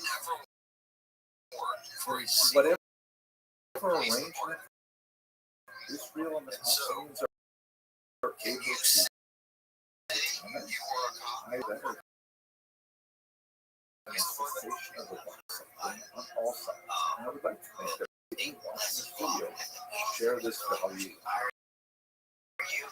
But my goal, as now we get to the history part of it, is to survey the major elements of the Israeli-Palestinian conflict, and especially those efforts made to peace. And my hope is that this will spur honest discussion among rational people. Where we left off in the last video was the culmination where the Palestinian Authority would establish some initial steps towards an eventual statehood to reach this kind of set and bring it for final negotiations. And the thought was that the Palestinian Authority would slowly develop confidence building measures that Israel would then reciprocate by giving authority to the Arabs, and ultimately, as the name implies, this results in a two-state solution. Israel signed living side by side. Actual nuts and bolts of the deal, however, it was apparent that it would be very, very difficult to actually have a look at this result. Unfortunately, it's spelled the name Israel correctly, but Price is basically accurate to current status. What you see in the bright yellow color is the West Bank. It is so called because it also on the West Bank of the Jordan River. It's known as Sham. The dark red patches are these are areas where you settlement including some major towns like Bruce and here in these regions, the Palestinian Authority has greatest power. It was supposed to be responsible for internal security, mechanism for protecting Israel from Palestinian terrorists, but also public order, which is more like transport trash to other lands. So these regions were the most Palestinian in terms of their governing authority. Area B involves a little bit of mixed authority, where Israel is responsible for the security aspects, which is the security of Israel, and the PA would hold on to public order, police, and civil affairs. And then in Area C, which is the largest chunk, Israel would be responsible for everything except for the civil affairs of Palestinians who live in the city. If you have a look back at the previous video in the series, I showed you a map there of the Jewish settlements, Israeli settlements within the West Bank, and we're basically dealing with populations that are up to Jowl. I mean, on one hill, you have a Demon village, and on the other hill, there's a very small valley between them. Israeli village, and it's very difficult to simply block out a whole map that has all this contiguous area for the Palestinians without including also those settlements, which is an incredibly difficult problem to solve. Now, have a look at the second area, which is the bottom left. Gaza, after 2005, was completely handed over to the Palestinians. Palestinians control all internal affairs. Strip, but Israel and Egypt, Egypt is the lower left border, control all the borders, the aircraft, and so on. Initially, this was far less onerous, but as time went on, Israel and Egypt imposed even harsher blockades on the region for reasons that are going to explain shortly. Now, if I were a Palestinian looking at this map, I would ask, what kind of maybe I would use the word shame, but kind of a crazy map is. How do you expect us out of this? Two major chunks of land, you have to set up some kind of corridor to travel between them. And even within the West Bank, there's like all these little patchwork quilts. And yeah, it's really hard to engage in state building. On the other hand, if I were an Israeli, what do you do? this is not the way they would see it. Chances are they would something like this. They would say, this is a map of the Arab League member states, and Israel, as you can see, in the little red area, it's tiny. Israel is one little planet where the Jews want to establish a national state. We went through the process in the previous two videos, and the fact that Palestinians are gaining territory where they currently live in the West Bank of Gaza, you know, whatever they get, they should be happy for, because Israel is not willing to back up into the sea. Israel insists on its right to exist. So for many Israelis, particularly on the right, the idea of giving any land to Palestinians in this context, where there's so much land that belongs to the Arab states, it just weakens Israel and exposes them to more as a result of it. And that point of view has unfortunately been borne out by much of the history. We discussed the Second Intifada, which is hugely important. Let's just reiterate that the Palestinians looking at the podcast would complain that much of the agreement favored Israel, and as a result of the U.S.-dominated nature of the Oslo Accord negotiations.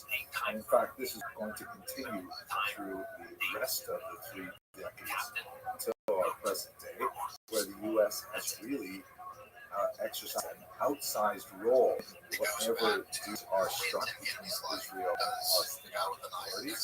For many Palestinians, it seems like just another example of Western imperialism simply exercising unilateral decisions upon the Palestinians.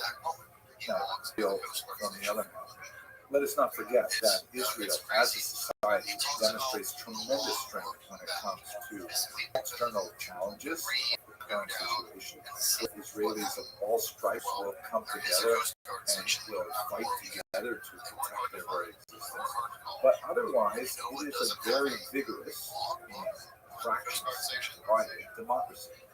Israel is, prone to huge outbursts of protest against one policy or another, as we saw over the summer of 23 perhaps many other times. And this polity to use unison and its other than the defense of Israel. Again, alternative history, if the Palestinian Authority is building steps and exercise greater control over the second into violence, that certainly would help the left-wing Israel promote the idea of expanding the experiment of the Oslo Accords. But on the other hand, Palestinians can point to Israelis and say, every time you establish another settlement in the West Bank, which is essentially a fact on the ground, that is an impediment to the development of a state for Palestinians. So Palestinians complain that you're undermining this process from the very beginning.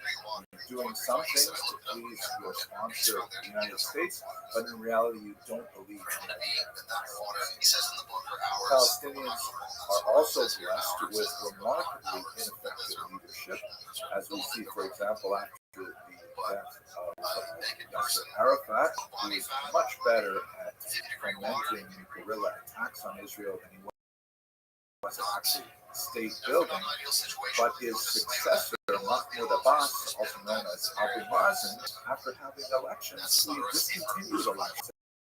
It's been in power for about 20 years and is widely regarded among Palestinians as Palestinian frustration with the lack of progress in Oslo Accords, combined with a provocative visit to the Temple Mount by Ariel Sharon, a political leader, exploded in Al-Intifada al-Tibani, September 2000. This was rather different from the first Intifada, primarily in the scope of violence associated. It was especially associated with suicide bombing on buses, on pizza shops, other civilian infrastructure in Israel. I remember when I was on a postdoctoral fellowship at Harvard, get up super early and go to my office in the morning. You know, that was back in the days of Alta Vista like that. And I would like be constantly refreshing to see if there's any more news from Israel, more news from Israel. Sometimes, you know, multiple times a day, these horrible things, these awful terrorist attacks on Israelis, which involve a very different element, that of the suicide bombing associated with Hamas and Gaza, as we shall see. From the Israeli perspective, the Palestinian was a complete failure, doing very little to stop the terror attacks, and in fact, in some cases, even having its own security force participate in the lynchings of Jews in the days of over the next 30 years. Stepped up its attempt to protect itself by creating these security barriers. Holy shit. To prevent Reverend Rothschild, holy shit. These awful barriers were also constituted a land grab by the Israelis again in 1964, the 1967 Green Line in the Palestinian territory. Secondly, it constituted another example of the humiliations that Palestinians would have to endure. Thank you, Reverend Rothschild. No, why didn't I fucking do this earlier? So it was definitely something that increased the security of Israelis, but it demonstrated overall.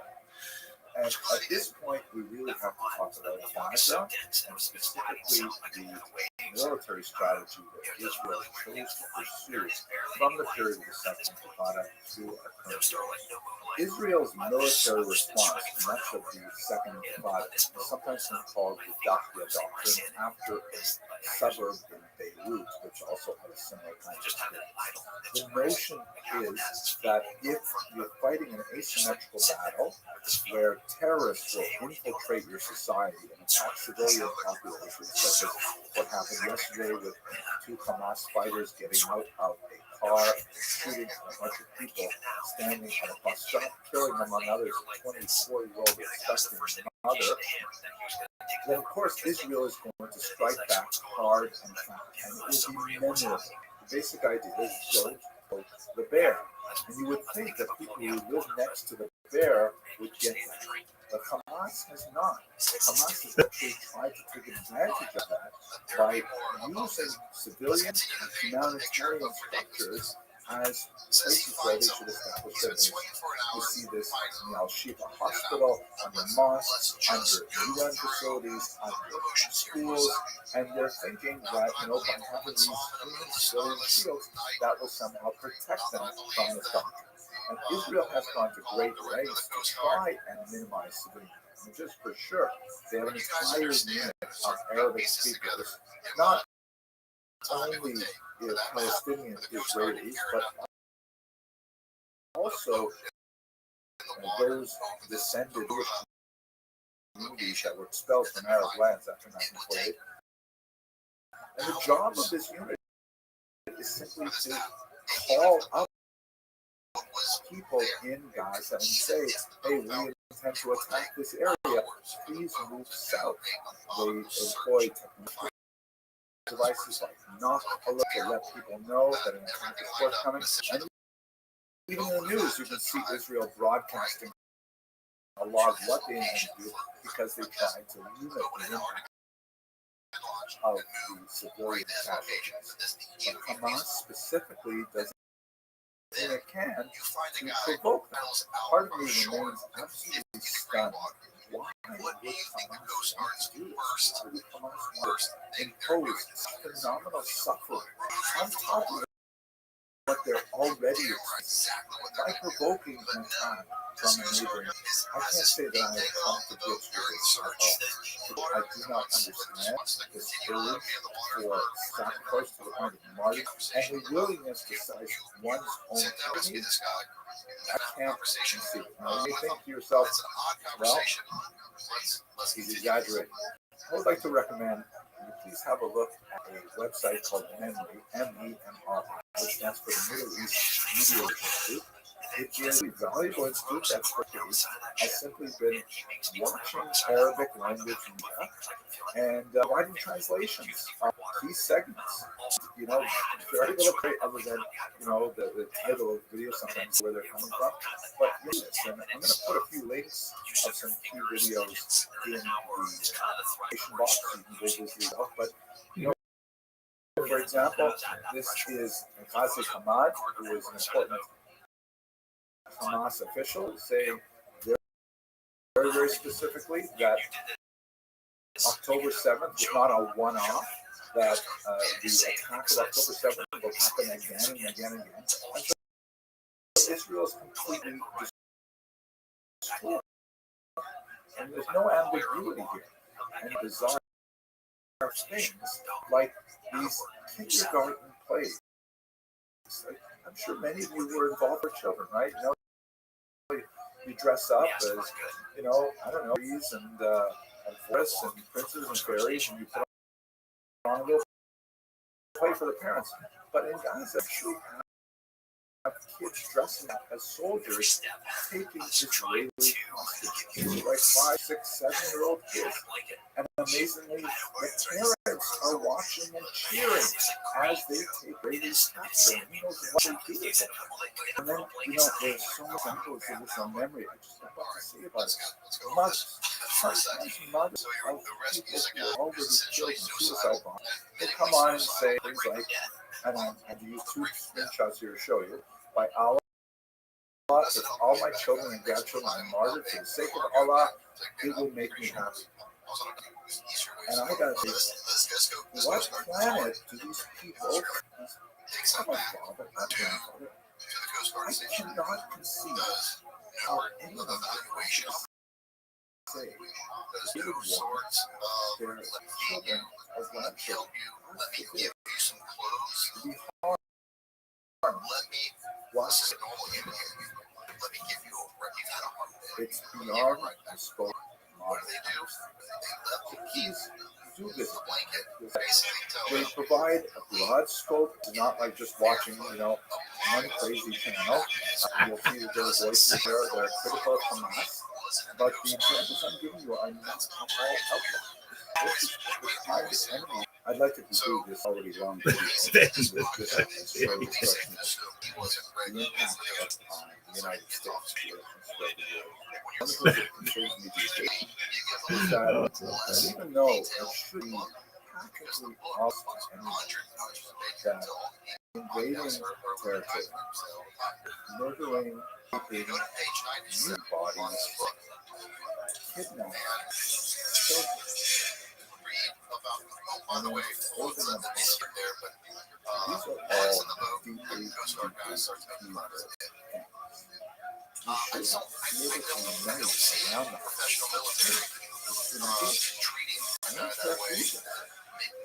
If Israel was I would be deeply and I'd like to think I would speak out about things, but as strongly as I am now. But there should be phenomenal. And we see that in the United States, for example, this is the result of a poll that was conducted just 2 weeks after the October 7th. Israel actually has fairly strong favorability in the United States. You can see that of the measured, Israel comes in number 3 behind the U.S. military and the police, considerably higher than the Supreme Court or news organization, and Hamas is like way down at the bottom. I would like this number to be higher, but not that. But here's the scary thing.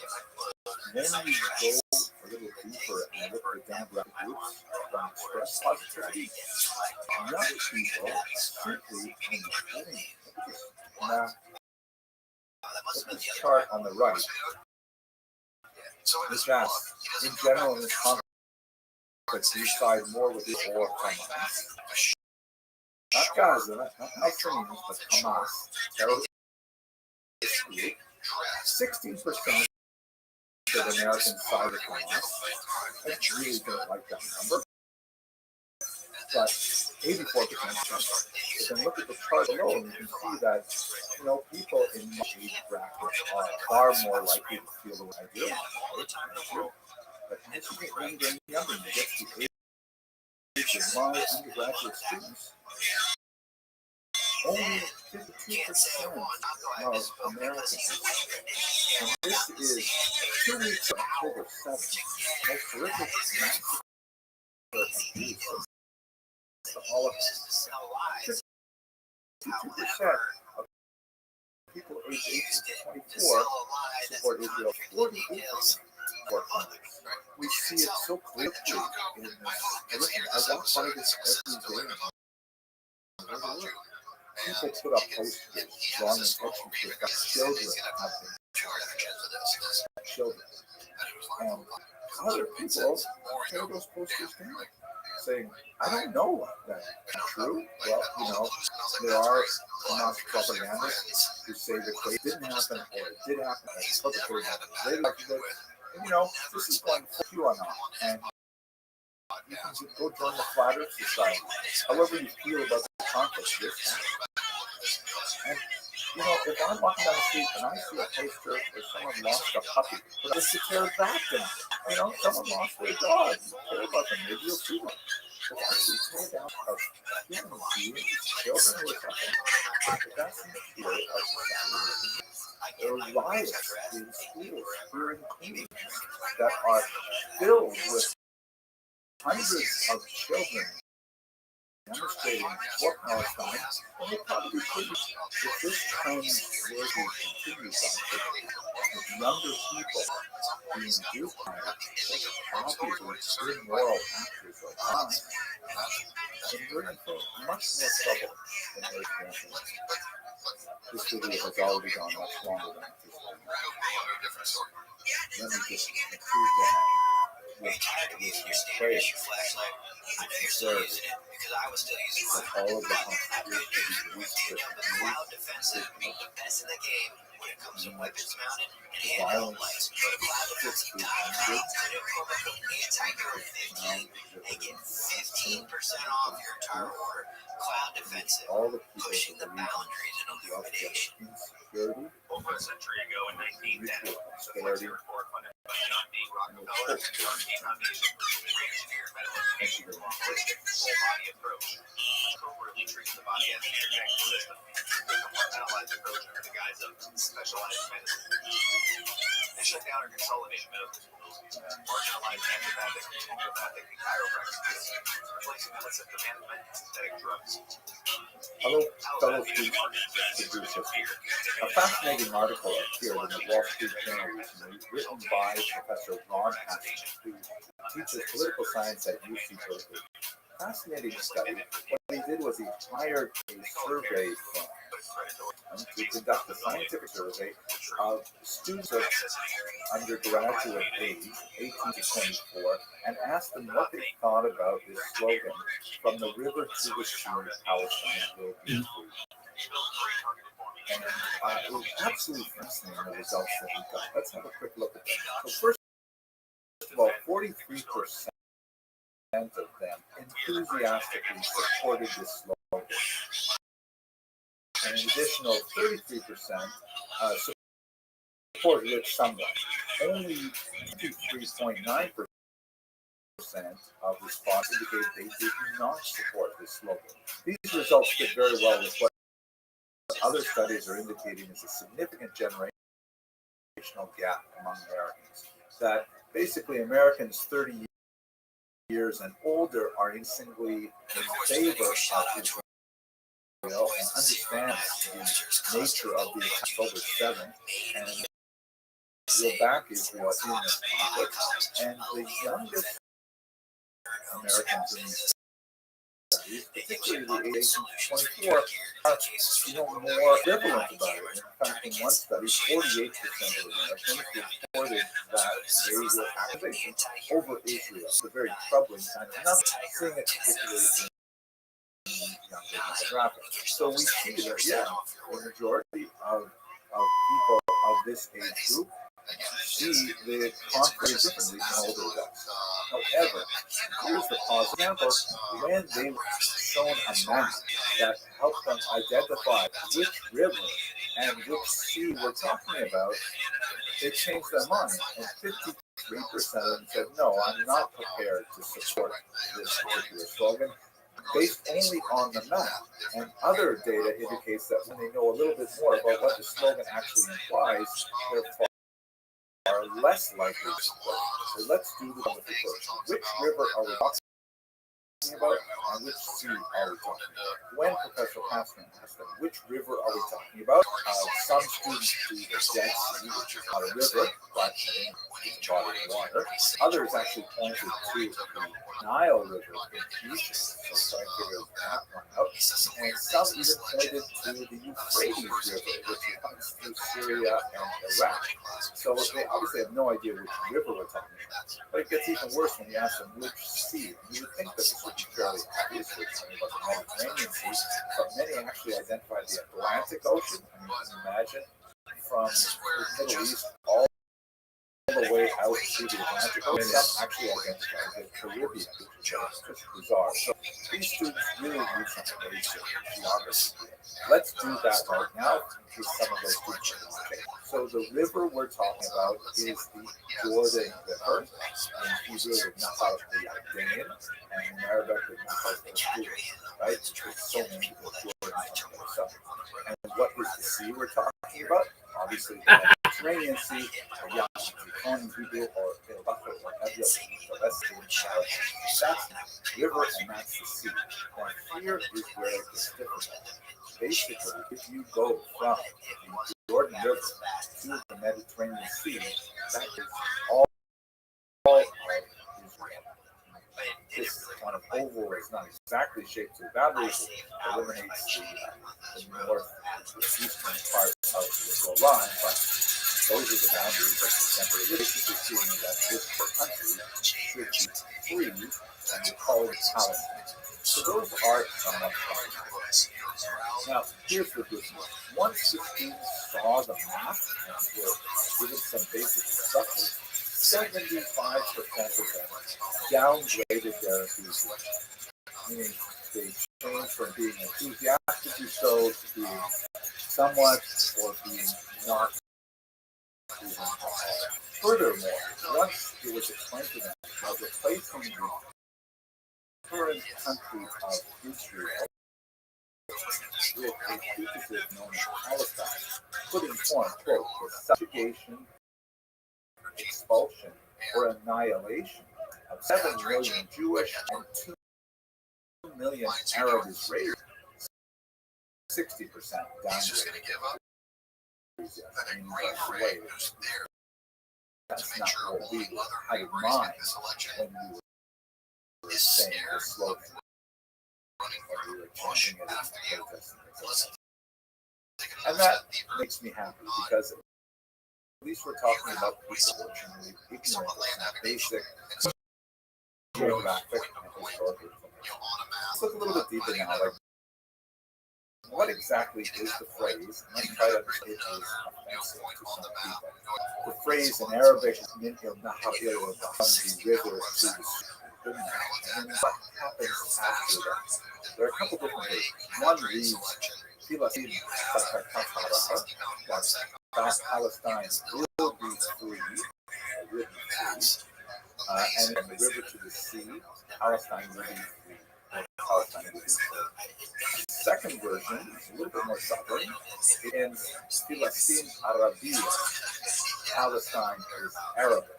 To the land, presumably for people who speak Arabic or are Arabic, or Hebrew speakers. The third version begins a little differently. You know, Maya ila Maya, from the water to the water, right? The water of the Jordan to the water of the Mediterranean. Filastin Islamiyya. Palestine is Muslim. Palestine is Islam. And that is similarly problematic. So the second or third version are definitely because that entails the idea of removal of these people removal, or genocidal, or even some kind of population transfer are very problematic, to say the least, and offensive to Israelis. What about the neutral one, which is Palestine will be free? Is that offensive? You know, that was used famously by a congresswoman who criticized, and it is actually illegal in some European countries to use that to constitute speech and some of their definitions. So let's try and figure this out. So when you say from the river to the sea, we understand that. That means from the Jordan to the ocean. Palestine will be free. What do you mean by the term Palestine? Palestine is not a country. It is a regional description that has been used for a long time. The Romans, of course, renamed Judea Palestine after a revolt in the 2nd century by Bar Kokhba and rebels.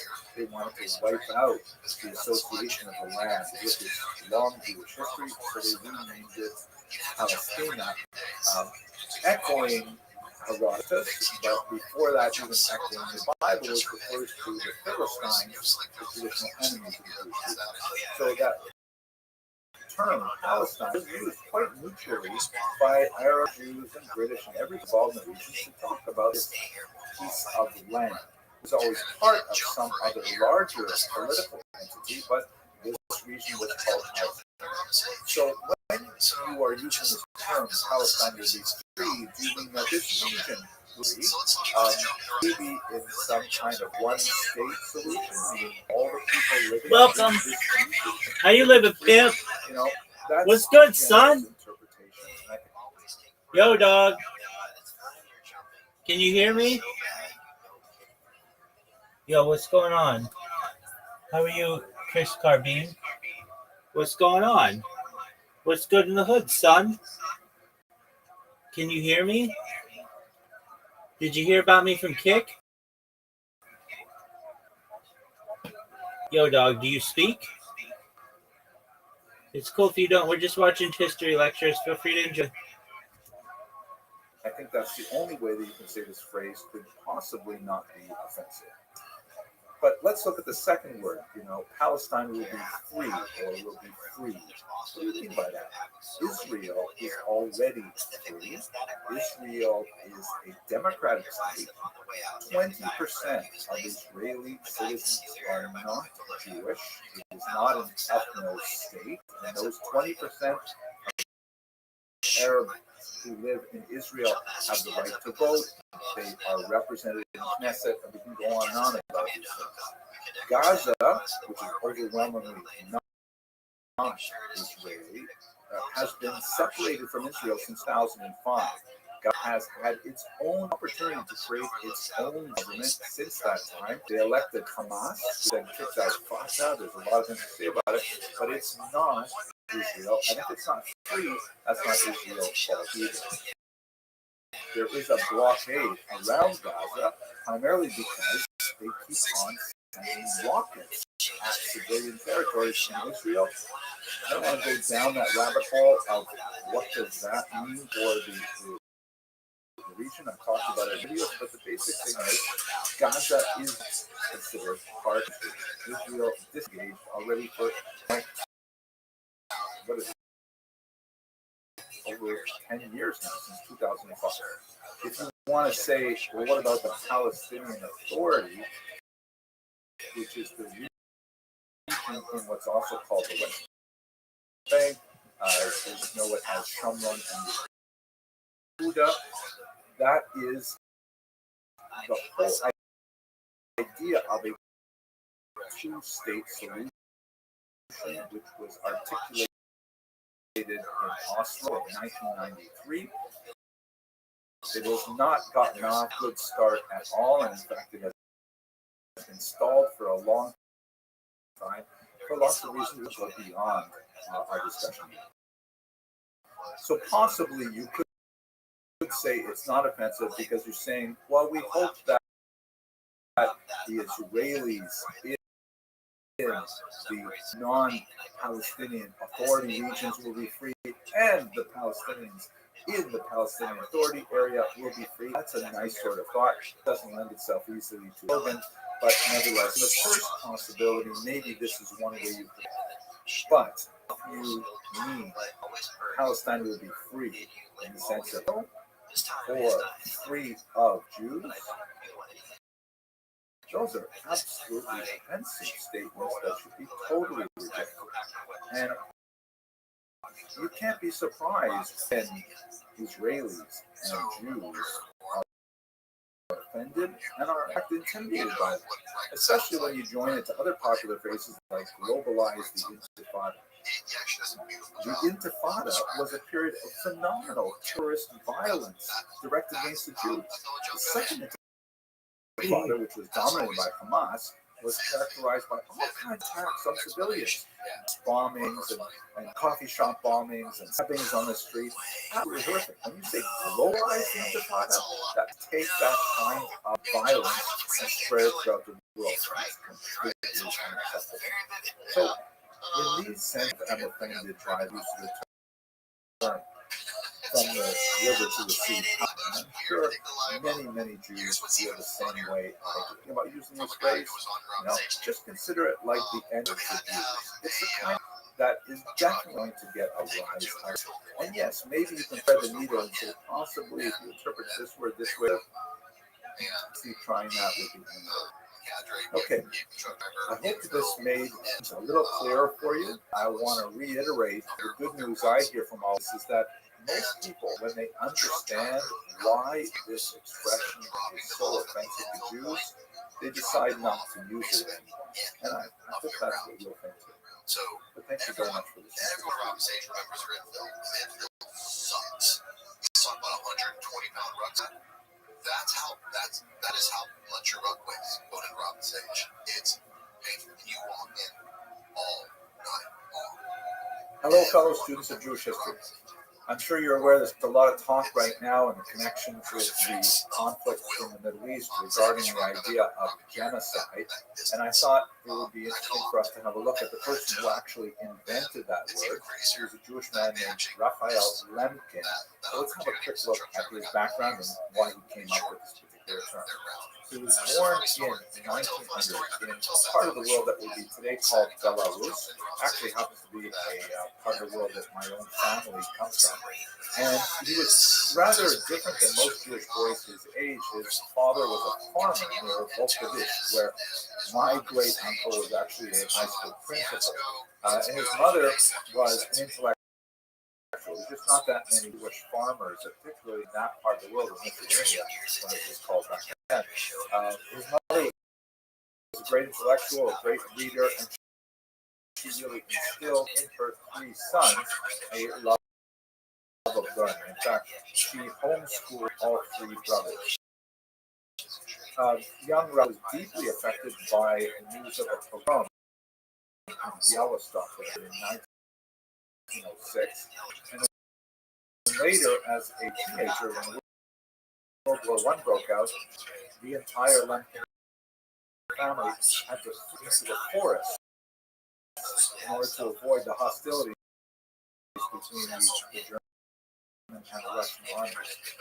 While the forest, unfortunately, his younger brother died, possibly of pneumonia or even Spanish flu, but unfortunately he passed away at that time, leaving Rael with only one surviving brother. He went on to receive a trade school education, but exceptional language skills.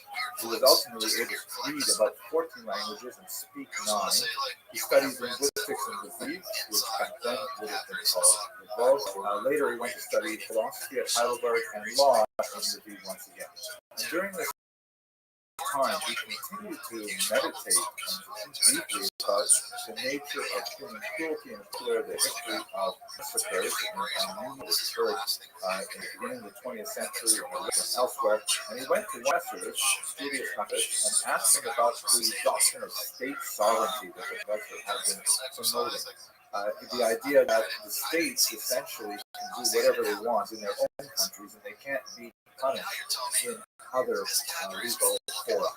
So the professor was saying, consider the case of a flock of chickens. Kills them, and this is, if you interfere, you are trespassing. Apply to him, but the Indians are not chickens.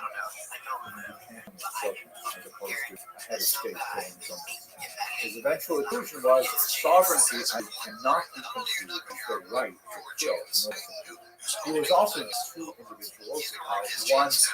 One was the assassin of Talat Khan in 1921, and another, and quite a bit more familiar with, Shalom Schwarzkopf assassinated Simon Yura, who was the leader of the Ukrainian government during his period of Ukrainian dynasty between World War I and the Soviet occupation of Ukraine. In the case of Shalom Schwarzkopf, he went up to Simon Petlura, the leader in exile now in Paris in 1926, and shot him dead on the street. He was arrested and placed on trial, and he was able to essentially turn the trial around to be not a trial of his own assassination effort, but rather of the activity of Simon Petlura during this crucial Civil War period. And even though Shalom Schwarzkopf was clearly guilty of assassinating Simon Petlura, the Paris jury in 1977 rendered a verdict that allowed him to go free. And this kind of event led Raphael Lemkin to think, why is it that you can't prosecute those who perpetrate war crimes on their own people? This thought would eventually mature in his mind during his experience in the Holocaust. But during the 1930s, he was working as a public prosecutor in Poland, and he was also very deeply involved in working with the legal codes of Poland and codifying law. So that remember that Poland was recently responsible as an independent country after World War I. And in 1933, he went to the newly formed League of Nations, which was essentially the precursor to the United Nations, and he met with their legal counsel at a conference in Madrid. And there he made some derogatory comments about Nazi Germany that when he went back to Poland, got him in a lot of trouble because Poland was working on some treaties with Germany, so he was fired from his public position. He ended up going into private practice, but he continued to work on his idea of how is it possible to prosecute perpetrators of international sanctions. Unfortunately, he would have ample opportunity to continue this line of thought because on September 1st, 1939, the Nazis would invade Poland. Lemkin's own home was destroyed in a bombing on the 6th of that month, and he ended up being homeless and having to place to place for some time. He was able to escape both the Nazi advance into Poland and also Russian detention by portraying himself not as an intellectual, as a lawyer, but rather as a simple peasant. And he managed to make his way back to Volkovich and to see his parent the very last time in November of 1939. He moved to Vilna, the capital, and he decided there, and I quote from his autobiography, "I really lived only when I was fighting for an ideal. I will devote the rest of my life to outlawing of people." Later in Riga, he would meet with a distinguished historian, Shimon Dubno, who would encourage him to continue his work in this vein. Dubno was later killed by the Nazis himself. But Lem was able to make his way to Sweden and then Japan to the USA in 1941, where he became a professor of university and later at Restream. The Holocaust was absolutely devastating for him. He lost his family, although his surviving brother actually managed to make it through the Holocaust because he was in a labor camp with his family, Soviet labor camp, and ultimately was able to Canada, where he settled. So Lemkin suffered phenomenally during the Holocaust, and it further encouraged him to work on the concept of prosecute war criminals to commit crimes against people of other nations. His greatest claim to fame, of course, is that he created and defined the word genocide, borrowing from the term genos in Greek, meaning family, and sidera, which means to kill, like a homicide or suicide, terms like that. And he published the term in a book in 1944 called Axis Rule in Occupied Europe, and it proved to be an extremely important term that was used in Nuremberg trials and elsewhere. The UN General Assembly accepted his Convention on the Prevention and Punishment of the Crime of Genocide in December of 1948, and then later it was ratified in 1961.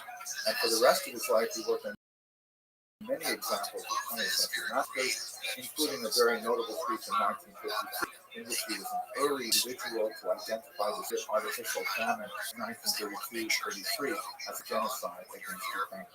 Unfortunately, Lemkin, who spent the rest of his life in New York City, suffered from very poor health, in particular high blood pressure. Doctors had difficulty diagnosing his illness, which he ended up calling genociditis, meaning exhaustion from the work on the genocide convention. In 1959, he died of a heart attack on New York Street. Lemkin never married nor had children, but as you can see from his gravestone, which has smaller stones placed upon it by visitors, and towards the traditional Jewish customs, he continues to be with. His work as a theoretician and as a legal scholar was without peer. He was in fact nominated for the Nobel Prize 10 times in his lifetime. Unfortunately, genocide has been cheapened significantly in our times and used quite casually when it really does not conform to the way Lemkin would define it. In the context of release, I think it's relevant to point out that in his autobiography, which he titled Totally Unofficial, there is no mention of the Allied bombings of Dresden or Hiroshima or Yo, what up, pimp? even though these involved Can you hear me, son? Civilian casualties. Yo, Clearly, Chris Carbone. especially Chris the disparity Carbine. between the Are you numbers like a on pimp? either side of the conflict is not the kind of element that actually plays into I'm definition. glad you're here. I think it's a very important context of what the Allies were thinking when they were bombing these places.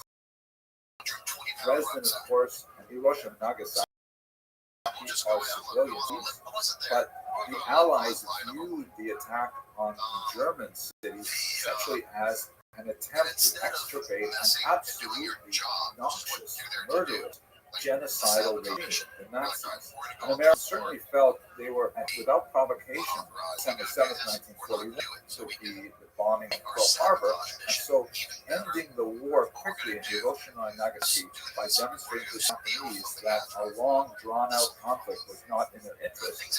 You can understand the American decision, what was going into the American mind when they made decisions to engage in these activities. And this is for some insight Israelis must be having. The brutal pogrom October 7th was so horrific and so unfair. Israelis, this is like a Pearl Harbor moment, and the Hamas organization in Gaza is so dangerous to Israeli citizens that it must be completely removed from the population of Gaza. Now, that is not to say that Gazans themselves are the subject of the attack.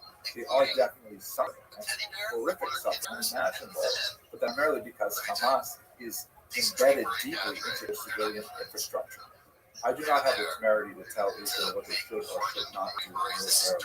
That's out of my lane. I'm a historian, not a military specialist.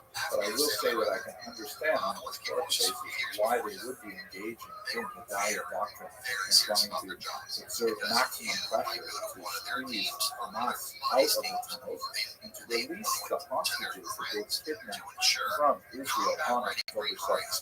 I would recommend that anyone has any doubts about this, please visit this website, Saturday-October-7, all spelled out, Saturday-October-7. It's a very, very graphic website that essentially brings together all of the publicly available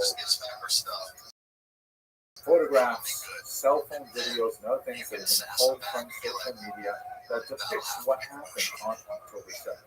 It is definitely a very, very difficult website to visit. You get a sense of what Israelis must be doing and why they are taking these actions. Let me conclude by getting back to Raphael. In his autobiography, he speaks how he was first introduced to Jewish culture and Jewish religion and Hebrew and the Bible. And I found an especially amusing passage when he describes how at age 7 he was studying the book of Isaiah, one of the biblical prophets. And he says, he read, "Cease to do evil, learn to do well, relieve the oppressed, judge the fatherless, unquote. This call of Isaiah sounded to me so urgent, as if the press stood now outside our door. The appeal to create peace by converting swords into plowshares seemed to recreate his presence. I thought of the power of a home cloud which brought life and not destruction. And of course, the metaphor of the beating of swords into plowshares is so resonant and very You understand motivation of someone like Restream who devoted his life to ending this kind of horrific massacre of people, and especially relevant to a person who loved peace so much and devoted his life ending massacres of innocent civilians. Nevertheless, did not feel that discussing Hiroshima and Nagasaki, Dresden, is within the boundaries of what we see for genocide. You can hardly wait. And also, I hand to this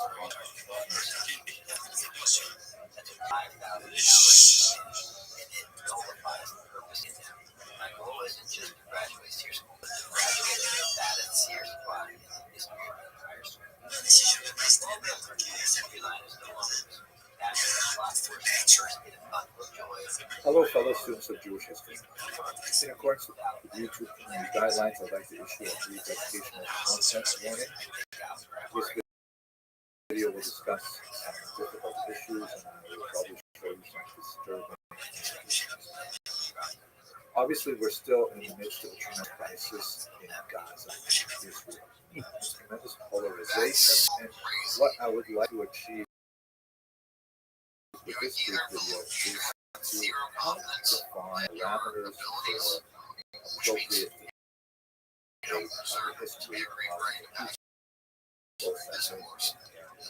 specifically, I'd like to try and define for our working purposes what is acceptable criticism of Israel and what is important.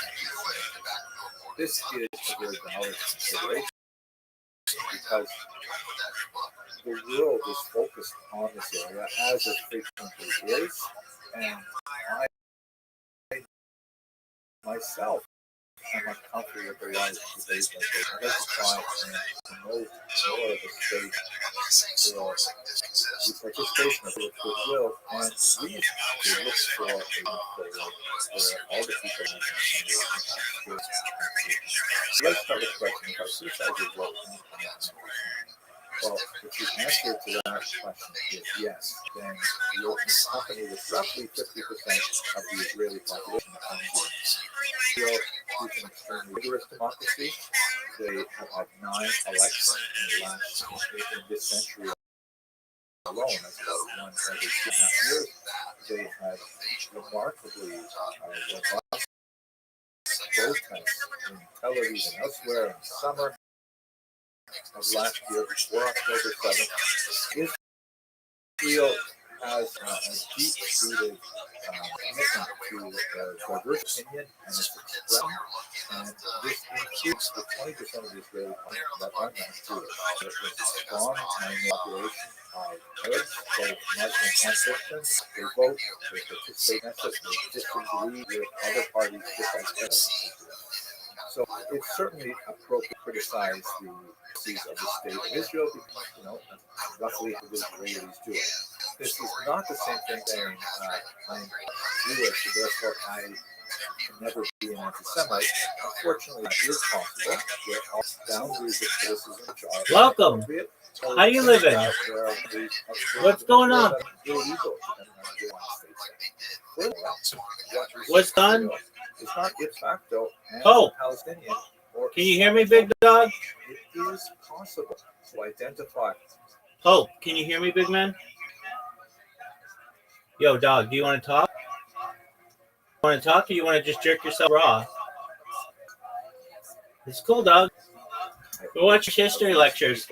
Feel free to enjoy. It is possible to empathize with their suffering and to seek a solution that is amenable to both parties. So, what are the parameters for when something tips over from criticism of Israel and goes into the area of simple blue anti-Semitism? Let me outline 4 basic guardrails. The first one, inability to empathize with Israeli suffering. Obviously, the suffering in Gaza is phenomenal.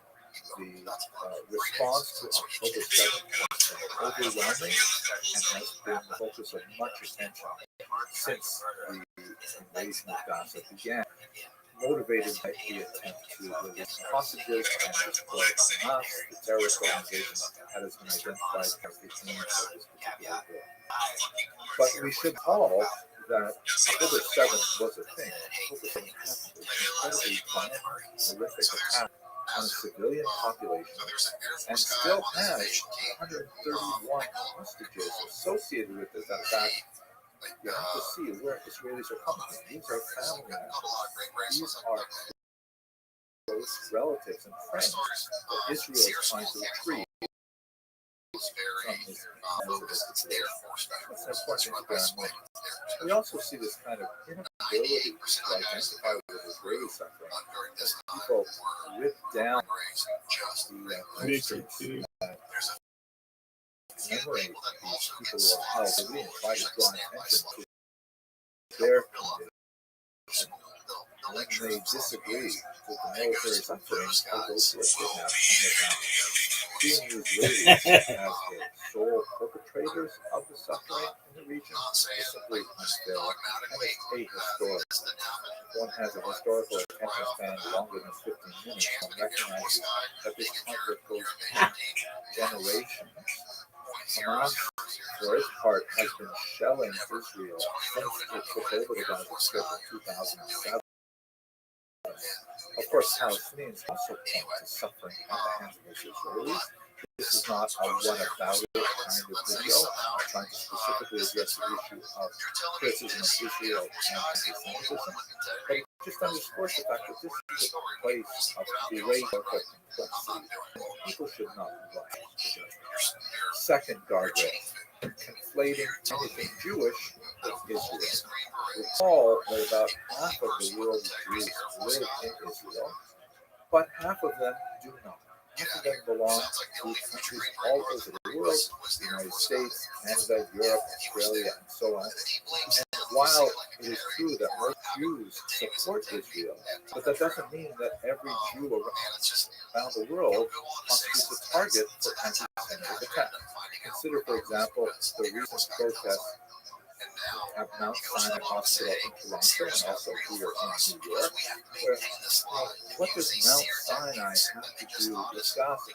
Mount Sinai is, of course, the name of a hospital that was founded by Jewish donors. It treats people across the religious spectrum, regardless of their backgrounds.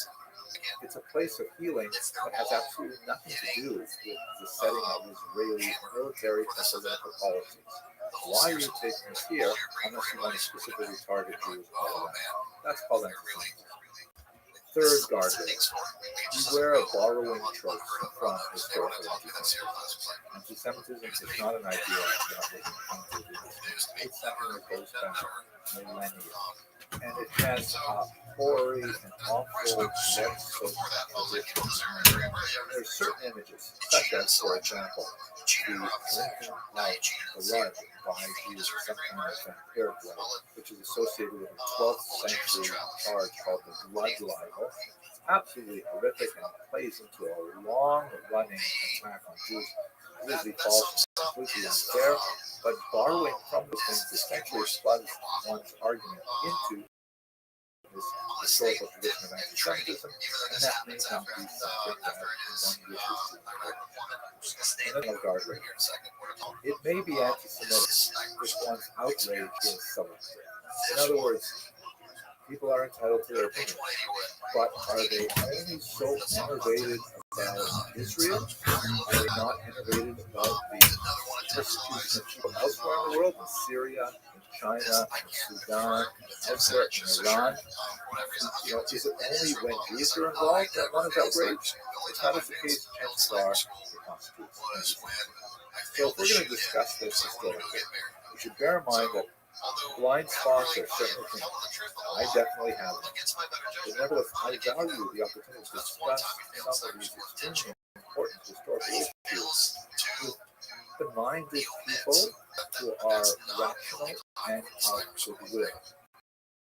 And while I've had many productive discussions with people who have very different opinions of what could be happening in Gaza right now, nevertheless, none of them associate with slogans that involve violence, such as, for example, resistance by any means, a very offensive statement that I doubtless people will use it, or globalize the intifada.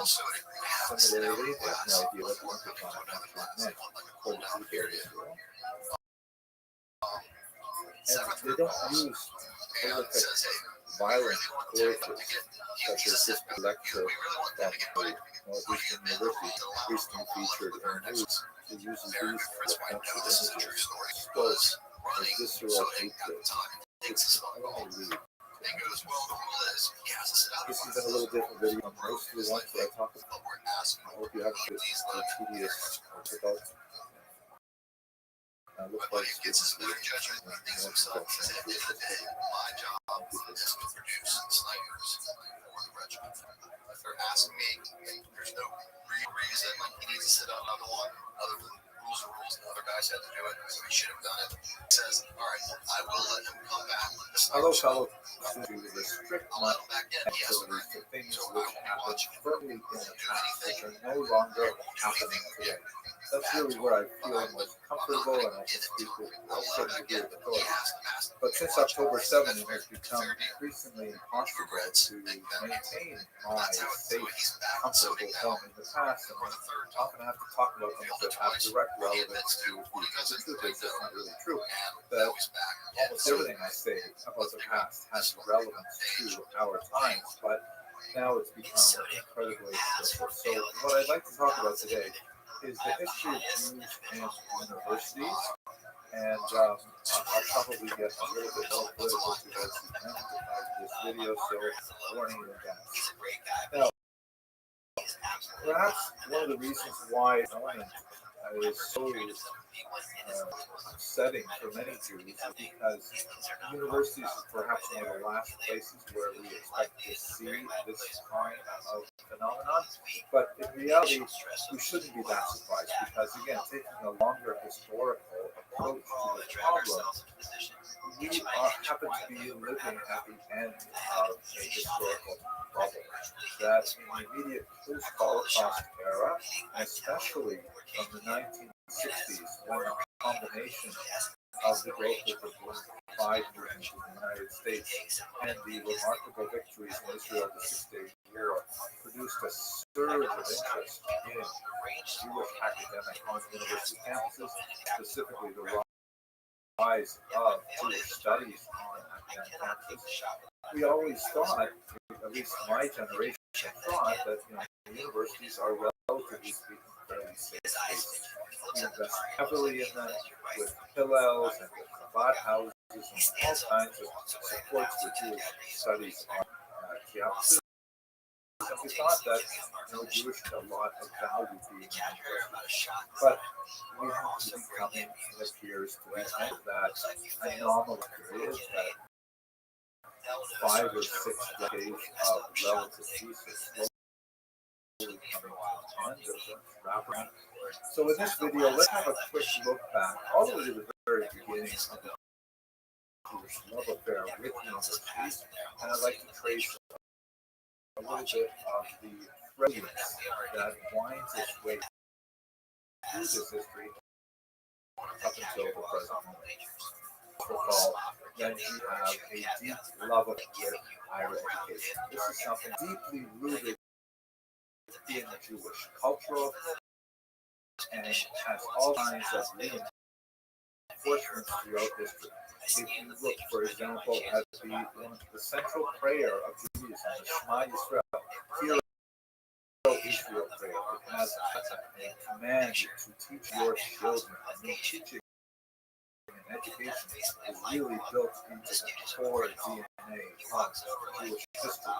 And besides its religious motivation and its intrinsic value, Jews were incredibly incentivized towards pursuit of higher education, primarily because the holding of real estate, the holding of land, was not necessarily the best way for them to make a living throughout the long period.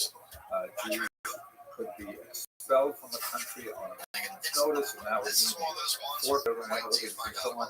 So historically, Jews have look towards aspects of economy that are most portable. This leads them, of course, to various crafts that are skill-based, to ultimate financial activities, and medicine. And all of these things require a higher level of education. It's like the idea of portable economics. If you look at our own times, and look at the TV, statistically, Jews are extremely highly educated ethnic group. If you have a look at this graph, you see a comparison of Jewish Americans, who are red bar, and non-Jewish yellow bar. This is 20. You can see that Jews are really underrepresented to people who have a high diploma or less, and they are incredibly overrepresented when you look at postgraduate doctorates, and so on. They're more than 3 times the proportion of African Americans. The Jews are very much invested in the idea of education versus university. We should also note, of course, that historically Jews have had their own universities understood within the context of their times. Examples from the ancient world, such as the gathering at Yavne, the so-called Karen of Yavne, the orchard of Yavne, was in Israel in the 1st century. Bodies that were partially research, partially judicial, like the Sanhedrin. And then, of course, when you get to the Talmudic period, you have massive academies in Babylonia and several cities along the Euphrates and Tigris rivers, also in Israel and the city of Tiberias, for example. And you should also note here that in the Talmudic academies, the nature of Talmudic study is so broad that it easily encompassed all kinds of other areas of intellectual research, such as medicine, of course, geography, geology, astronomy, astrology, all kinds of bodies of knowledge would be included in Talmudic program.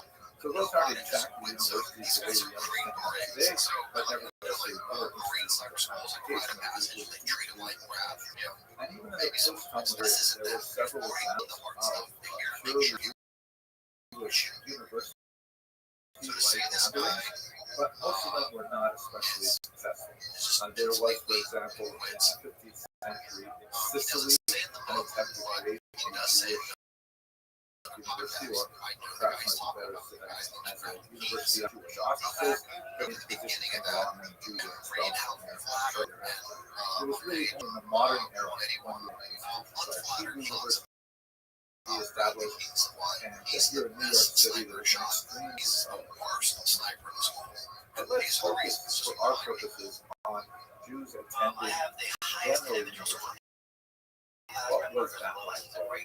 So the dominant experience for Jews and their education up to the 20th century is one of struggle against exclusion.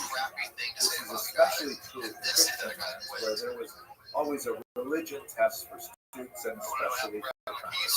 This begins already in the 4th century with the University of Constantinople, which was then known as Candidacterion, or the place of all teachings, which is sort of echoed in the University of founded, ironically, when the patriarch of Israel was ending his original process. But outside the University of Constantinople, Jews were admitted to the University of Shapur in Median Persia. In the 6th century, this would be in the early post-Talmudic period, and which absorbed a lot of Jewish scholars and scholars from other places.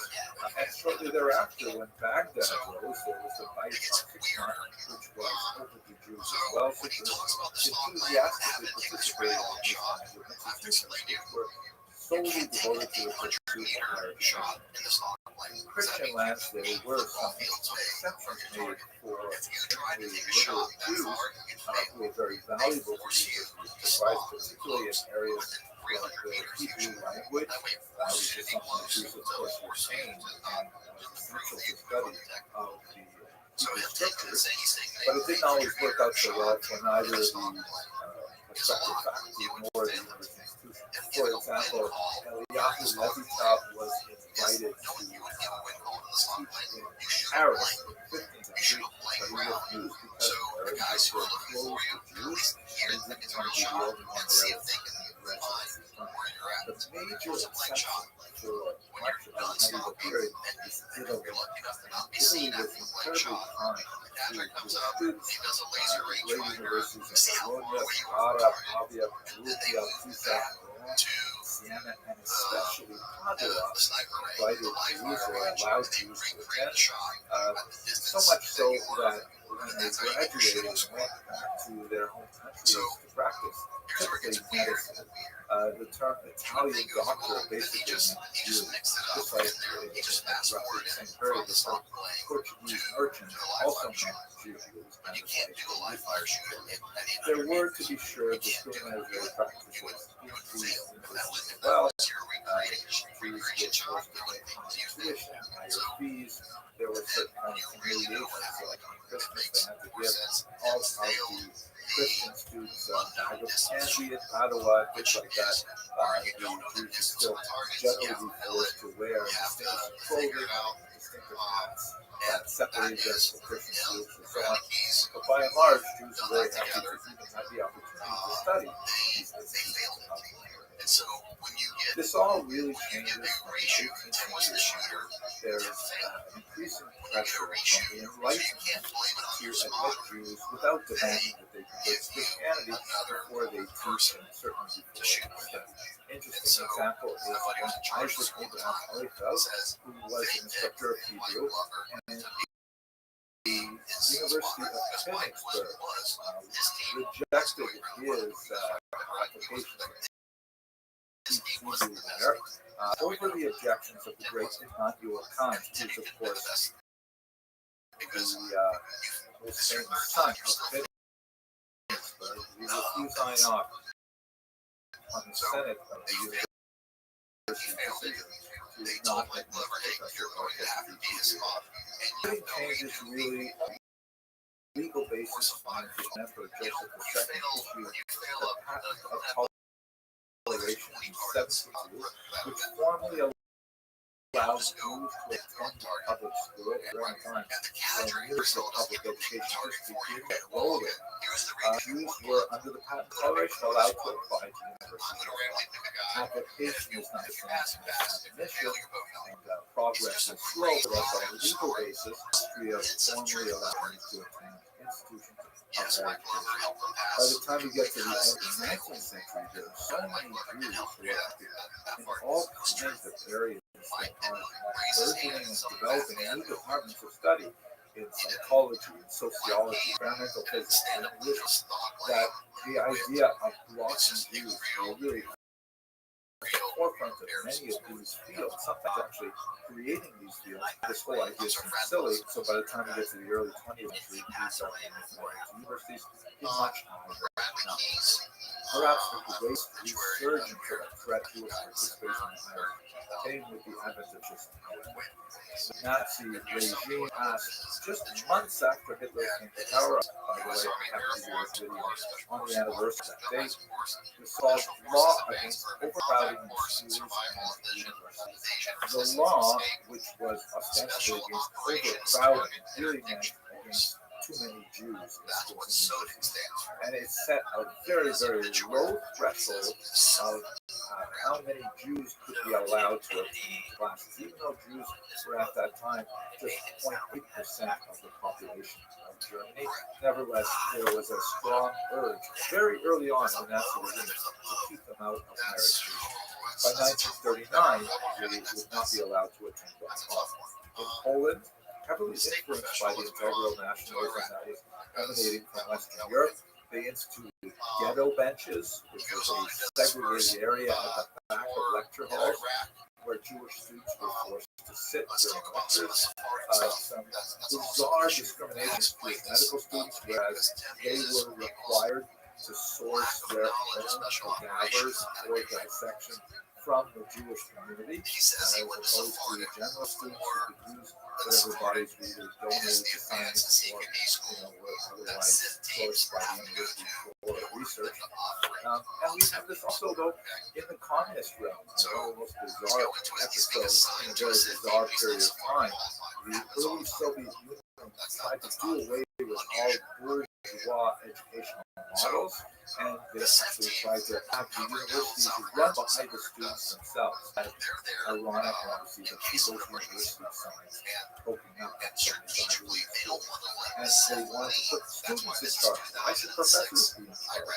This was considered an absurd effort, and they were doomed to failure because you can't put undergraduates in charge, undergraduates, and hope that students will actually make progress. But nevertheless, it also was another opportunity for the person to be accused and remove them from teaching positions. It also shifted for a very long time the views in the Soviet Union to pursue which were ideologically suspect. I have many colleagues who studied in the Soviet Union and received their doctorates in fields that were far away from Jewish history, and then once the Soviet Union fell apart, they actually went and they retrained because what they wanted to study was Jewish. So this should give just some kind of sense of how we got to what we are at today.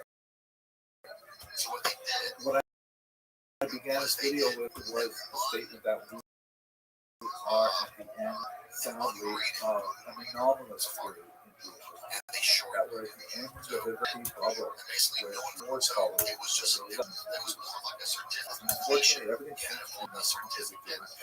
We are at the cusp of a new form of which will call for now anti-Israelism.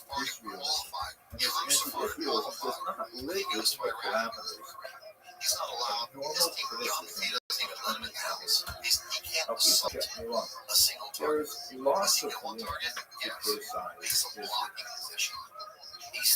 And in fact, until October 6th, disagreeing with Israeli politics is basically a national sport in Israel, and it is an amateur sport outside of Israel as well. There's lots of room for legitimate dissent, criticism, and so on, and it's a very vigorous democracy that allows for that. But what's happening on many campuses today seems quite different. I'd like to outline now 4 basic ways in which today's protests go beyond the normal disciple in an artificial environment like university into something which sadly is calls for violence, because they were saying, of course, universities do not tolerate any intimidation, any break their family in front of them, make it walk in and find this make their physical well-being by entering the campus. They should be able to stand and listen to someone else's argument, they should be able to offer their own counter-argument, all within the parameters of normal speech. Saying things like, the next target of Hassan, holding up songs, or saying things like, Intifada revolution is the only solution. We'll get to point 2 about it in a second. But open calls for violence are absolutely inappropriate.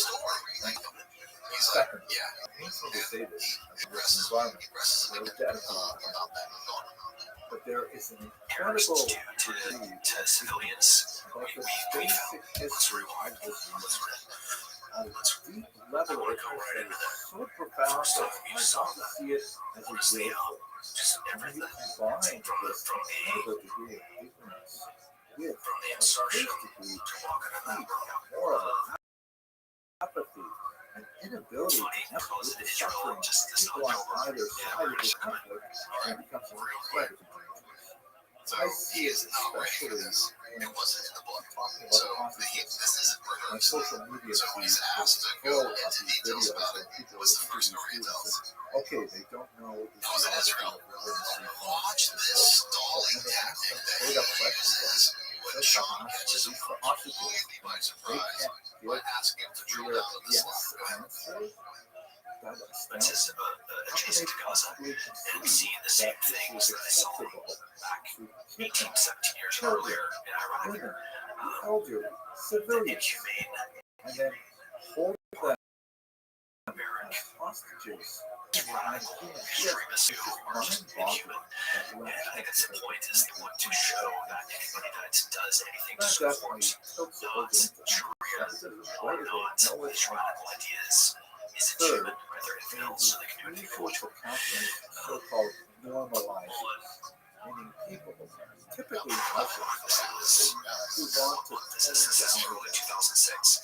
you know, like they have these red lines, like they call To what we thought was a BBID target.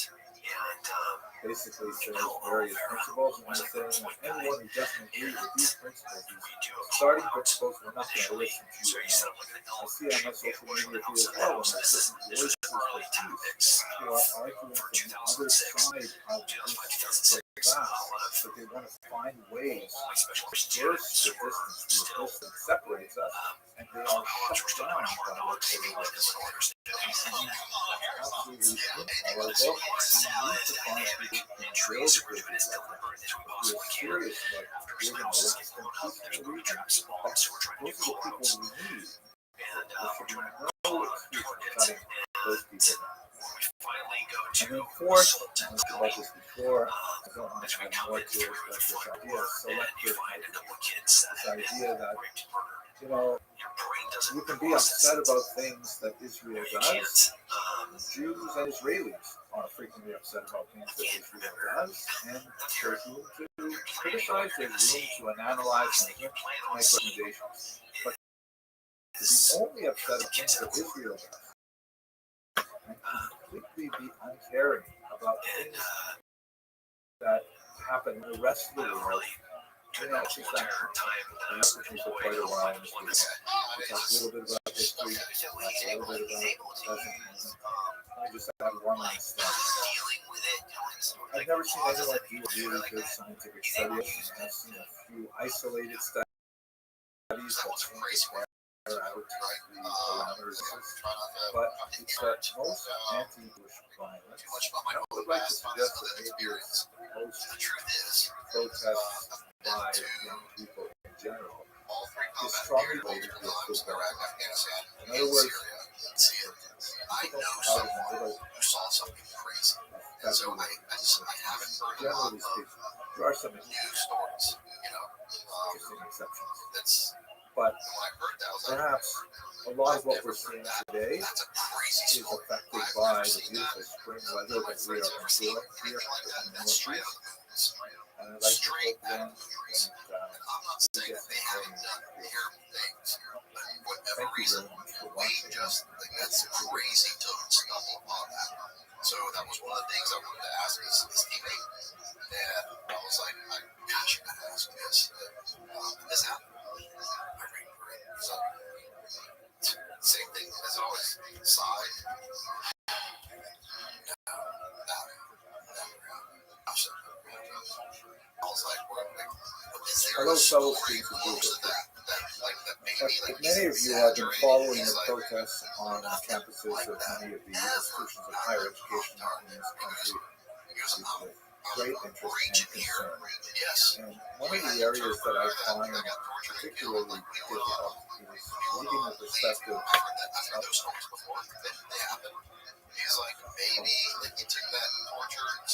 Jewish participants in these protests. And so, you know, this is stepping a little bit out of my lane as a historian, because I prefer to talk about things that happened a long time ago, and I will. If you're here for that, I will talk about some historical precedents here.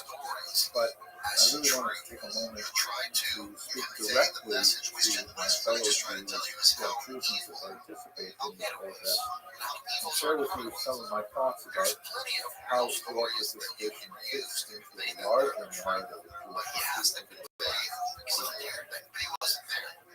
Let me say first that I think I understand your motivation. I think I understand where you're coming from and why you want so badly. It's just great things to be playing.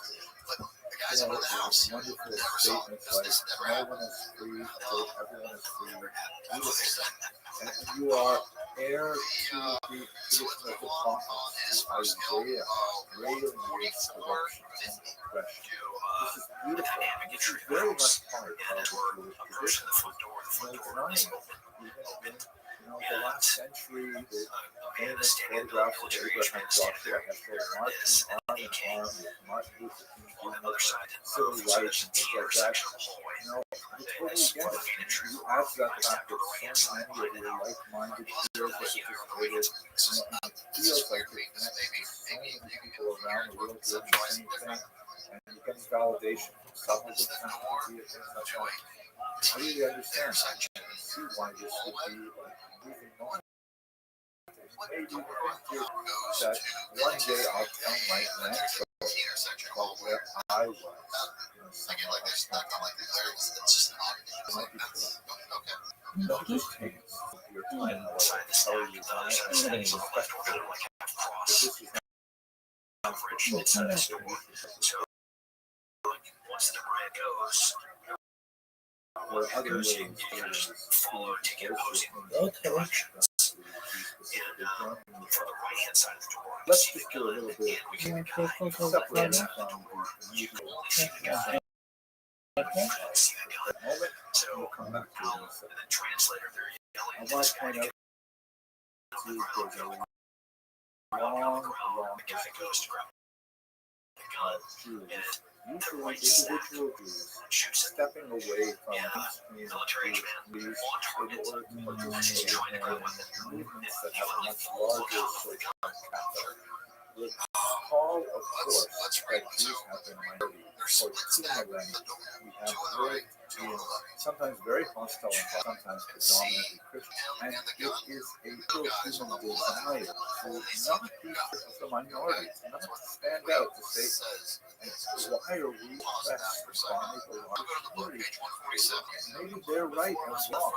And that first step out of the community is so affirming for much of Jewish history. There are all kinds of people on the Muslim side, on the Christian side. Of course, we're talking now about a secular moment. I'll get to that in a second. But within the medieval period and in the early modern period, there's so much of a huge amount of love given to Jews who step over the line and join the larger intellectual currents of the day. And we have many examples of these Jews who become tokens, who essentially jump the fence, and then they end up making a career out of denouncing what other Jews. Tens of them are very well known. There are probably thousands, tens of thousands of well-known individuals over generations. Give you a few examples, like Nicholas Doman, who was a yeshiva student in the 13th century Paris. He didn't get along with his rabbi, and he decided to convert to Christianity. And then he ended up denouncing the Talmud to the Pope, and ultimately succeeded in having a massive number of 24 wagons of precious Talmudic manuscripts publicly burned, and initiating an attack on Jewish religion that would last for centuries. Another example, Anton Margarita. His father was a very important rabbi in 16th century Poland. We don't know much about that whole family dynamic, but he also decided to step away, and then he ended up writing these incredible statements of Judaism that were extremely popular with non-Jewish readers and had a huge influence on later Semitic movement right up until the 20th century. In the case of Margarita, by the way, not only did he convert first to Catholicism, he later converted again to Protestantism. One of the things that happens inevitably with these people is they get an initial amount of support and love and information, and then that fades away. And they're looking around saying, what happened to all the love? And they end up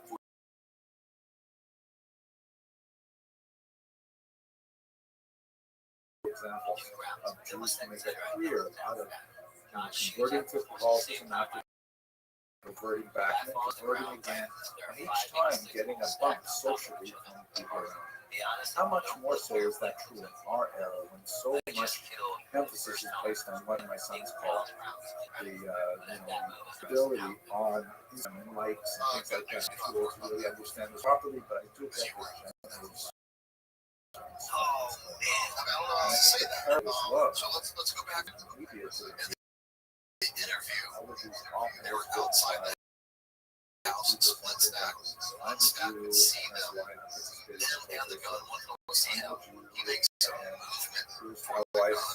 And they mow him down and he falls on the gun. Is that what he said, Sean? Is that what he said, Sean Ryan? And this inside the house. And they wait all the way until he gone and then gets moved down. Those are two different stories. During World War I, in particular, he was an exceptionally talented writer Just as crazy. songs, Because poems three that guys were very shoot patriotic, and they were extremely popular. Some of them were called Rückstrafe England, England, or Passagezang in England, a hate song They were against trying to get England, three which guys was outside fighting of the England. door, shooting And them to one initially, door. he was like a darling And of kid, all of these large white men. German Ah, patriots. yeah. But after a while, we Not that. began to I tire could of make this the apart 17 different ways, but I don't think I have to. literally So what I two have to say found is, himself it signed didn't happen by the this way community who wanted to because attach Tim wasn't himself allowed to to be so on his Jews, on the other hand, saw his undying pro-German stance, especially as we get into the late 20s and early 30s. When Hitler comes to power, they see his attitude as one of fundamental betrayal. And he later wrote a shortly before his own death. To the Germans, I am a Jew, as a German. To the Jew, I am about it. German. What really happened. So these are all kind of cautionary. I know what you're thinking, not in that category. Fighting for what is right. It's an investigation. So full investigation doesn't probably happen. You don't have to take my word for it. Please use What they're saying is, well, he's allowed to have that weapon. He didn't reach for that weapon. But I would like you to just think So about they're trying to figure out what he was supposed to have. Was it justified guilt? He was moving with intent. Things like that. But the things that happened, the story happened, was guilty. the onslaught of the idea. Close there. But ask yourself, The next one, which is, don't worry, is it's this crazier really there. the fault? How he dies Or is is it called that because it goes 158, 150. breaking the ceasefire of October 6th? That's really over Roll out with all the air that we can possibly pack on the truck. We are not going out for just the words of William Wallace and Braveheart. We're going to take the fight. This long history didn't start until the 7th of Al October. Qaeda resources are to try and save these assets. But that Bad guys. It's off. Target one is a legend. Giant house in downtown Baghdad. Looks like it's going to have to kill some fatties. We're approaching it to the what exactly does you live with over 200 of your family members because we believe there's a 30% chance he is here. great? So we're all blacked out. Silent under night. Ladders over walls and even I injured don't know. I'm not in charge of it. Then we hit it But I all. will tell you, I don't think their reaction No worries though. irrational. We still have 5 Trying to other get named past targets the and tagged had more luck in the Second. first hit. The radio Please was note, there's no contradiction between peace, prosperity, and self-determination for both Israelis things are happening so fast. that we would have that desire at the same time. Many Israelis do. And as we see, many American Jews do as well. We would all like to have peace. Peace involves no more cross-border attacks and no more Access to that house. if this is all true, This here's day the and question. that night. Why are pastors calling for the destruction of Israel? Either or figuratively, it's taken slight from the biblical sea, wipe out Israel and make it Palestine. You see that graphically all the time. The images of the state of Israel colored with the house of flags. Why does Israel have disagree. The go back. Now, a lot of people will say anti-Zionism idea is not how many the same good thing as anti-Semitism. I And that's just technically didn't true. have. But the fact is, anti-Zionism is almost always a hiding place for anti-Semitism. Have a look, for example, at this chart that shows this is from the Pew Research Study in American Jews. It was published in 2020 based on 2013 survey. The numbers are pretty much the same thing. 87% of Americans say caring about Israel is either essential, important to Jew identity. No 12% say it's not important. Maybe you're inside that 12%. I hope not. But most American Jews are Zionists. They care about Israel. Also, by the way, note that 61% of American Jews believe that a two-state solution is possible. That means both Israel and Palestine live inside in peace and prosperity. But why destroy Israel and make it all Palestine? Please, get go back before October 8th to be sure.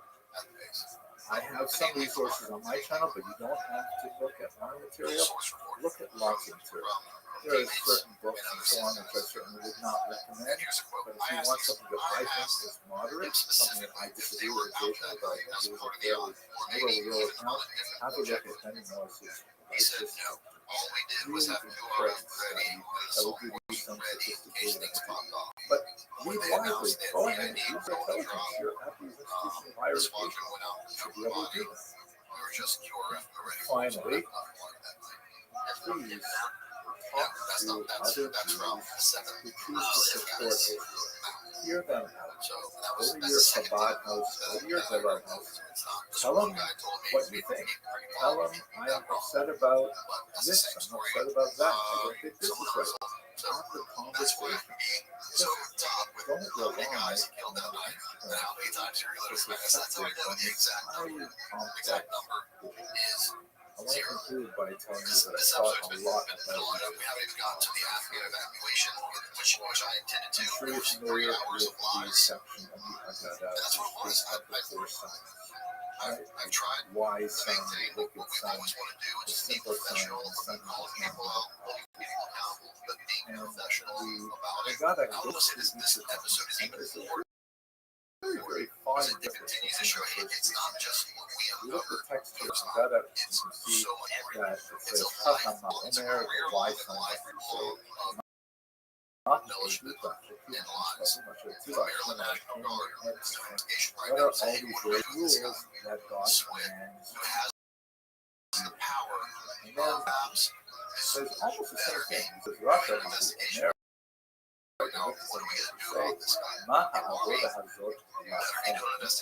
what is this worship? The two questions. The first one, of course, commandments. This one just wants to be collective. But notice really the emphasis between the two passages is on a word used translated in English simply as you.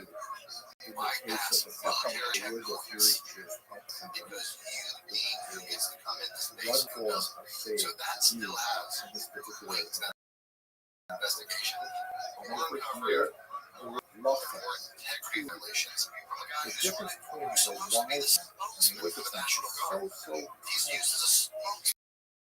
it portrays, as you see in the text here, fundamental distinction between the wise son who still achieves himself even though he does not understand it. And the wicked son does not understand God, but chooses to separate himself from the community. That's the real tiny difference between the two. And it's really important to remember that the Russia, the wicked son, is still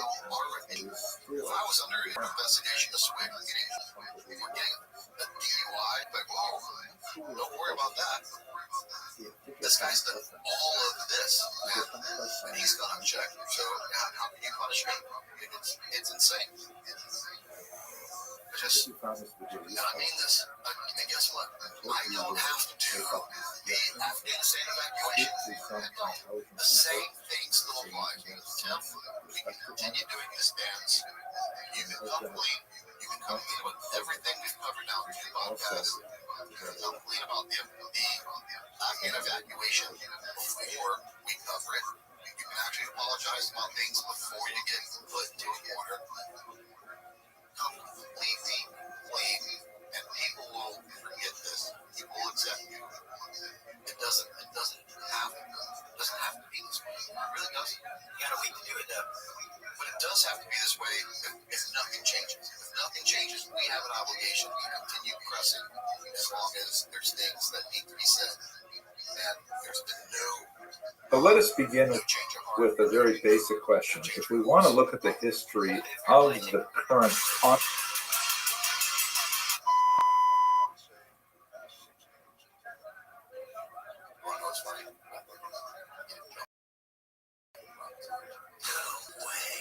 conflict, in particular between Israelis and Palestinians, when do we begin? I'm going to spend a very short amount of time going through a blinding review of relevant moments in history from the Bronze Age, really, and then we're going to slow down considerably when we get to the 19th century. So when precisely does this begin?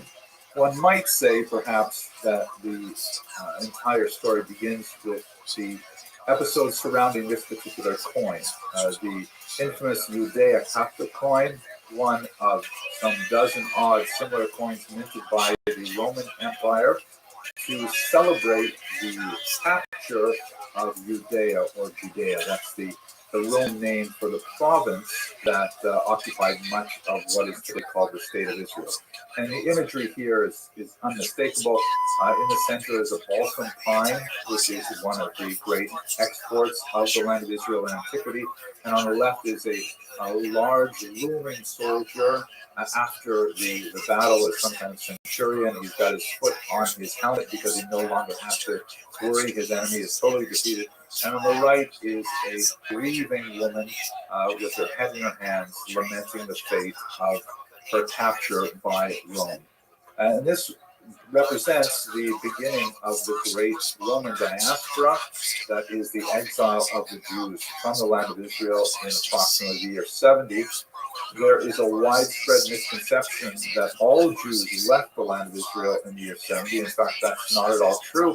There was a very significant number of Jews that lived there throughout the entire period, and even though it dwindled to a tiny fraction for part of the medieval period, there nevertheless always was a presence of Jews continuously in the land of Israel. But nevertheless, this represents a massive turning point because this represents the point where Jews are significantly invested in a worldwide diaspora, a galut, to use the Hebrew term meaning exile, that continued up until the present day. Israel is, of course, at the center of our imagination in many ways, particularly in Western civilization. You can see in this remarkable map, very creative and innovative map created by Heinrich Binting, who was a 16th century Protestant theologian. He wasn't especially good at being a theologian, but he really enjoyed making maps and made some beautiful maps. This so-called cloverleaf map shows the land of Israel with Jerusalem at the center, in the middle of a cloverleaf, the three continents of Europe, Asia, and Africa that all meet at its center. And it seems when you open up the news today that Israel is in fact at the center of our attention always. This is not a new phenomenon. So if we were to really begin the story, we would have to begin with the Bible, which is the key document, the foundational document of Western civilization. And of course, this is the relationship of the ancestors of the Jewish people with the land of Israel. However, obviously, not everyone holds with the Bible as a valid historic source, and I think that's a challenge to using that text. So let us, for the sake of argument, go to the first extra biblical reference, and it would be this document here, which is actually a large stone obelisk. It stands about 15 feet high. It's the so-called Merneptah stele. which is a victory slab. In Hebrew, it would be called matseva. So it looks like a gravestone, but it's really a commemorative. Describes the victories of the Pharaoh Merneptah, who was the 13th son, the Pharaoh Ramses II. Second, according to many scholars, is the unnamed pharaoh in the book of Exodus. At any rate, on this particular Merneptah stela, it lists all of his various victories and various battles throughout the region. And at the very bottom, in a region which is high, there's one phrase that says, Israel is wasted, its seed is no more. This is the very first reference to the people of Israel outside of the biblical text. It is, of course, ironic. I get it that the very first thing that anyone says about Jews in history is going to be a negative statement. But what this statement meant to say was that Merneptah went through this rampage throughout the region. Among the many peoples destroyed along the way, people Israel. They no longer trouble the world because Merneptah had destroyed them. And like Mark Twain might have said, the obituary was somewhat premature because the descendants of that people of Israel, of course, are still with us today. But nevertheless, this is the first reference we have to the people of Israel in the land of Israel, and it dates back to the 13th century. As the biblical account describes it, the Jews settled them, and by the way, I'm referring to them as Jews, although they would not have referred to themselves as Jews until somewhat later. The biblical account has them settling in the land of Israel and in the land of Jordan and also Lebanon, according to a map, something like this. And note here that there's another people, of course, also dating back to the Bronze period, called the Philistines. It's a region right around Gaza. I know the ironies are tremendous. The Philistines are not related to contemporary Palestinians, except etymologically, meaning in terms of their name. The Philistines were actually a sea people who settled on the coast. They were especially noted for 5 cities: Gaza, Ashdod, Ekron, and Gath. They're described repeatedly in the Bible, usually in terms of a conflict with their neighbors, the children of Israel. Then moving on through the history, there is described in the Bible a massive golden age with some fantastic kings like Saul, David, who was shown here in this slab, the Tel Dan stele found in the north of Israel, that has in the tucked-in area written in Paleo Hebrew the words Beit David, the house of David.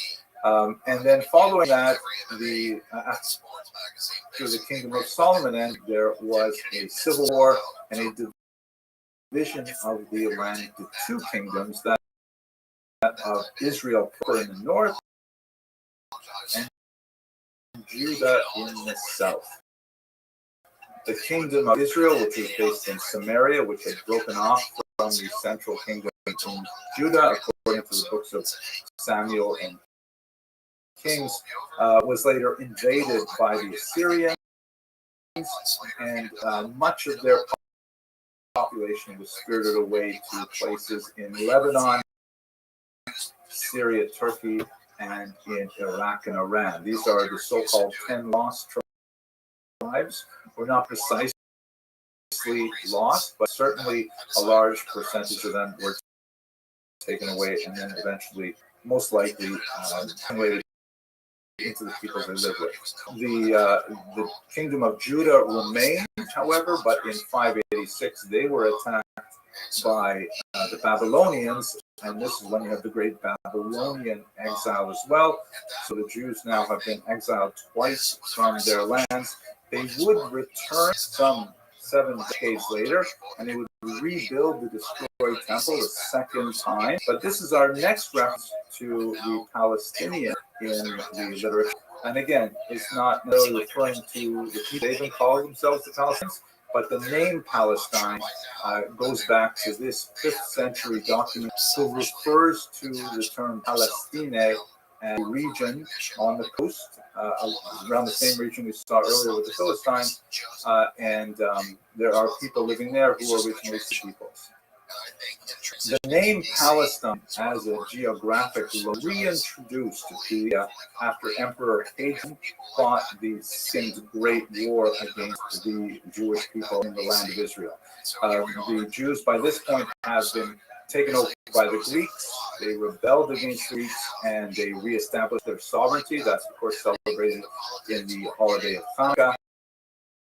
And then the Romans came, and they conquered the region, and they remained there for quite some time until the year 70, when there was a great revolt, which resulted in the expulsion of many from the land of Israel.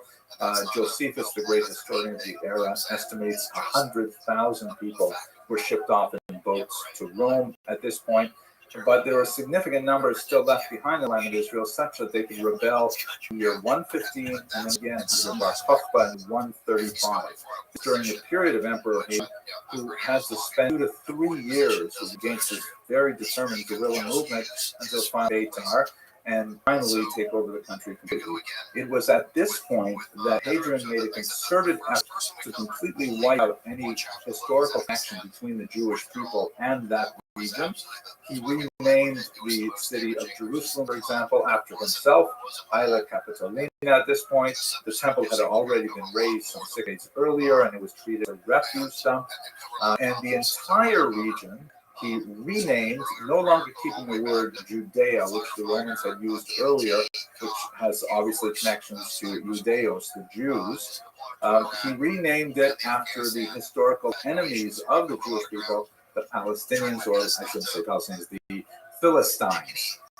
And here you can see this is what the Romans called the region, Syria Palestina. It was called Syria because the capital of the region was actually not there. It was a little further to the north, Syria. And part of the land of Israel was in the province of Arabia, and part of it even in the province of Egypt. So Hadrian's attempt was to simply get rid of any references historical to the Jewish people in the land, and he took the name Palestine in order to try and subvert that name. So that's how we get the name Palestine, which, as we shall see, was used by Jews without a problem later on, so much so that we have the great document authored in the 4th century known as the Palestinian Talmud, and it is a Talmud written by anyone other than Jews, but nevertheless it's called the Palestinian Talmud to many. It's also called sometimes, by the way, the Jerusalem Talmud, but it was not written in Jerusalem, so that's also a bit of a misnomer. Anyway, that takes us through the ancient period. In the medieval period, we still have the Jews land of Israel, as I mentioned, but we also have a significant diaspora developing first in Asia Minor, which would be today primarily Turkey, and then throughout the Mediterranean basin, with major Rome, significant centers in Greece, and burgeoning centers even as far as Spain and Provence. The Christian move is also growing at this time, and in particular map, you see little stars where there are strong Christian communities. Quite often, Christian communities are established where Jewish communities already exist, and then, of course, we grow significantly. But we still have lots of examples of Jewish civilization continuing in the land of Israel. It was time that the Jews really adopted the idea of the synagogue, which pre-existed the destruction, meaning that people still have the local place of worship. We have, for example, this remarkable document, which is a plaque. Yes, the ancient synagogues also had plaques, just like they do today. And this is the Theos inscription, which essentially is in Greek, tells people how Theos made a major donation to build the synagogue and the plumbing and all the things in the guest house, and dates to approximately the 1st century before the Common Era. The land Jews were exiled to when Hadrian wiped out the Bar Kokhba realm in the south. The land is studded with some ancient synagogues of this period, known as the Byzantine era. This is a beautiful one at Kamacharia in the north, and it has this gorgeous mosaic with a zone in the middle of it. And you can see, even though this was built some 300 years after the destruction of the temple, it is decorated with many elements that refer to the practice of the rituals in the temple, indicating just how closely the Jews wanted to fuse with their ancient traditions in the land of Israel. A major change in the region occurs in the 7th century when Islam is born in the south, in the city of Mecca and Medina. And it proves to be an extremely persuasive ideology, backed with military force, but it was a body of ideas that really appealed to many throughout the region. And it spread with remarkable rapidity, such that in just a little over a century, this new religion stretched all the way from the Atlantic to Central Asia, Afghanistan and Pakistan taken over by Islamic movements. Israel, of course, was taken over fairly early because of its proximity to Mecca. And the early Muslims and Jews had a few moments of very significant conflict. Sometimes they are referenced even today in the conflict, a particular war in a region called Khaybar, which is especially dire for the Jews. But ultimately, Jews settled in under Islamic rule fairly well. The reason for this is that Judaism and Islam are actually fairly similar in terms of their structure, their ideas. In fact, Judaism is actually closer to Islam than it is to Christianity in terms of its, common cultural vocabulary. Kashrut is not the same as halal, but the idea of a dietary regimen, of certain kinds of restrictions on how animals are slaughtered and so on, that is something they share. The value of youth, of modesty, they may approach it to different degrees and have slightly different definitions, but they both have the notion such a thing exists. In general, Islam, like Judaism, is more of a practice-based religion, meaning you are measured by what you do. Christianity, well, of course, that's Christianity as well, is much more measured by what you believe. By contrast, Judaism and Islam do not have the same amount of emphasis on belief, the practice. And in this way, although they were not identical, they could at least speak the same language. Halakha and Sharia are both encompassing law systems that govern all aspects of life: civil, religious, ritual, criminal, something you don't have the same in Christian law. So where we see that coming to a pragmatic implementation is that Islam, through a document known as the Pact of Umar, which claims to be somewhat earlier, but was essentially a document that laid out what are Jewish privileges and responsibilities as a minority in Muslim society. Jews were to be the Sabini, meaning a rejected people, which also means essentially a second-class people, and they suffered a list of disabilities, which were mainly symbolic in nature, like not bearing arms, not riding donkeys instead, sometimes assigned colors. The idea of the Jewish badge actually originated in Muslim culture, and sometimes there were economic penalties as well. Jews could not build new synagogues, but they could repair old ones and so on. And on the one hand, for a 21st century approach, this is obviously intolerable. It's a second-class status. It's discriminatory. But within a medieval culture, it is actually something that the Jews valued because it represented order.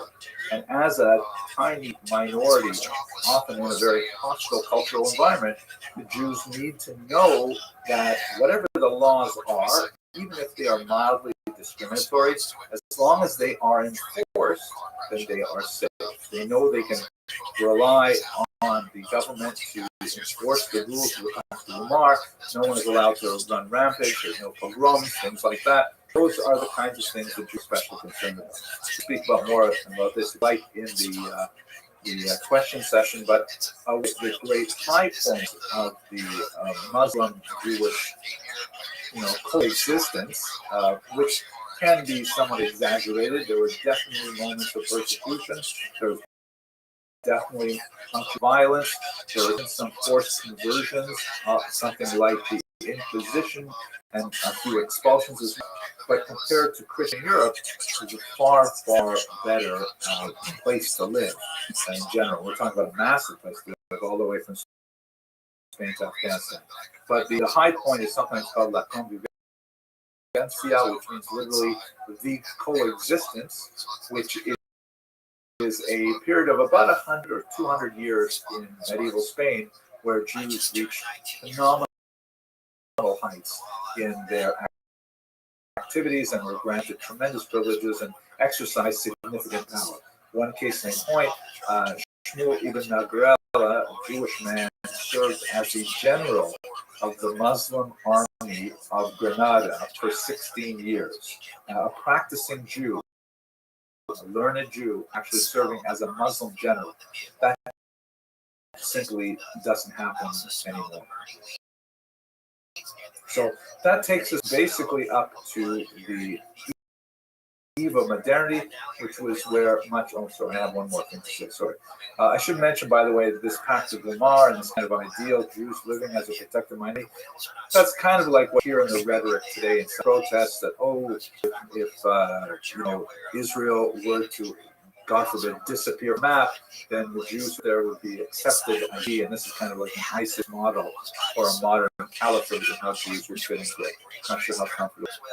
There are several Muslim empires, three in particular, that vie for power over the next millennium. The one that's most important to us is the Ottoman Empire that lasted for 700 odd years.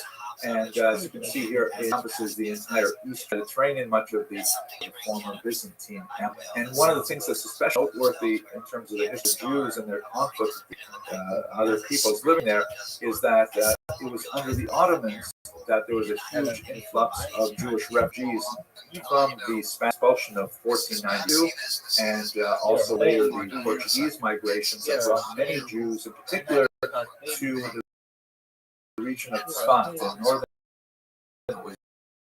Israel, where a concentration of the post-exile Jews, which in many ways were kind of like Lahavdil, a post-Holocaust generation, first and second generation people who either remembered themselves or remembered their parents having come out of Spain after living there with such success. They established a phenomenal center of mystical activity. This is the Holy Ramak, the great altar came out from Egypt actually to join the Jews living in Tzfat at the time. So it was one of the high points of Jewish civilization over the period that it was controlled by the Muslims. And now we are at the eve of modernity, and this is where the story gets much more complicated and much more relevant for us today. We go to, let's say, the year 1850. Now, it's still the Ottoman Empire. The population at that time has just a tiny number of Jews. About 4% of the population is Jewish. Muslims and Jews make up about 88%. This is not a precise number because we don't have very good statistics. It's based on those who are Ottoman subjects as opposed to people who have mandatory status there. Nevertheless, it gives you a sense that there's just a tiny sliver of Jews in the overall demographic pie. But then in the 1880s, that begins to shift with a movement called Bilu. It originates in the region of Odessa, in particular, in modern-day Ukraine. These are a group of Jews who view the possibility of returning to the land of Israel in order to settle there. So much of diaspora's history was considered a very meritorious act. Sometimes people would go there. Sometimes people go there because they were exiled, like these, for example, travelers who will make their way.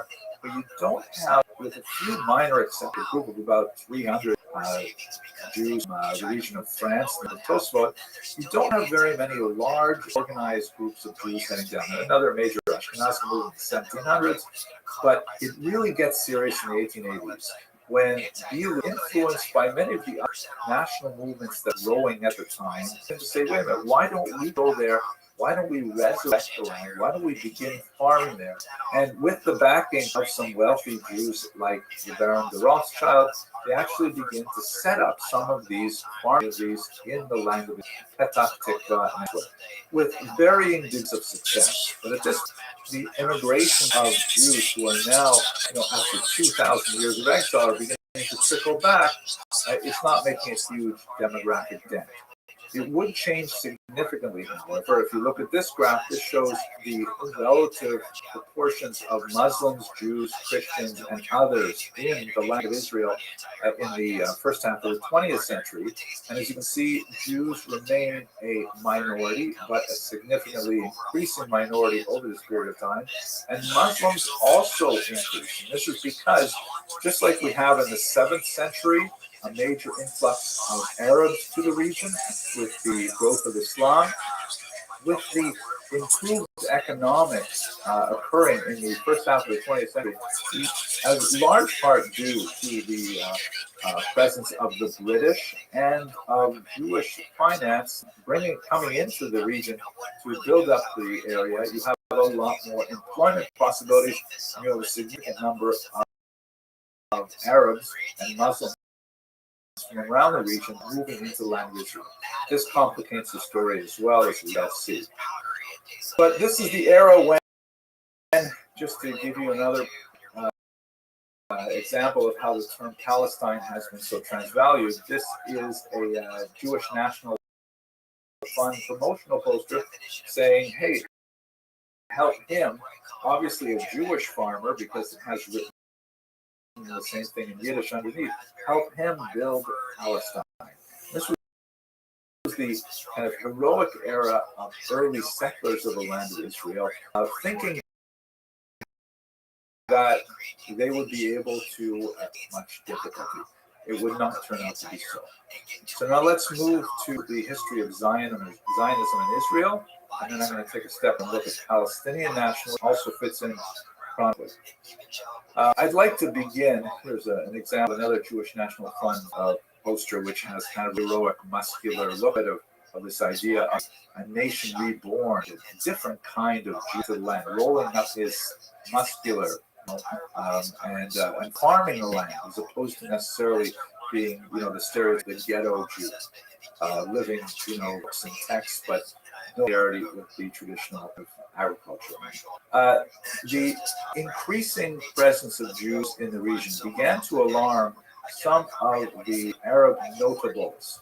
The term notables are used for the intelligentsia, the intellectual aristocracy of Palestinians who were not using that term at the beginning of the 20th century, although the region was called in Arabic Filastin.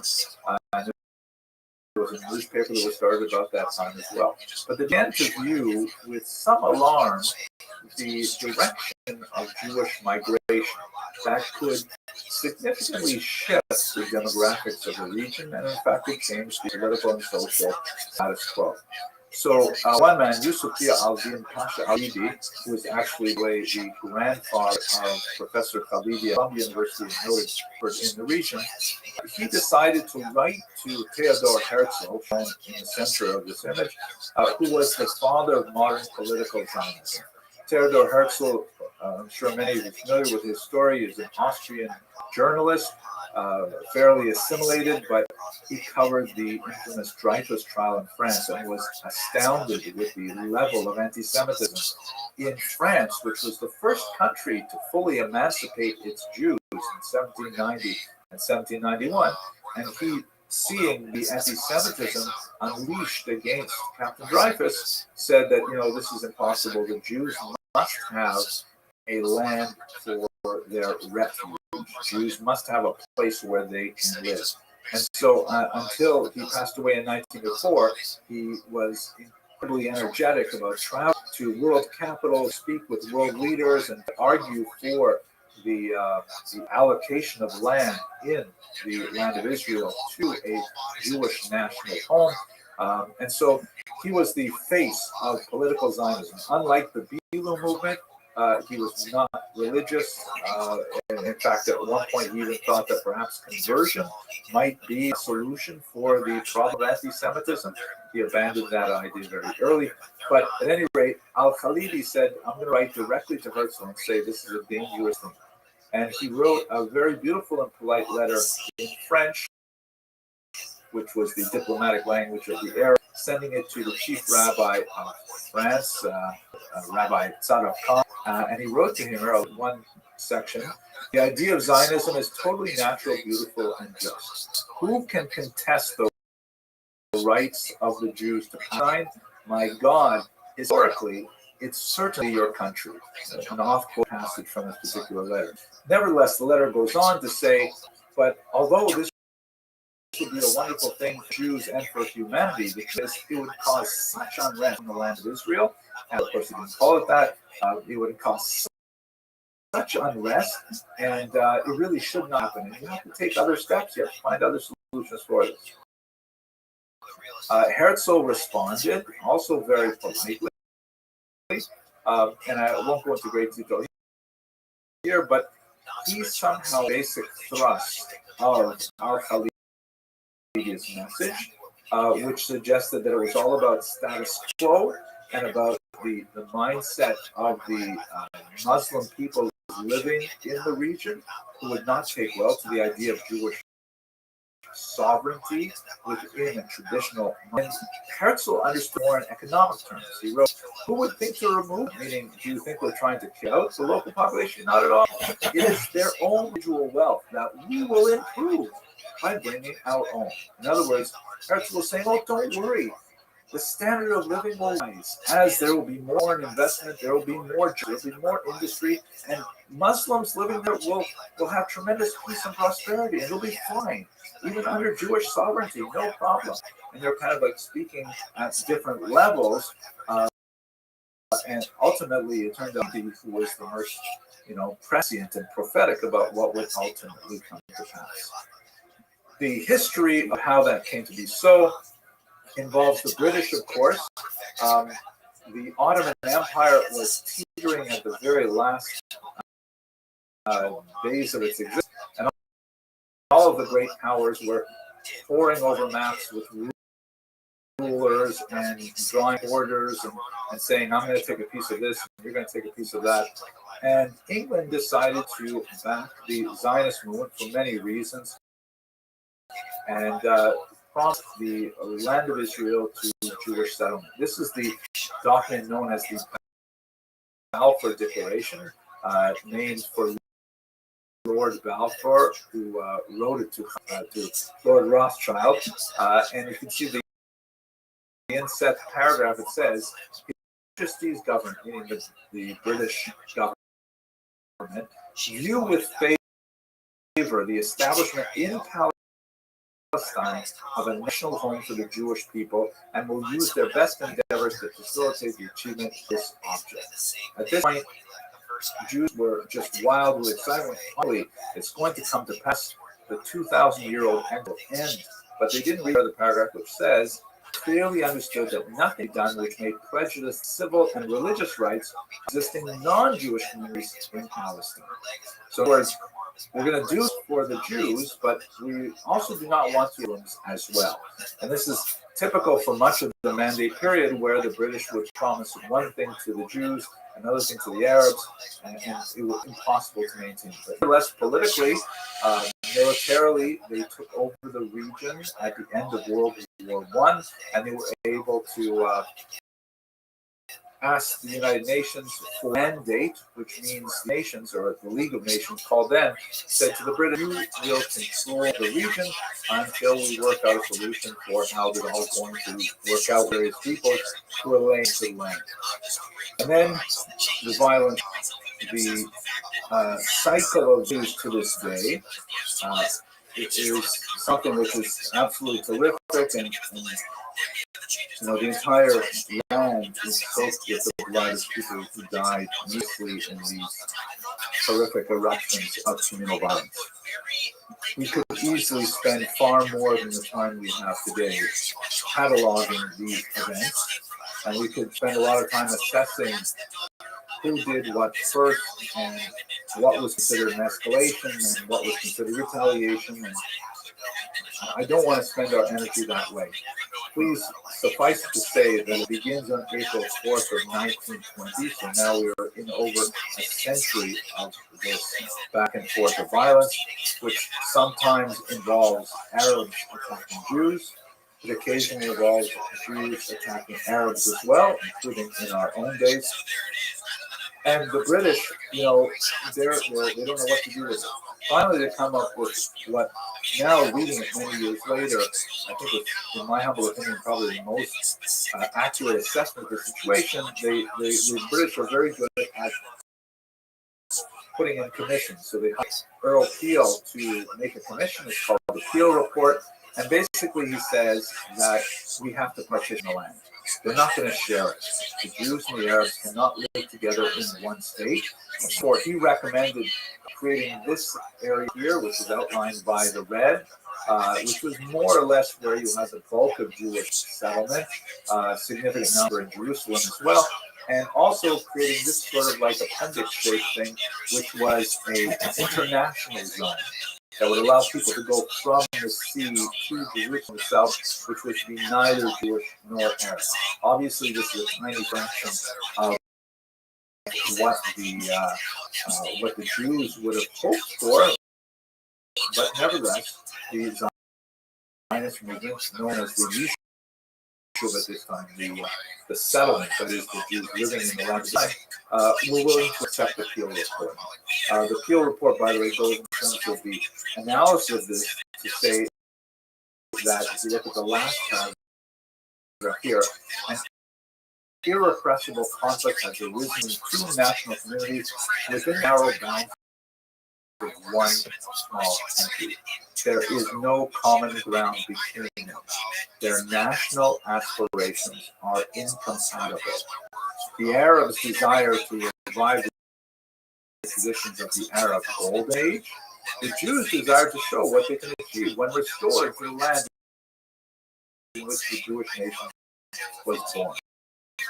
Neither of the two national ideals permits of competition in the service of the singles. Peel also in the other paragraph, which I won't read, the notion that prosperity situations would not ease the conflict as they were fundamentally incompatible. The Arabs, for their point, and I'm still referring to Arabs rather than Palestinians. Palestinians, we shall see, comes from the province in the 1960s, but they're definitely developing in that consciousness. They're definitely themselves as a part of pan-Arab people. They seem to be singularly blessed with poor leadership. And time after time, their leaders choose to back the wrong side in global conflicts, including Hajj Amin al-Hussein, who was the Mufti of Jerusalem, here in this infamous photograph, other than Adolf Hitler, examples right up to the Iraq wars and so on. But at any rate, the situation ends in a stalemate, which is exacerbated by World War II. A white paper was issued in 1939 by yet another country, which says that the only way to solve this is by severely limiting Jewish migration to the land of Israel to 75,000, which was a tiny number over 5 years. And of course, this was during the period of the post-Holocaust era, when there are literally hundreds of thousands, perhaps millions of Jews who are seeking to come to the land of Israel, and they'll do it legally or illegally. Ultimately, there's a tremendous amount of conflict, three-way conflict between the Arabs, the Jews, and the British. And ultimately, the British say, okay, that's it. And they did the same thing, by the way, in India. And they left it exactly, very abruptly in 1947 as well. They handed it back to the United Nations and said, you know what, we're not going to deal with it. We can't manage these two people. You figure it out. The United Nations sat down and they worked out Resolution 181, which created this state based on 7 segments. The green segments would be given to the Jews for the state of Israel. The sort of yellow goldenrod color was to be given to the Arabs. And you can find in the middle of the goldenrod, Jerusalem was to be an international zone ruled by neither of them. I'm sure you're all familiar with the history at this point. the Jews accept this. We think of as the land of Israel, but we're so happy to have our own country. They accept it. They declare statehood, and 5 armies attack. Amazingly, the Jews are not only able to defend themselves, but even able to actually hold their own and expand the territory somewhat. Although they're not able to take all of Jerusalem, the Jewish border remains on the Jordanian side of the border. But this is basically what the state of Israel, now state because they've established the state in 1948, the state of Israel has these boundaries in 1949. There have been some, fascinating analyses of these battles. It is rather amazing how the Jews were able to hold at this time, being severely outnumbered. Bryce was saying it's not really David against Goliath, but maybe David against many David, because the Arab armies were poorly coordinated with one another, and you did have, well, there's a lot more to say about this, but I don't want to miss some of the more important material. So let's move on. The crucial aspect of this history for our purposes, since we're really focused on one aspect of this history, is the so-called Nakba, or catastrophe. This is a term used by Palestinians to refer to the displacement of some 750,000 Arabs from their homes in the former land. Have a tremendous amount of historiographic controversy.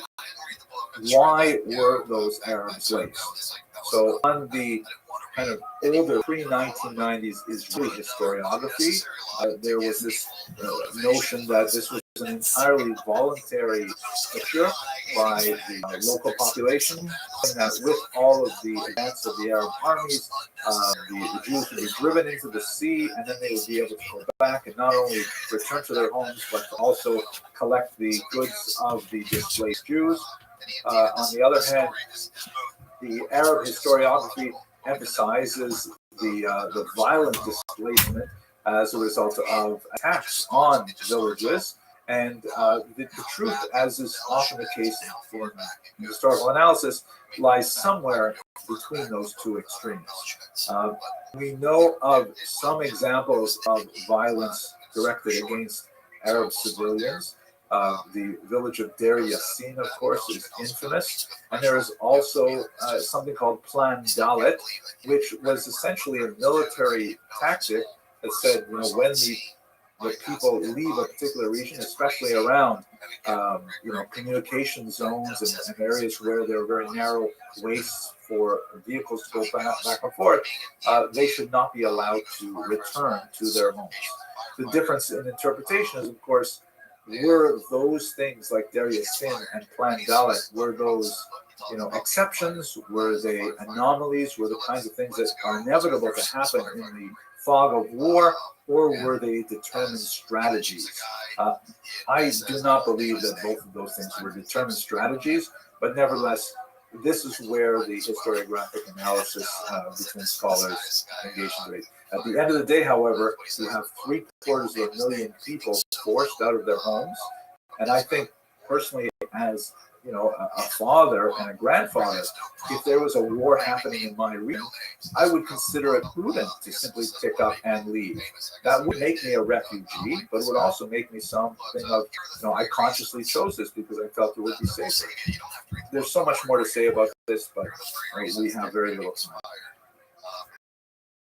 We should also remember that there was a second, to use that term, a displacement of, ironically, about the same number of Jews from Arab lands that would take place in coming years as Jews experienced tremendous degrees of anti-Semitism in countries where many of them had lived for hundreds, even thousands of years. So this is something we'll have to explore a little bit more next week. But let us now go to Palestinian nationalism, because here is when the Palestinians begin to get organized. Their leader, without doubt, is Yasser Arafat, who was the head of the Palestine Liberation Organization. And in the early 1960s, he realizes that, without a single coordinated voice, the descendants of of the refugees would simply not be able to return to their homes. This is especially the case after the Sixth, which is a hugely important development history of Israel. And by the way, with this short period of time, I'm not going to go through all the wars that Israel and her neighbors fought over the course of the last 75 years, but I will focus on this one in particular because it has lasting significance. On the left, you see what Israel looked like after 1949, after the armistice. Not a peace treaty, but an armistice ceasefire. And on the left, you see what happened after the literal 6-day war. It took 6 days. Israel was by troops from Egypt and Syria in particular, and elected to launch a preemptive strike before they could roll. Nasser in Egypt had ordered the United Nations to remove their peacekeeping force, and that was a signal to Israel that he definitely intended to attack. And so therefore, using its largely superior air power, the Israelis were able to destroy their enemy air forces on the ground and take advantage of air superiority to not defend themselves, but to advance the borders significantly. And what did they do with these areas? The feeling was at the time that, wow, that they conquered such chunks of territory, nations would say, well, this is how Israel is here to stay. They would pick up the phone and they would do for peace. And they say, let's go back to the 1949 boundaries and we'll have a peace treaty. Those phone calls did not come for over a decade. Yes, just a little bit over a decade. But they did get one from Egypt, as we shall see. So in the meantime, Israel decided territories is as follows. They annexed Golan Heights and East Jerusalem. That is the Golan Heights in the north, which have a significant military advantage because it overlooks this. Or if you're standing on there, you can turn around and overlook the Galil region. So they decided to simply take that, sparsely populated and so on. Jerusalem, because of its incredible spiritual and historical significance for the Jewish people, was annexed. And they said, this is our capital forever. They reunited the city, which had been divided since 1949. But these regions, the Sinai Desert, and especially the West Bank, they occupied.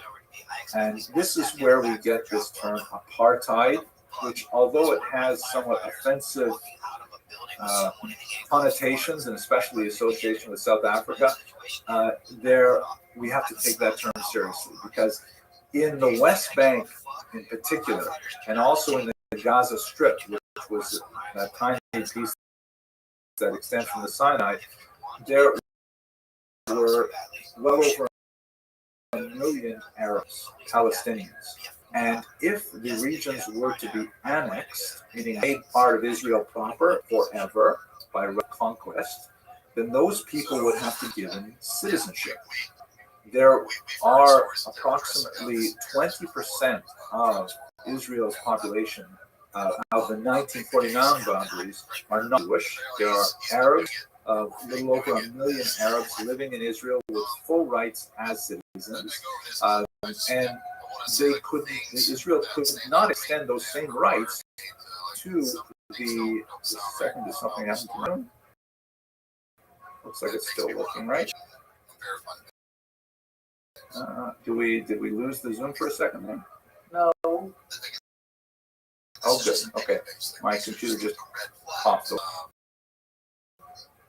If the Israelis were to extend citizenship to the Arabs living in the West Bank and Gaza, that would seriously reduce the Jewish majority and imperil it in the future because of the very high birth rate of Arabs in these regions. And let us not forget that there's something really crucial about Israel. It tries to do two things at once. It's very difficult to do both. On the one hand, as per Herzl, we saw earlier, Israel needs to be a Jewish state. It has to be a refuge for Jews fleeing anti-Semitism, a Jewish calendar. It has to have that Jewish element to it. Otherwise, what's the point? It could be Canada anywhere. Secondly, it wants so desperately to be a democratic state. It is simply founded on Western democratic values, which is one person is one. It is impossible citizenship to these people and keep the state Jewish. And so therefore, these people living in Gaza and the West Bank were in a kind of limbo status, stateless status, because they were not given citizenship, and we are now into, since 1960, 70 years since that event. The United Nations treated it by issuing Resolution 242, which essentially called for Israel to withdraw from the current boundaries back to 1967, and also called for the neighboring countries to stop attacking Israel. And those two things, neither of them could happen unless they've happened, and they have not happened. One state, however, able to make a deal with Israel, Anwar Sadat, the three very happy men, Anwar Sadat on the part of the American Anwar Sadat, the president of Egypt, and on the right, the great Prime Minister of Israel, Menachem Begin. Anwar Sadat, after another war with Israel in 1973, he calls up Menachem Begin and says, maybe we can renegotiate the Sinai. And Begin, although remarkably hawkish in his policies, he agreed to the idea, and they signed a peace treaty between Egypt and Israel that is not a warm relationship, but nevertheless has maintained itself to the present day. In exchange, Sadat received all of the Sinai Peninsula, with one exception. He did not want to take over the Gaza Strip. The Gaza Strip, highly populated, he said, you can deal with that headache, but he took back Gaza. He took back the Sinai. For his troubles, he was later assassinated by the Muslim Brotherhood at a public event. The Muslim Brotherhood is the parent organization of Hamas. A new and significant surge of terrorism followed.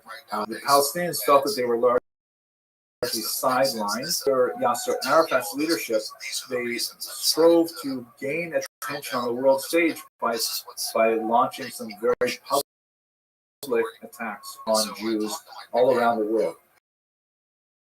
In some cases, airplane hijackings was most common. There's also the infamous attack in 1972 on athletes at the Munich Olympics, the horrific attack at Mayanot in northern Israel, and so on. And all of these things were intended to try to bring attention to the Palestinian demand for statehood. They were largely unsuccessful, although many people were tragically killed in these attacks. They did not actually result in any improvement for the Palestinian situation until the first Intifada of 1987. The term Intifada means shaking off, invariably associated with the idea of uprising leading to revolution. In 1987, you had the beginnings of a movement which was not associated so much with Yasser Arafat, but with the Palestinians living in the West Bank in particular, and they were exceptionally good at capturing the mood of the world and conveying it through the media. This iconic photograph of a young boy throwing a rock at a heavily armored Israeli gives the idea that David Goliath turned upside down. In order to deal with this first incident, which was largely disobedience and low-key violence, the Israelis imposed all things like checkpoints. The huge number of Palestinians who worked in Israel had to go through security before they could cross the border between the West Bank and Israel proper. Very humiliating, time-consuming, and so on. And also at the same time, we have the growth of significant numbers of settlements. Because, and I know this is no surprise for most of the people on this call, and by the way, I can see from the clock that to conclude this properly, I will need to go over time very soon. I will stay for questions, and I apologize for the extent, but I want to explain this properly, even within such a period of time. We should recall, of course, that Israel is a very rigorous democracy with a wide range of political viewpoints. Those Jews who were waiting for the phone calls to be able to land for peace. As the argument went, just like they did with Egypt and the Sinai, they were willing to work with Jordan to give them the West Bank. But at the same time, there are many Israelis who said, no, it's not going to happen. We should simply demonstrate facts on the ground, establish settlements in these territories to keep them for Israeli sovereignty and this challenge of the large Arab populations living there. A significant number of Israelis are established. The degree to which these are tolerated or not tolerated was very much related to the political mood of the country and the leadership that it democratically elected at the time. This obviously would be a challenge for the so-called two-state solution, which was essentially what the Americans had long been arguing for. A major turning point happened after the fall of the Soviet, which was a principal actor of the Palestine Liberation Organization. And so Yitzhak Rabin, the Israeli PM, reaches out to Yasser Arafat, the known terrorist leader, but never he felt that if he did not make peace with one enemy, he would later have to make peace with 1,000 enemies, because Arafat's organization was really on the decline, and the Rabin felt that it would be best at this point to make peace with them while he was weak. President Bill Clinton, of course, was overjoyed to participate in the famous signing of the Accords, and for his efforts, just like Anwar Sadat before him, Yitzhak Rabin was assassinated, this time by a Jewish extremist who felt betrayed by Rabin's agreement to possibly cede territory to the Palestinians in exchange for peace. The plan that they worked out in the city of Oslo, and this is called the Oslo Accords, was essentially to take two territories which were occupied in 1967 and to give them to a Palestinian autonomy or a Palestinian authority, with the notion that with confidence building gestures, they would be able to develop eventually into a state, and Israel would cede that land to that state. So they created this kind of confusing map, which shows West Bank and Gaza divided into various areas. You see the person who put this map didn't spell Israel right. Sorry about that, it's not me. These areas would have different levels of authority in the region. The Palestinians, in some places, would take care of municipal things like trash collection and water. In other places, they would take care of security, but was that they would communicate with the Israelis to prevent. Gaza was a somewhat different story. It was actually simply abandoned in 2005 by Israel, as we shall see momentarily. But while Palestinians may look at this map and say, the territory is a tiny, tiny fraction of what they had before, Israelis often look at the map and say, these are the Arab countries. There is so much. Israel is this tiny in the middle there. There's certainly room for Arabs who wish to live in a Muslim land. At any rate, maybe we'll talk more about that next week. Things change, like the Oslo Accords, which characterized much of the efforts of 1990s, they come to a halt in the 2000s with the beginning of the Second Intifada.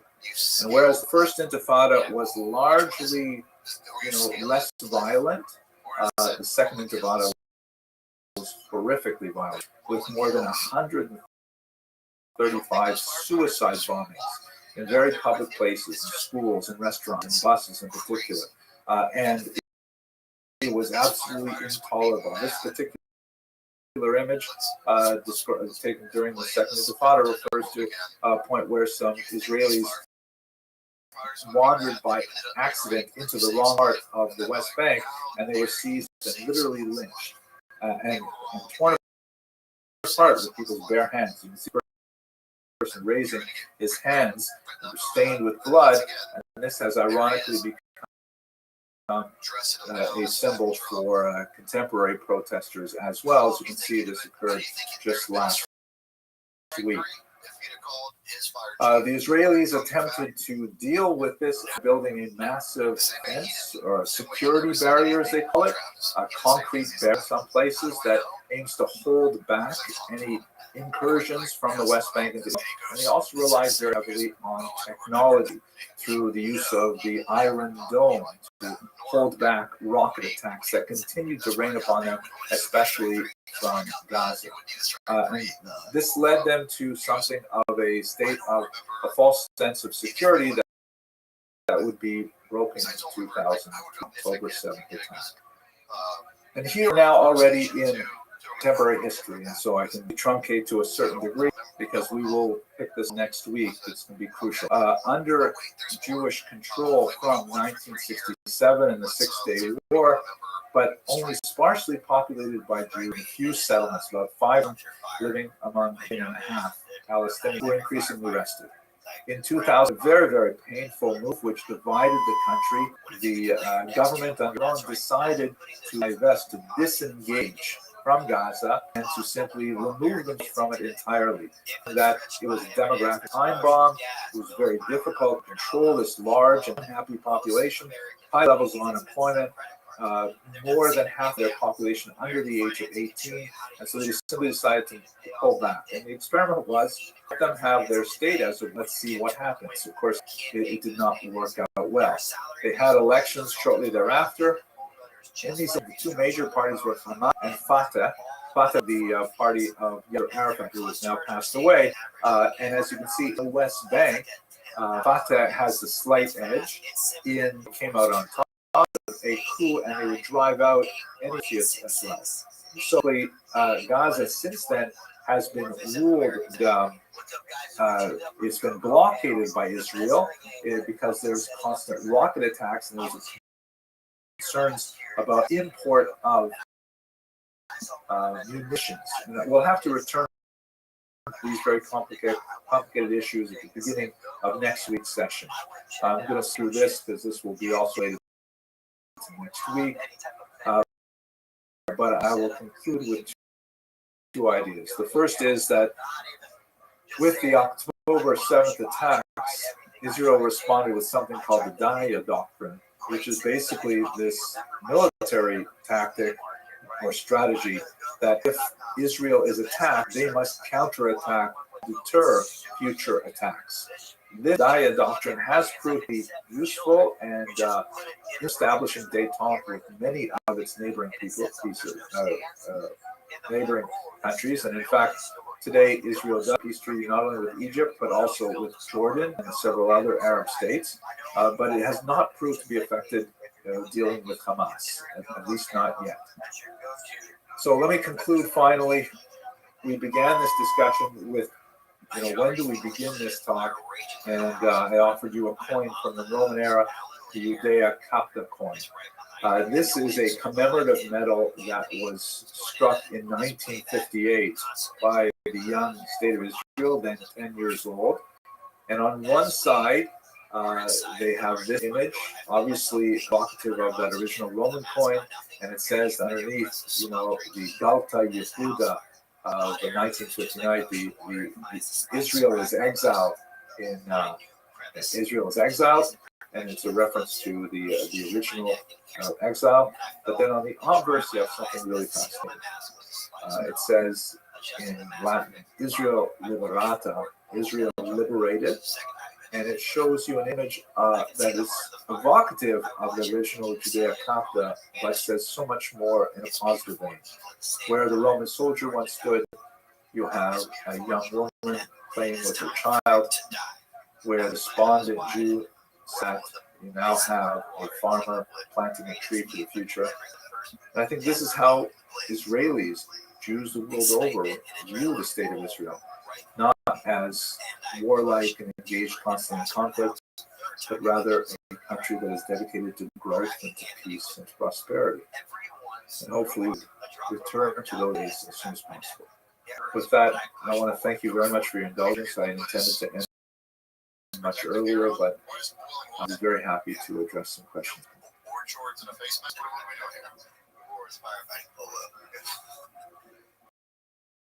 In addition to this, I also hear strange popping sound as it penetrates the wood. There's an incredibly fulfilling about it. Every one of my senses is working overtime.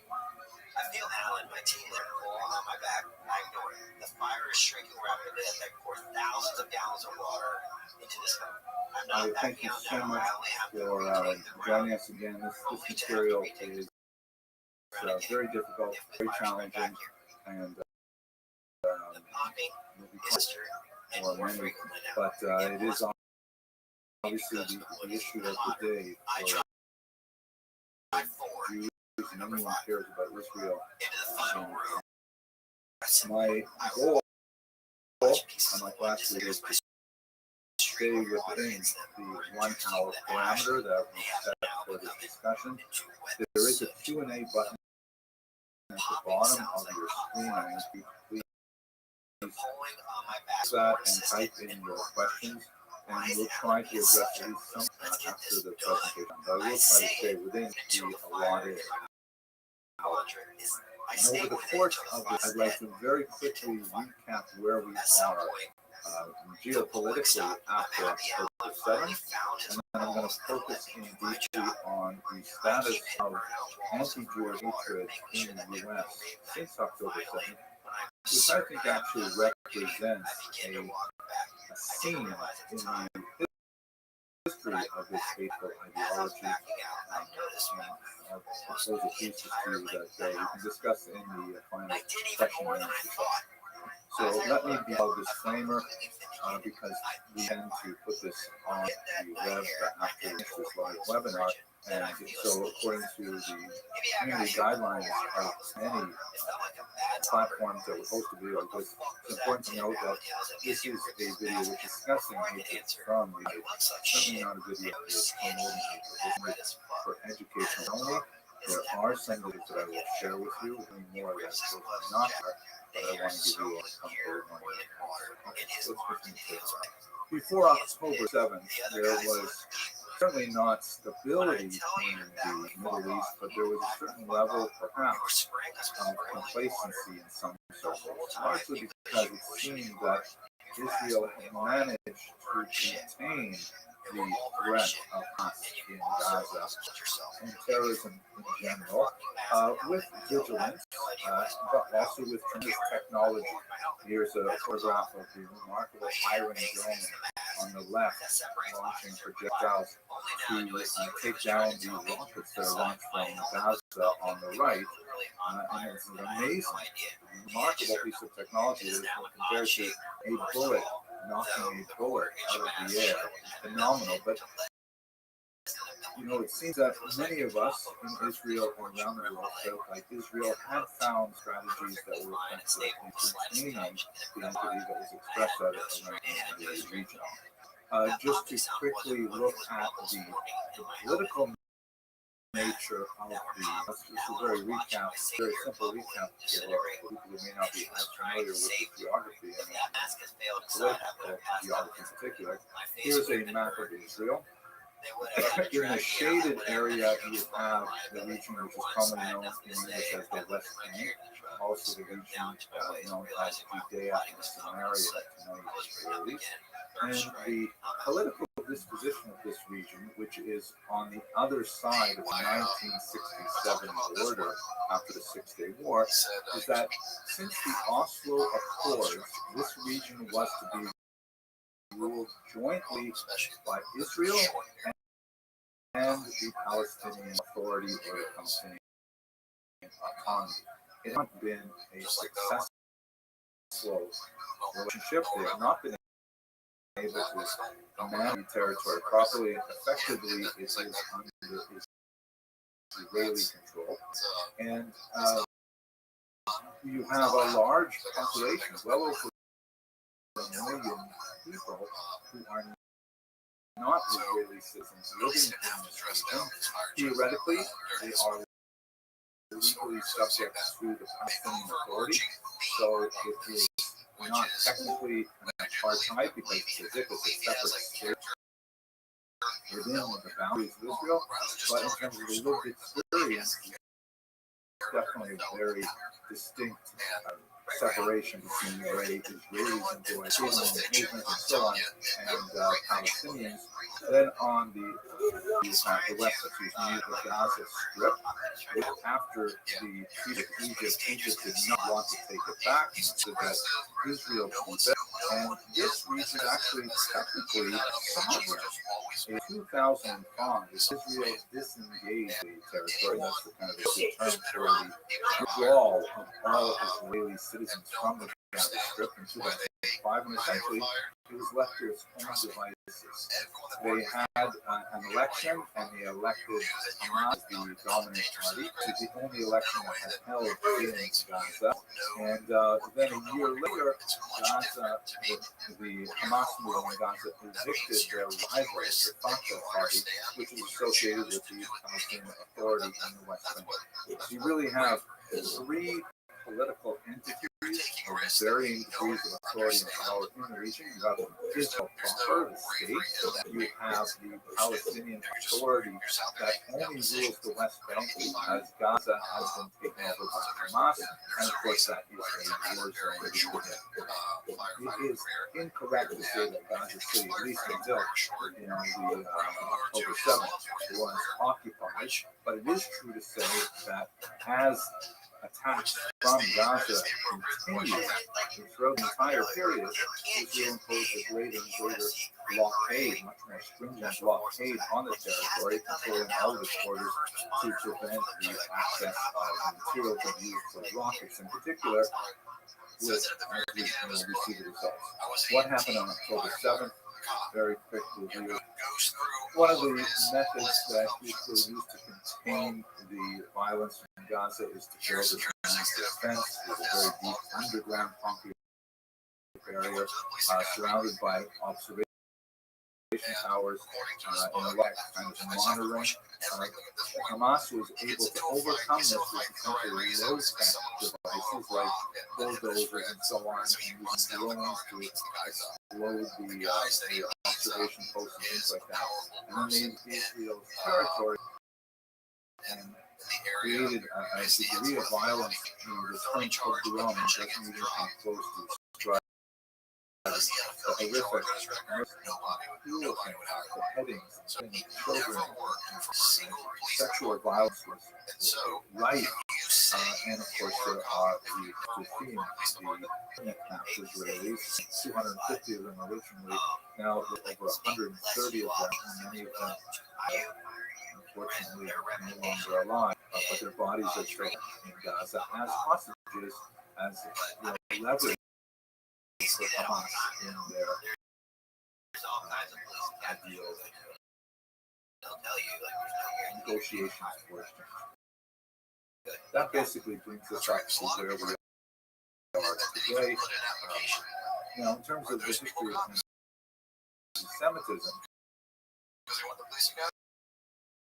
I mentioned last week I believe that we had a very, very brief period where there was kind of real sympathy for the state of Israel, but it suffered this horrific attack on October 7th, but it didn't last terribly long. Days after that attack, we begin to see the first statements that emerged from the elite institutions of higher education in this country, including this statement, which was signed by over 30 student groups in Harvard, that begin the statement with the phrase, "We, the undersigned student organizations, hold the Israeli regime entirely responsible for all unfolding violence," and referring to the conditions of siege, essentially, that Gaza was under while Israel was controlling the borders. They refer to Gaza as an open air prison, and for the implication that October 7th violence was somehow justified as some kind of retaliation, or as we shall see, resistance. These are euphemisms for wrong, unacceptable. Constitutionalism becomes the order of the day. Here's another one I found difficult from the social work that refers to October 7th as how being counteractive. This story and as you can see, Richard Torrey recently coming out of the school of social is one wrong. of the hardest stories. But there's no question that anti-Semitism in the United States exploded the last 10 years, and these are all, of course, concentrated in the period after October 7th. It's one of those, I think, in many ways, logically very bizarre things that, when the Jews are attacked, it's as if that provides impetus for others to attack them as well. But anyway, you can see the chart here clearly indicates the explosion of violence. But it's somewhat misleading to look at this period here. A very talented young doctoral candidate at the University of Canada studied this brilliant, this name is Jose Manuel Rodriguez Caballero. And this is based on report instance of anti-Semitic attacks in Canada. And as you can see, the dots indicate the actual number, and that gray line and that black line indicate the projected progression. It seems that since 2002, anti-Semitism seems to be on the wane, but then all of a sudden, these outliers during 2021, 2022, and of course 2023, they're shown in the pink and circles there. And he has a lot to say about the influence of COVID on the surge of anti-Semitism. Obviously, there's much more, but it wasn't just October 7th that was contributing to this surge. It was the preparation. This is part of this. That COVID allows for the expression of harm and houses all day on the north side of the great. So this should all be fairly obvious to all of us, especially those of us who are following the news carefully, and those of us who live in neighborhoods where we experience. Doesn't make any sense. How somebody called the Coast Guard said they saw a young man, but also, verbally and other one of the most bizarre phenomena of this period was this strange need of many people, especially young people, to somehow deface or erase posters associated with those Jews who were kidnapped. Sometimes arguing that they were propaganda to justify the Israeli attack on Gaza, which, in a sense, certainly true. The attack on Gaza, one of the main goals is to get the kidnapped people out of there, from Gaza. Another goal, I think very reasonable, is to destroy Hamas's ability to ever launch an attack like this again. But the posters seem to strike nerve among many people who see them, regardless of one's political orientation, feelings about this in the Middle East. You should be able to understand how horrific it was a child to be torn from his parents and taken to captivity, which we have in this situation. And nevertheless, the phenomenon was to share these things out. Why did that happen? To come back to this towards the end of this. But let's look at the actual statistics. So this is from the Harvard Harris poll. It's a very well-respected poll. It comes out monthly where they ask a statistically significant number of Americans what they think about a wide variety of issues. Now, it tends to be predominantly political, measuring American political attitudes is going to be the next election. So, but since so many other issues in politics, we're very fortunate that they ask questions about conflict in Gaza as well. And as you can see here, in November 2023, the month after the October 7th attacks, Israel has a remarkably high favorability rate. It's the third most favorable institution as viewed by American citizens. Remarkably, only the U.S. Navy and the police are rated with special admiration. And Israel is regarded as the U.S. Supreme Court, Department of Justice, news organizations like CNN, Fox News, and so on. So it's a rather remarkable vote of confidence in Israel that we see in the broad swath of the public, which is distinct from what we're happening in the artificial environment of the elite higher education institutions. Let's zoom in on the age demographic. You see some very frightening things. Have a look at the map on the right or the chart on the right. This is a question that I'll show you how it evolves over time. A simple question: in general, in this conflict, do you side more with Israel or Hamas? And as you can see, overwhelming number of Americans in November sided with Israel, 84%. It's true that 16% sided with Hamas, which I find very troubling, but nevertheless, it's a small number, less than 1 in 5. However, look at the chart below, and you see that when you break these answers down by age group, you see that people over 65, they seem to be very intelligent and they understand the situation. 95% of them sympathize with Israel in November 2023. This is before the wide-scale Israel attack on Gaza to destroy Hamas hostages. With every decade younger, that support for Israel fades until you get to this crucial age, 18 to 24. These are basically college-age students, and only half of them, 52%, support Israel over Hamas. That means that shortly after October 7th, if you ask the typical American between the ages of 18 and 24, it was a 50-50 split whether they would support Israel or support Hamas in the current conflict. That's a remarkable number to see that they can split. If I could ask them also, do you think it's true that Hamas terrorists killed 1,200 Israeli citizens by shooting, raping, and beheading people, including their families, kids and babies, or is that a false story? Very well documented. We have actually the GoPro video of some of the Romans themselves. You can see that 83% of Americans say it's true. We believe those horrible things happen. But when you look at the younger generation, 32% of them say no, we don't think it's true. There's a lot to say about why this is. I personally think it's probably because we don't have the same kind of news dissemination that we used to have 20, 30 years ago. Where I remember when I was a kid, my father would turn on the news at 11 o'clock and it would be CBC. You would have like an announcer who would say the news, and it was like, truth, this is what actually happened. I had tremendous confidence in our newscasters. But nowadays,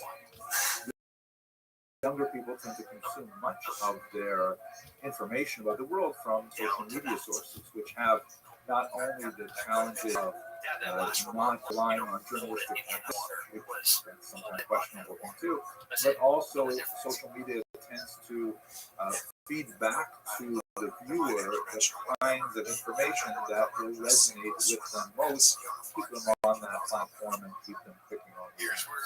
So it's not an extremely reliable source of objective information, and that may be coloring this number. But that's back in November.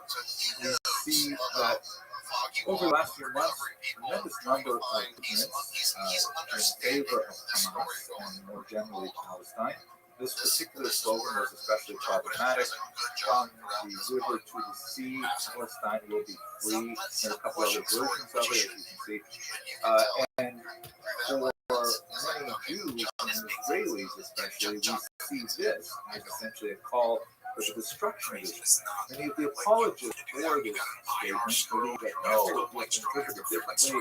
We're trying to treat them in a much more general sense, not necessarily free from Jews, line, but freedom for everyone to express themselves and so on. And this is a little bit like, how do you translate from jihad or holy war? Is that like an internal struggle or is that like a physical war? So that's the kind of thing that was circulating in this began to be very popular. A remarkable scholar, Ron Hassner at the University of California, actually went out there and conducted a survey of students, and it turned out that actually most students who were attending this were very confused about geography. When it said the river, they could not identify the Jordan. They asked perhaps it's the Euphrates or the Nile. And when it came to the sea, they were guessing not only the Mediterranean, but also the Atlantic and even the Caribbean. Once the geography was explained to them and how this idea from the river to the sea meant to raise the state of Israel, then many of them their feelings about the particular plan and revise them.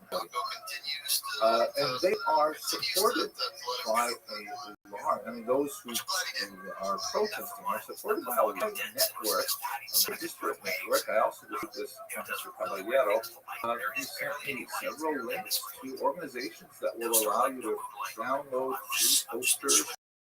You can use it in protests, and there's all kinds of organizations materials, systems, one that are providing, coaching for young people to participate in this kind of venture. And there's a certain element to this that seems grassroots and legitimate, but there are also some very troubling elements that suggest some outside sources of funding and organization. Let's have a look at this, for example. This comes from the Wall Street Journal, did a visualization of the number of protests after the killing of George Floyd. And as you can see, there's an eruption of them in the summer of 2020, shortly after the video of his killing was circulating. And then, with time, the amplitude of the number of those protests slowly decreases as you get to the winter time, drop off to zero. That looks like a human pattern of people who are spontaneously rage and outrage, and slowly, life goes back to normal. But when you look at the protests that we have been doing lately, the amplitude, look at the bottom there, the amplitude is very different. The surge at the beginning in November, it's pretty constant, with spikes pretty much every week and sustaining itself throughout. I don't know about how social movements are organized, perpetuate themselves, but this particular chart strikes me as highly artificial, as if there are regular infusions of cash, organization, material, We shall see what happens now with the semester ended, summers begin, and jobs and things like that. The few encampments that are up there may change dramatically for reasons, how that cuts off. At any rate, come to the most recent Harvard Harris poll, is April poll, do you support Israel more or Hamas? And you can see that the younger generation seems to have been picking up their studies a little bit, and the support for Hamas has dropped from 48% to 43%. That is somewhat encouraging. And I think it's also important to note that, the news is suffused with the stories of protest because, that it sells newspapers and sells advertising. But the broad swath of Americans are still solidly behind Israel. This particular chart, which asks back in April, do you think that Israel should invade Rafah to find the last hostages there and to eliminate the Hamas terrorists who are hiding in tunnels? 72% of Americans and 57% of our youngest generation say absolutely. They should go in there, finish what they need to do. There's a very strong minority, 28% of all Americans, 43% of the who disagree, but nevertheless, that's still a solid majority, basically behind Israel. So while we're seeing that there's a lot of cause for alarm, to be sure, we should understand that the general mood of America, when you're outside of the university campuses, is still definitely very pro-Israel. We are still troubled by the numbers, especially. I'm going to focus on them a little bit. At this point, what I'd like to do is to go back a little bit in history and look at the history of anti-Semitism as ideology, what I call dark theology, and try to understand how it has evolved over time. Scholars have identified four really big periods where anti-Semitism adapts to changing cultural, political, religious, social values of the society communities in which it lives, and we can really see four big chapters in history. I would like for your consideration that we are now, unfortunately, on the cusp of a fifth possibility, a fifth variant. But let's go through the four historical versions. On the left, you see a photograph of John Paul Sartre, very important French existentialist philosopher. After World War II, he wrote this book, which is a very small, thin book, and I found it very, very moving. Reflections on Jewish questions, which is really a misnomer. It's not the Jewish question, it's the anti-Semitic question. We were about all this anti-Semitism. But he writes in here, he was recently pas l'antisémitisme if the Jew did not Semite would invent. And Sartre proposes a model of anti-Semitism where the anti-Semite needs the Jew to explain the anti-Semite lack of success in life. Kind of like a jealousy model, where when an anti-Semite feels discomforted by rapid change in society, by uncertainty of the economy or uncertainty of personal status and things like that, and casts about for a victim, someone to blame, the Jews are conveniently dead. Now, in another form, we could discuss the merits of this particular thesis, but it's certainly a self-propagating kind of philosophy, because if that is true, then you can look back and say in time and say, wow, look, the Greeks hated Jews, and the Romans hated the Jews, and the Germans and the French, and so on. This is nothing new, it's always been happening. So the more anti-Semitism exists, the more it is easy to propagate into a future environment.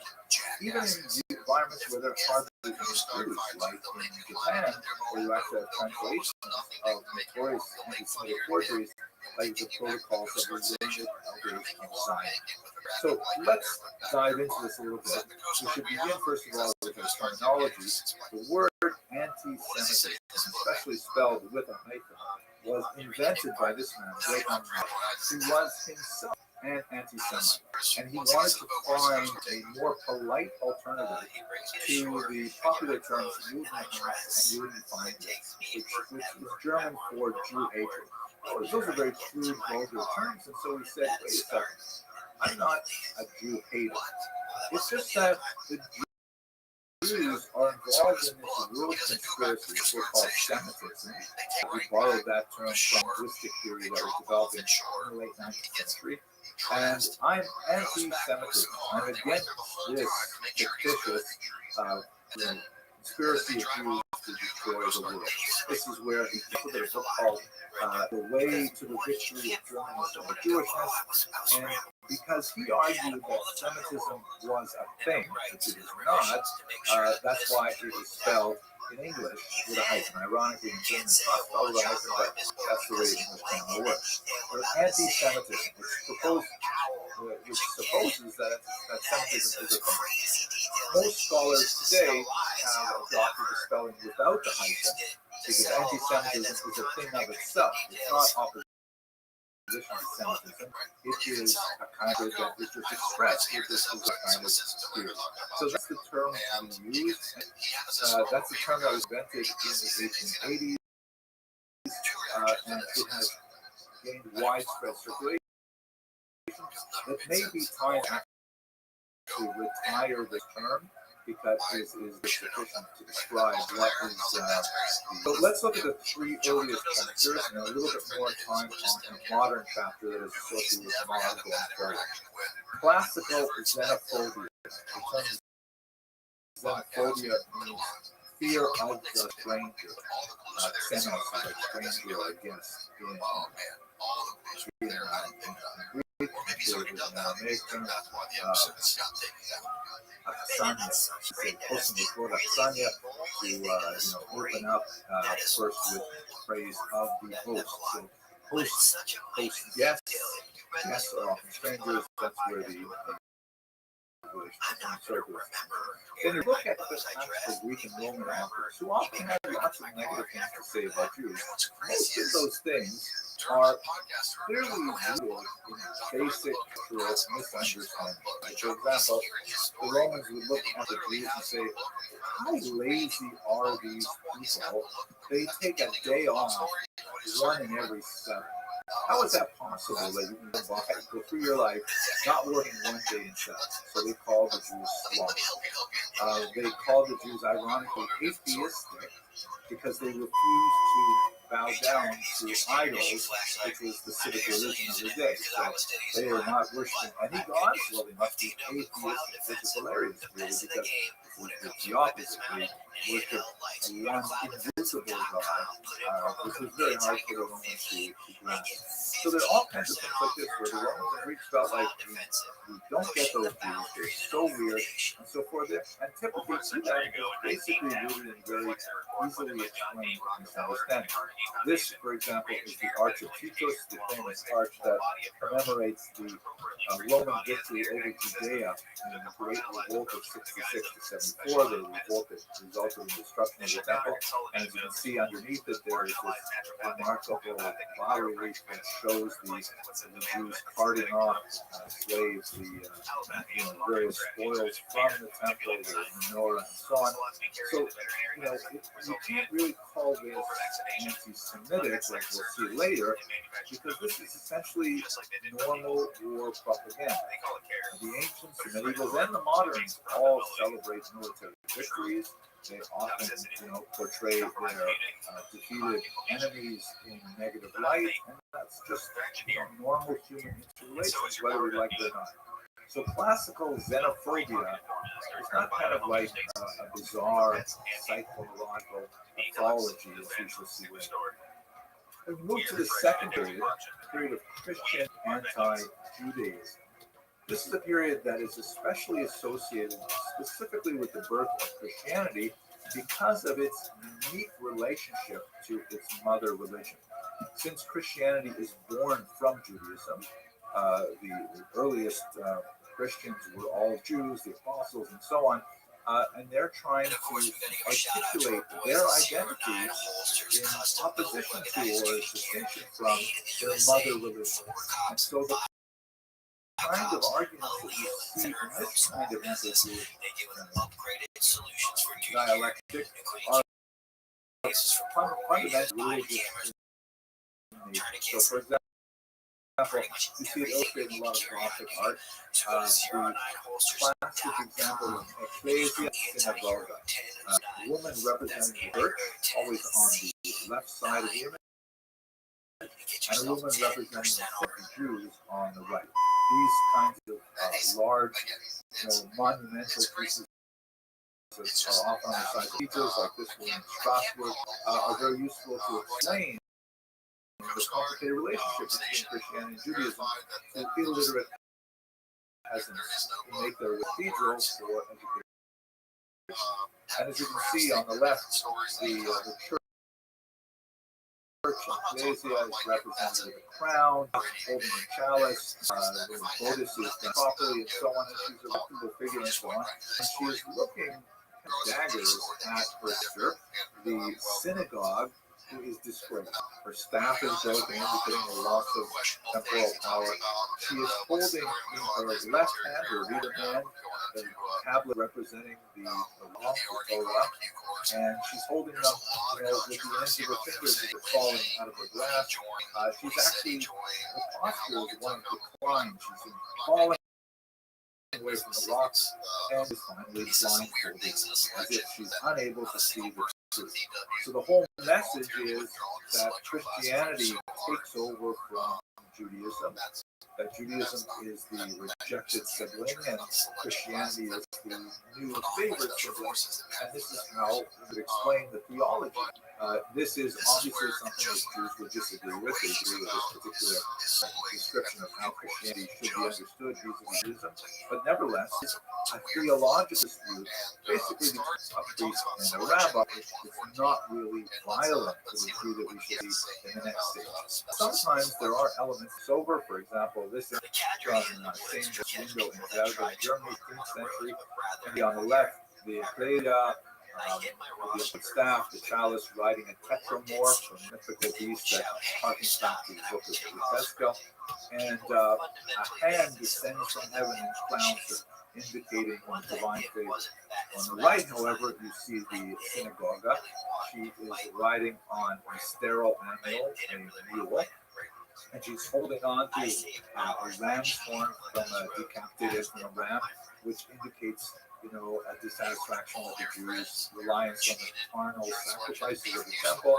Her staff is broken. She's blindfolded. Her crown is knocked out right.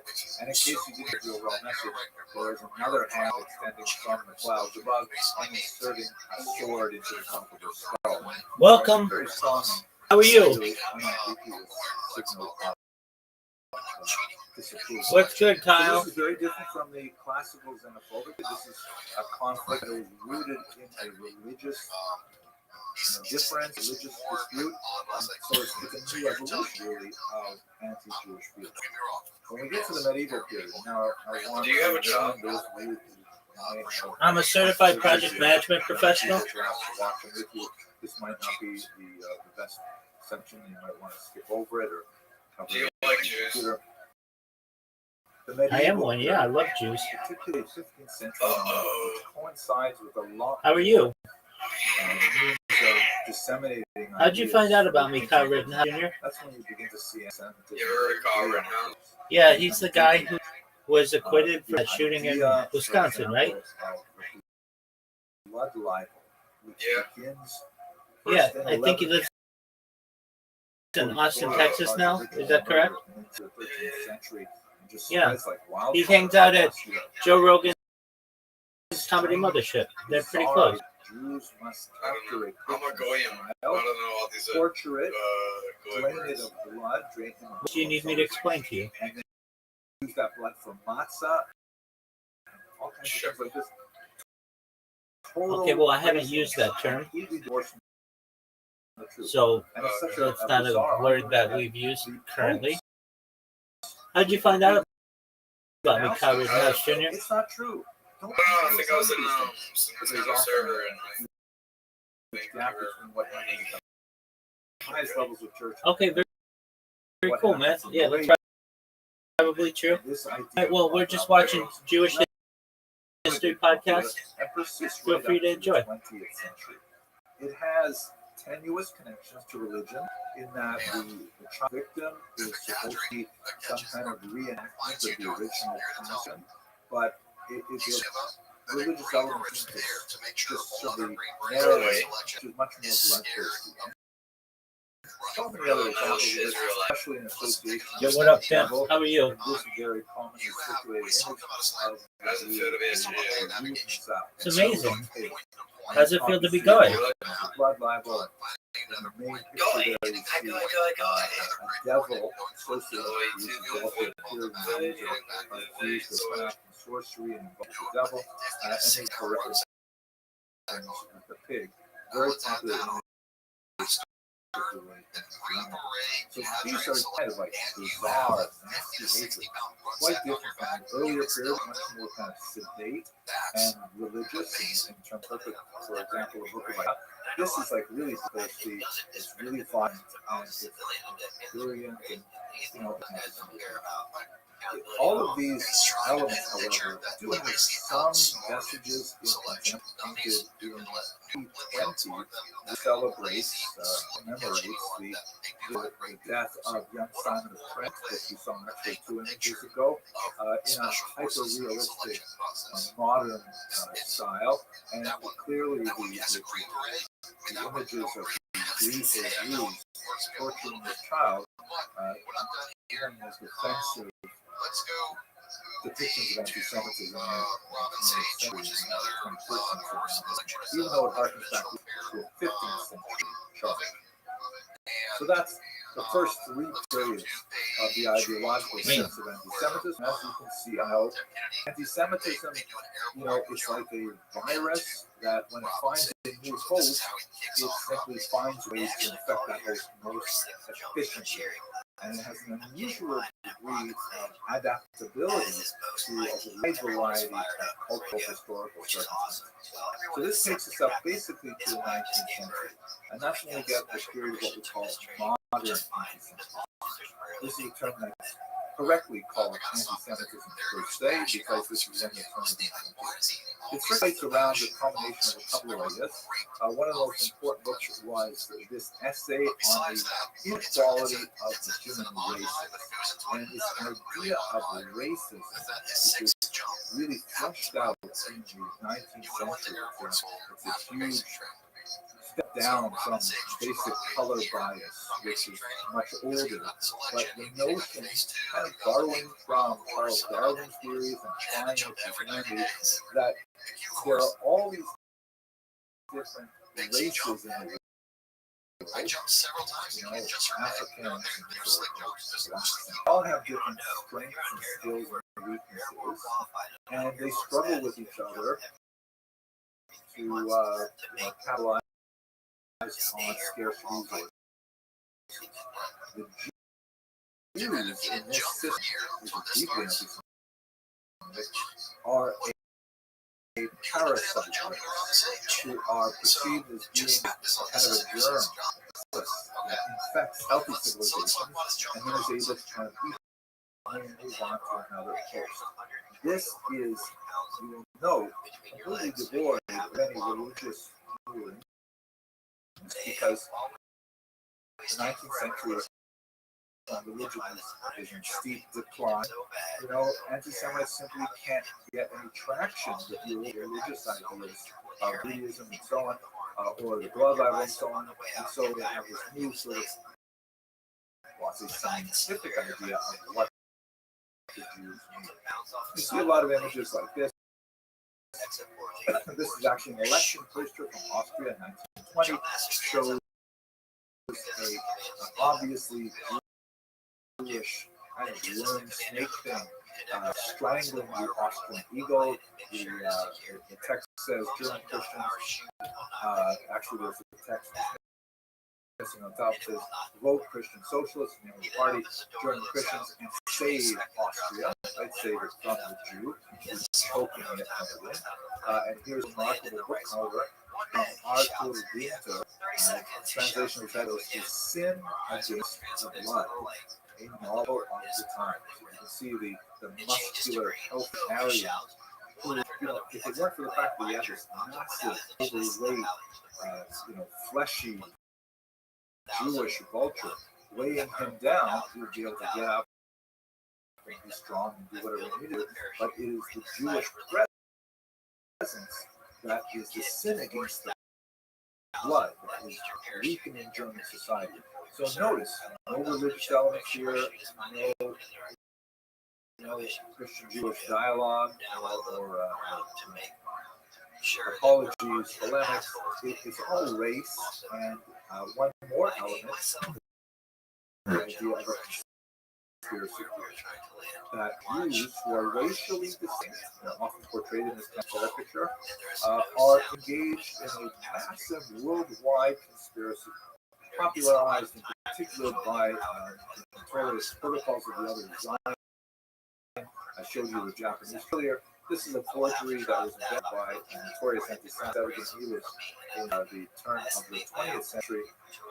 And it posits that Jews are somehow locked into this system that has all kinds of things, like he wrote about that linked major cities so Jews could move around. And so on the right, you see a typical example. This is 1930. And it translates in the world government, the Jewish realm to subjugate the wealthy capitalist Jew. You see the monopoly man in here as well. He's really squeezing the globe, taking all the blood out of it with his claw-like hands. And this is essentially the message of modern anti-Semitism that we have to the present day. The Nazis were especially notorious in developing this witch's brew of racism and conspiracy fighting children propaganda for preschool. It's called the poison mushroom, and the whole message behind this book for children is, hey, Jews look like regular people, just like mushroom and toadstools. Mushrooms are edible and delicious, and toadstools are poisonous. They look the same too. First, they claim to you still poisonous. in other words, who was a Jew person, even though they look like regular people. Racism and conspiracy theory. All kinds of examples of this highlighting the differences supposed between Jews and non-Jews and Aryans.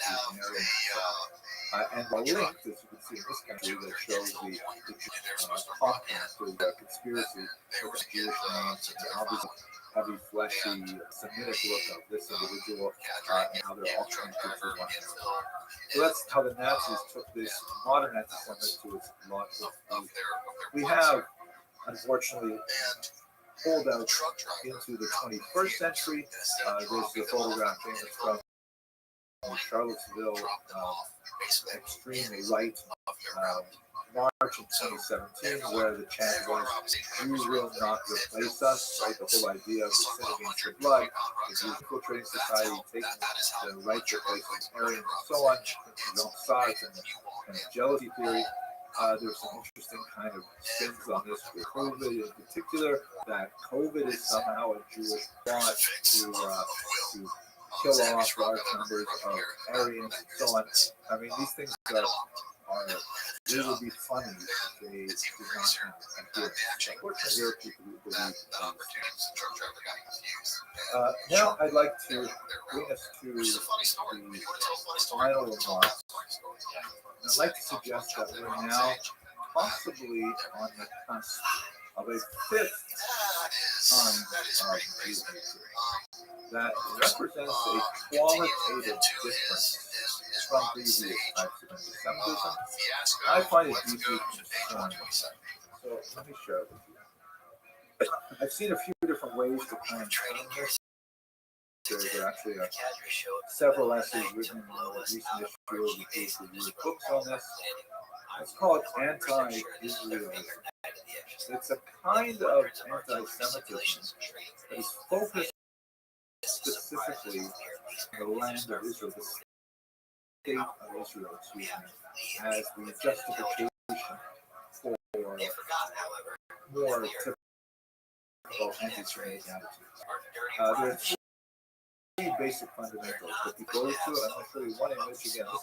This is very, very Trumpish that actually came out well before October 7th, but it captures a lot of the tone of anti-Israel. Once again, this image portrays an Israeli soldier stabbing a child's heart. Clearly evocative of libel, the trend that we saw earlier, but it's divorced from obvious religious connotations and is subsumed with political connotations. Now, this kind of image, perhaps a person might subconsciously see it and not blame all Jews, but certainly blame Israel in particular, and it's hard not to how the blood level elements would seep out into the broader sense, call it truly anti-Semitic in the larger sense, rather than a very profane and vulgar political caricature. I would say that this anti-Israel possible fifth type of anti-Semitism has three basic fundamentals. And if we see more of this, study it more, we may find out this. So the first one is the basic idea that Israel is an illegitimate state. They like to example as the Zionist entity, as if they don't want to even say the word Israel. And it may be illegitimate for a whole host of different reasons. One of the principal things about anti-Semitism is that it doesn't have to make sense. It just whether ideologically enough to, believe piece of it, they're holding it. So Israel is considered illegitimate because it is, a settler colonialist. Not only is that laughable because it's actually, I really want to call it a colonial state, but the most successful example of anti-colonialism is the reversal of colonialism, the return of indigenous people and away their country from the ultimate colonial power of the 19th century, the British Empire. That's on something on one another panel. There's no point in knocking all these different elements down. they're silly in many ways. Israel, for example, was the longest purchase in the 19th century, legally acquired. From that, there were defenses, and we have, so what happens afterwards in negotiations of these things. So I really don't want to spend our time talking about why these ideas are ridiculous, but I just want to try to imagine what are people thinking when they're engaging. So the first idea that's very important is that the belief that Israel is somehow an illegitimate state. Because it is legitimate, these anti-Israelists argue that erasing this historical anomaly of the state of Israel is justified often by any means, including attacks on Israeli Zionists, which means the vast majority of the Jews of the world, like as Zionists, who consider Israel their historical homeland. And there's a tremendous amount of euphemism that circulates around this, referring to attacks on Israel or Zionists as resistance. The use of somewhat vague foreign terms like intifada, where anyone who lived through the second intifada knows exactly what that really implies. So this is like the second fundamental, the idea that if we accept the premise that Israel is somehow an illegitimate state, and I would love to see anyone showing me a legitimate state by those kinds of measures, that erasing that state is somehow justified. And furthermore, often the very childish thinking of people who have never had to experience war, they will, likely say things like that Israel should be off the map. And they clearly don't know what that actually means. And third, and this is what I find especially troubling, the participation of Jews in these movements, these anti-Israelite movements, anti-Israel movements, lends legitimacy to the movement itself.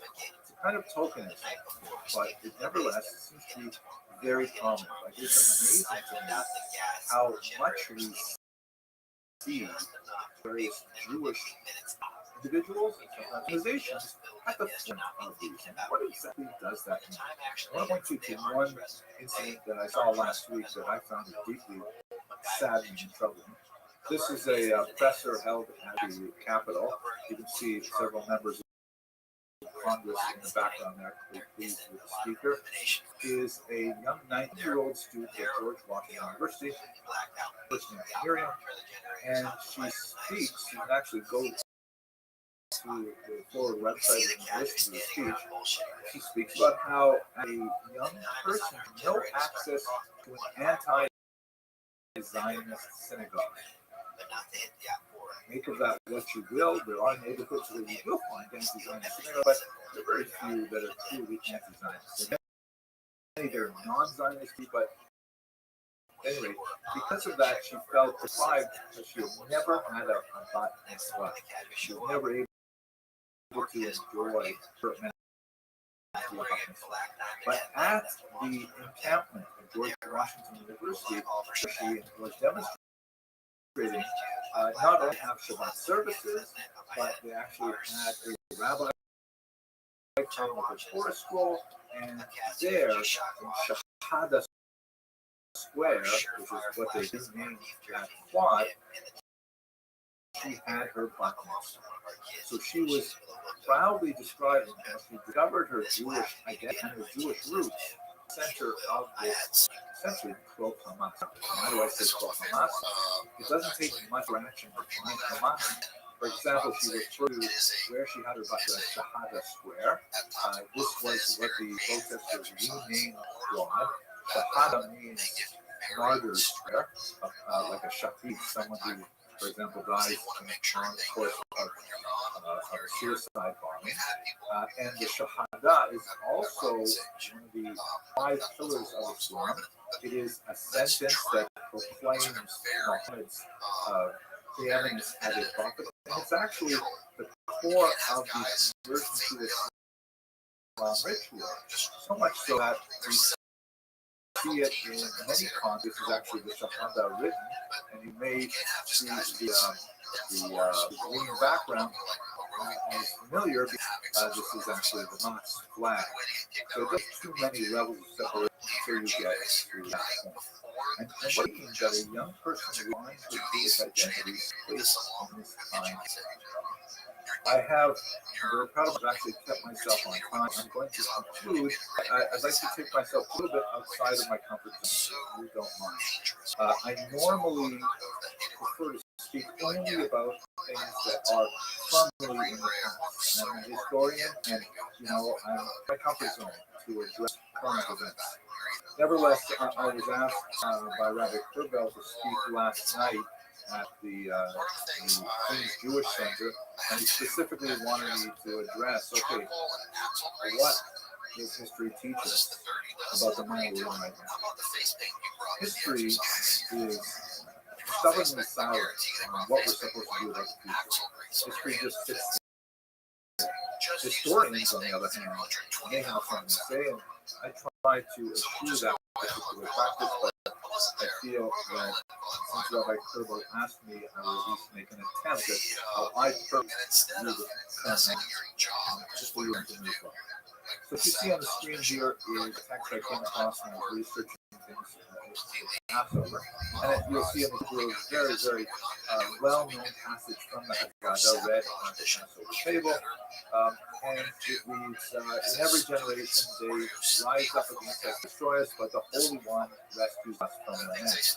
However, under Russian censorship law, no Jewish text could be published without censors' approval. And so in Bill 1959, the censor insisted on adding a couple of things. You see the circle in white there and red. He put the rising up against us in the past tense. Right? They used to rise against us, but now we live in, the paradise of Tsarist Russia. That kind of thing was happening more. No more anti-Semitism. Gorgeous here. And then he changed the divine rescue from the present tense, and God is still here always. Because back then we were persecuted, no longer under the Tsar. Therefore, we want to need current protection from God. That was censor's attempt to make acceptable for 1859. But if we look at another text from this period that I find especially important for this context, this is also, by the way, 1850 happens, and this managed to get them. And it's of course a passage you're reading the Hebrew, Simon Tosef prayer, in holidays, a very solemn moving prayer that offers the solution of repentance, and then above the word teshuva, in small letters, prayer, tefillah, and tzedakah, than what they had ever endured before. Every synagogue has to have a plaque. The earliest thing that happened in the synagogue, basically, is a plaque. Right? Theodotus, and this Theodotus inscription speaks the idea that Jews are strongest when they come together and they look at their first. I was especially moved in this moment by something that was quoted to me. This is Rabbi Amiel Hirsch, who's a Reform rabbi, who had the incredible courage to speak just a while ago to his congregation. Sermons are taken. And he asked this question: why are so many of the young Jewish protesters graduates and alumni of Reform synagogues, youth groups, and camps? So what did we do wrong? Can you imagine getting up and saying to your congregation, what did we do wrong? And most importantly, what should we be doing now to instill in our youngsters the core Jewish value of Israel, which he defines here as love, concern, responsibility for others. Now, I'm not including this particular clip here to knock Rabbi Hirsch, God forbid, or his movement, or anything like that, saying that he took a heroic stand to speak to his congregation about it. Hey, we're seeing this here. We're seeing this happen. What did we do wrong? And every synagogue, in my humble opinion, should be engaged in self-searching as well. That's tshuva. That's going back and looking at first principles. And I will say that I have had many interactions with Jewish people who are involved in the process, and blood of Isaiah and Amos flows through their veins.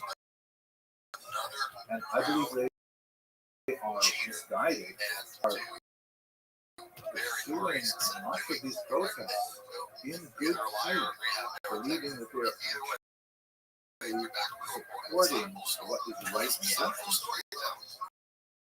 They do not see themselves as self-hating Jews, and in humble opinion, I don't think we should treat them as self-hating Jews. We should do our best to draw them close, love. Anyways, I'm stepping outside. So the second thing, tefillah. Right? So tefillah also in the synagogue. This is a synagogue from Israel, from the 5th century. And even though it was from the 3rd, 4th century, even though it was hundreds of years after the temple, the mosaic still references to the various appurtenances in the synagogue itself. And what's fascinating about the time that this was built, the period of phenomenal crisis throughout Jewry, and especially in Israel. The Jews had fought and lost 3 major wars with the Romans. They tried once more in 352, a smaller rebellion, horribly crushed. It was clear that the Romans had no patience left for the institution of the Nasi, the patriarch. In fact, it would only be a few decades before they ended that. And it's at that time, when things looked most bleak, the Jews got together and recorded the Jerusalem Talmud. The core text that went on, the Babylonian variant, to become what some would call the Constitution of Judaism. Phenomenal massive scholarly effort happened in an extremely dark time. Because at this time they said, you know what? You can't rely on the current status quo to be able to stop the now on the mathematical work that we have. So when Jews come together in Cuba, and they come together in the synagogue, they find incredible strength and creativity to solve problems that divide the Jewish people throughout the centuries. Tzedakah, that should be fairly good, but I think that it makes me think about my Ashkenazi roots. And the Ashkenazim, they're incredibly powerful today and huge influence on the social world history over the last 500 years or so. And you go back to the roots of Ashkenazi in the 8th, 9th centuries. Tiny outposts living in northern Italy, and they basically had to figure out how to solve major problems on their own. They did not have the ability to rely on much larger Jewish populations, and so they built many major institutions like the Kehillah as an internal support system that was supported by mandatory taxes on every Jew. It was considered the responsibility of every Jew for every other Jew in each settlement, and they acted on it and perpetrated the Jewish people, allowed them to do very things. So with these 3 ideas, Kilo Stucca, in my humble opinion, for what it's coming from a historian, a rabbi,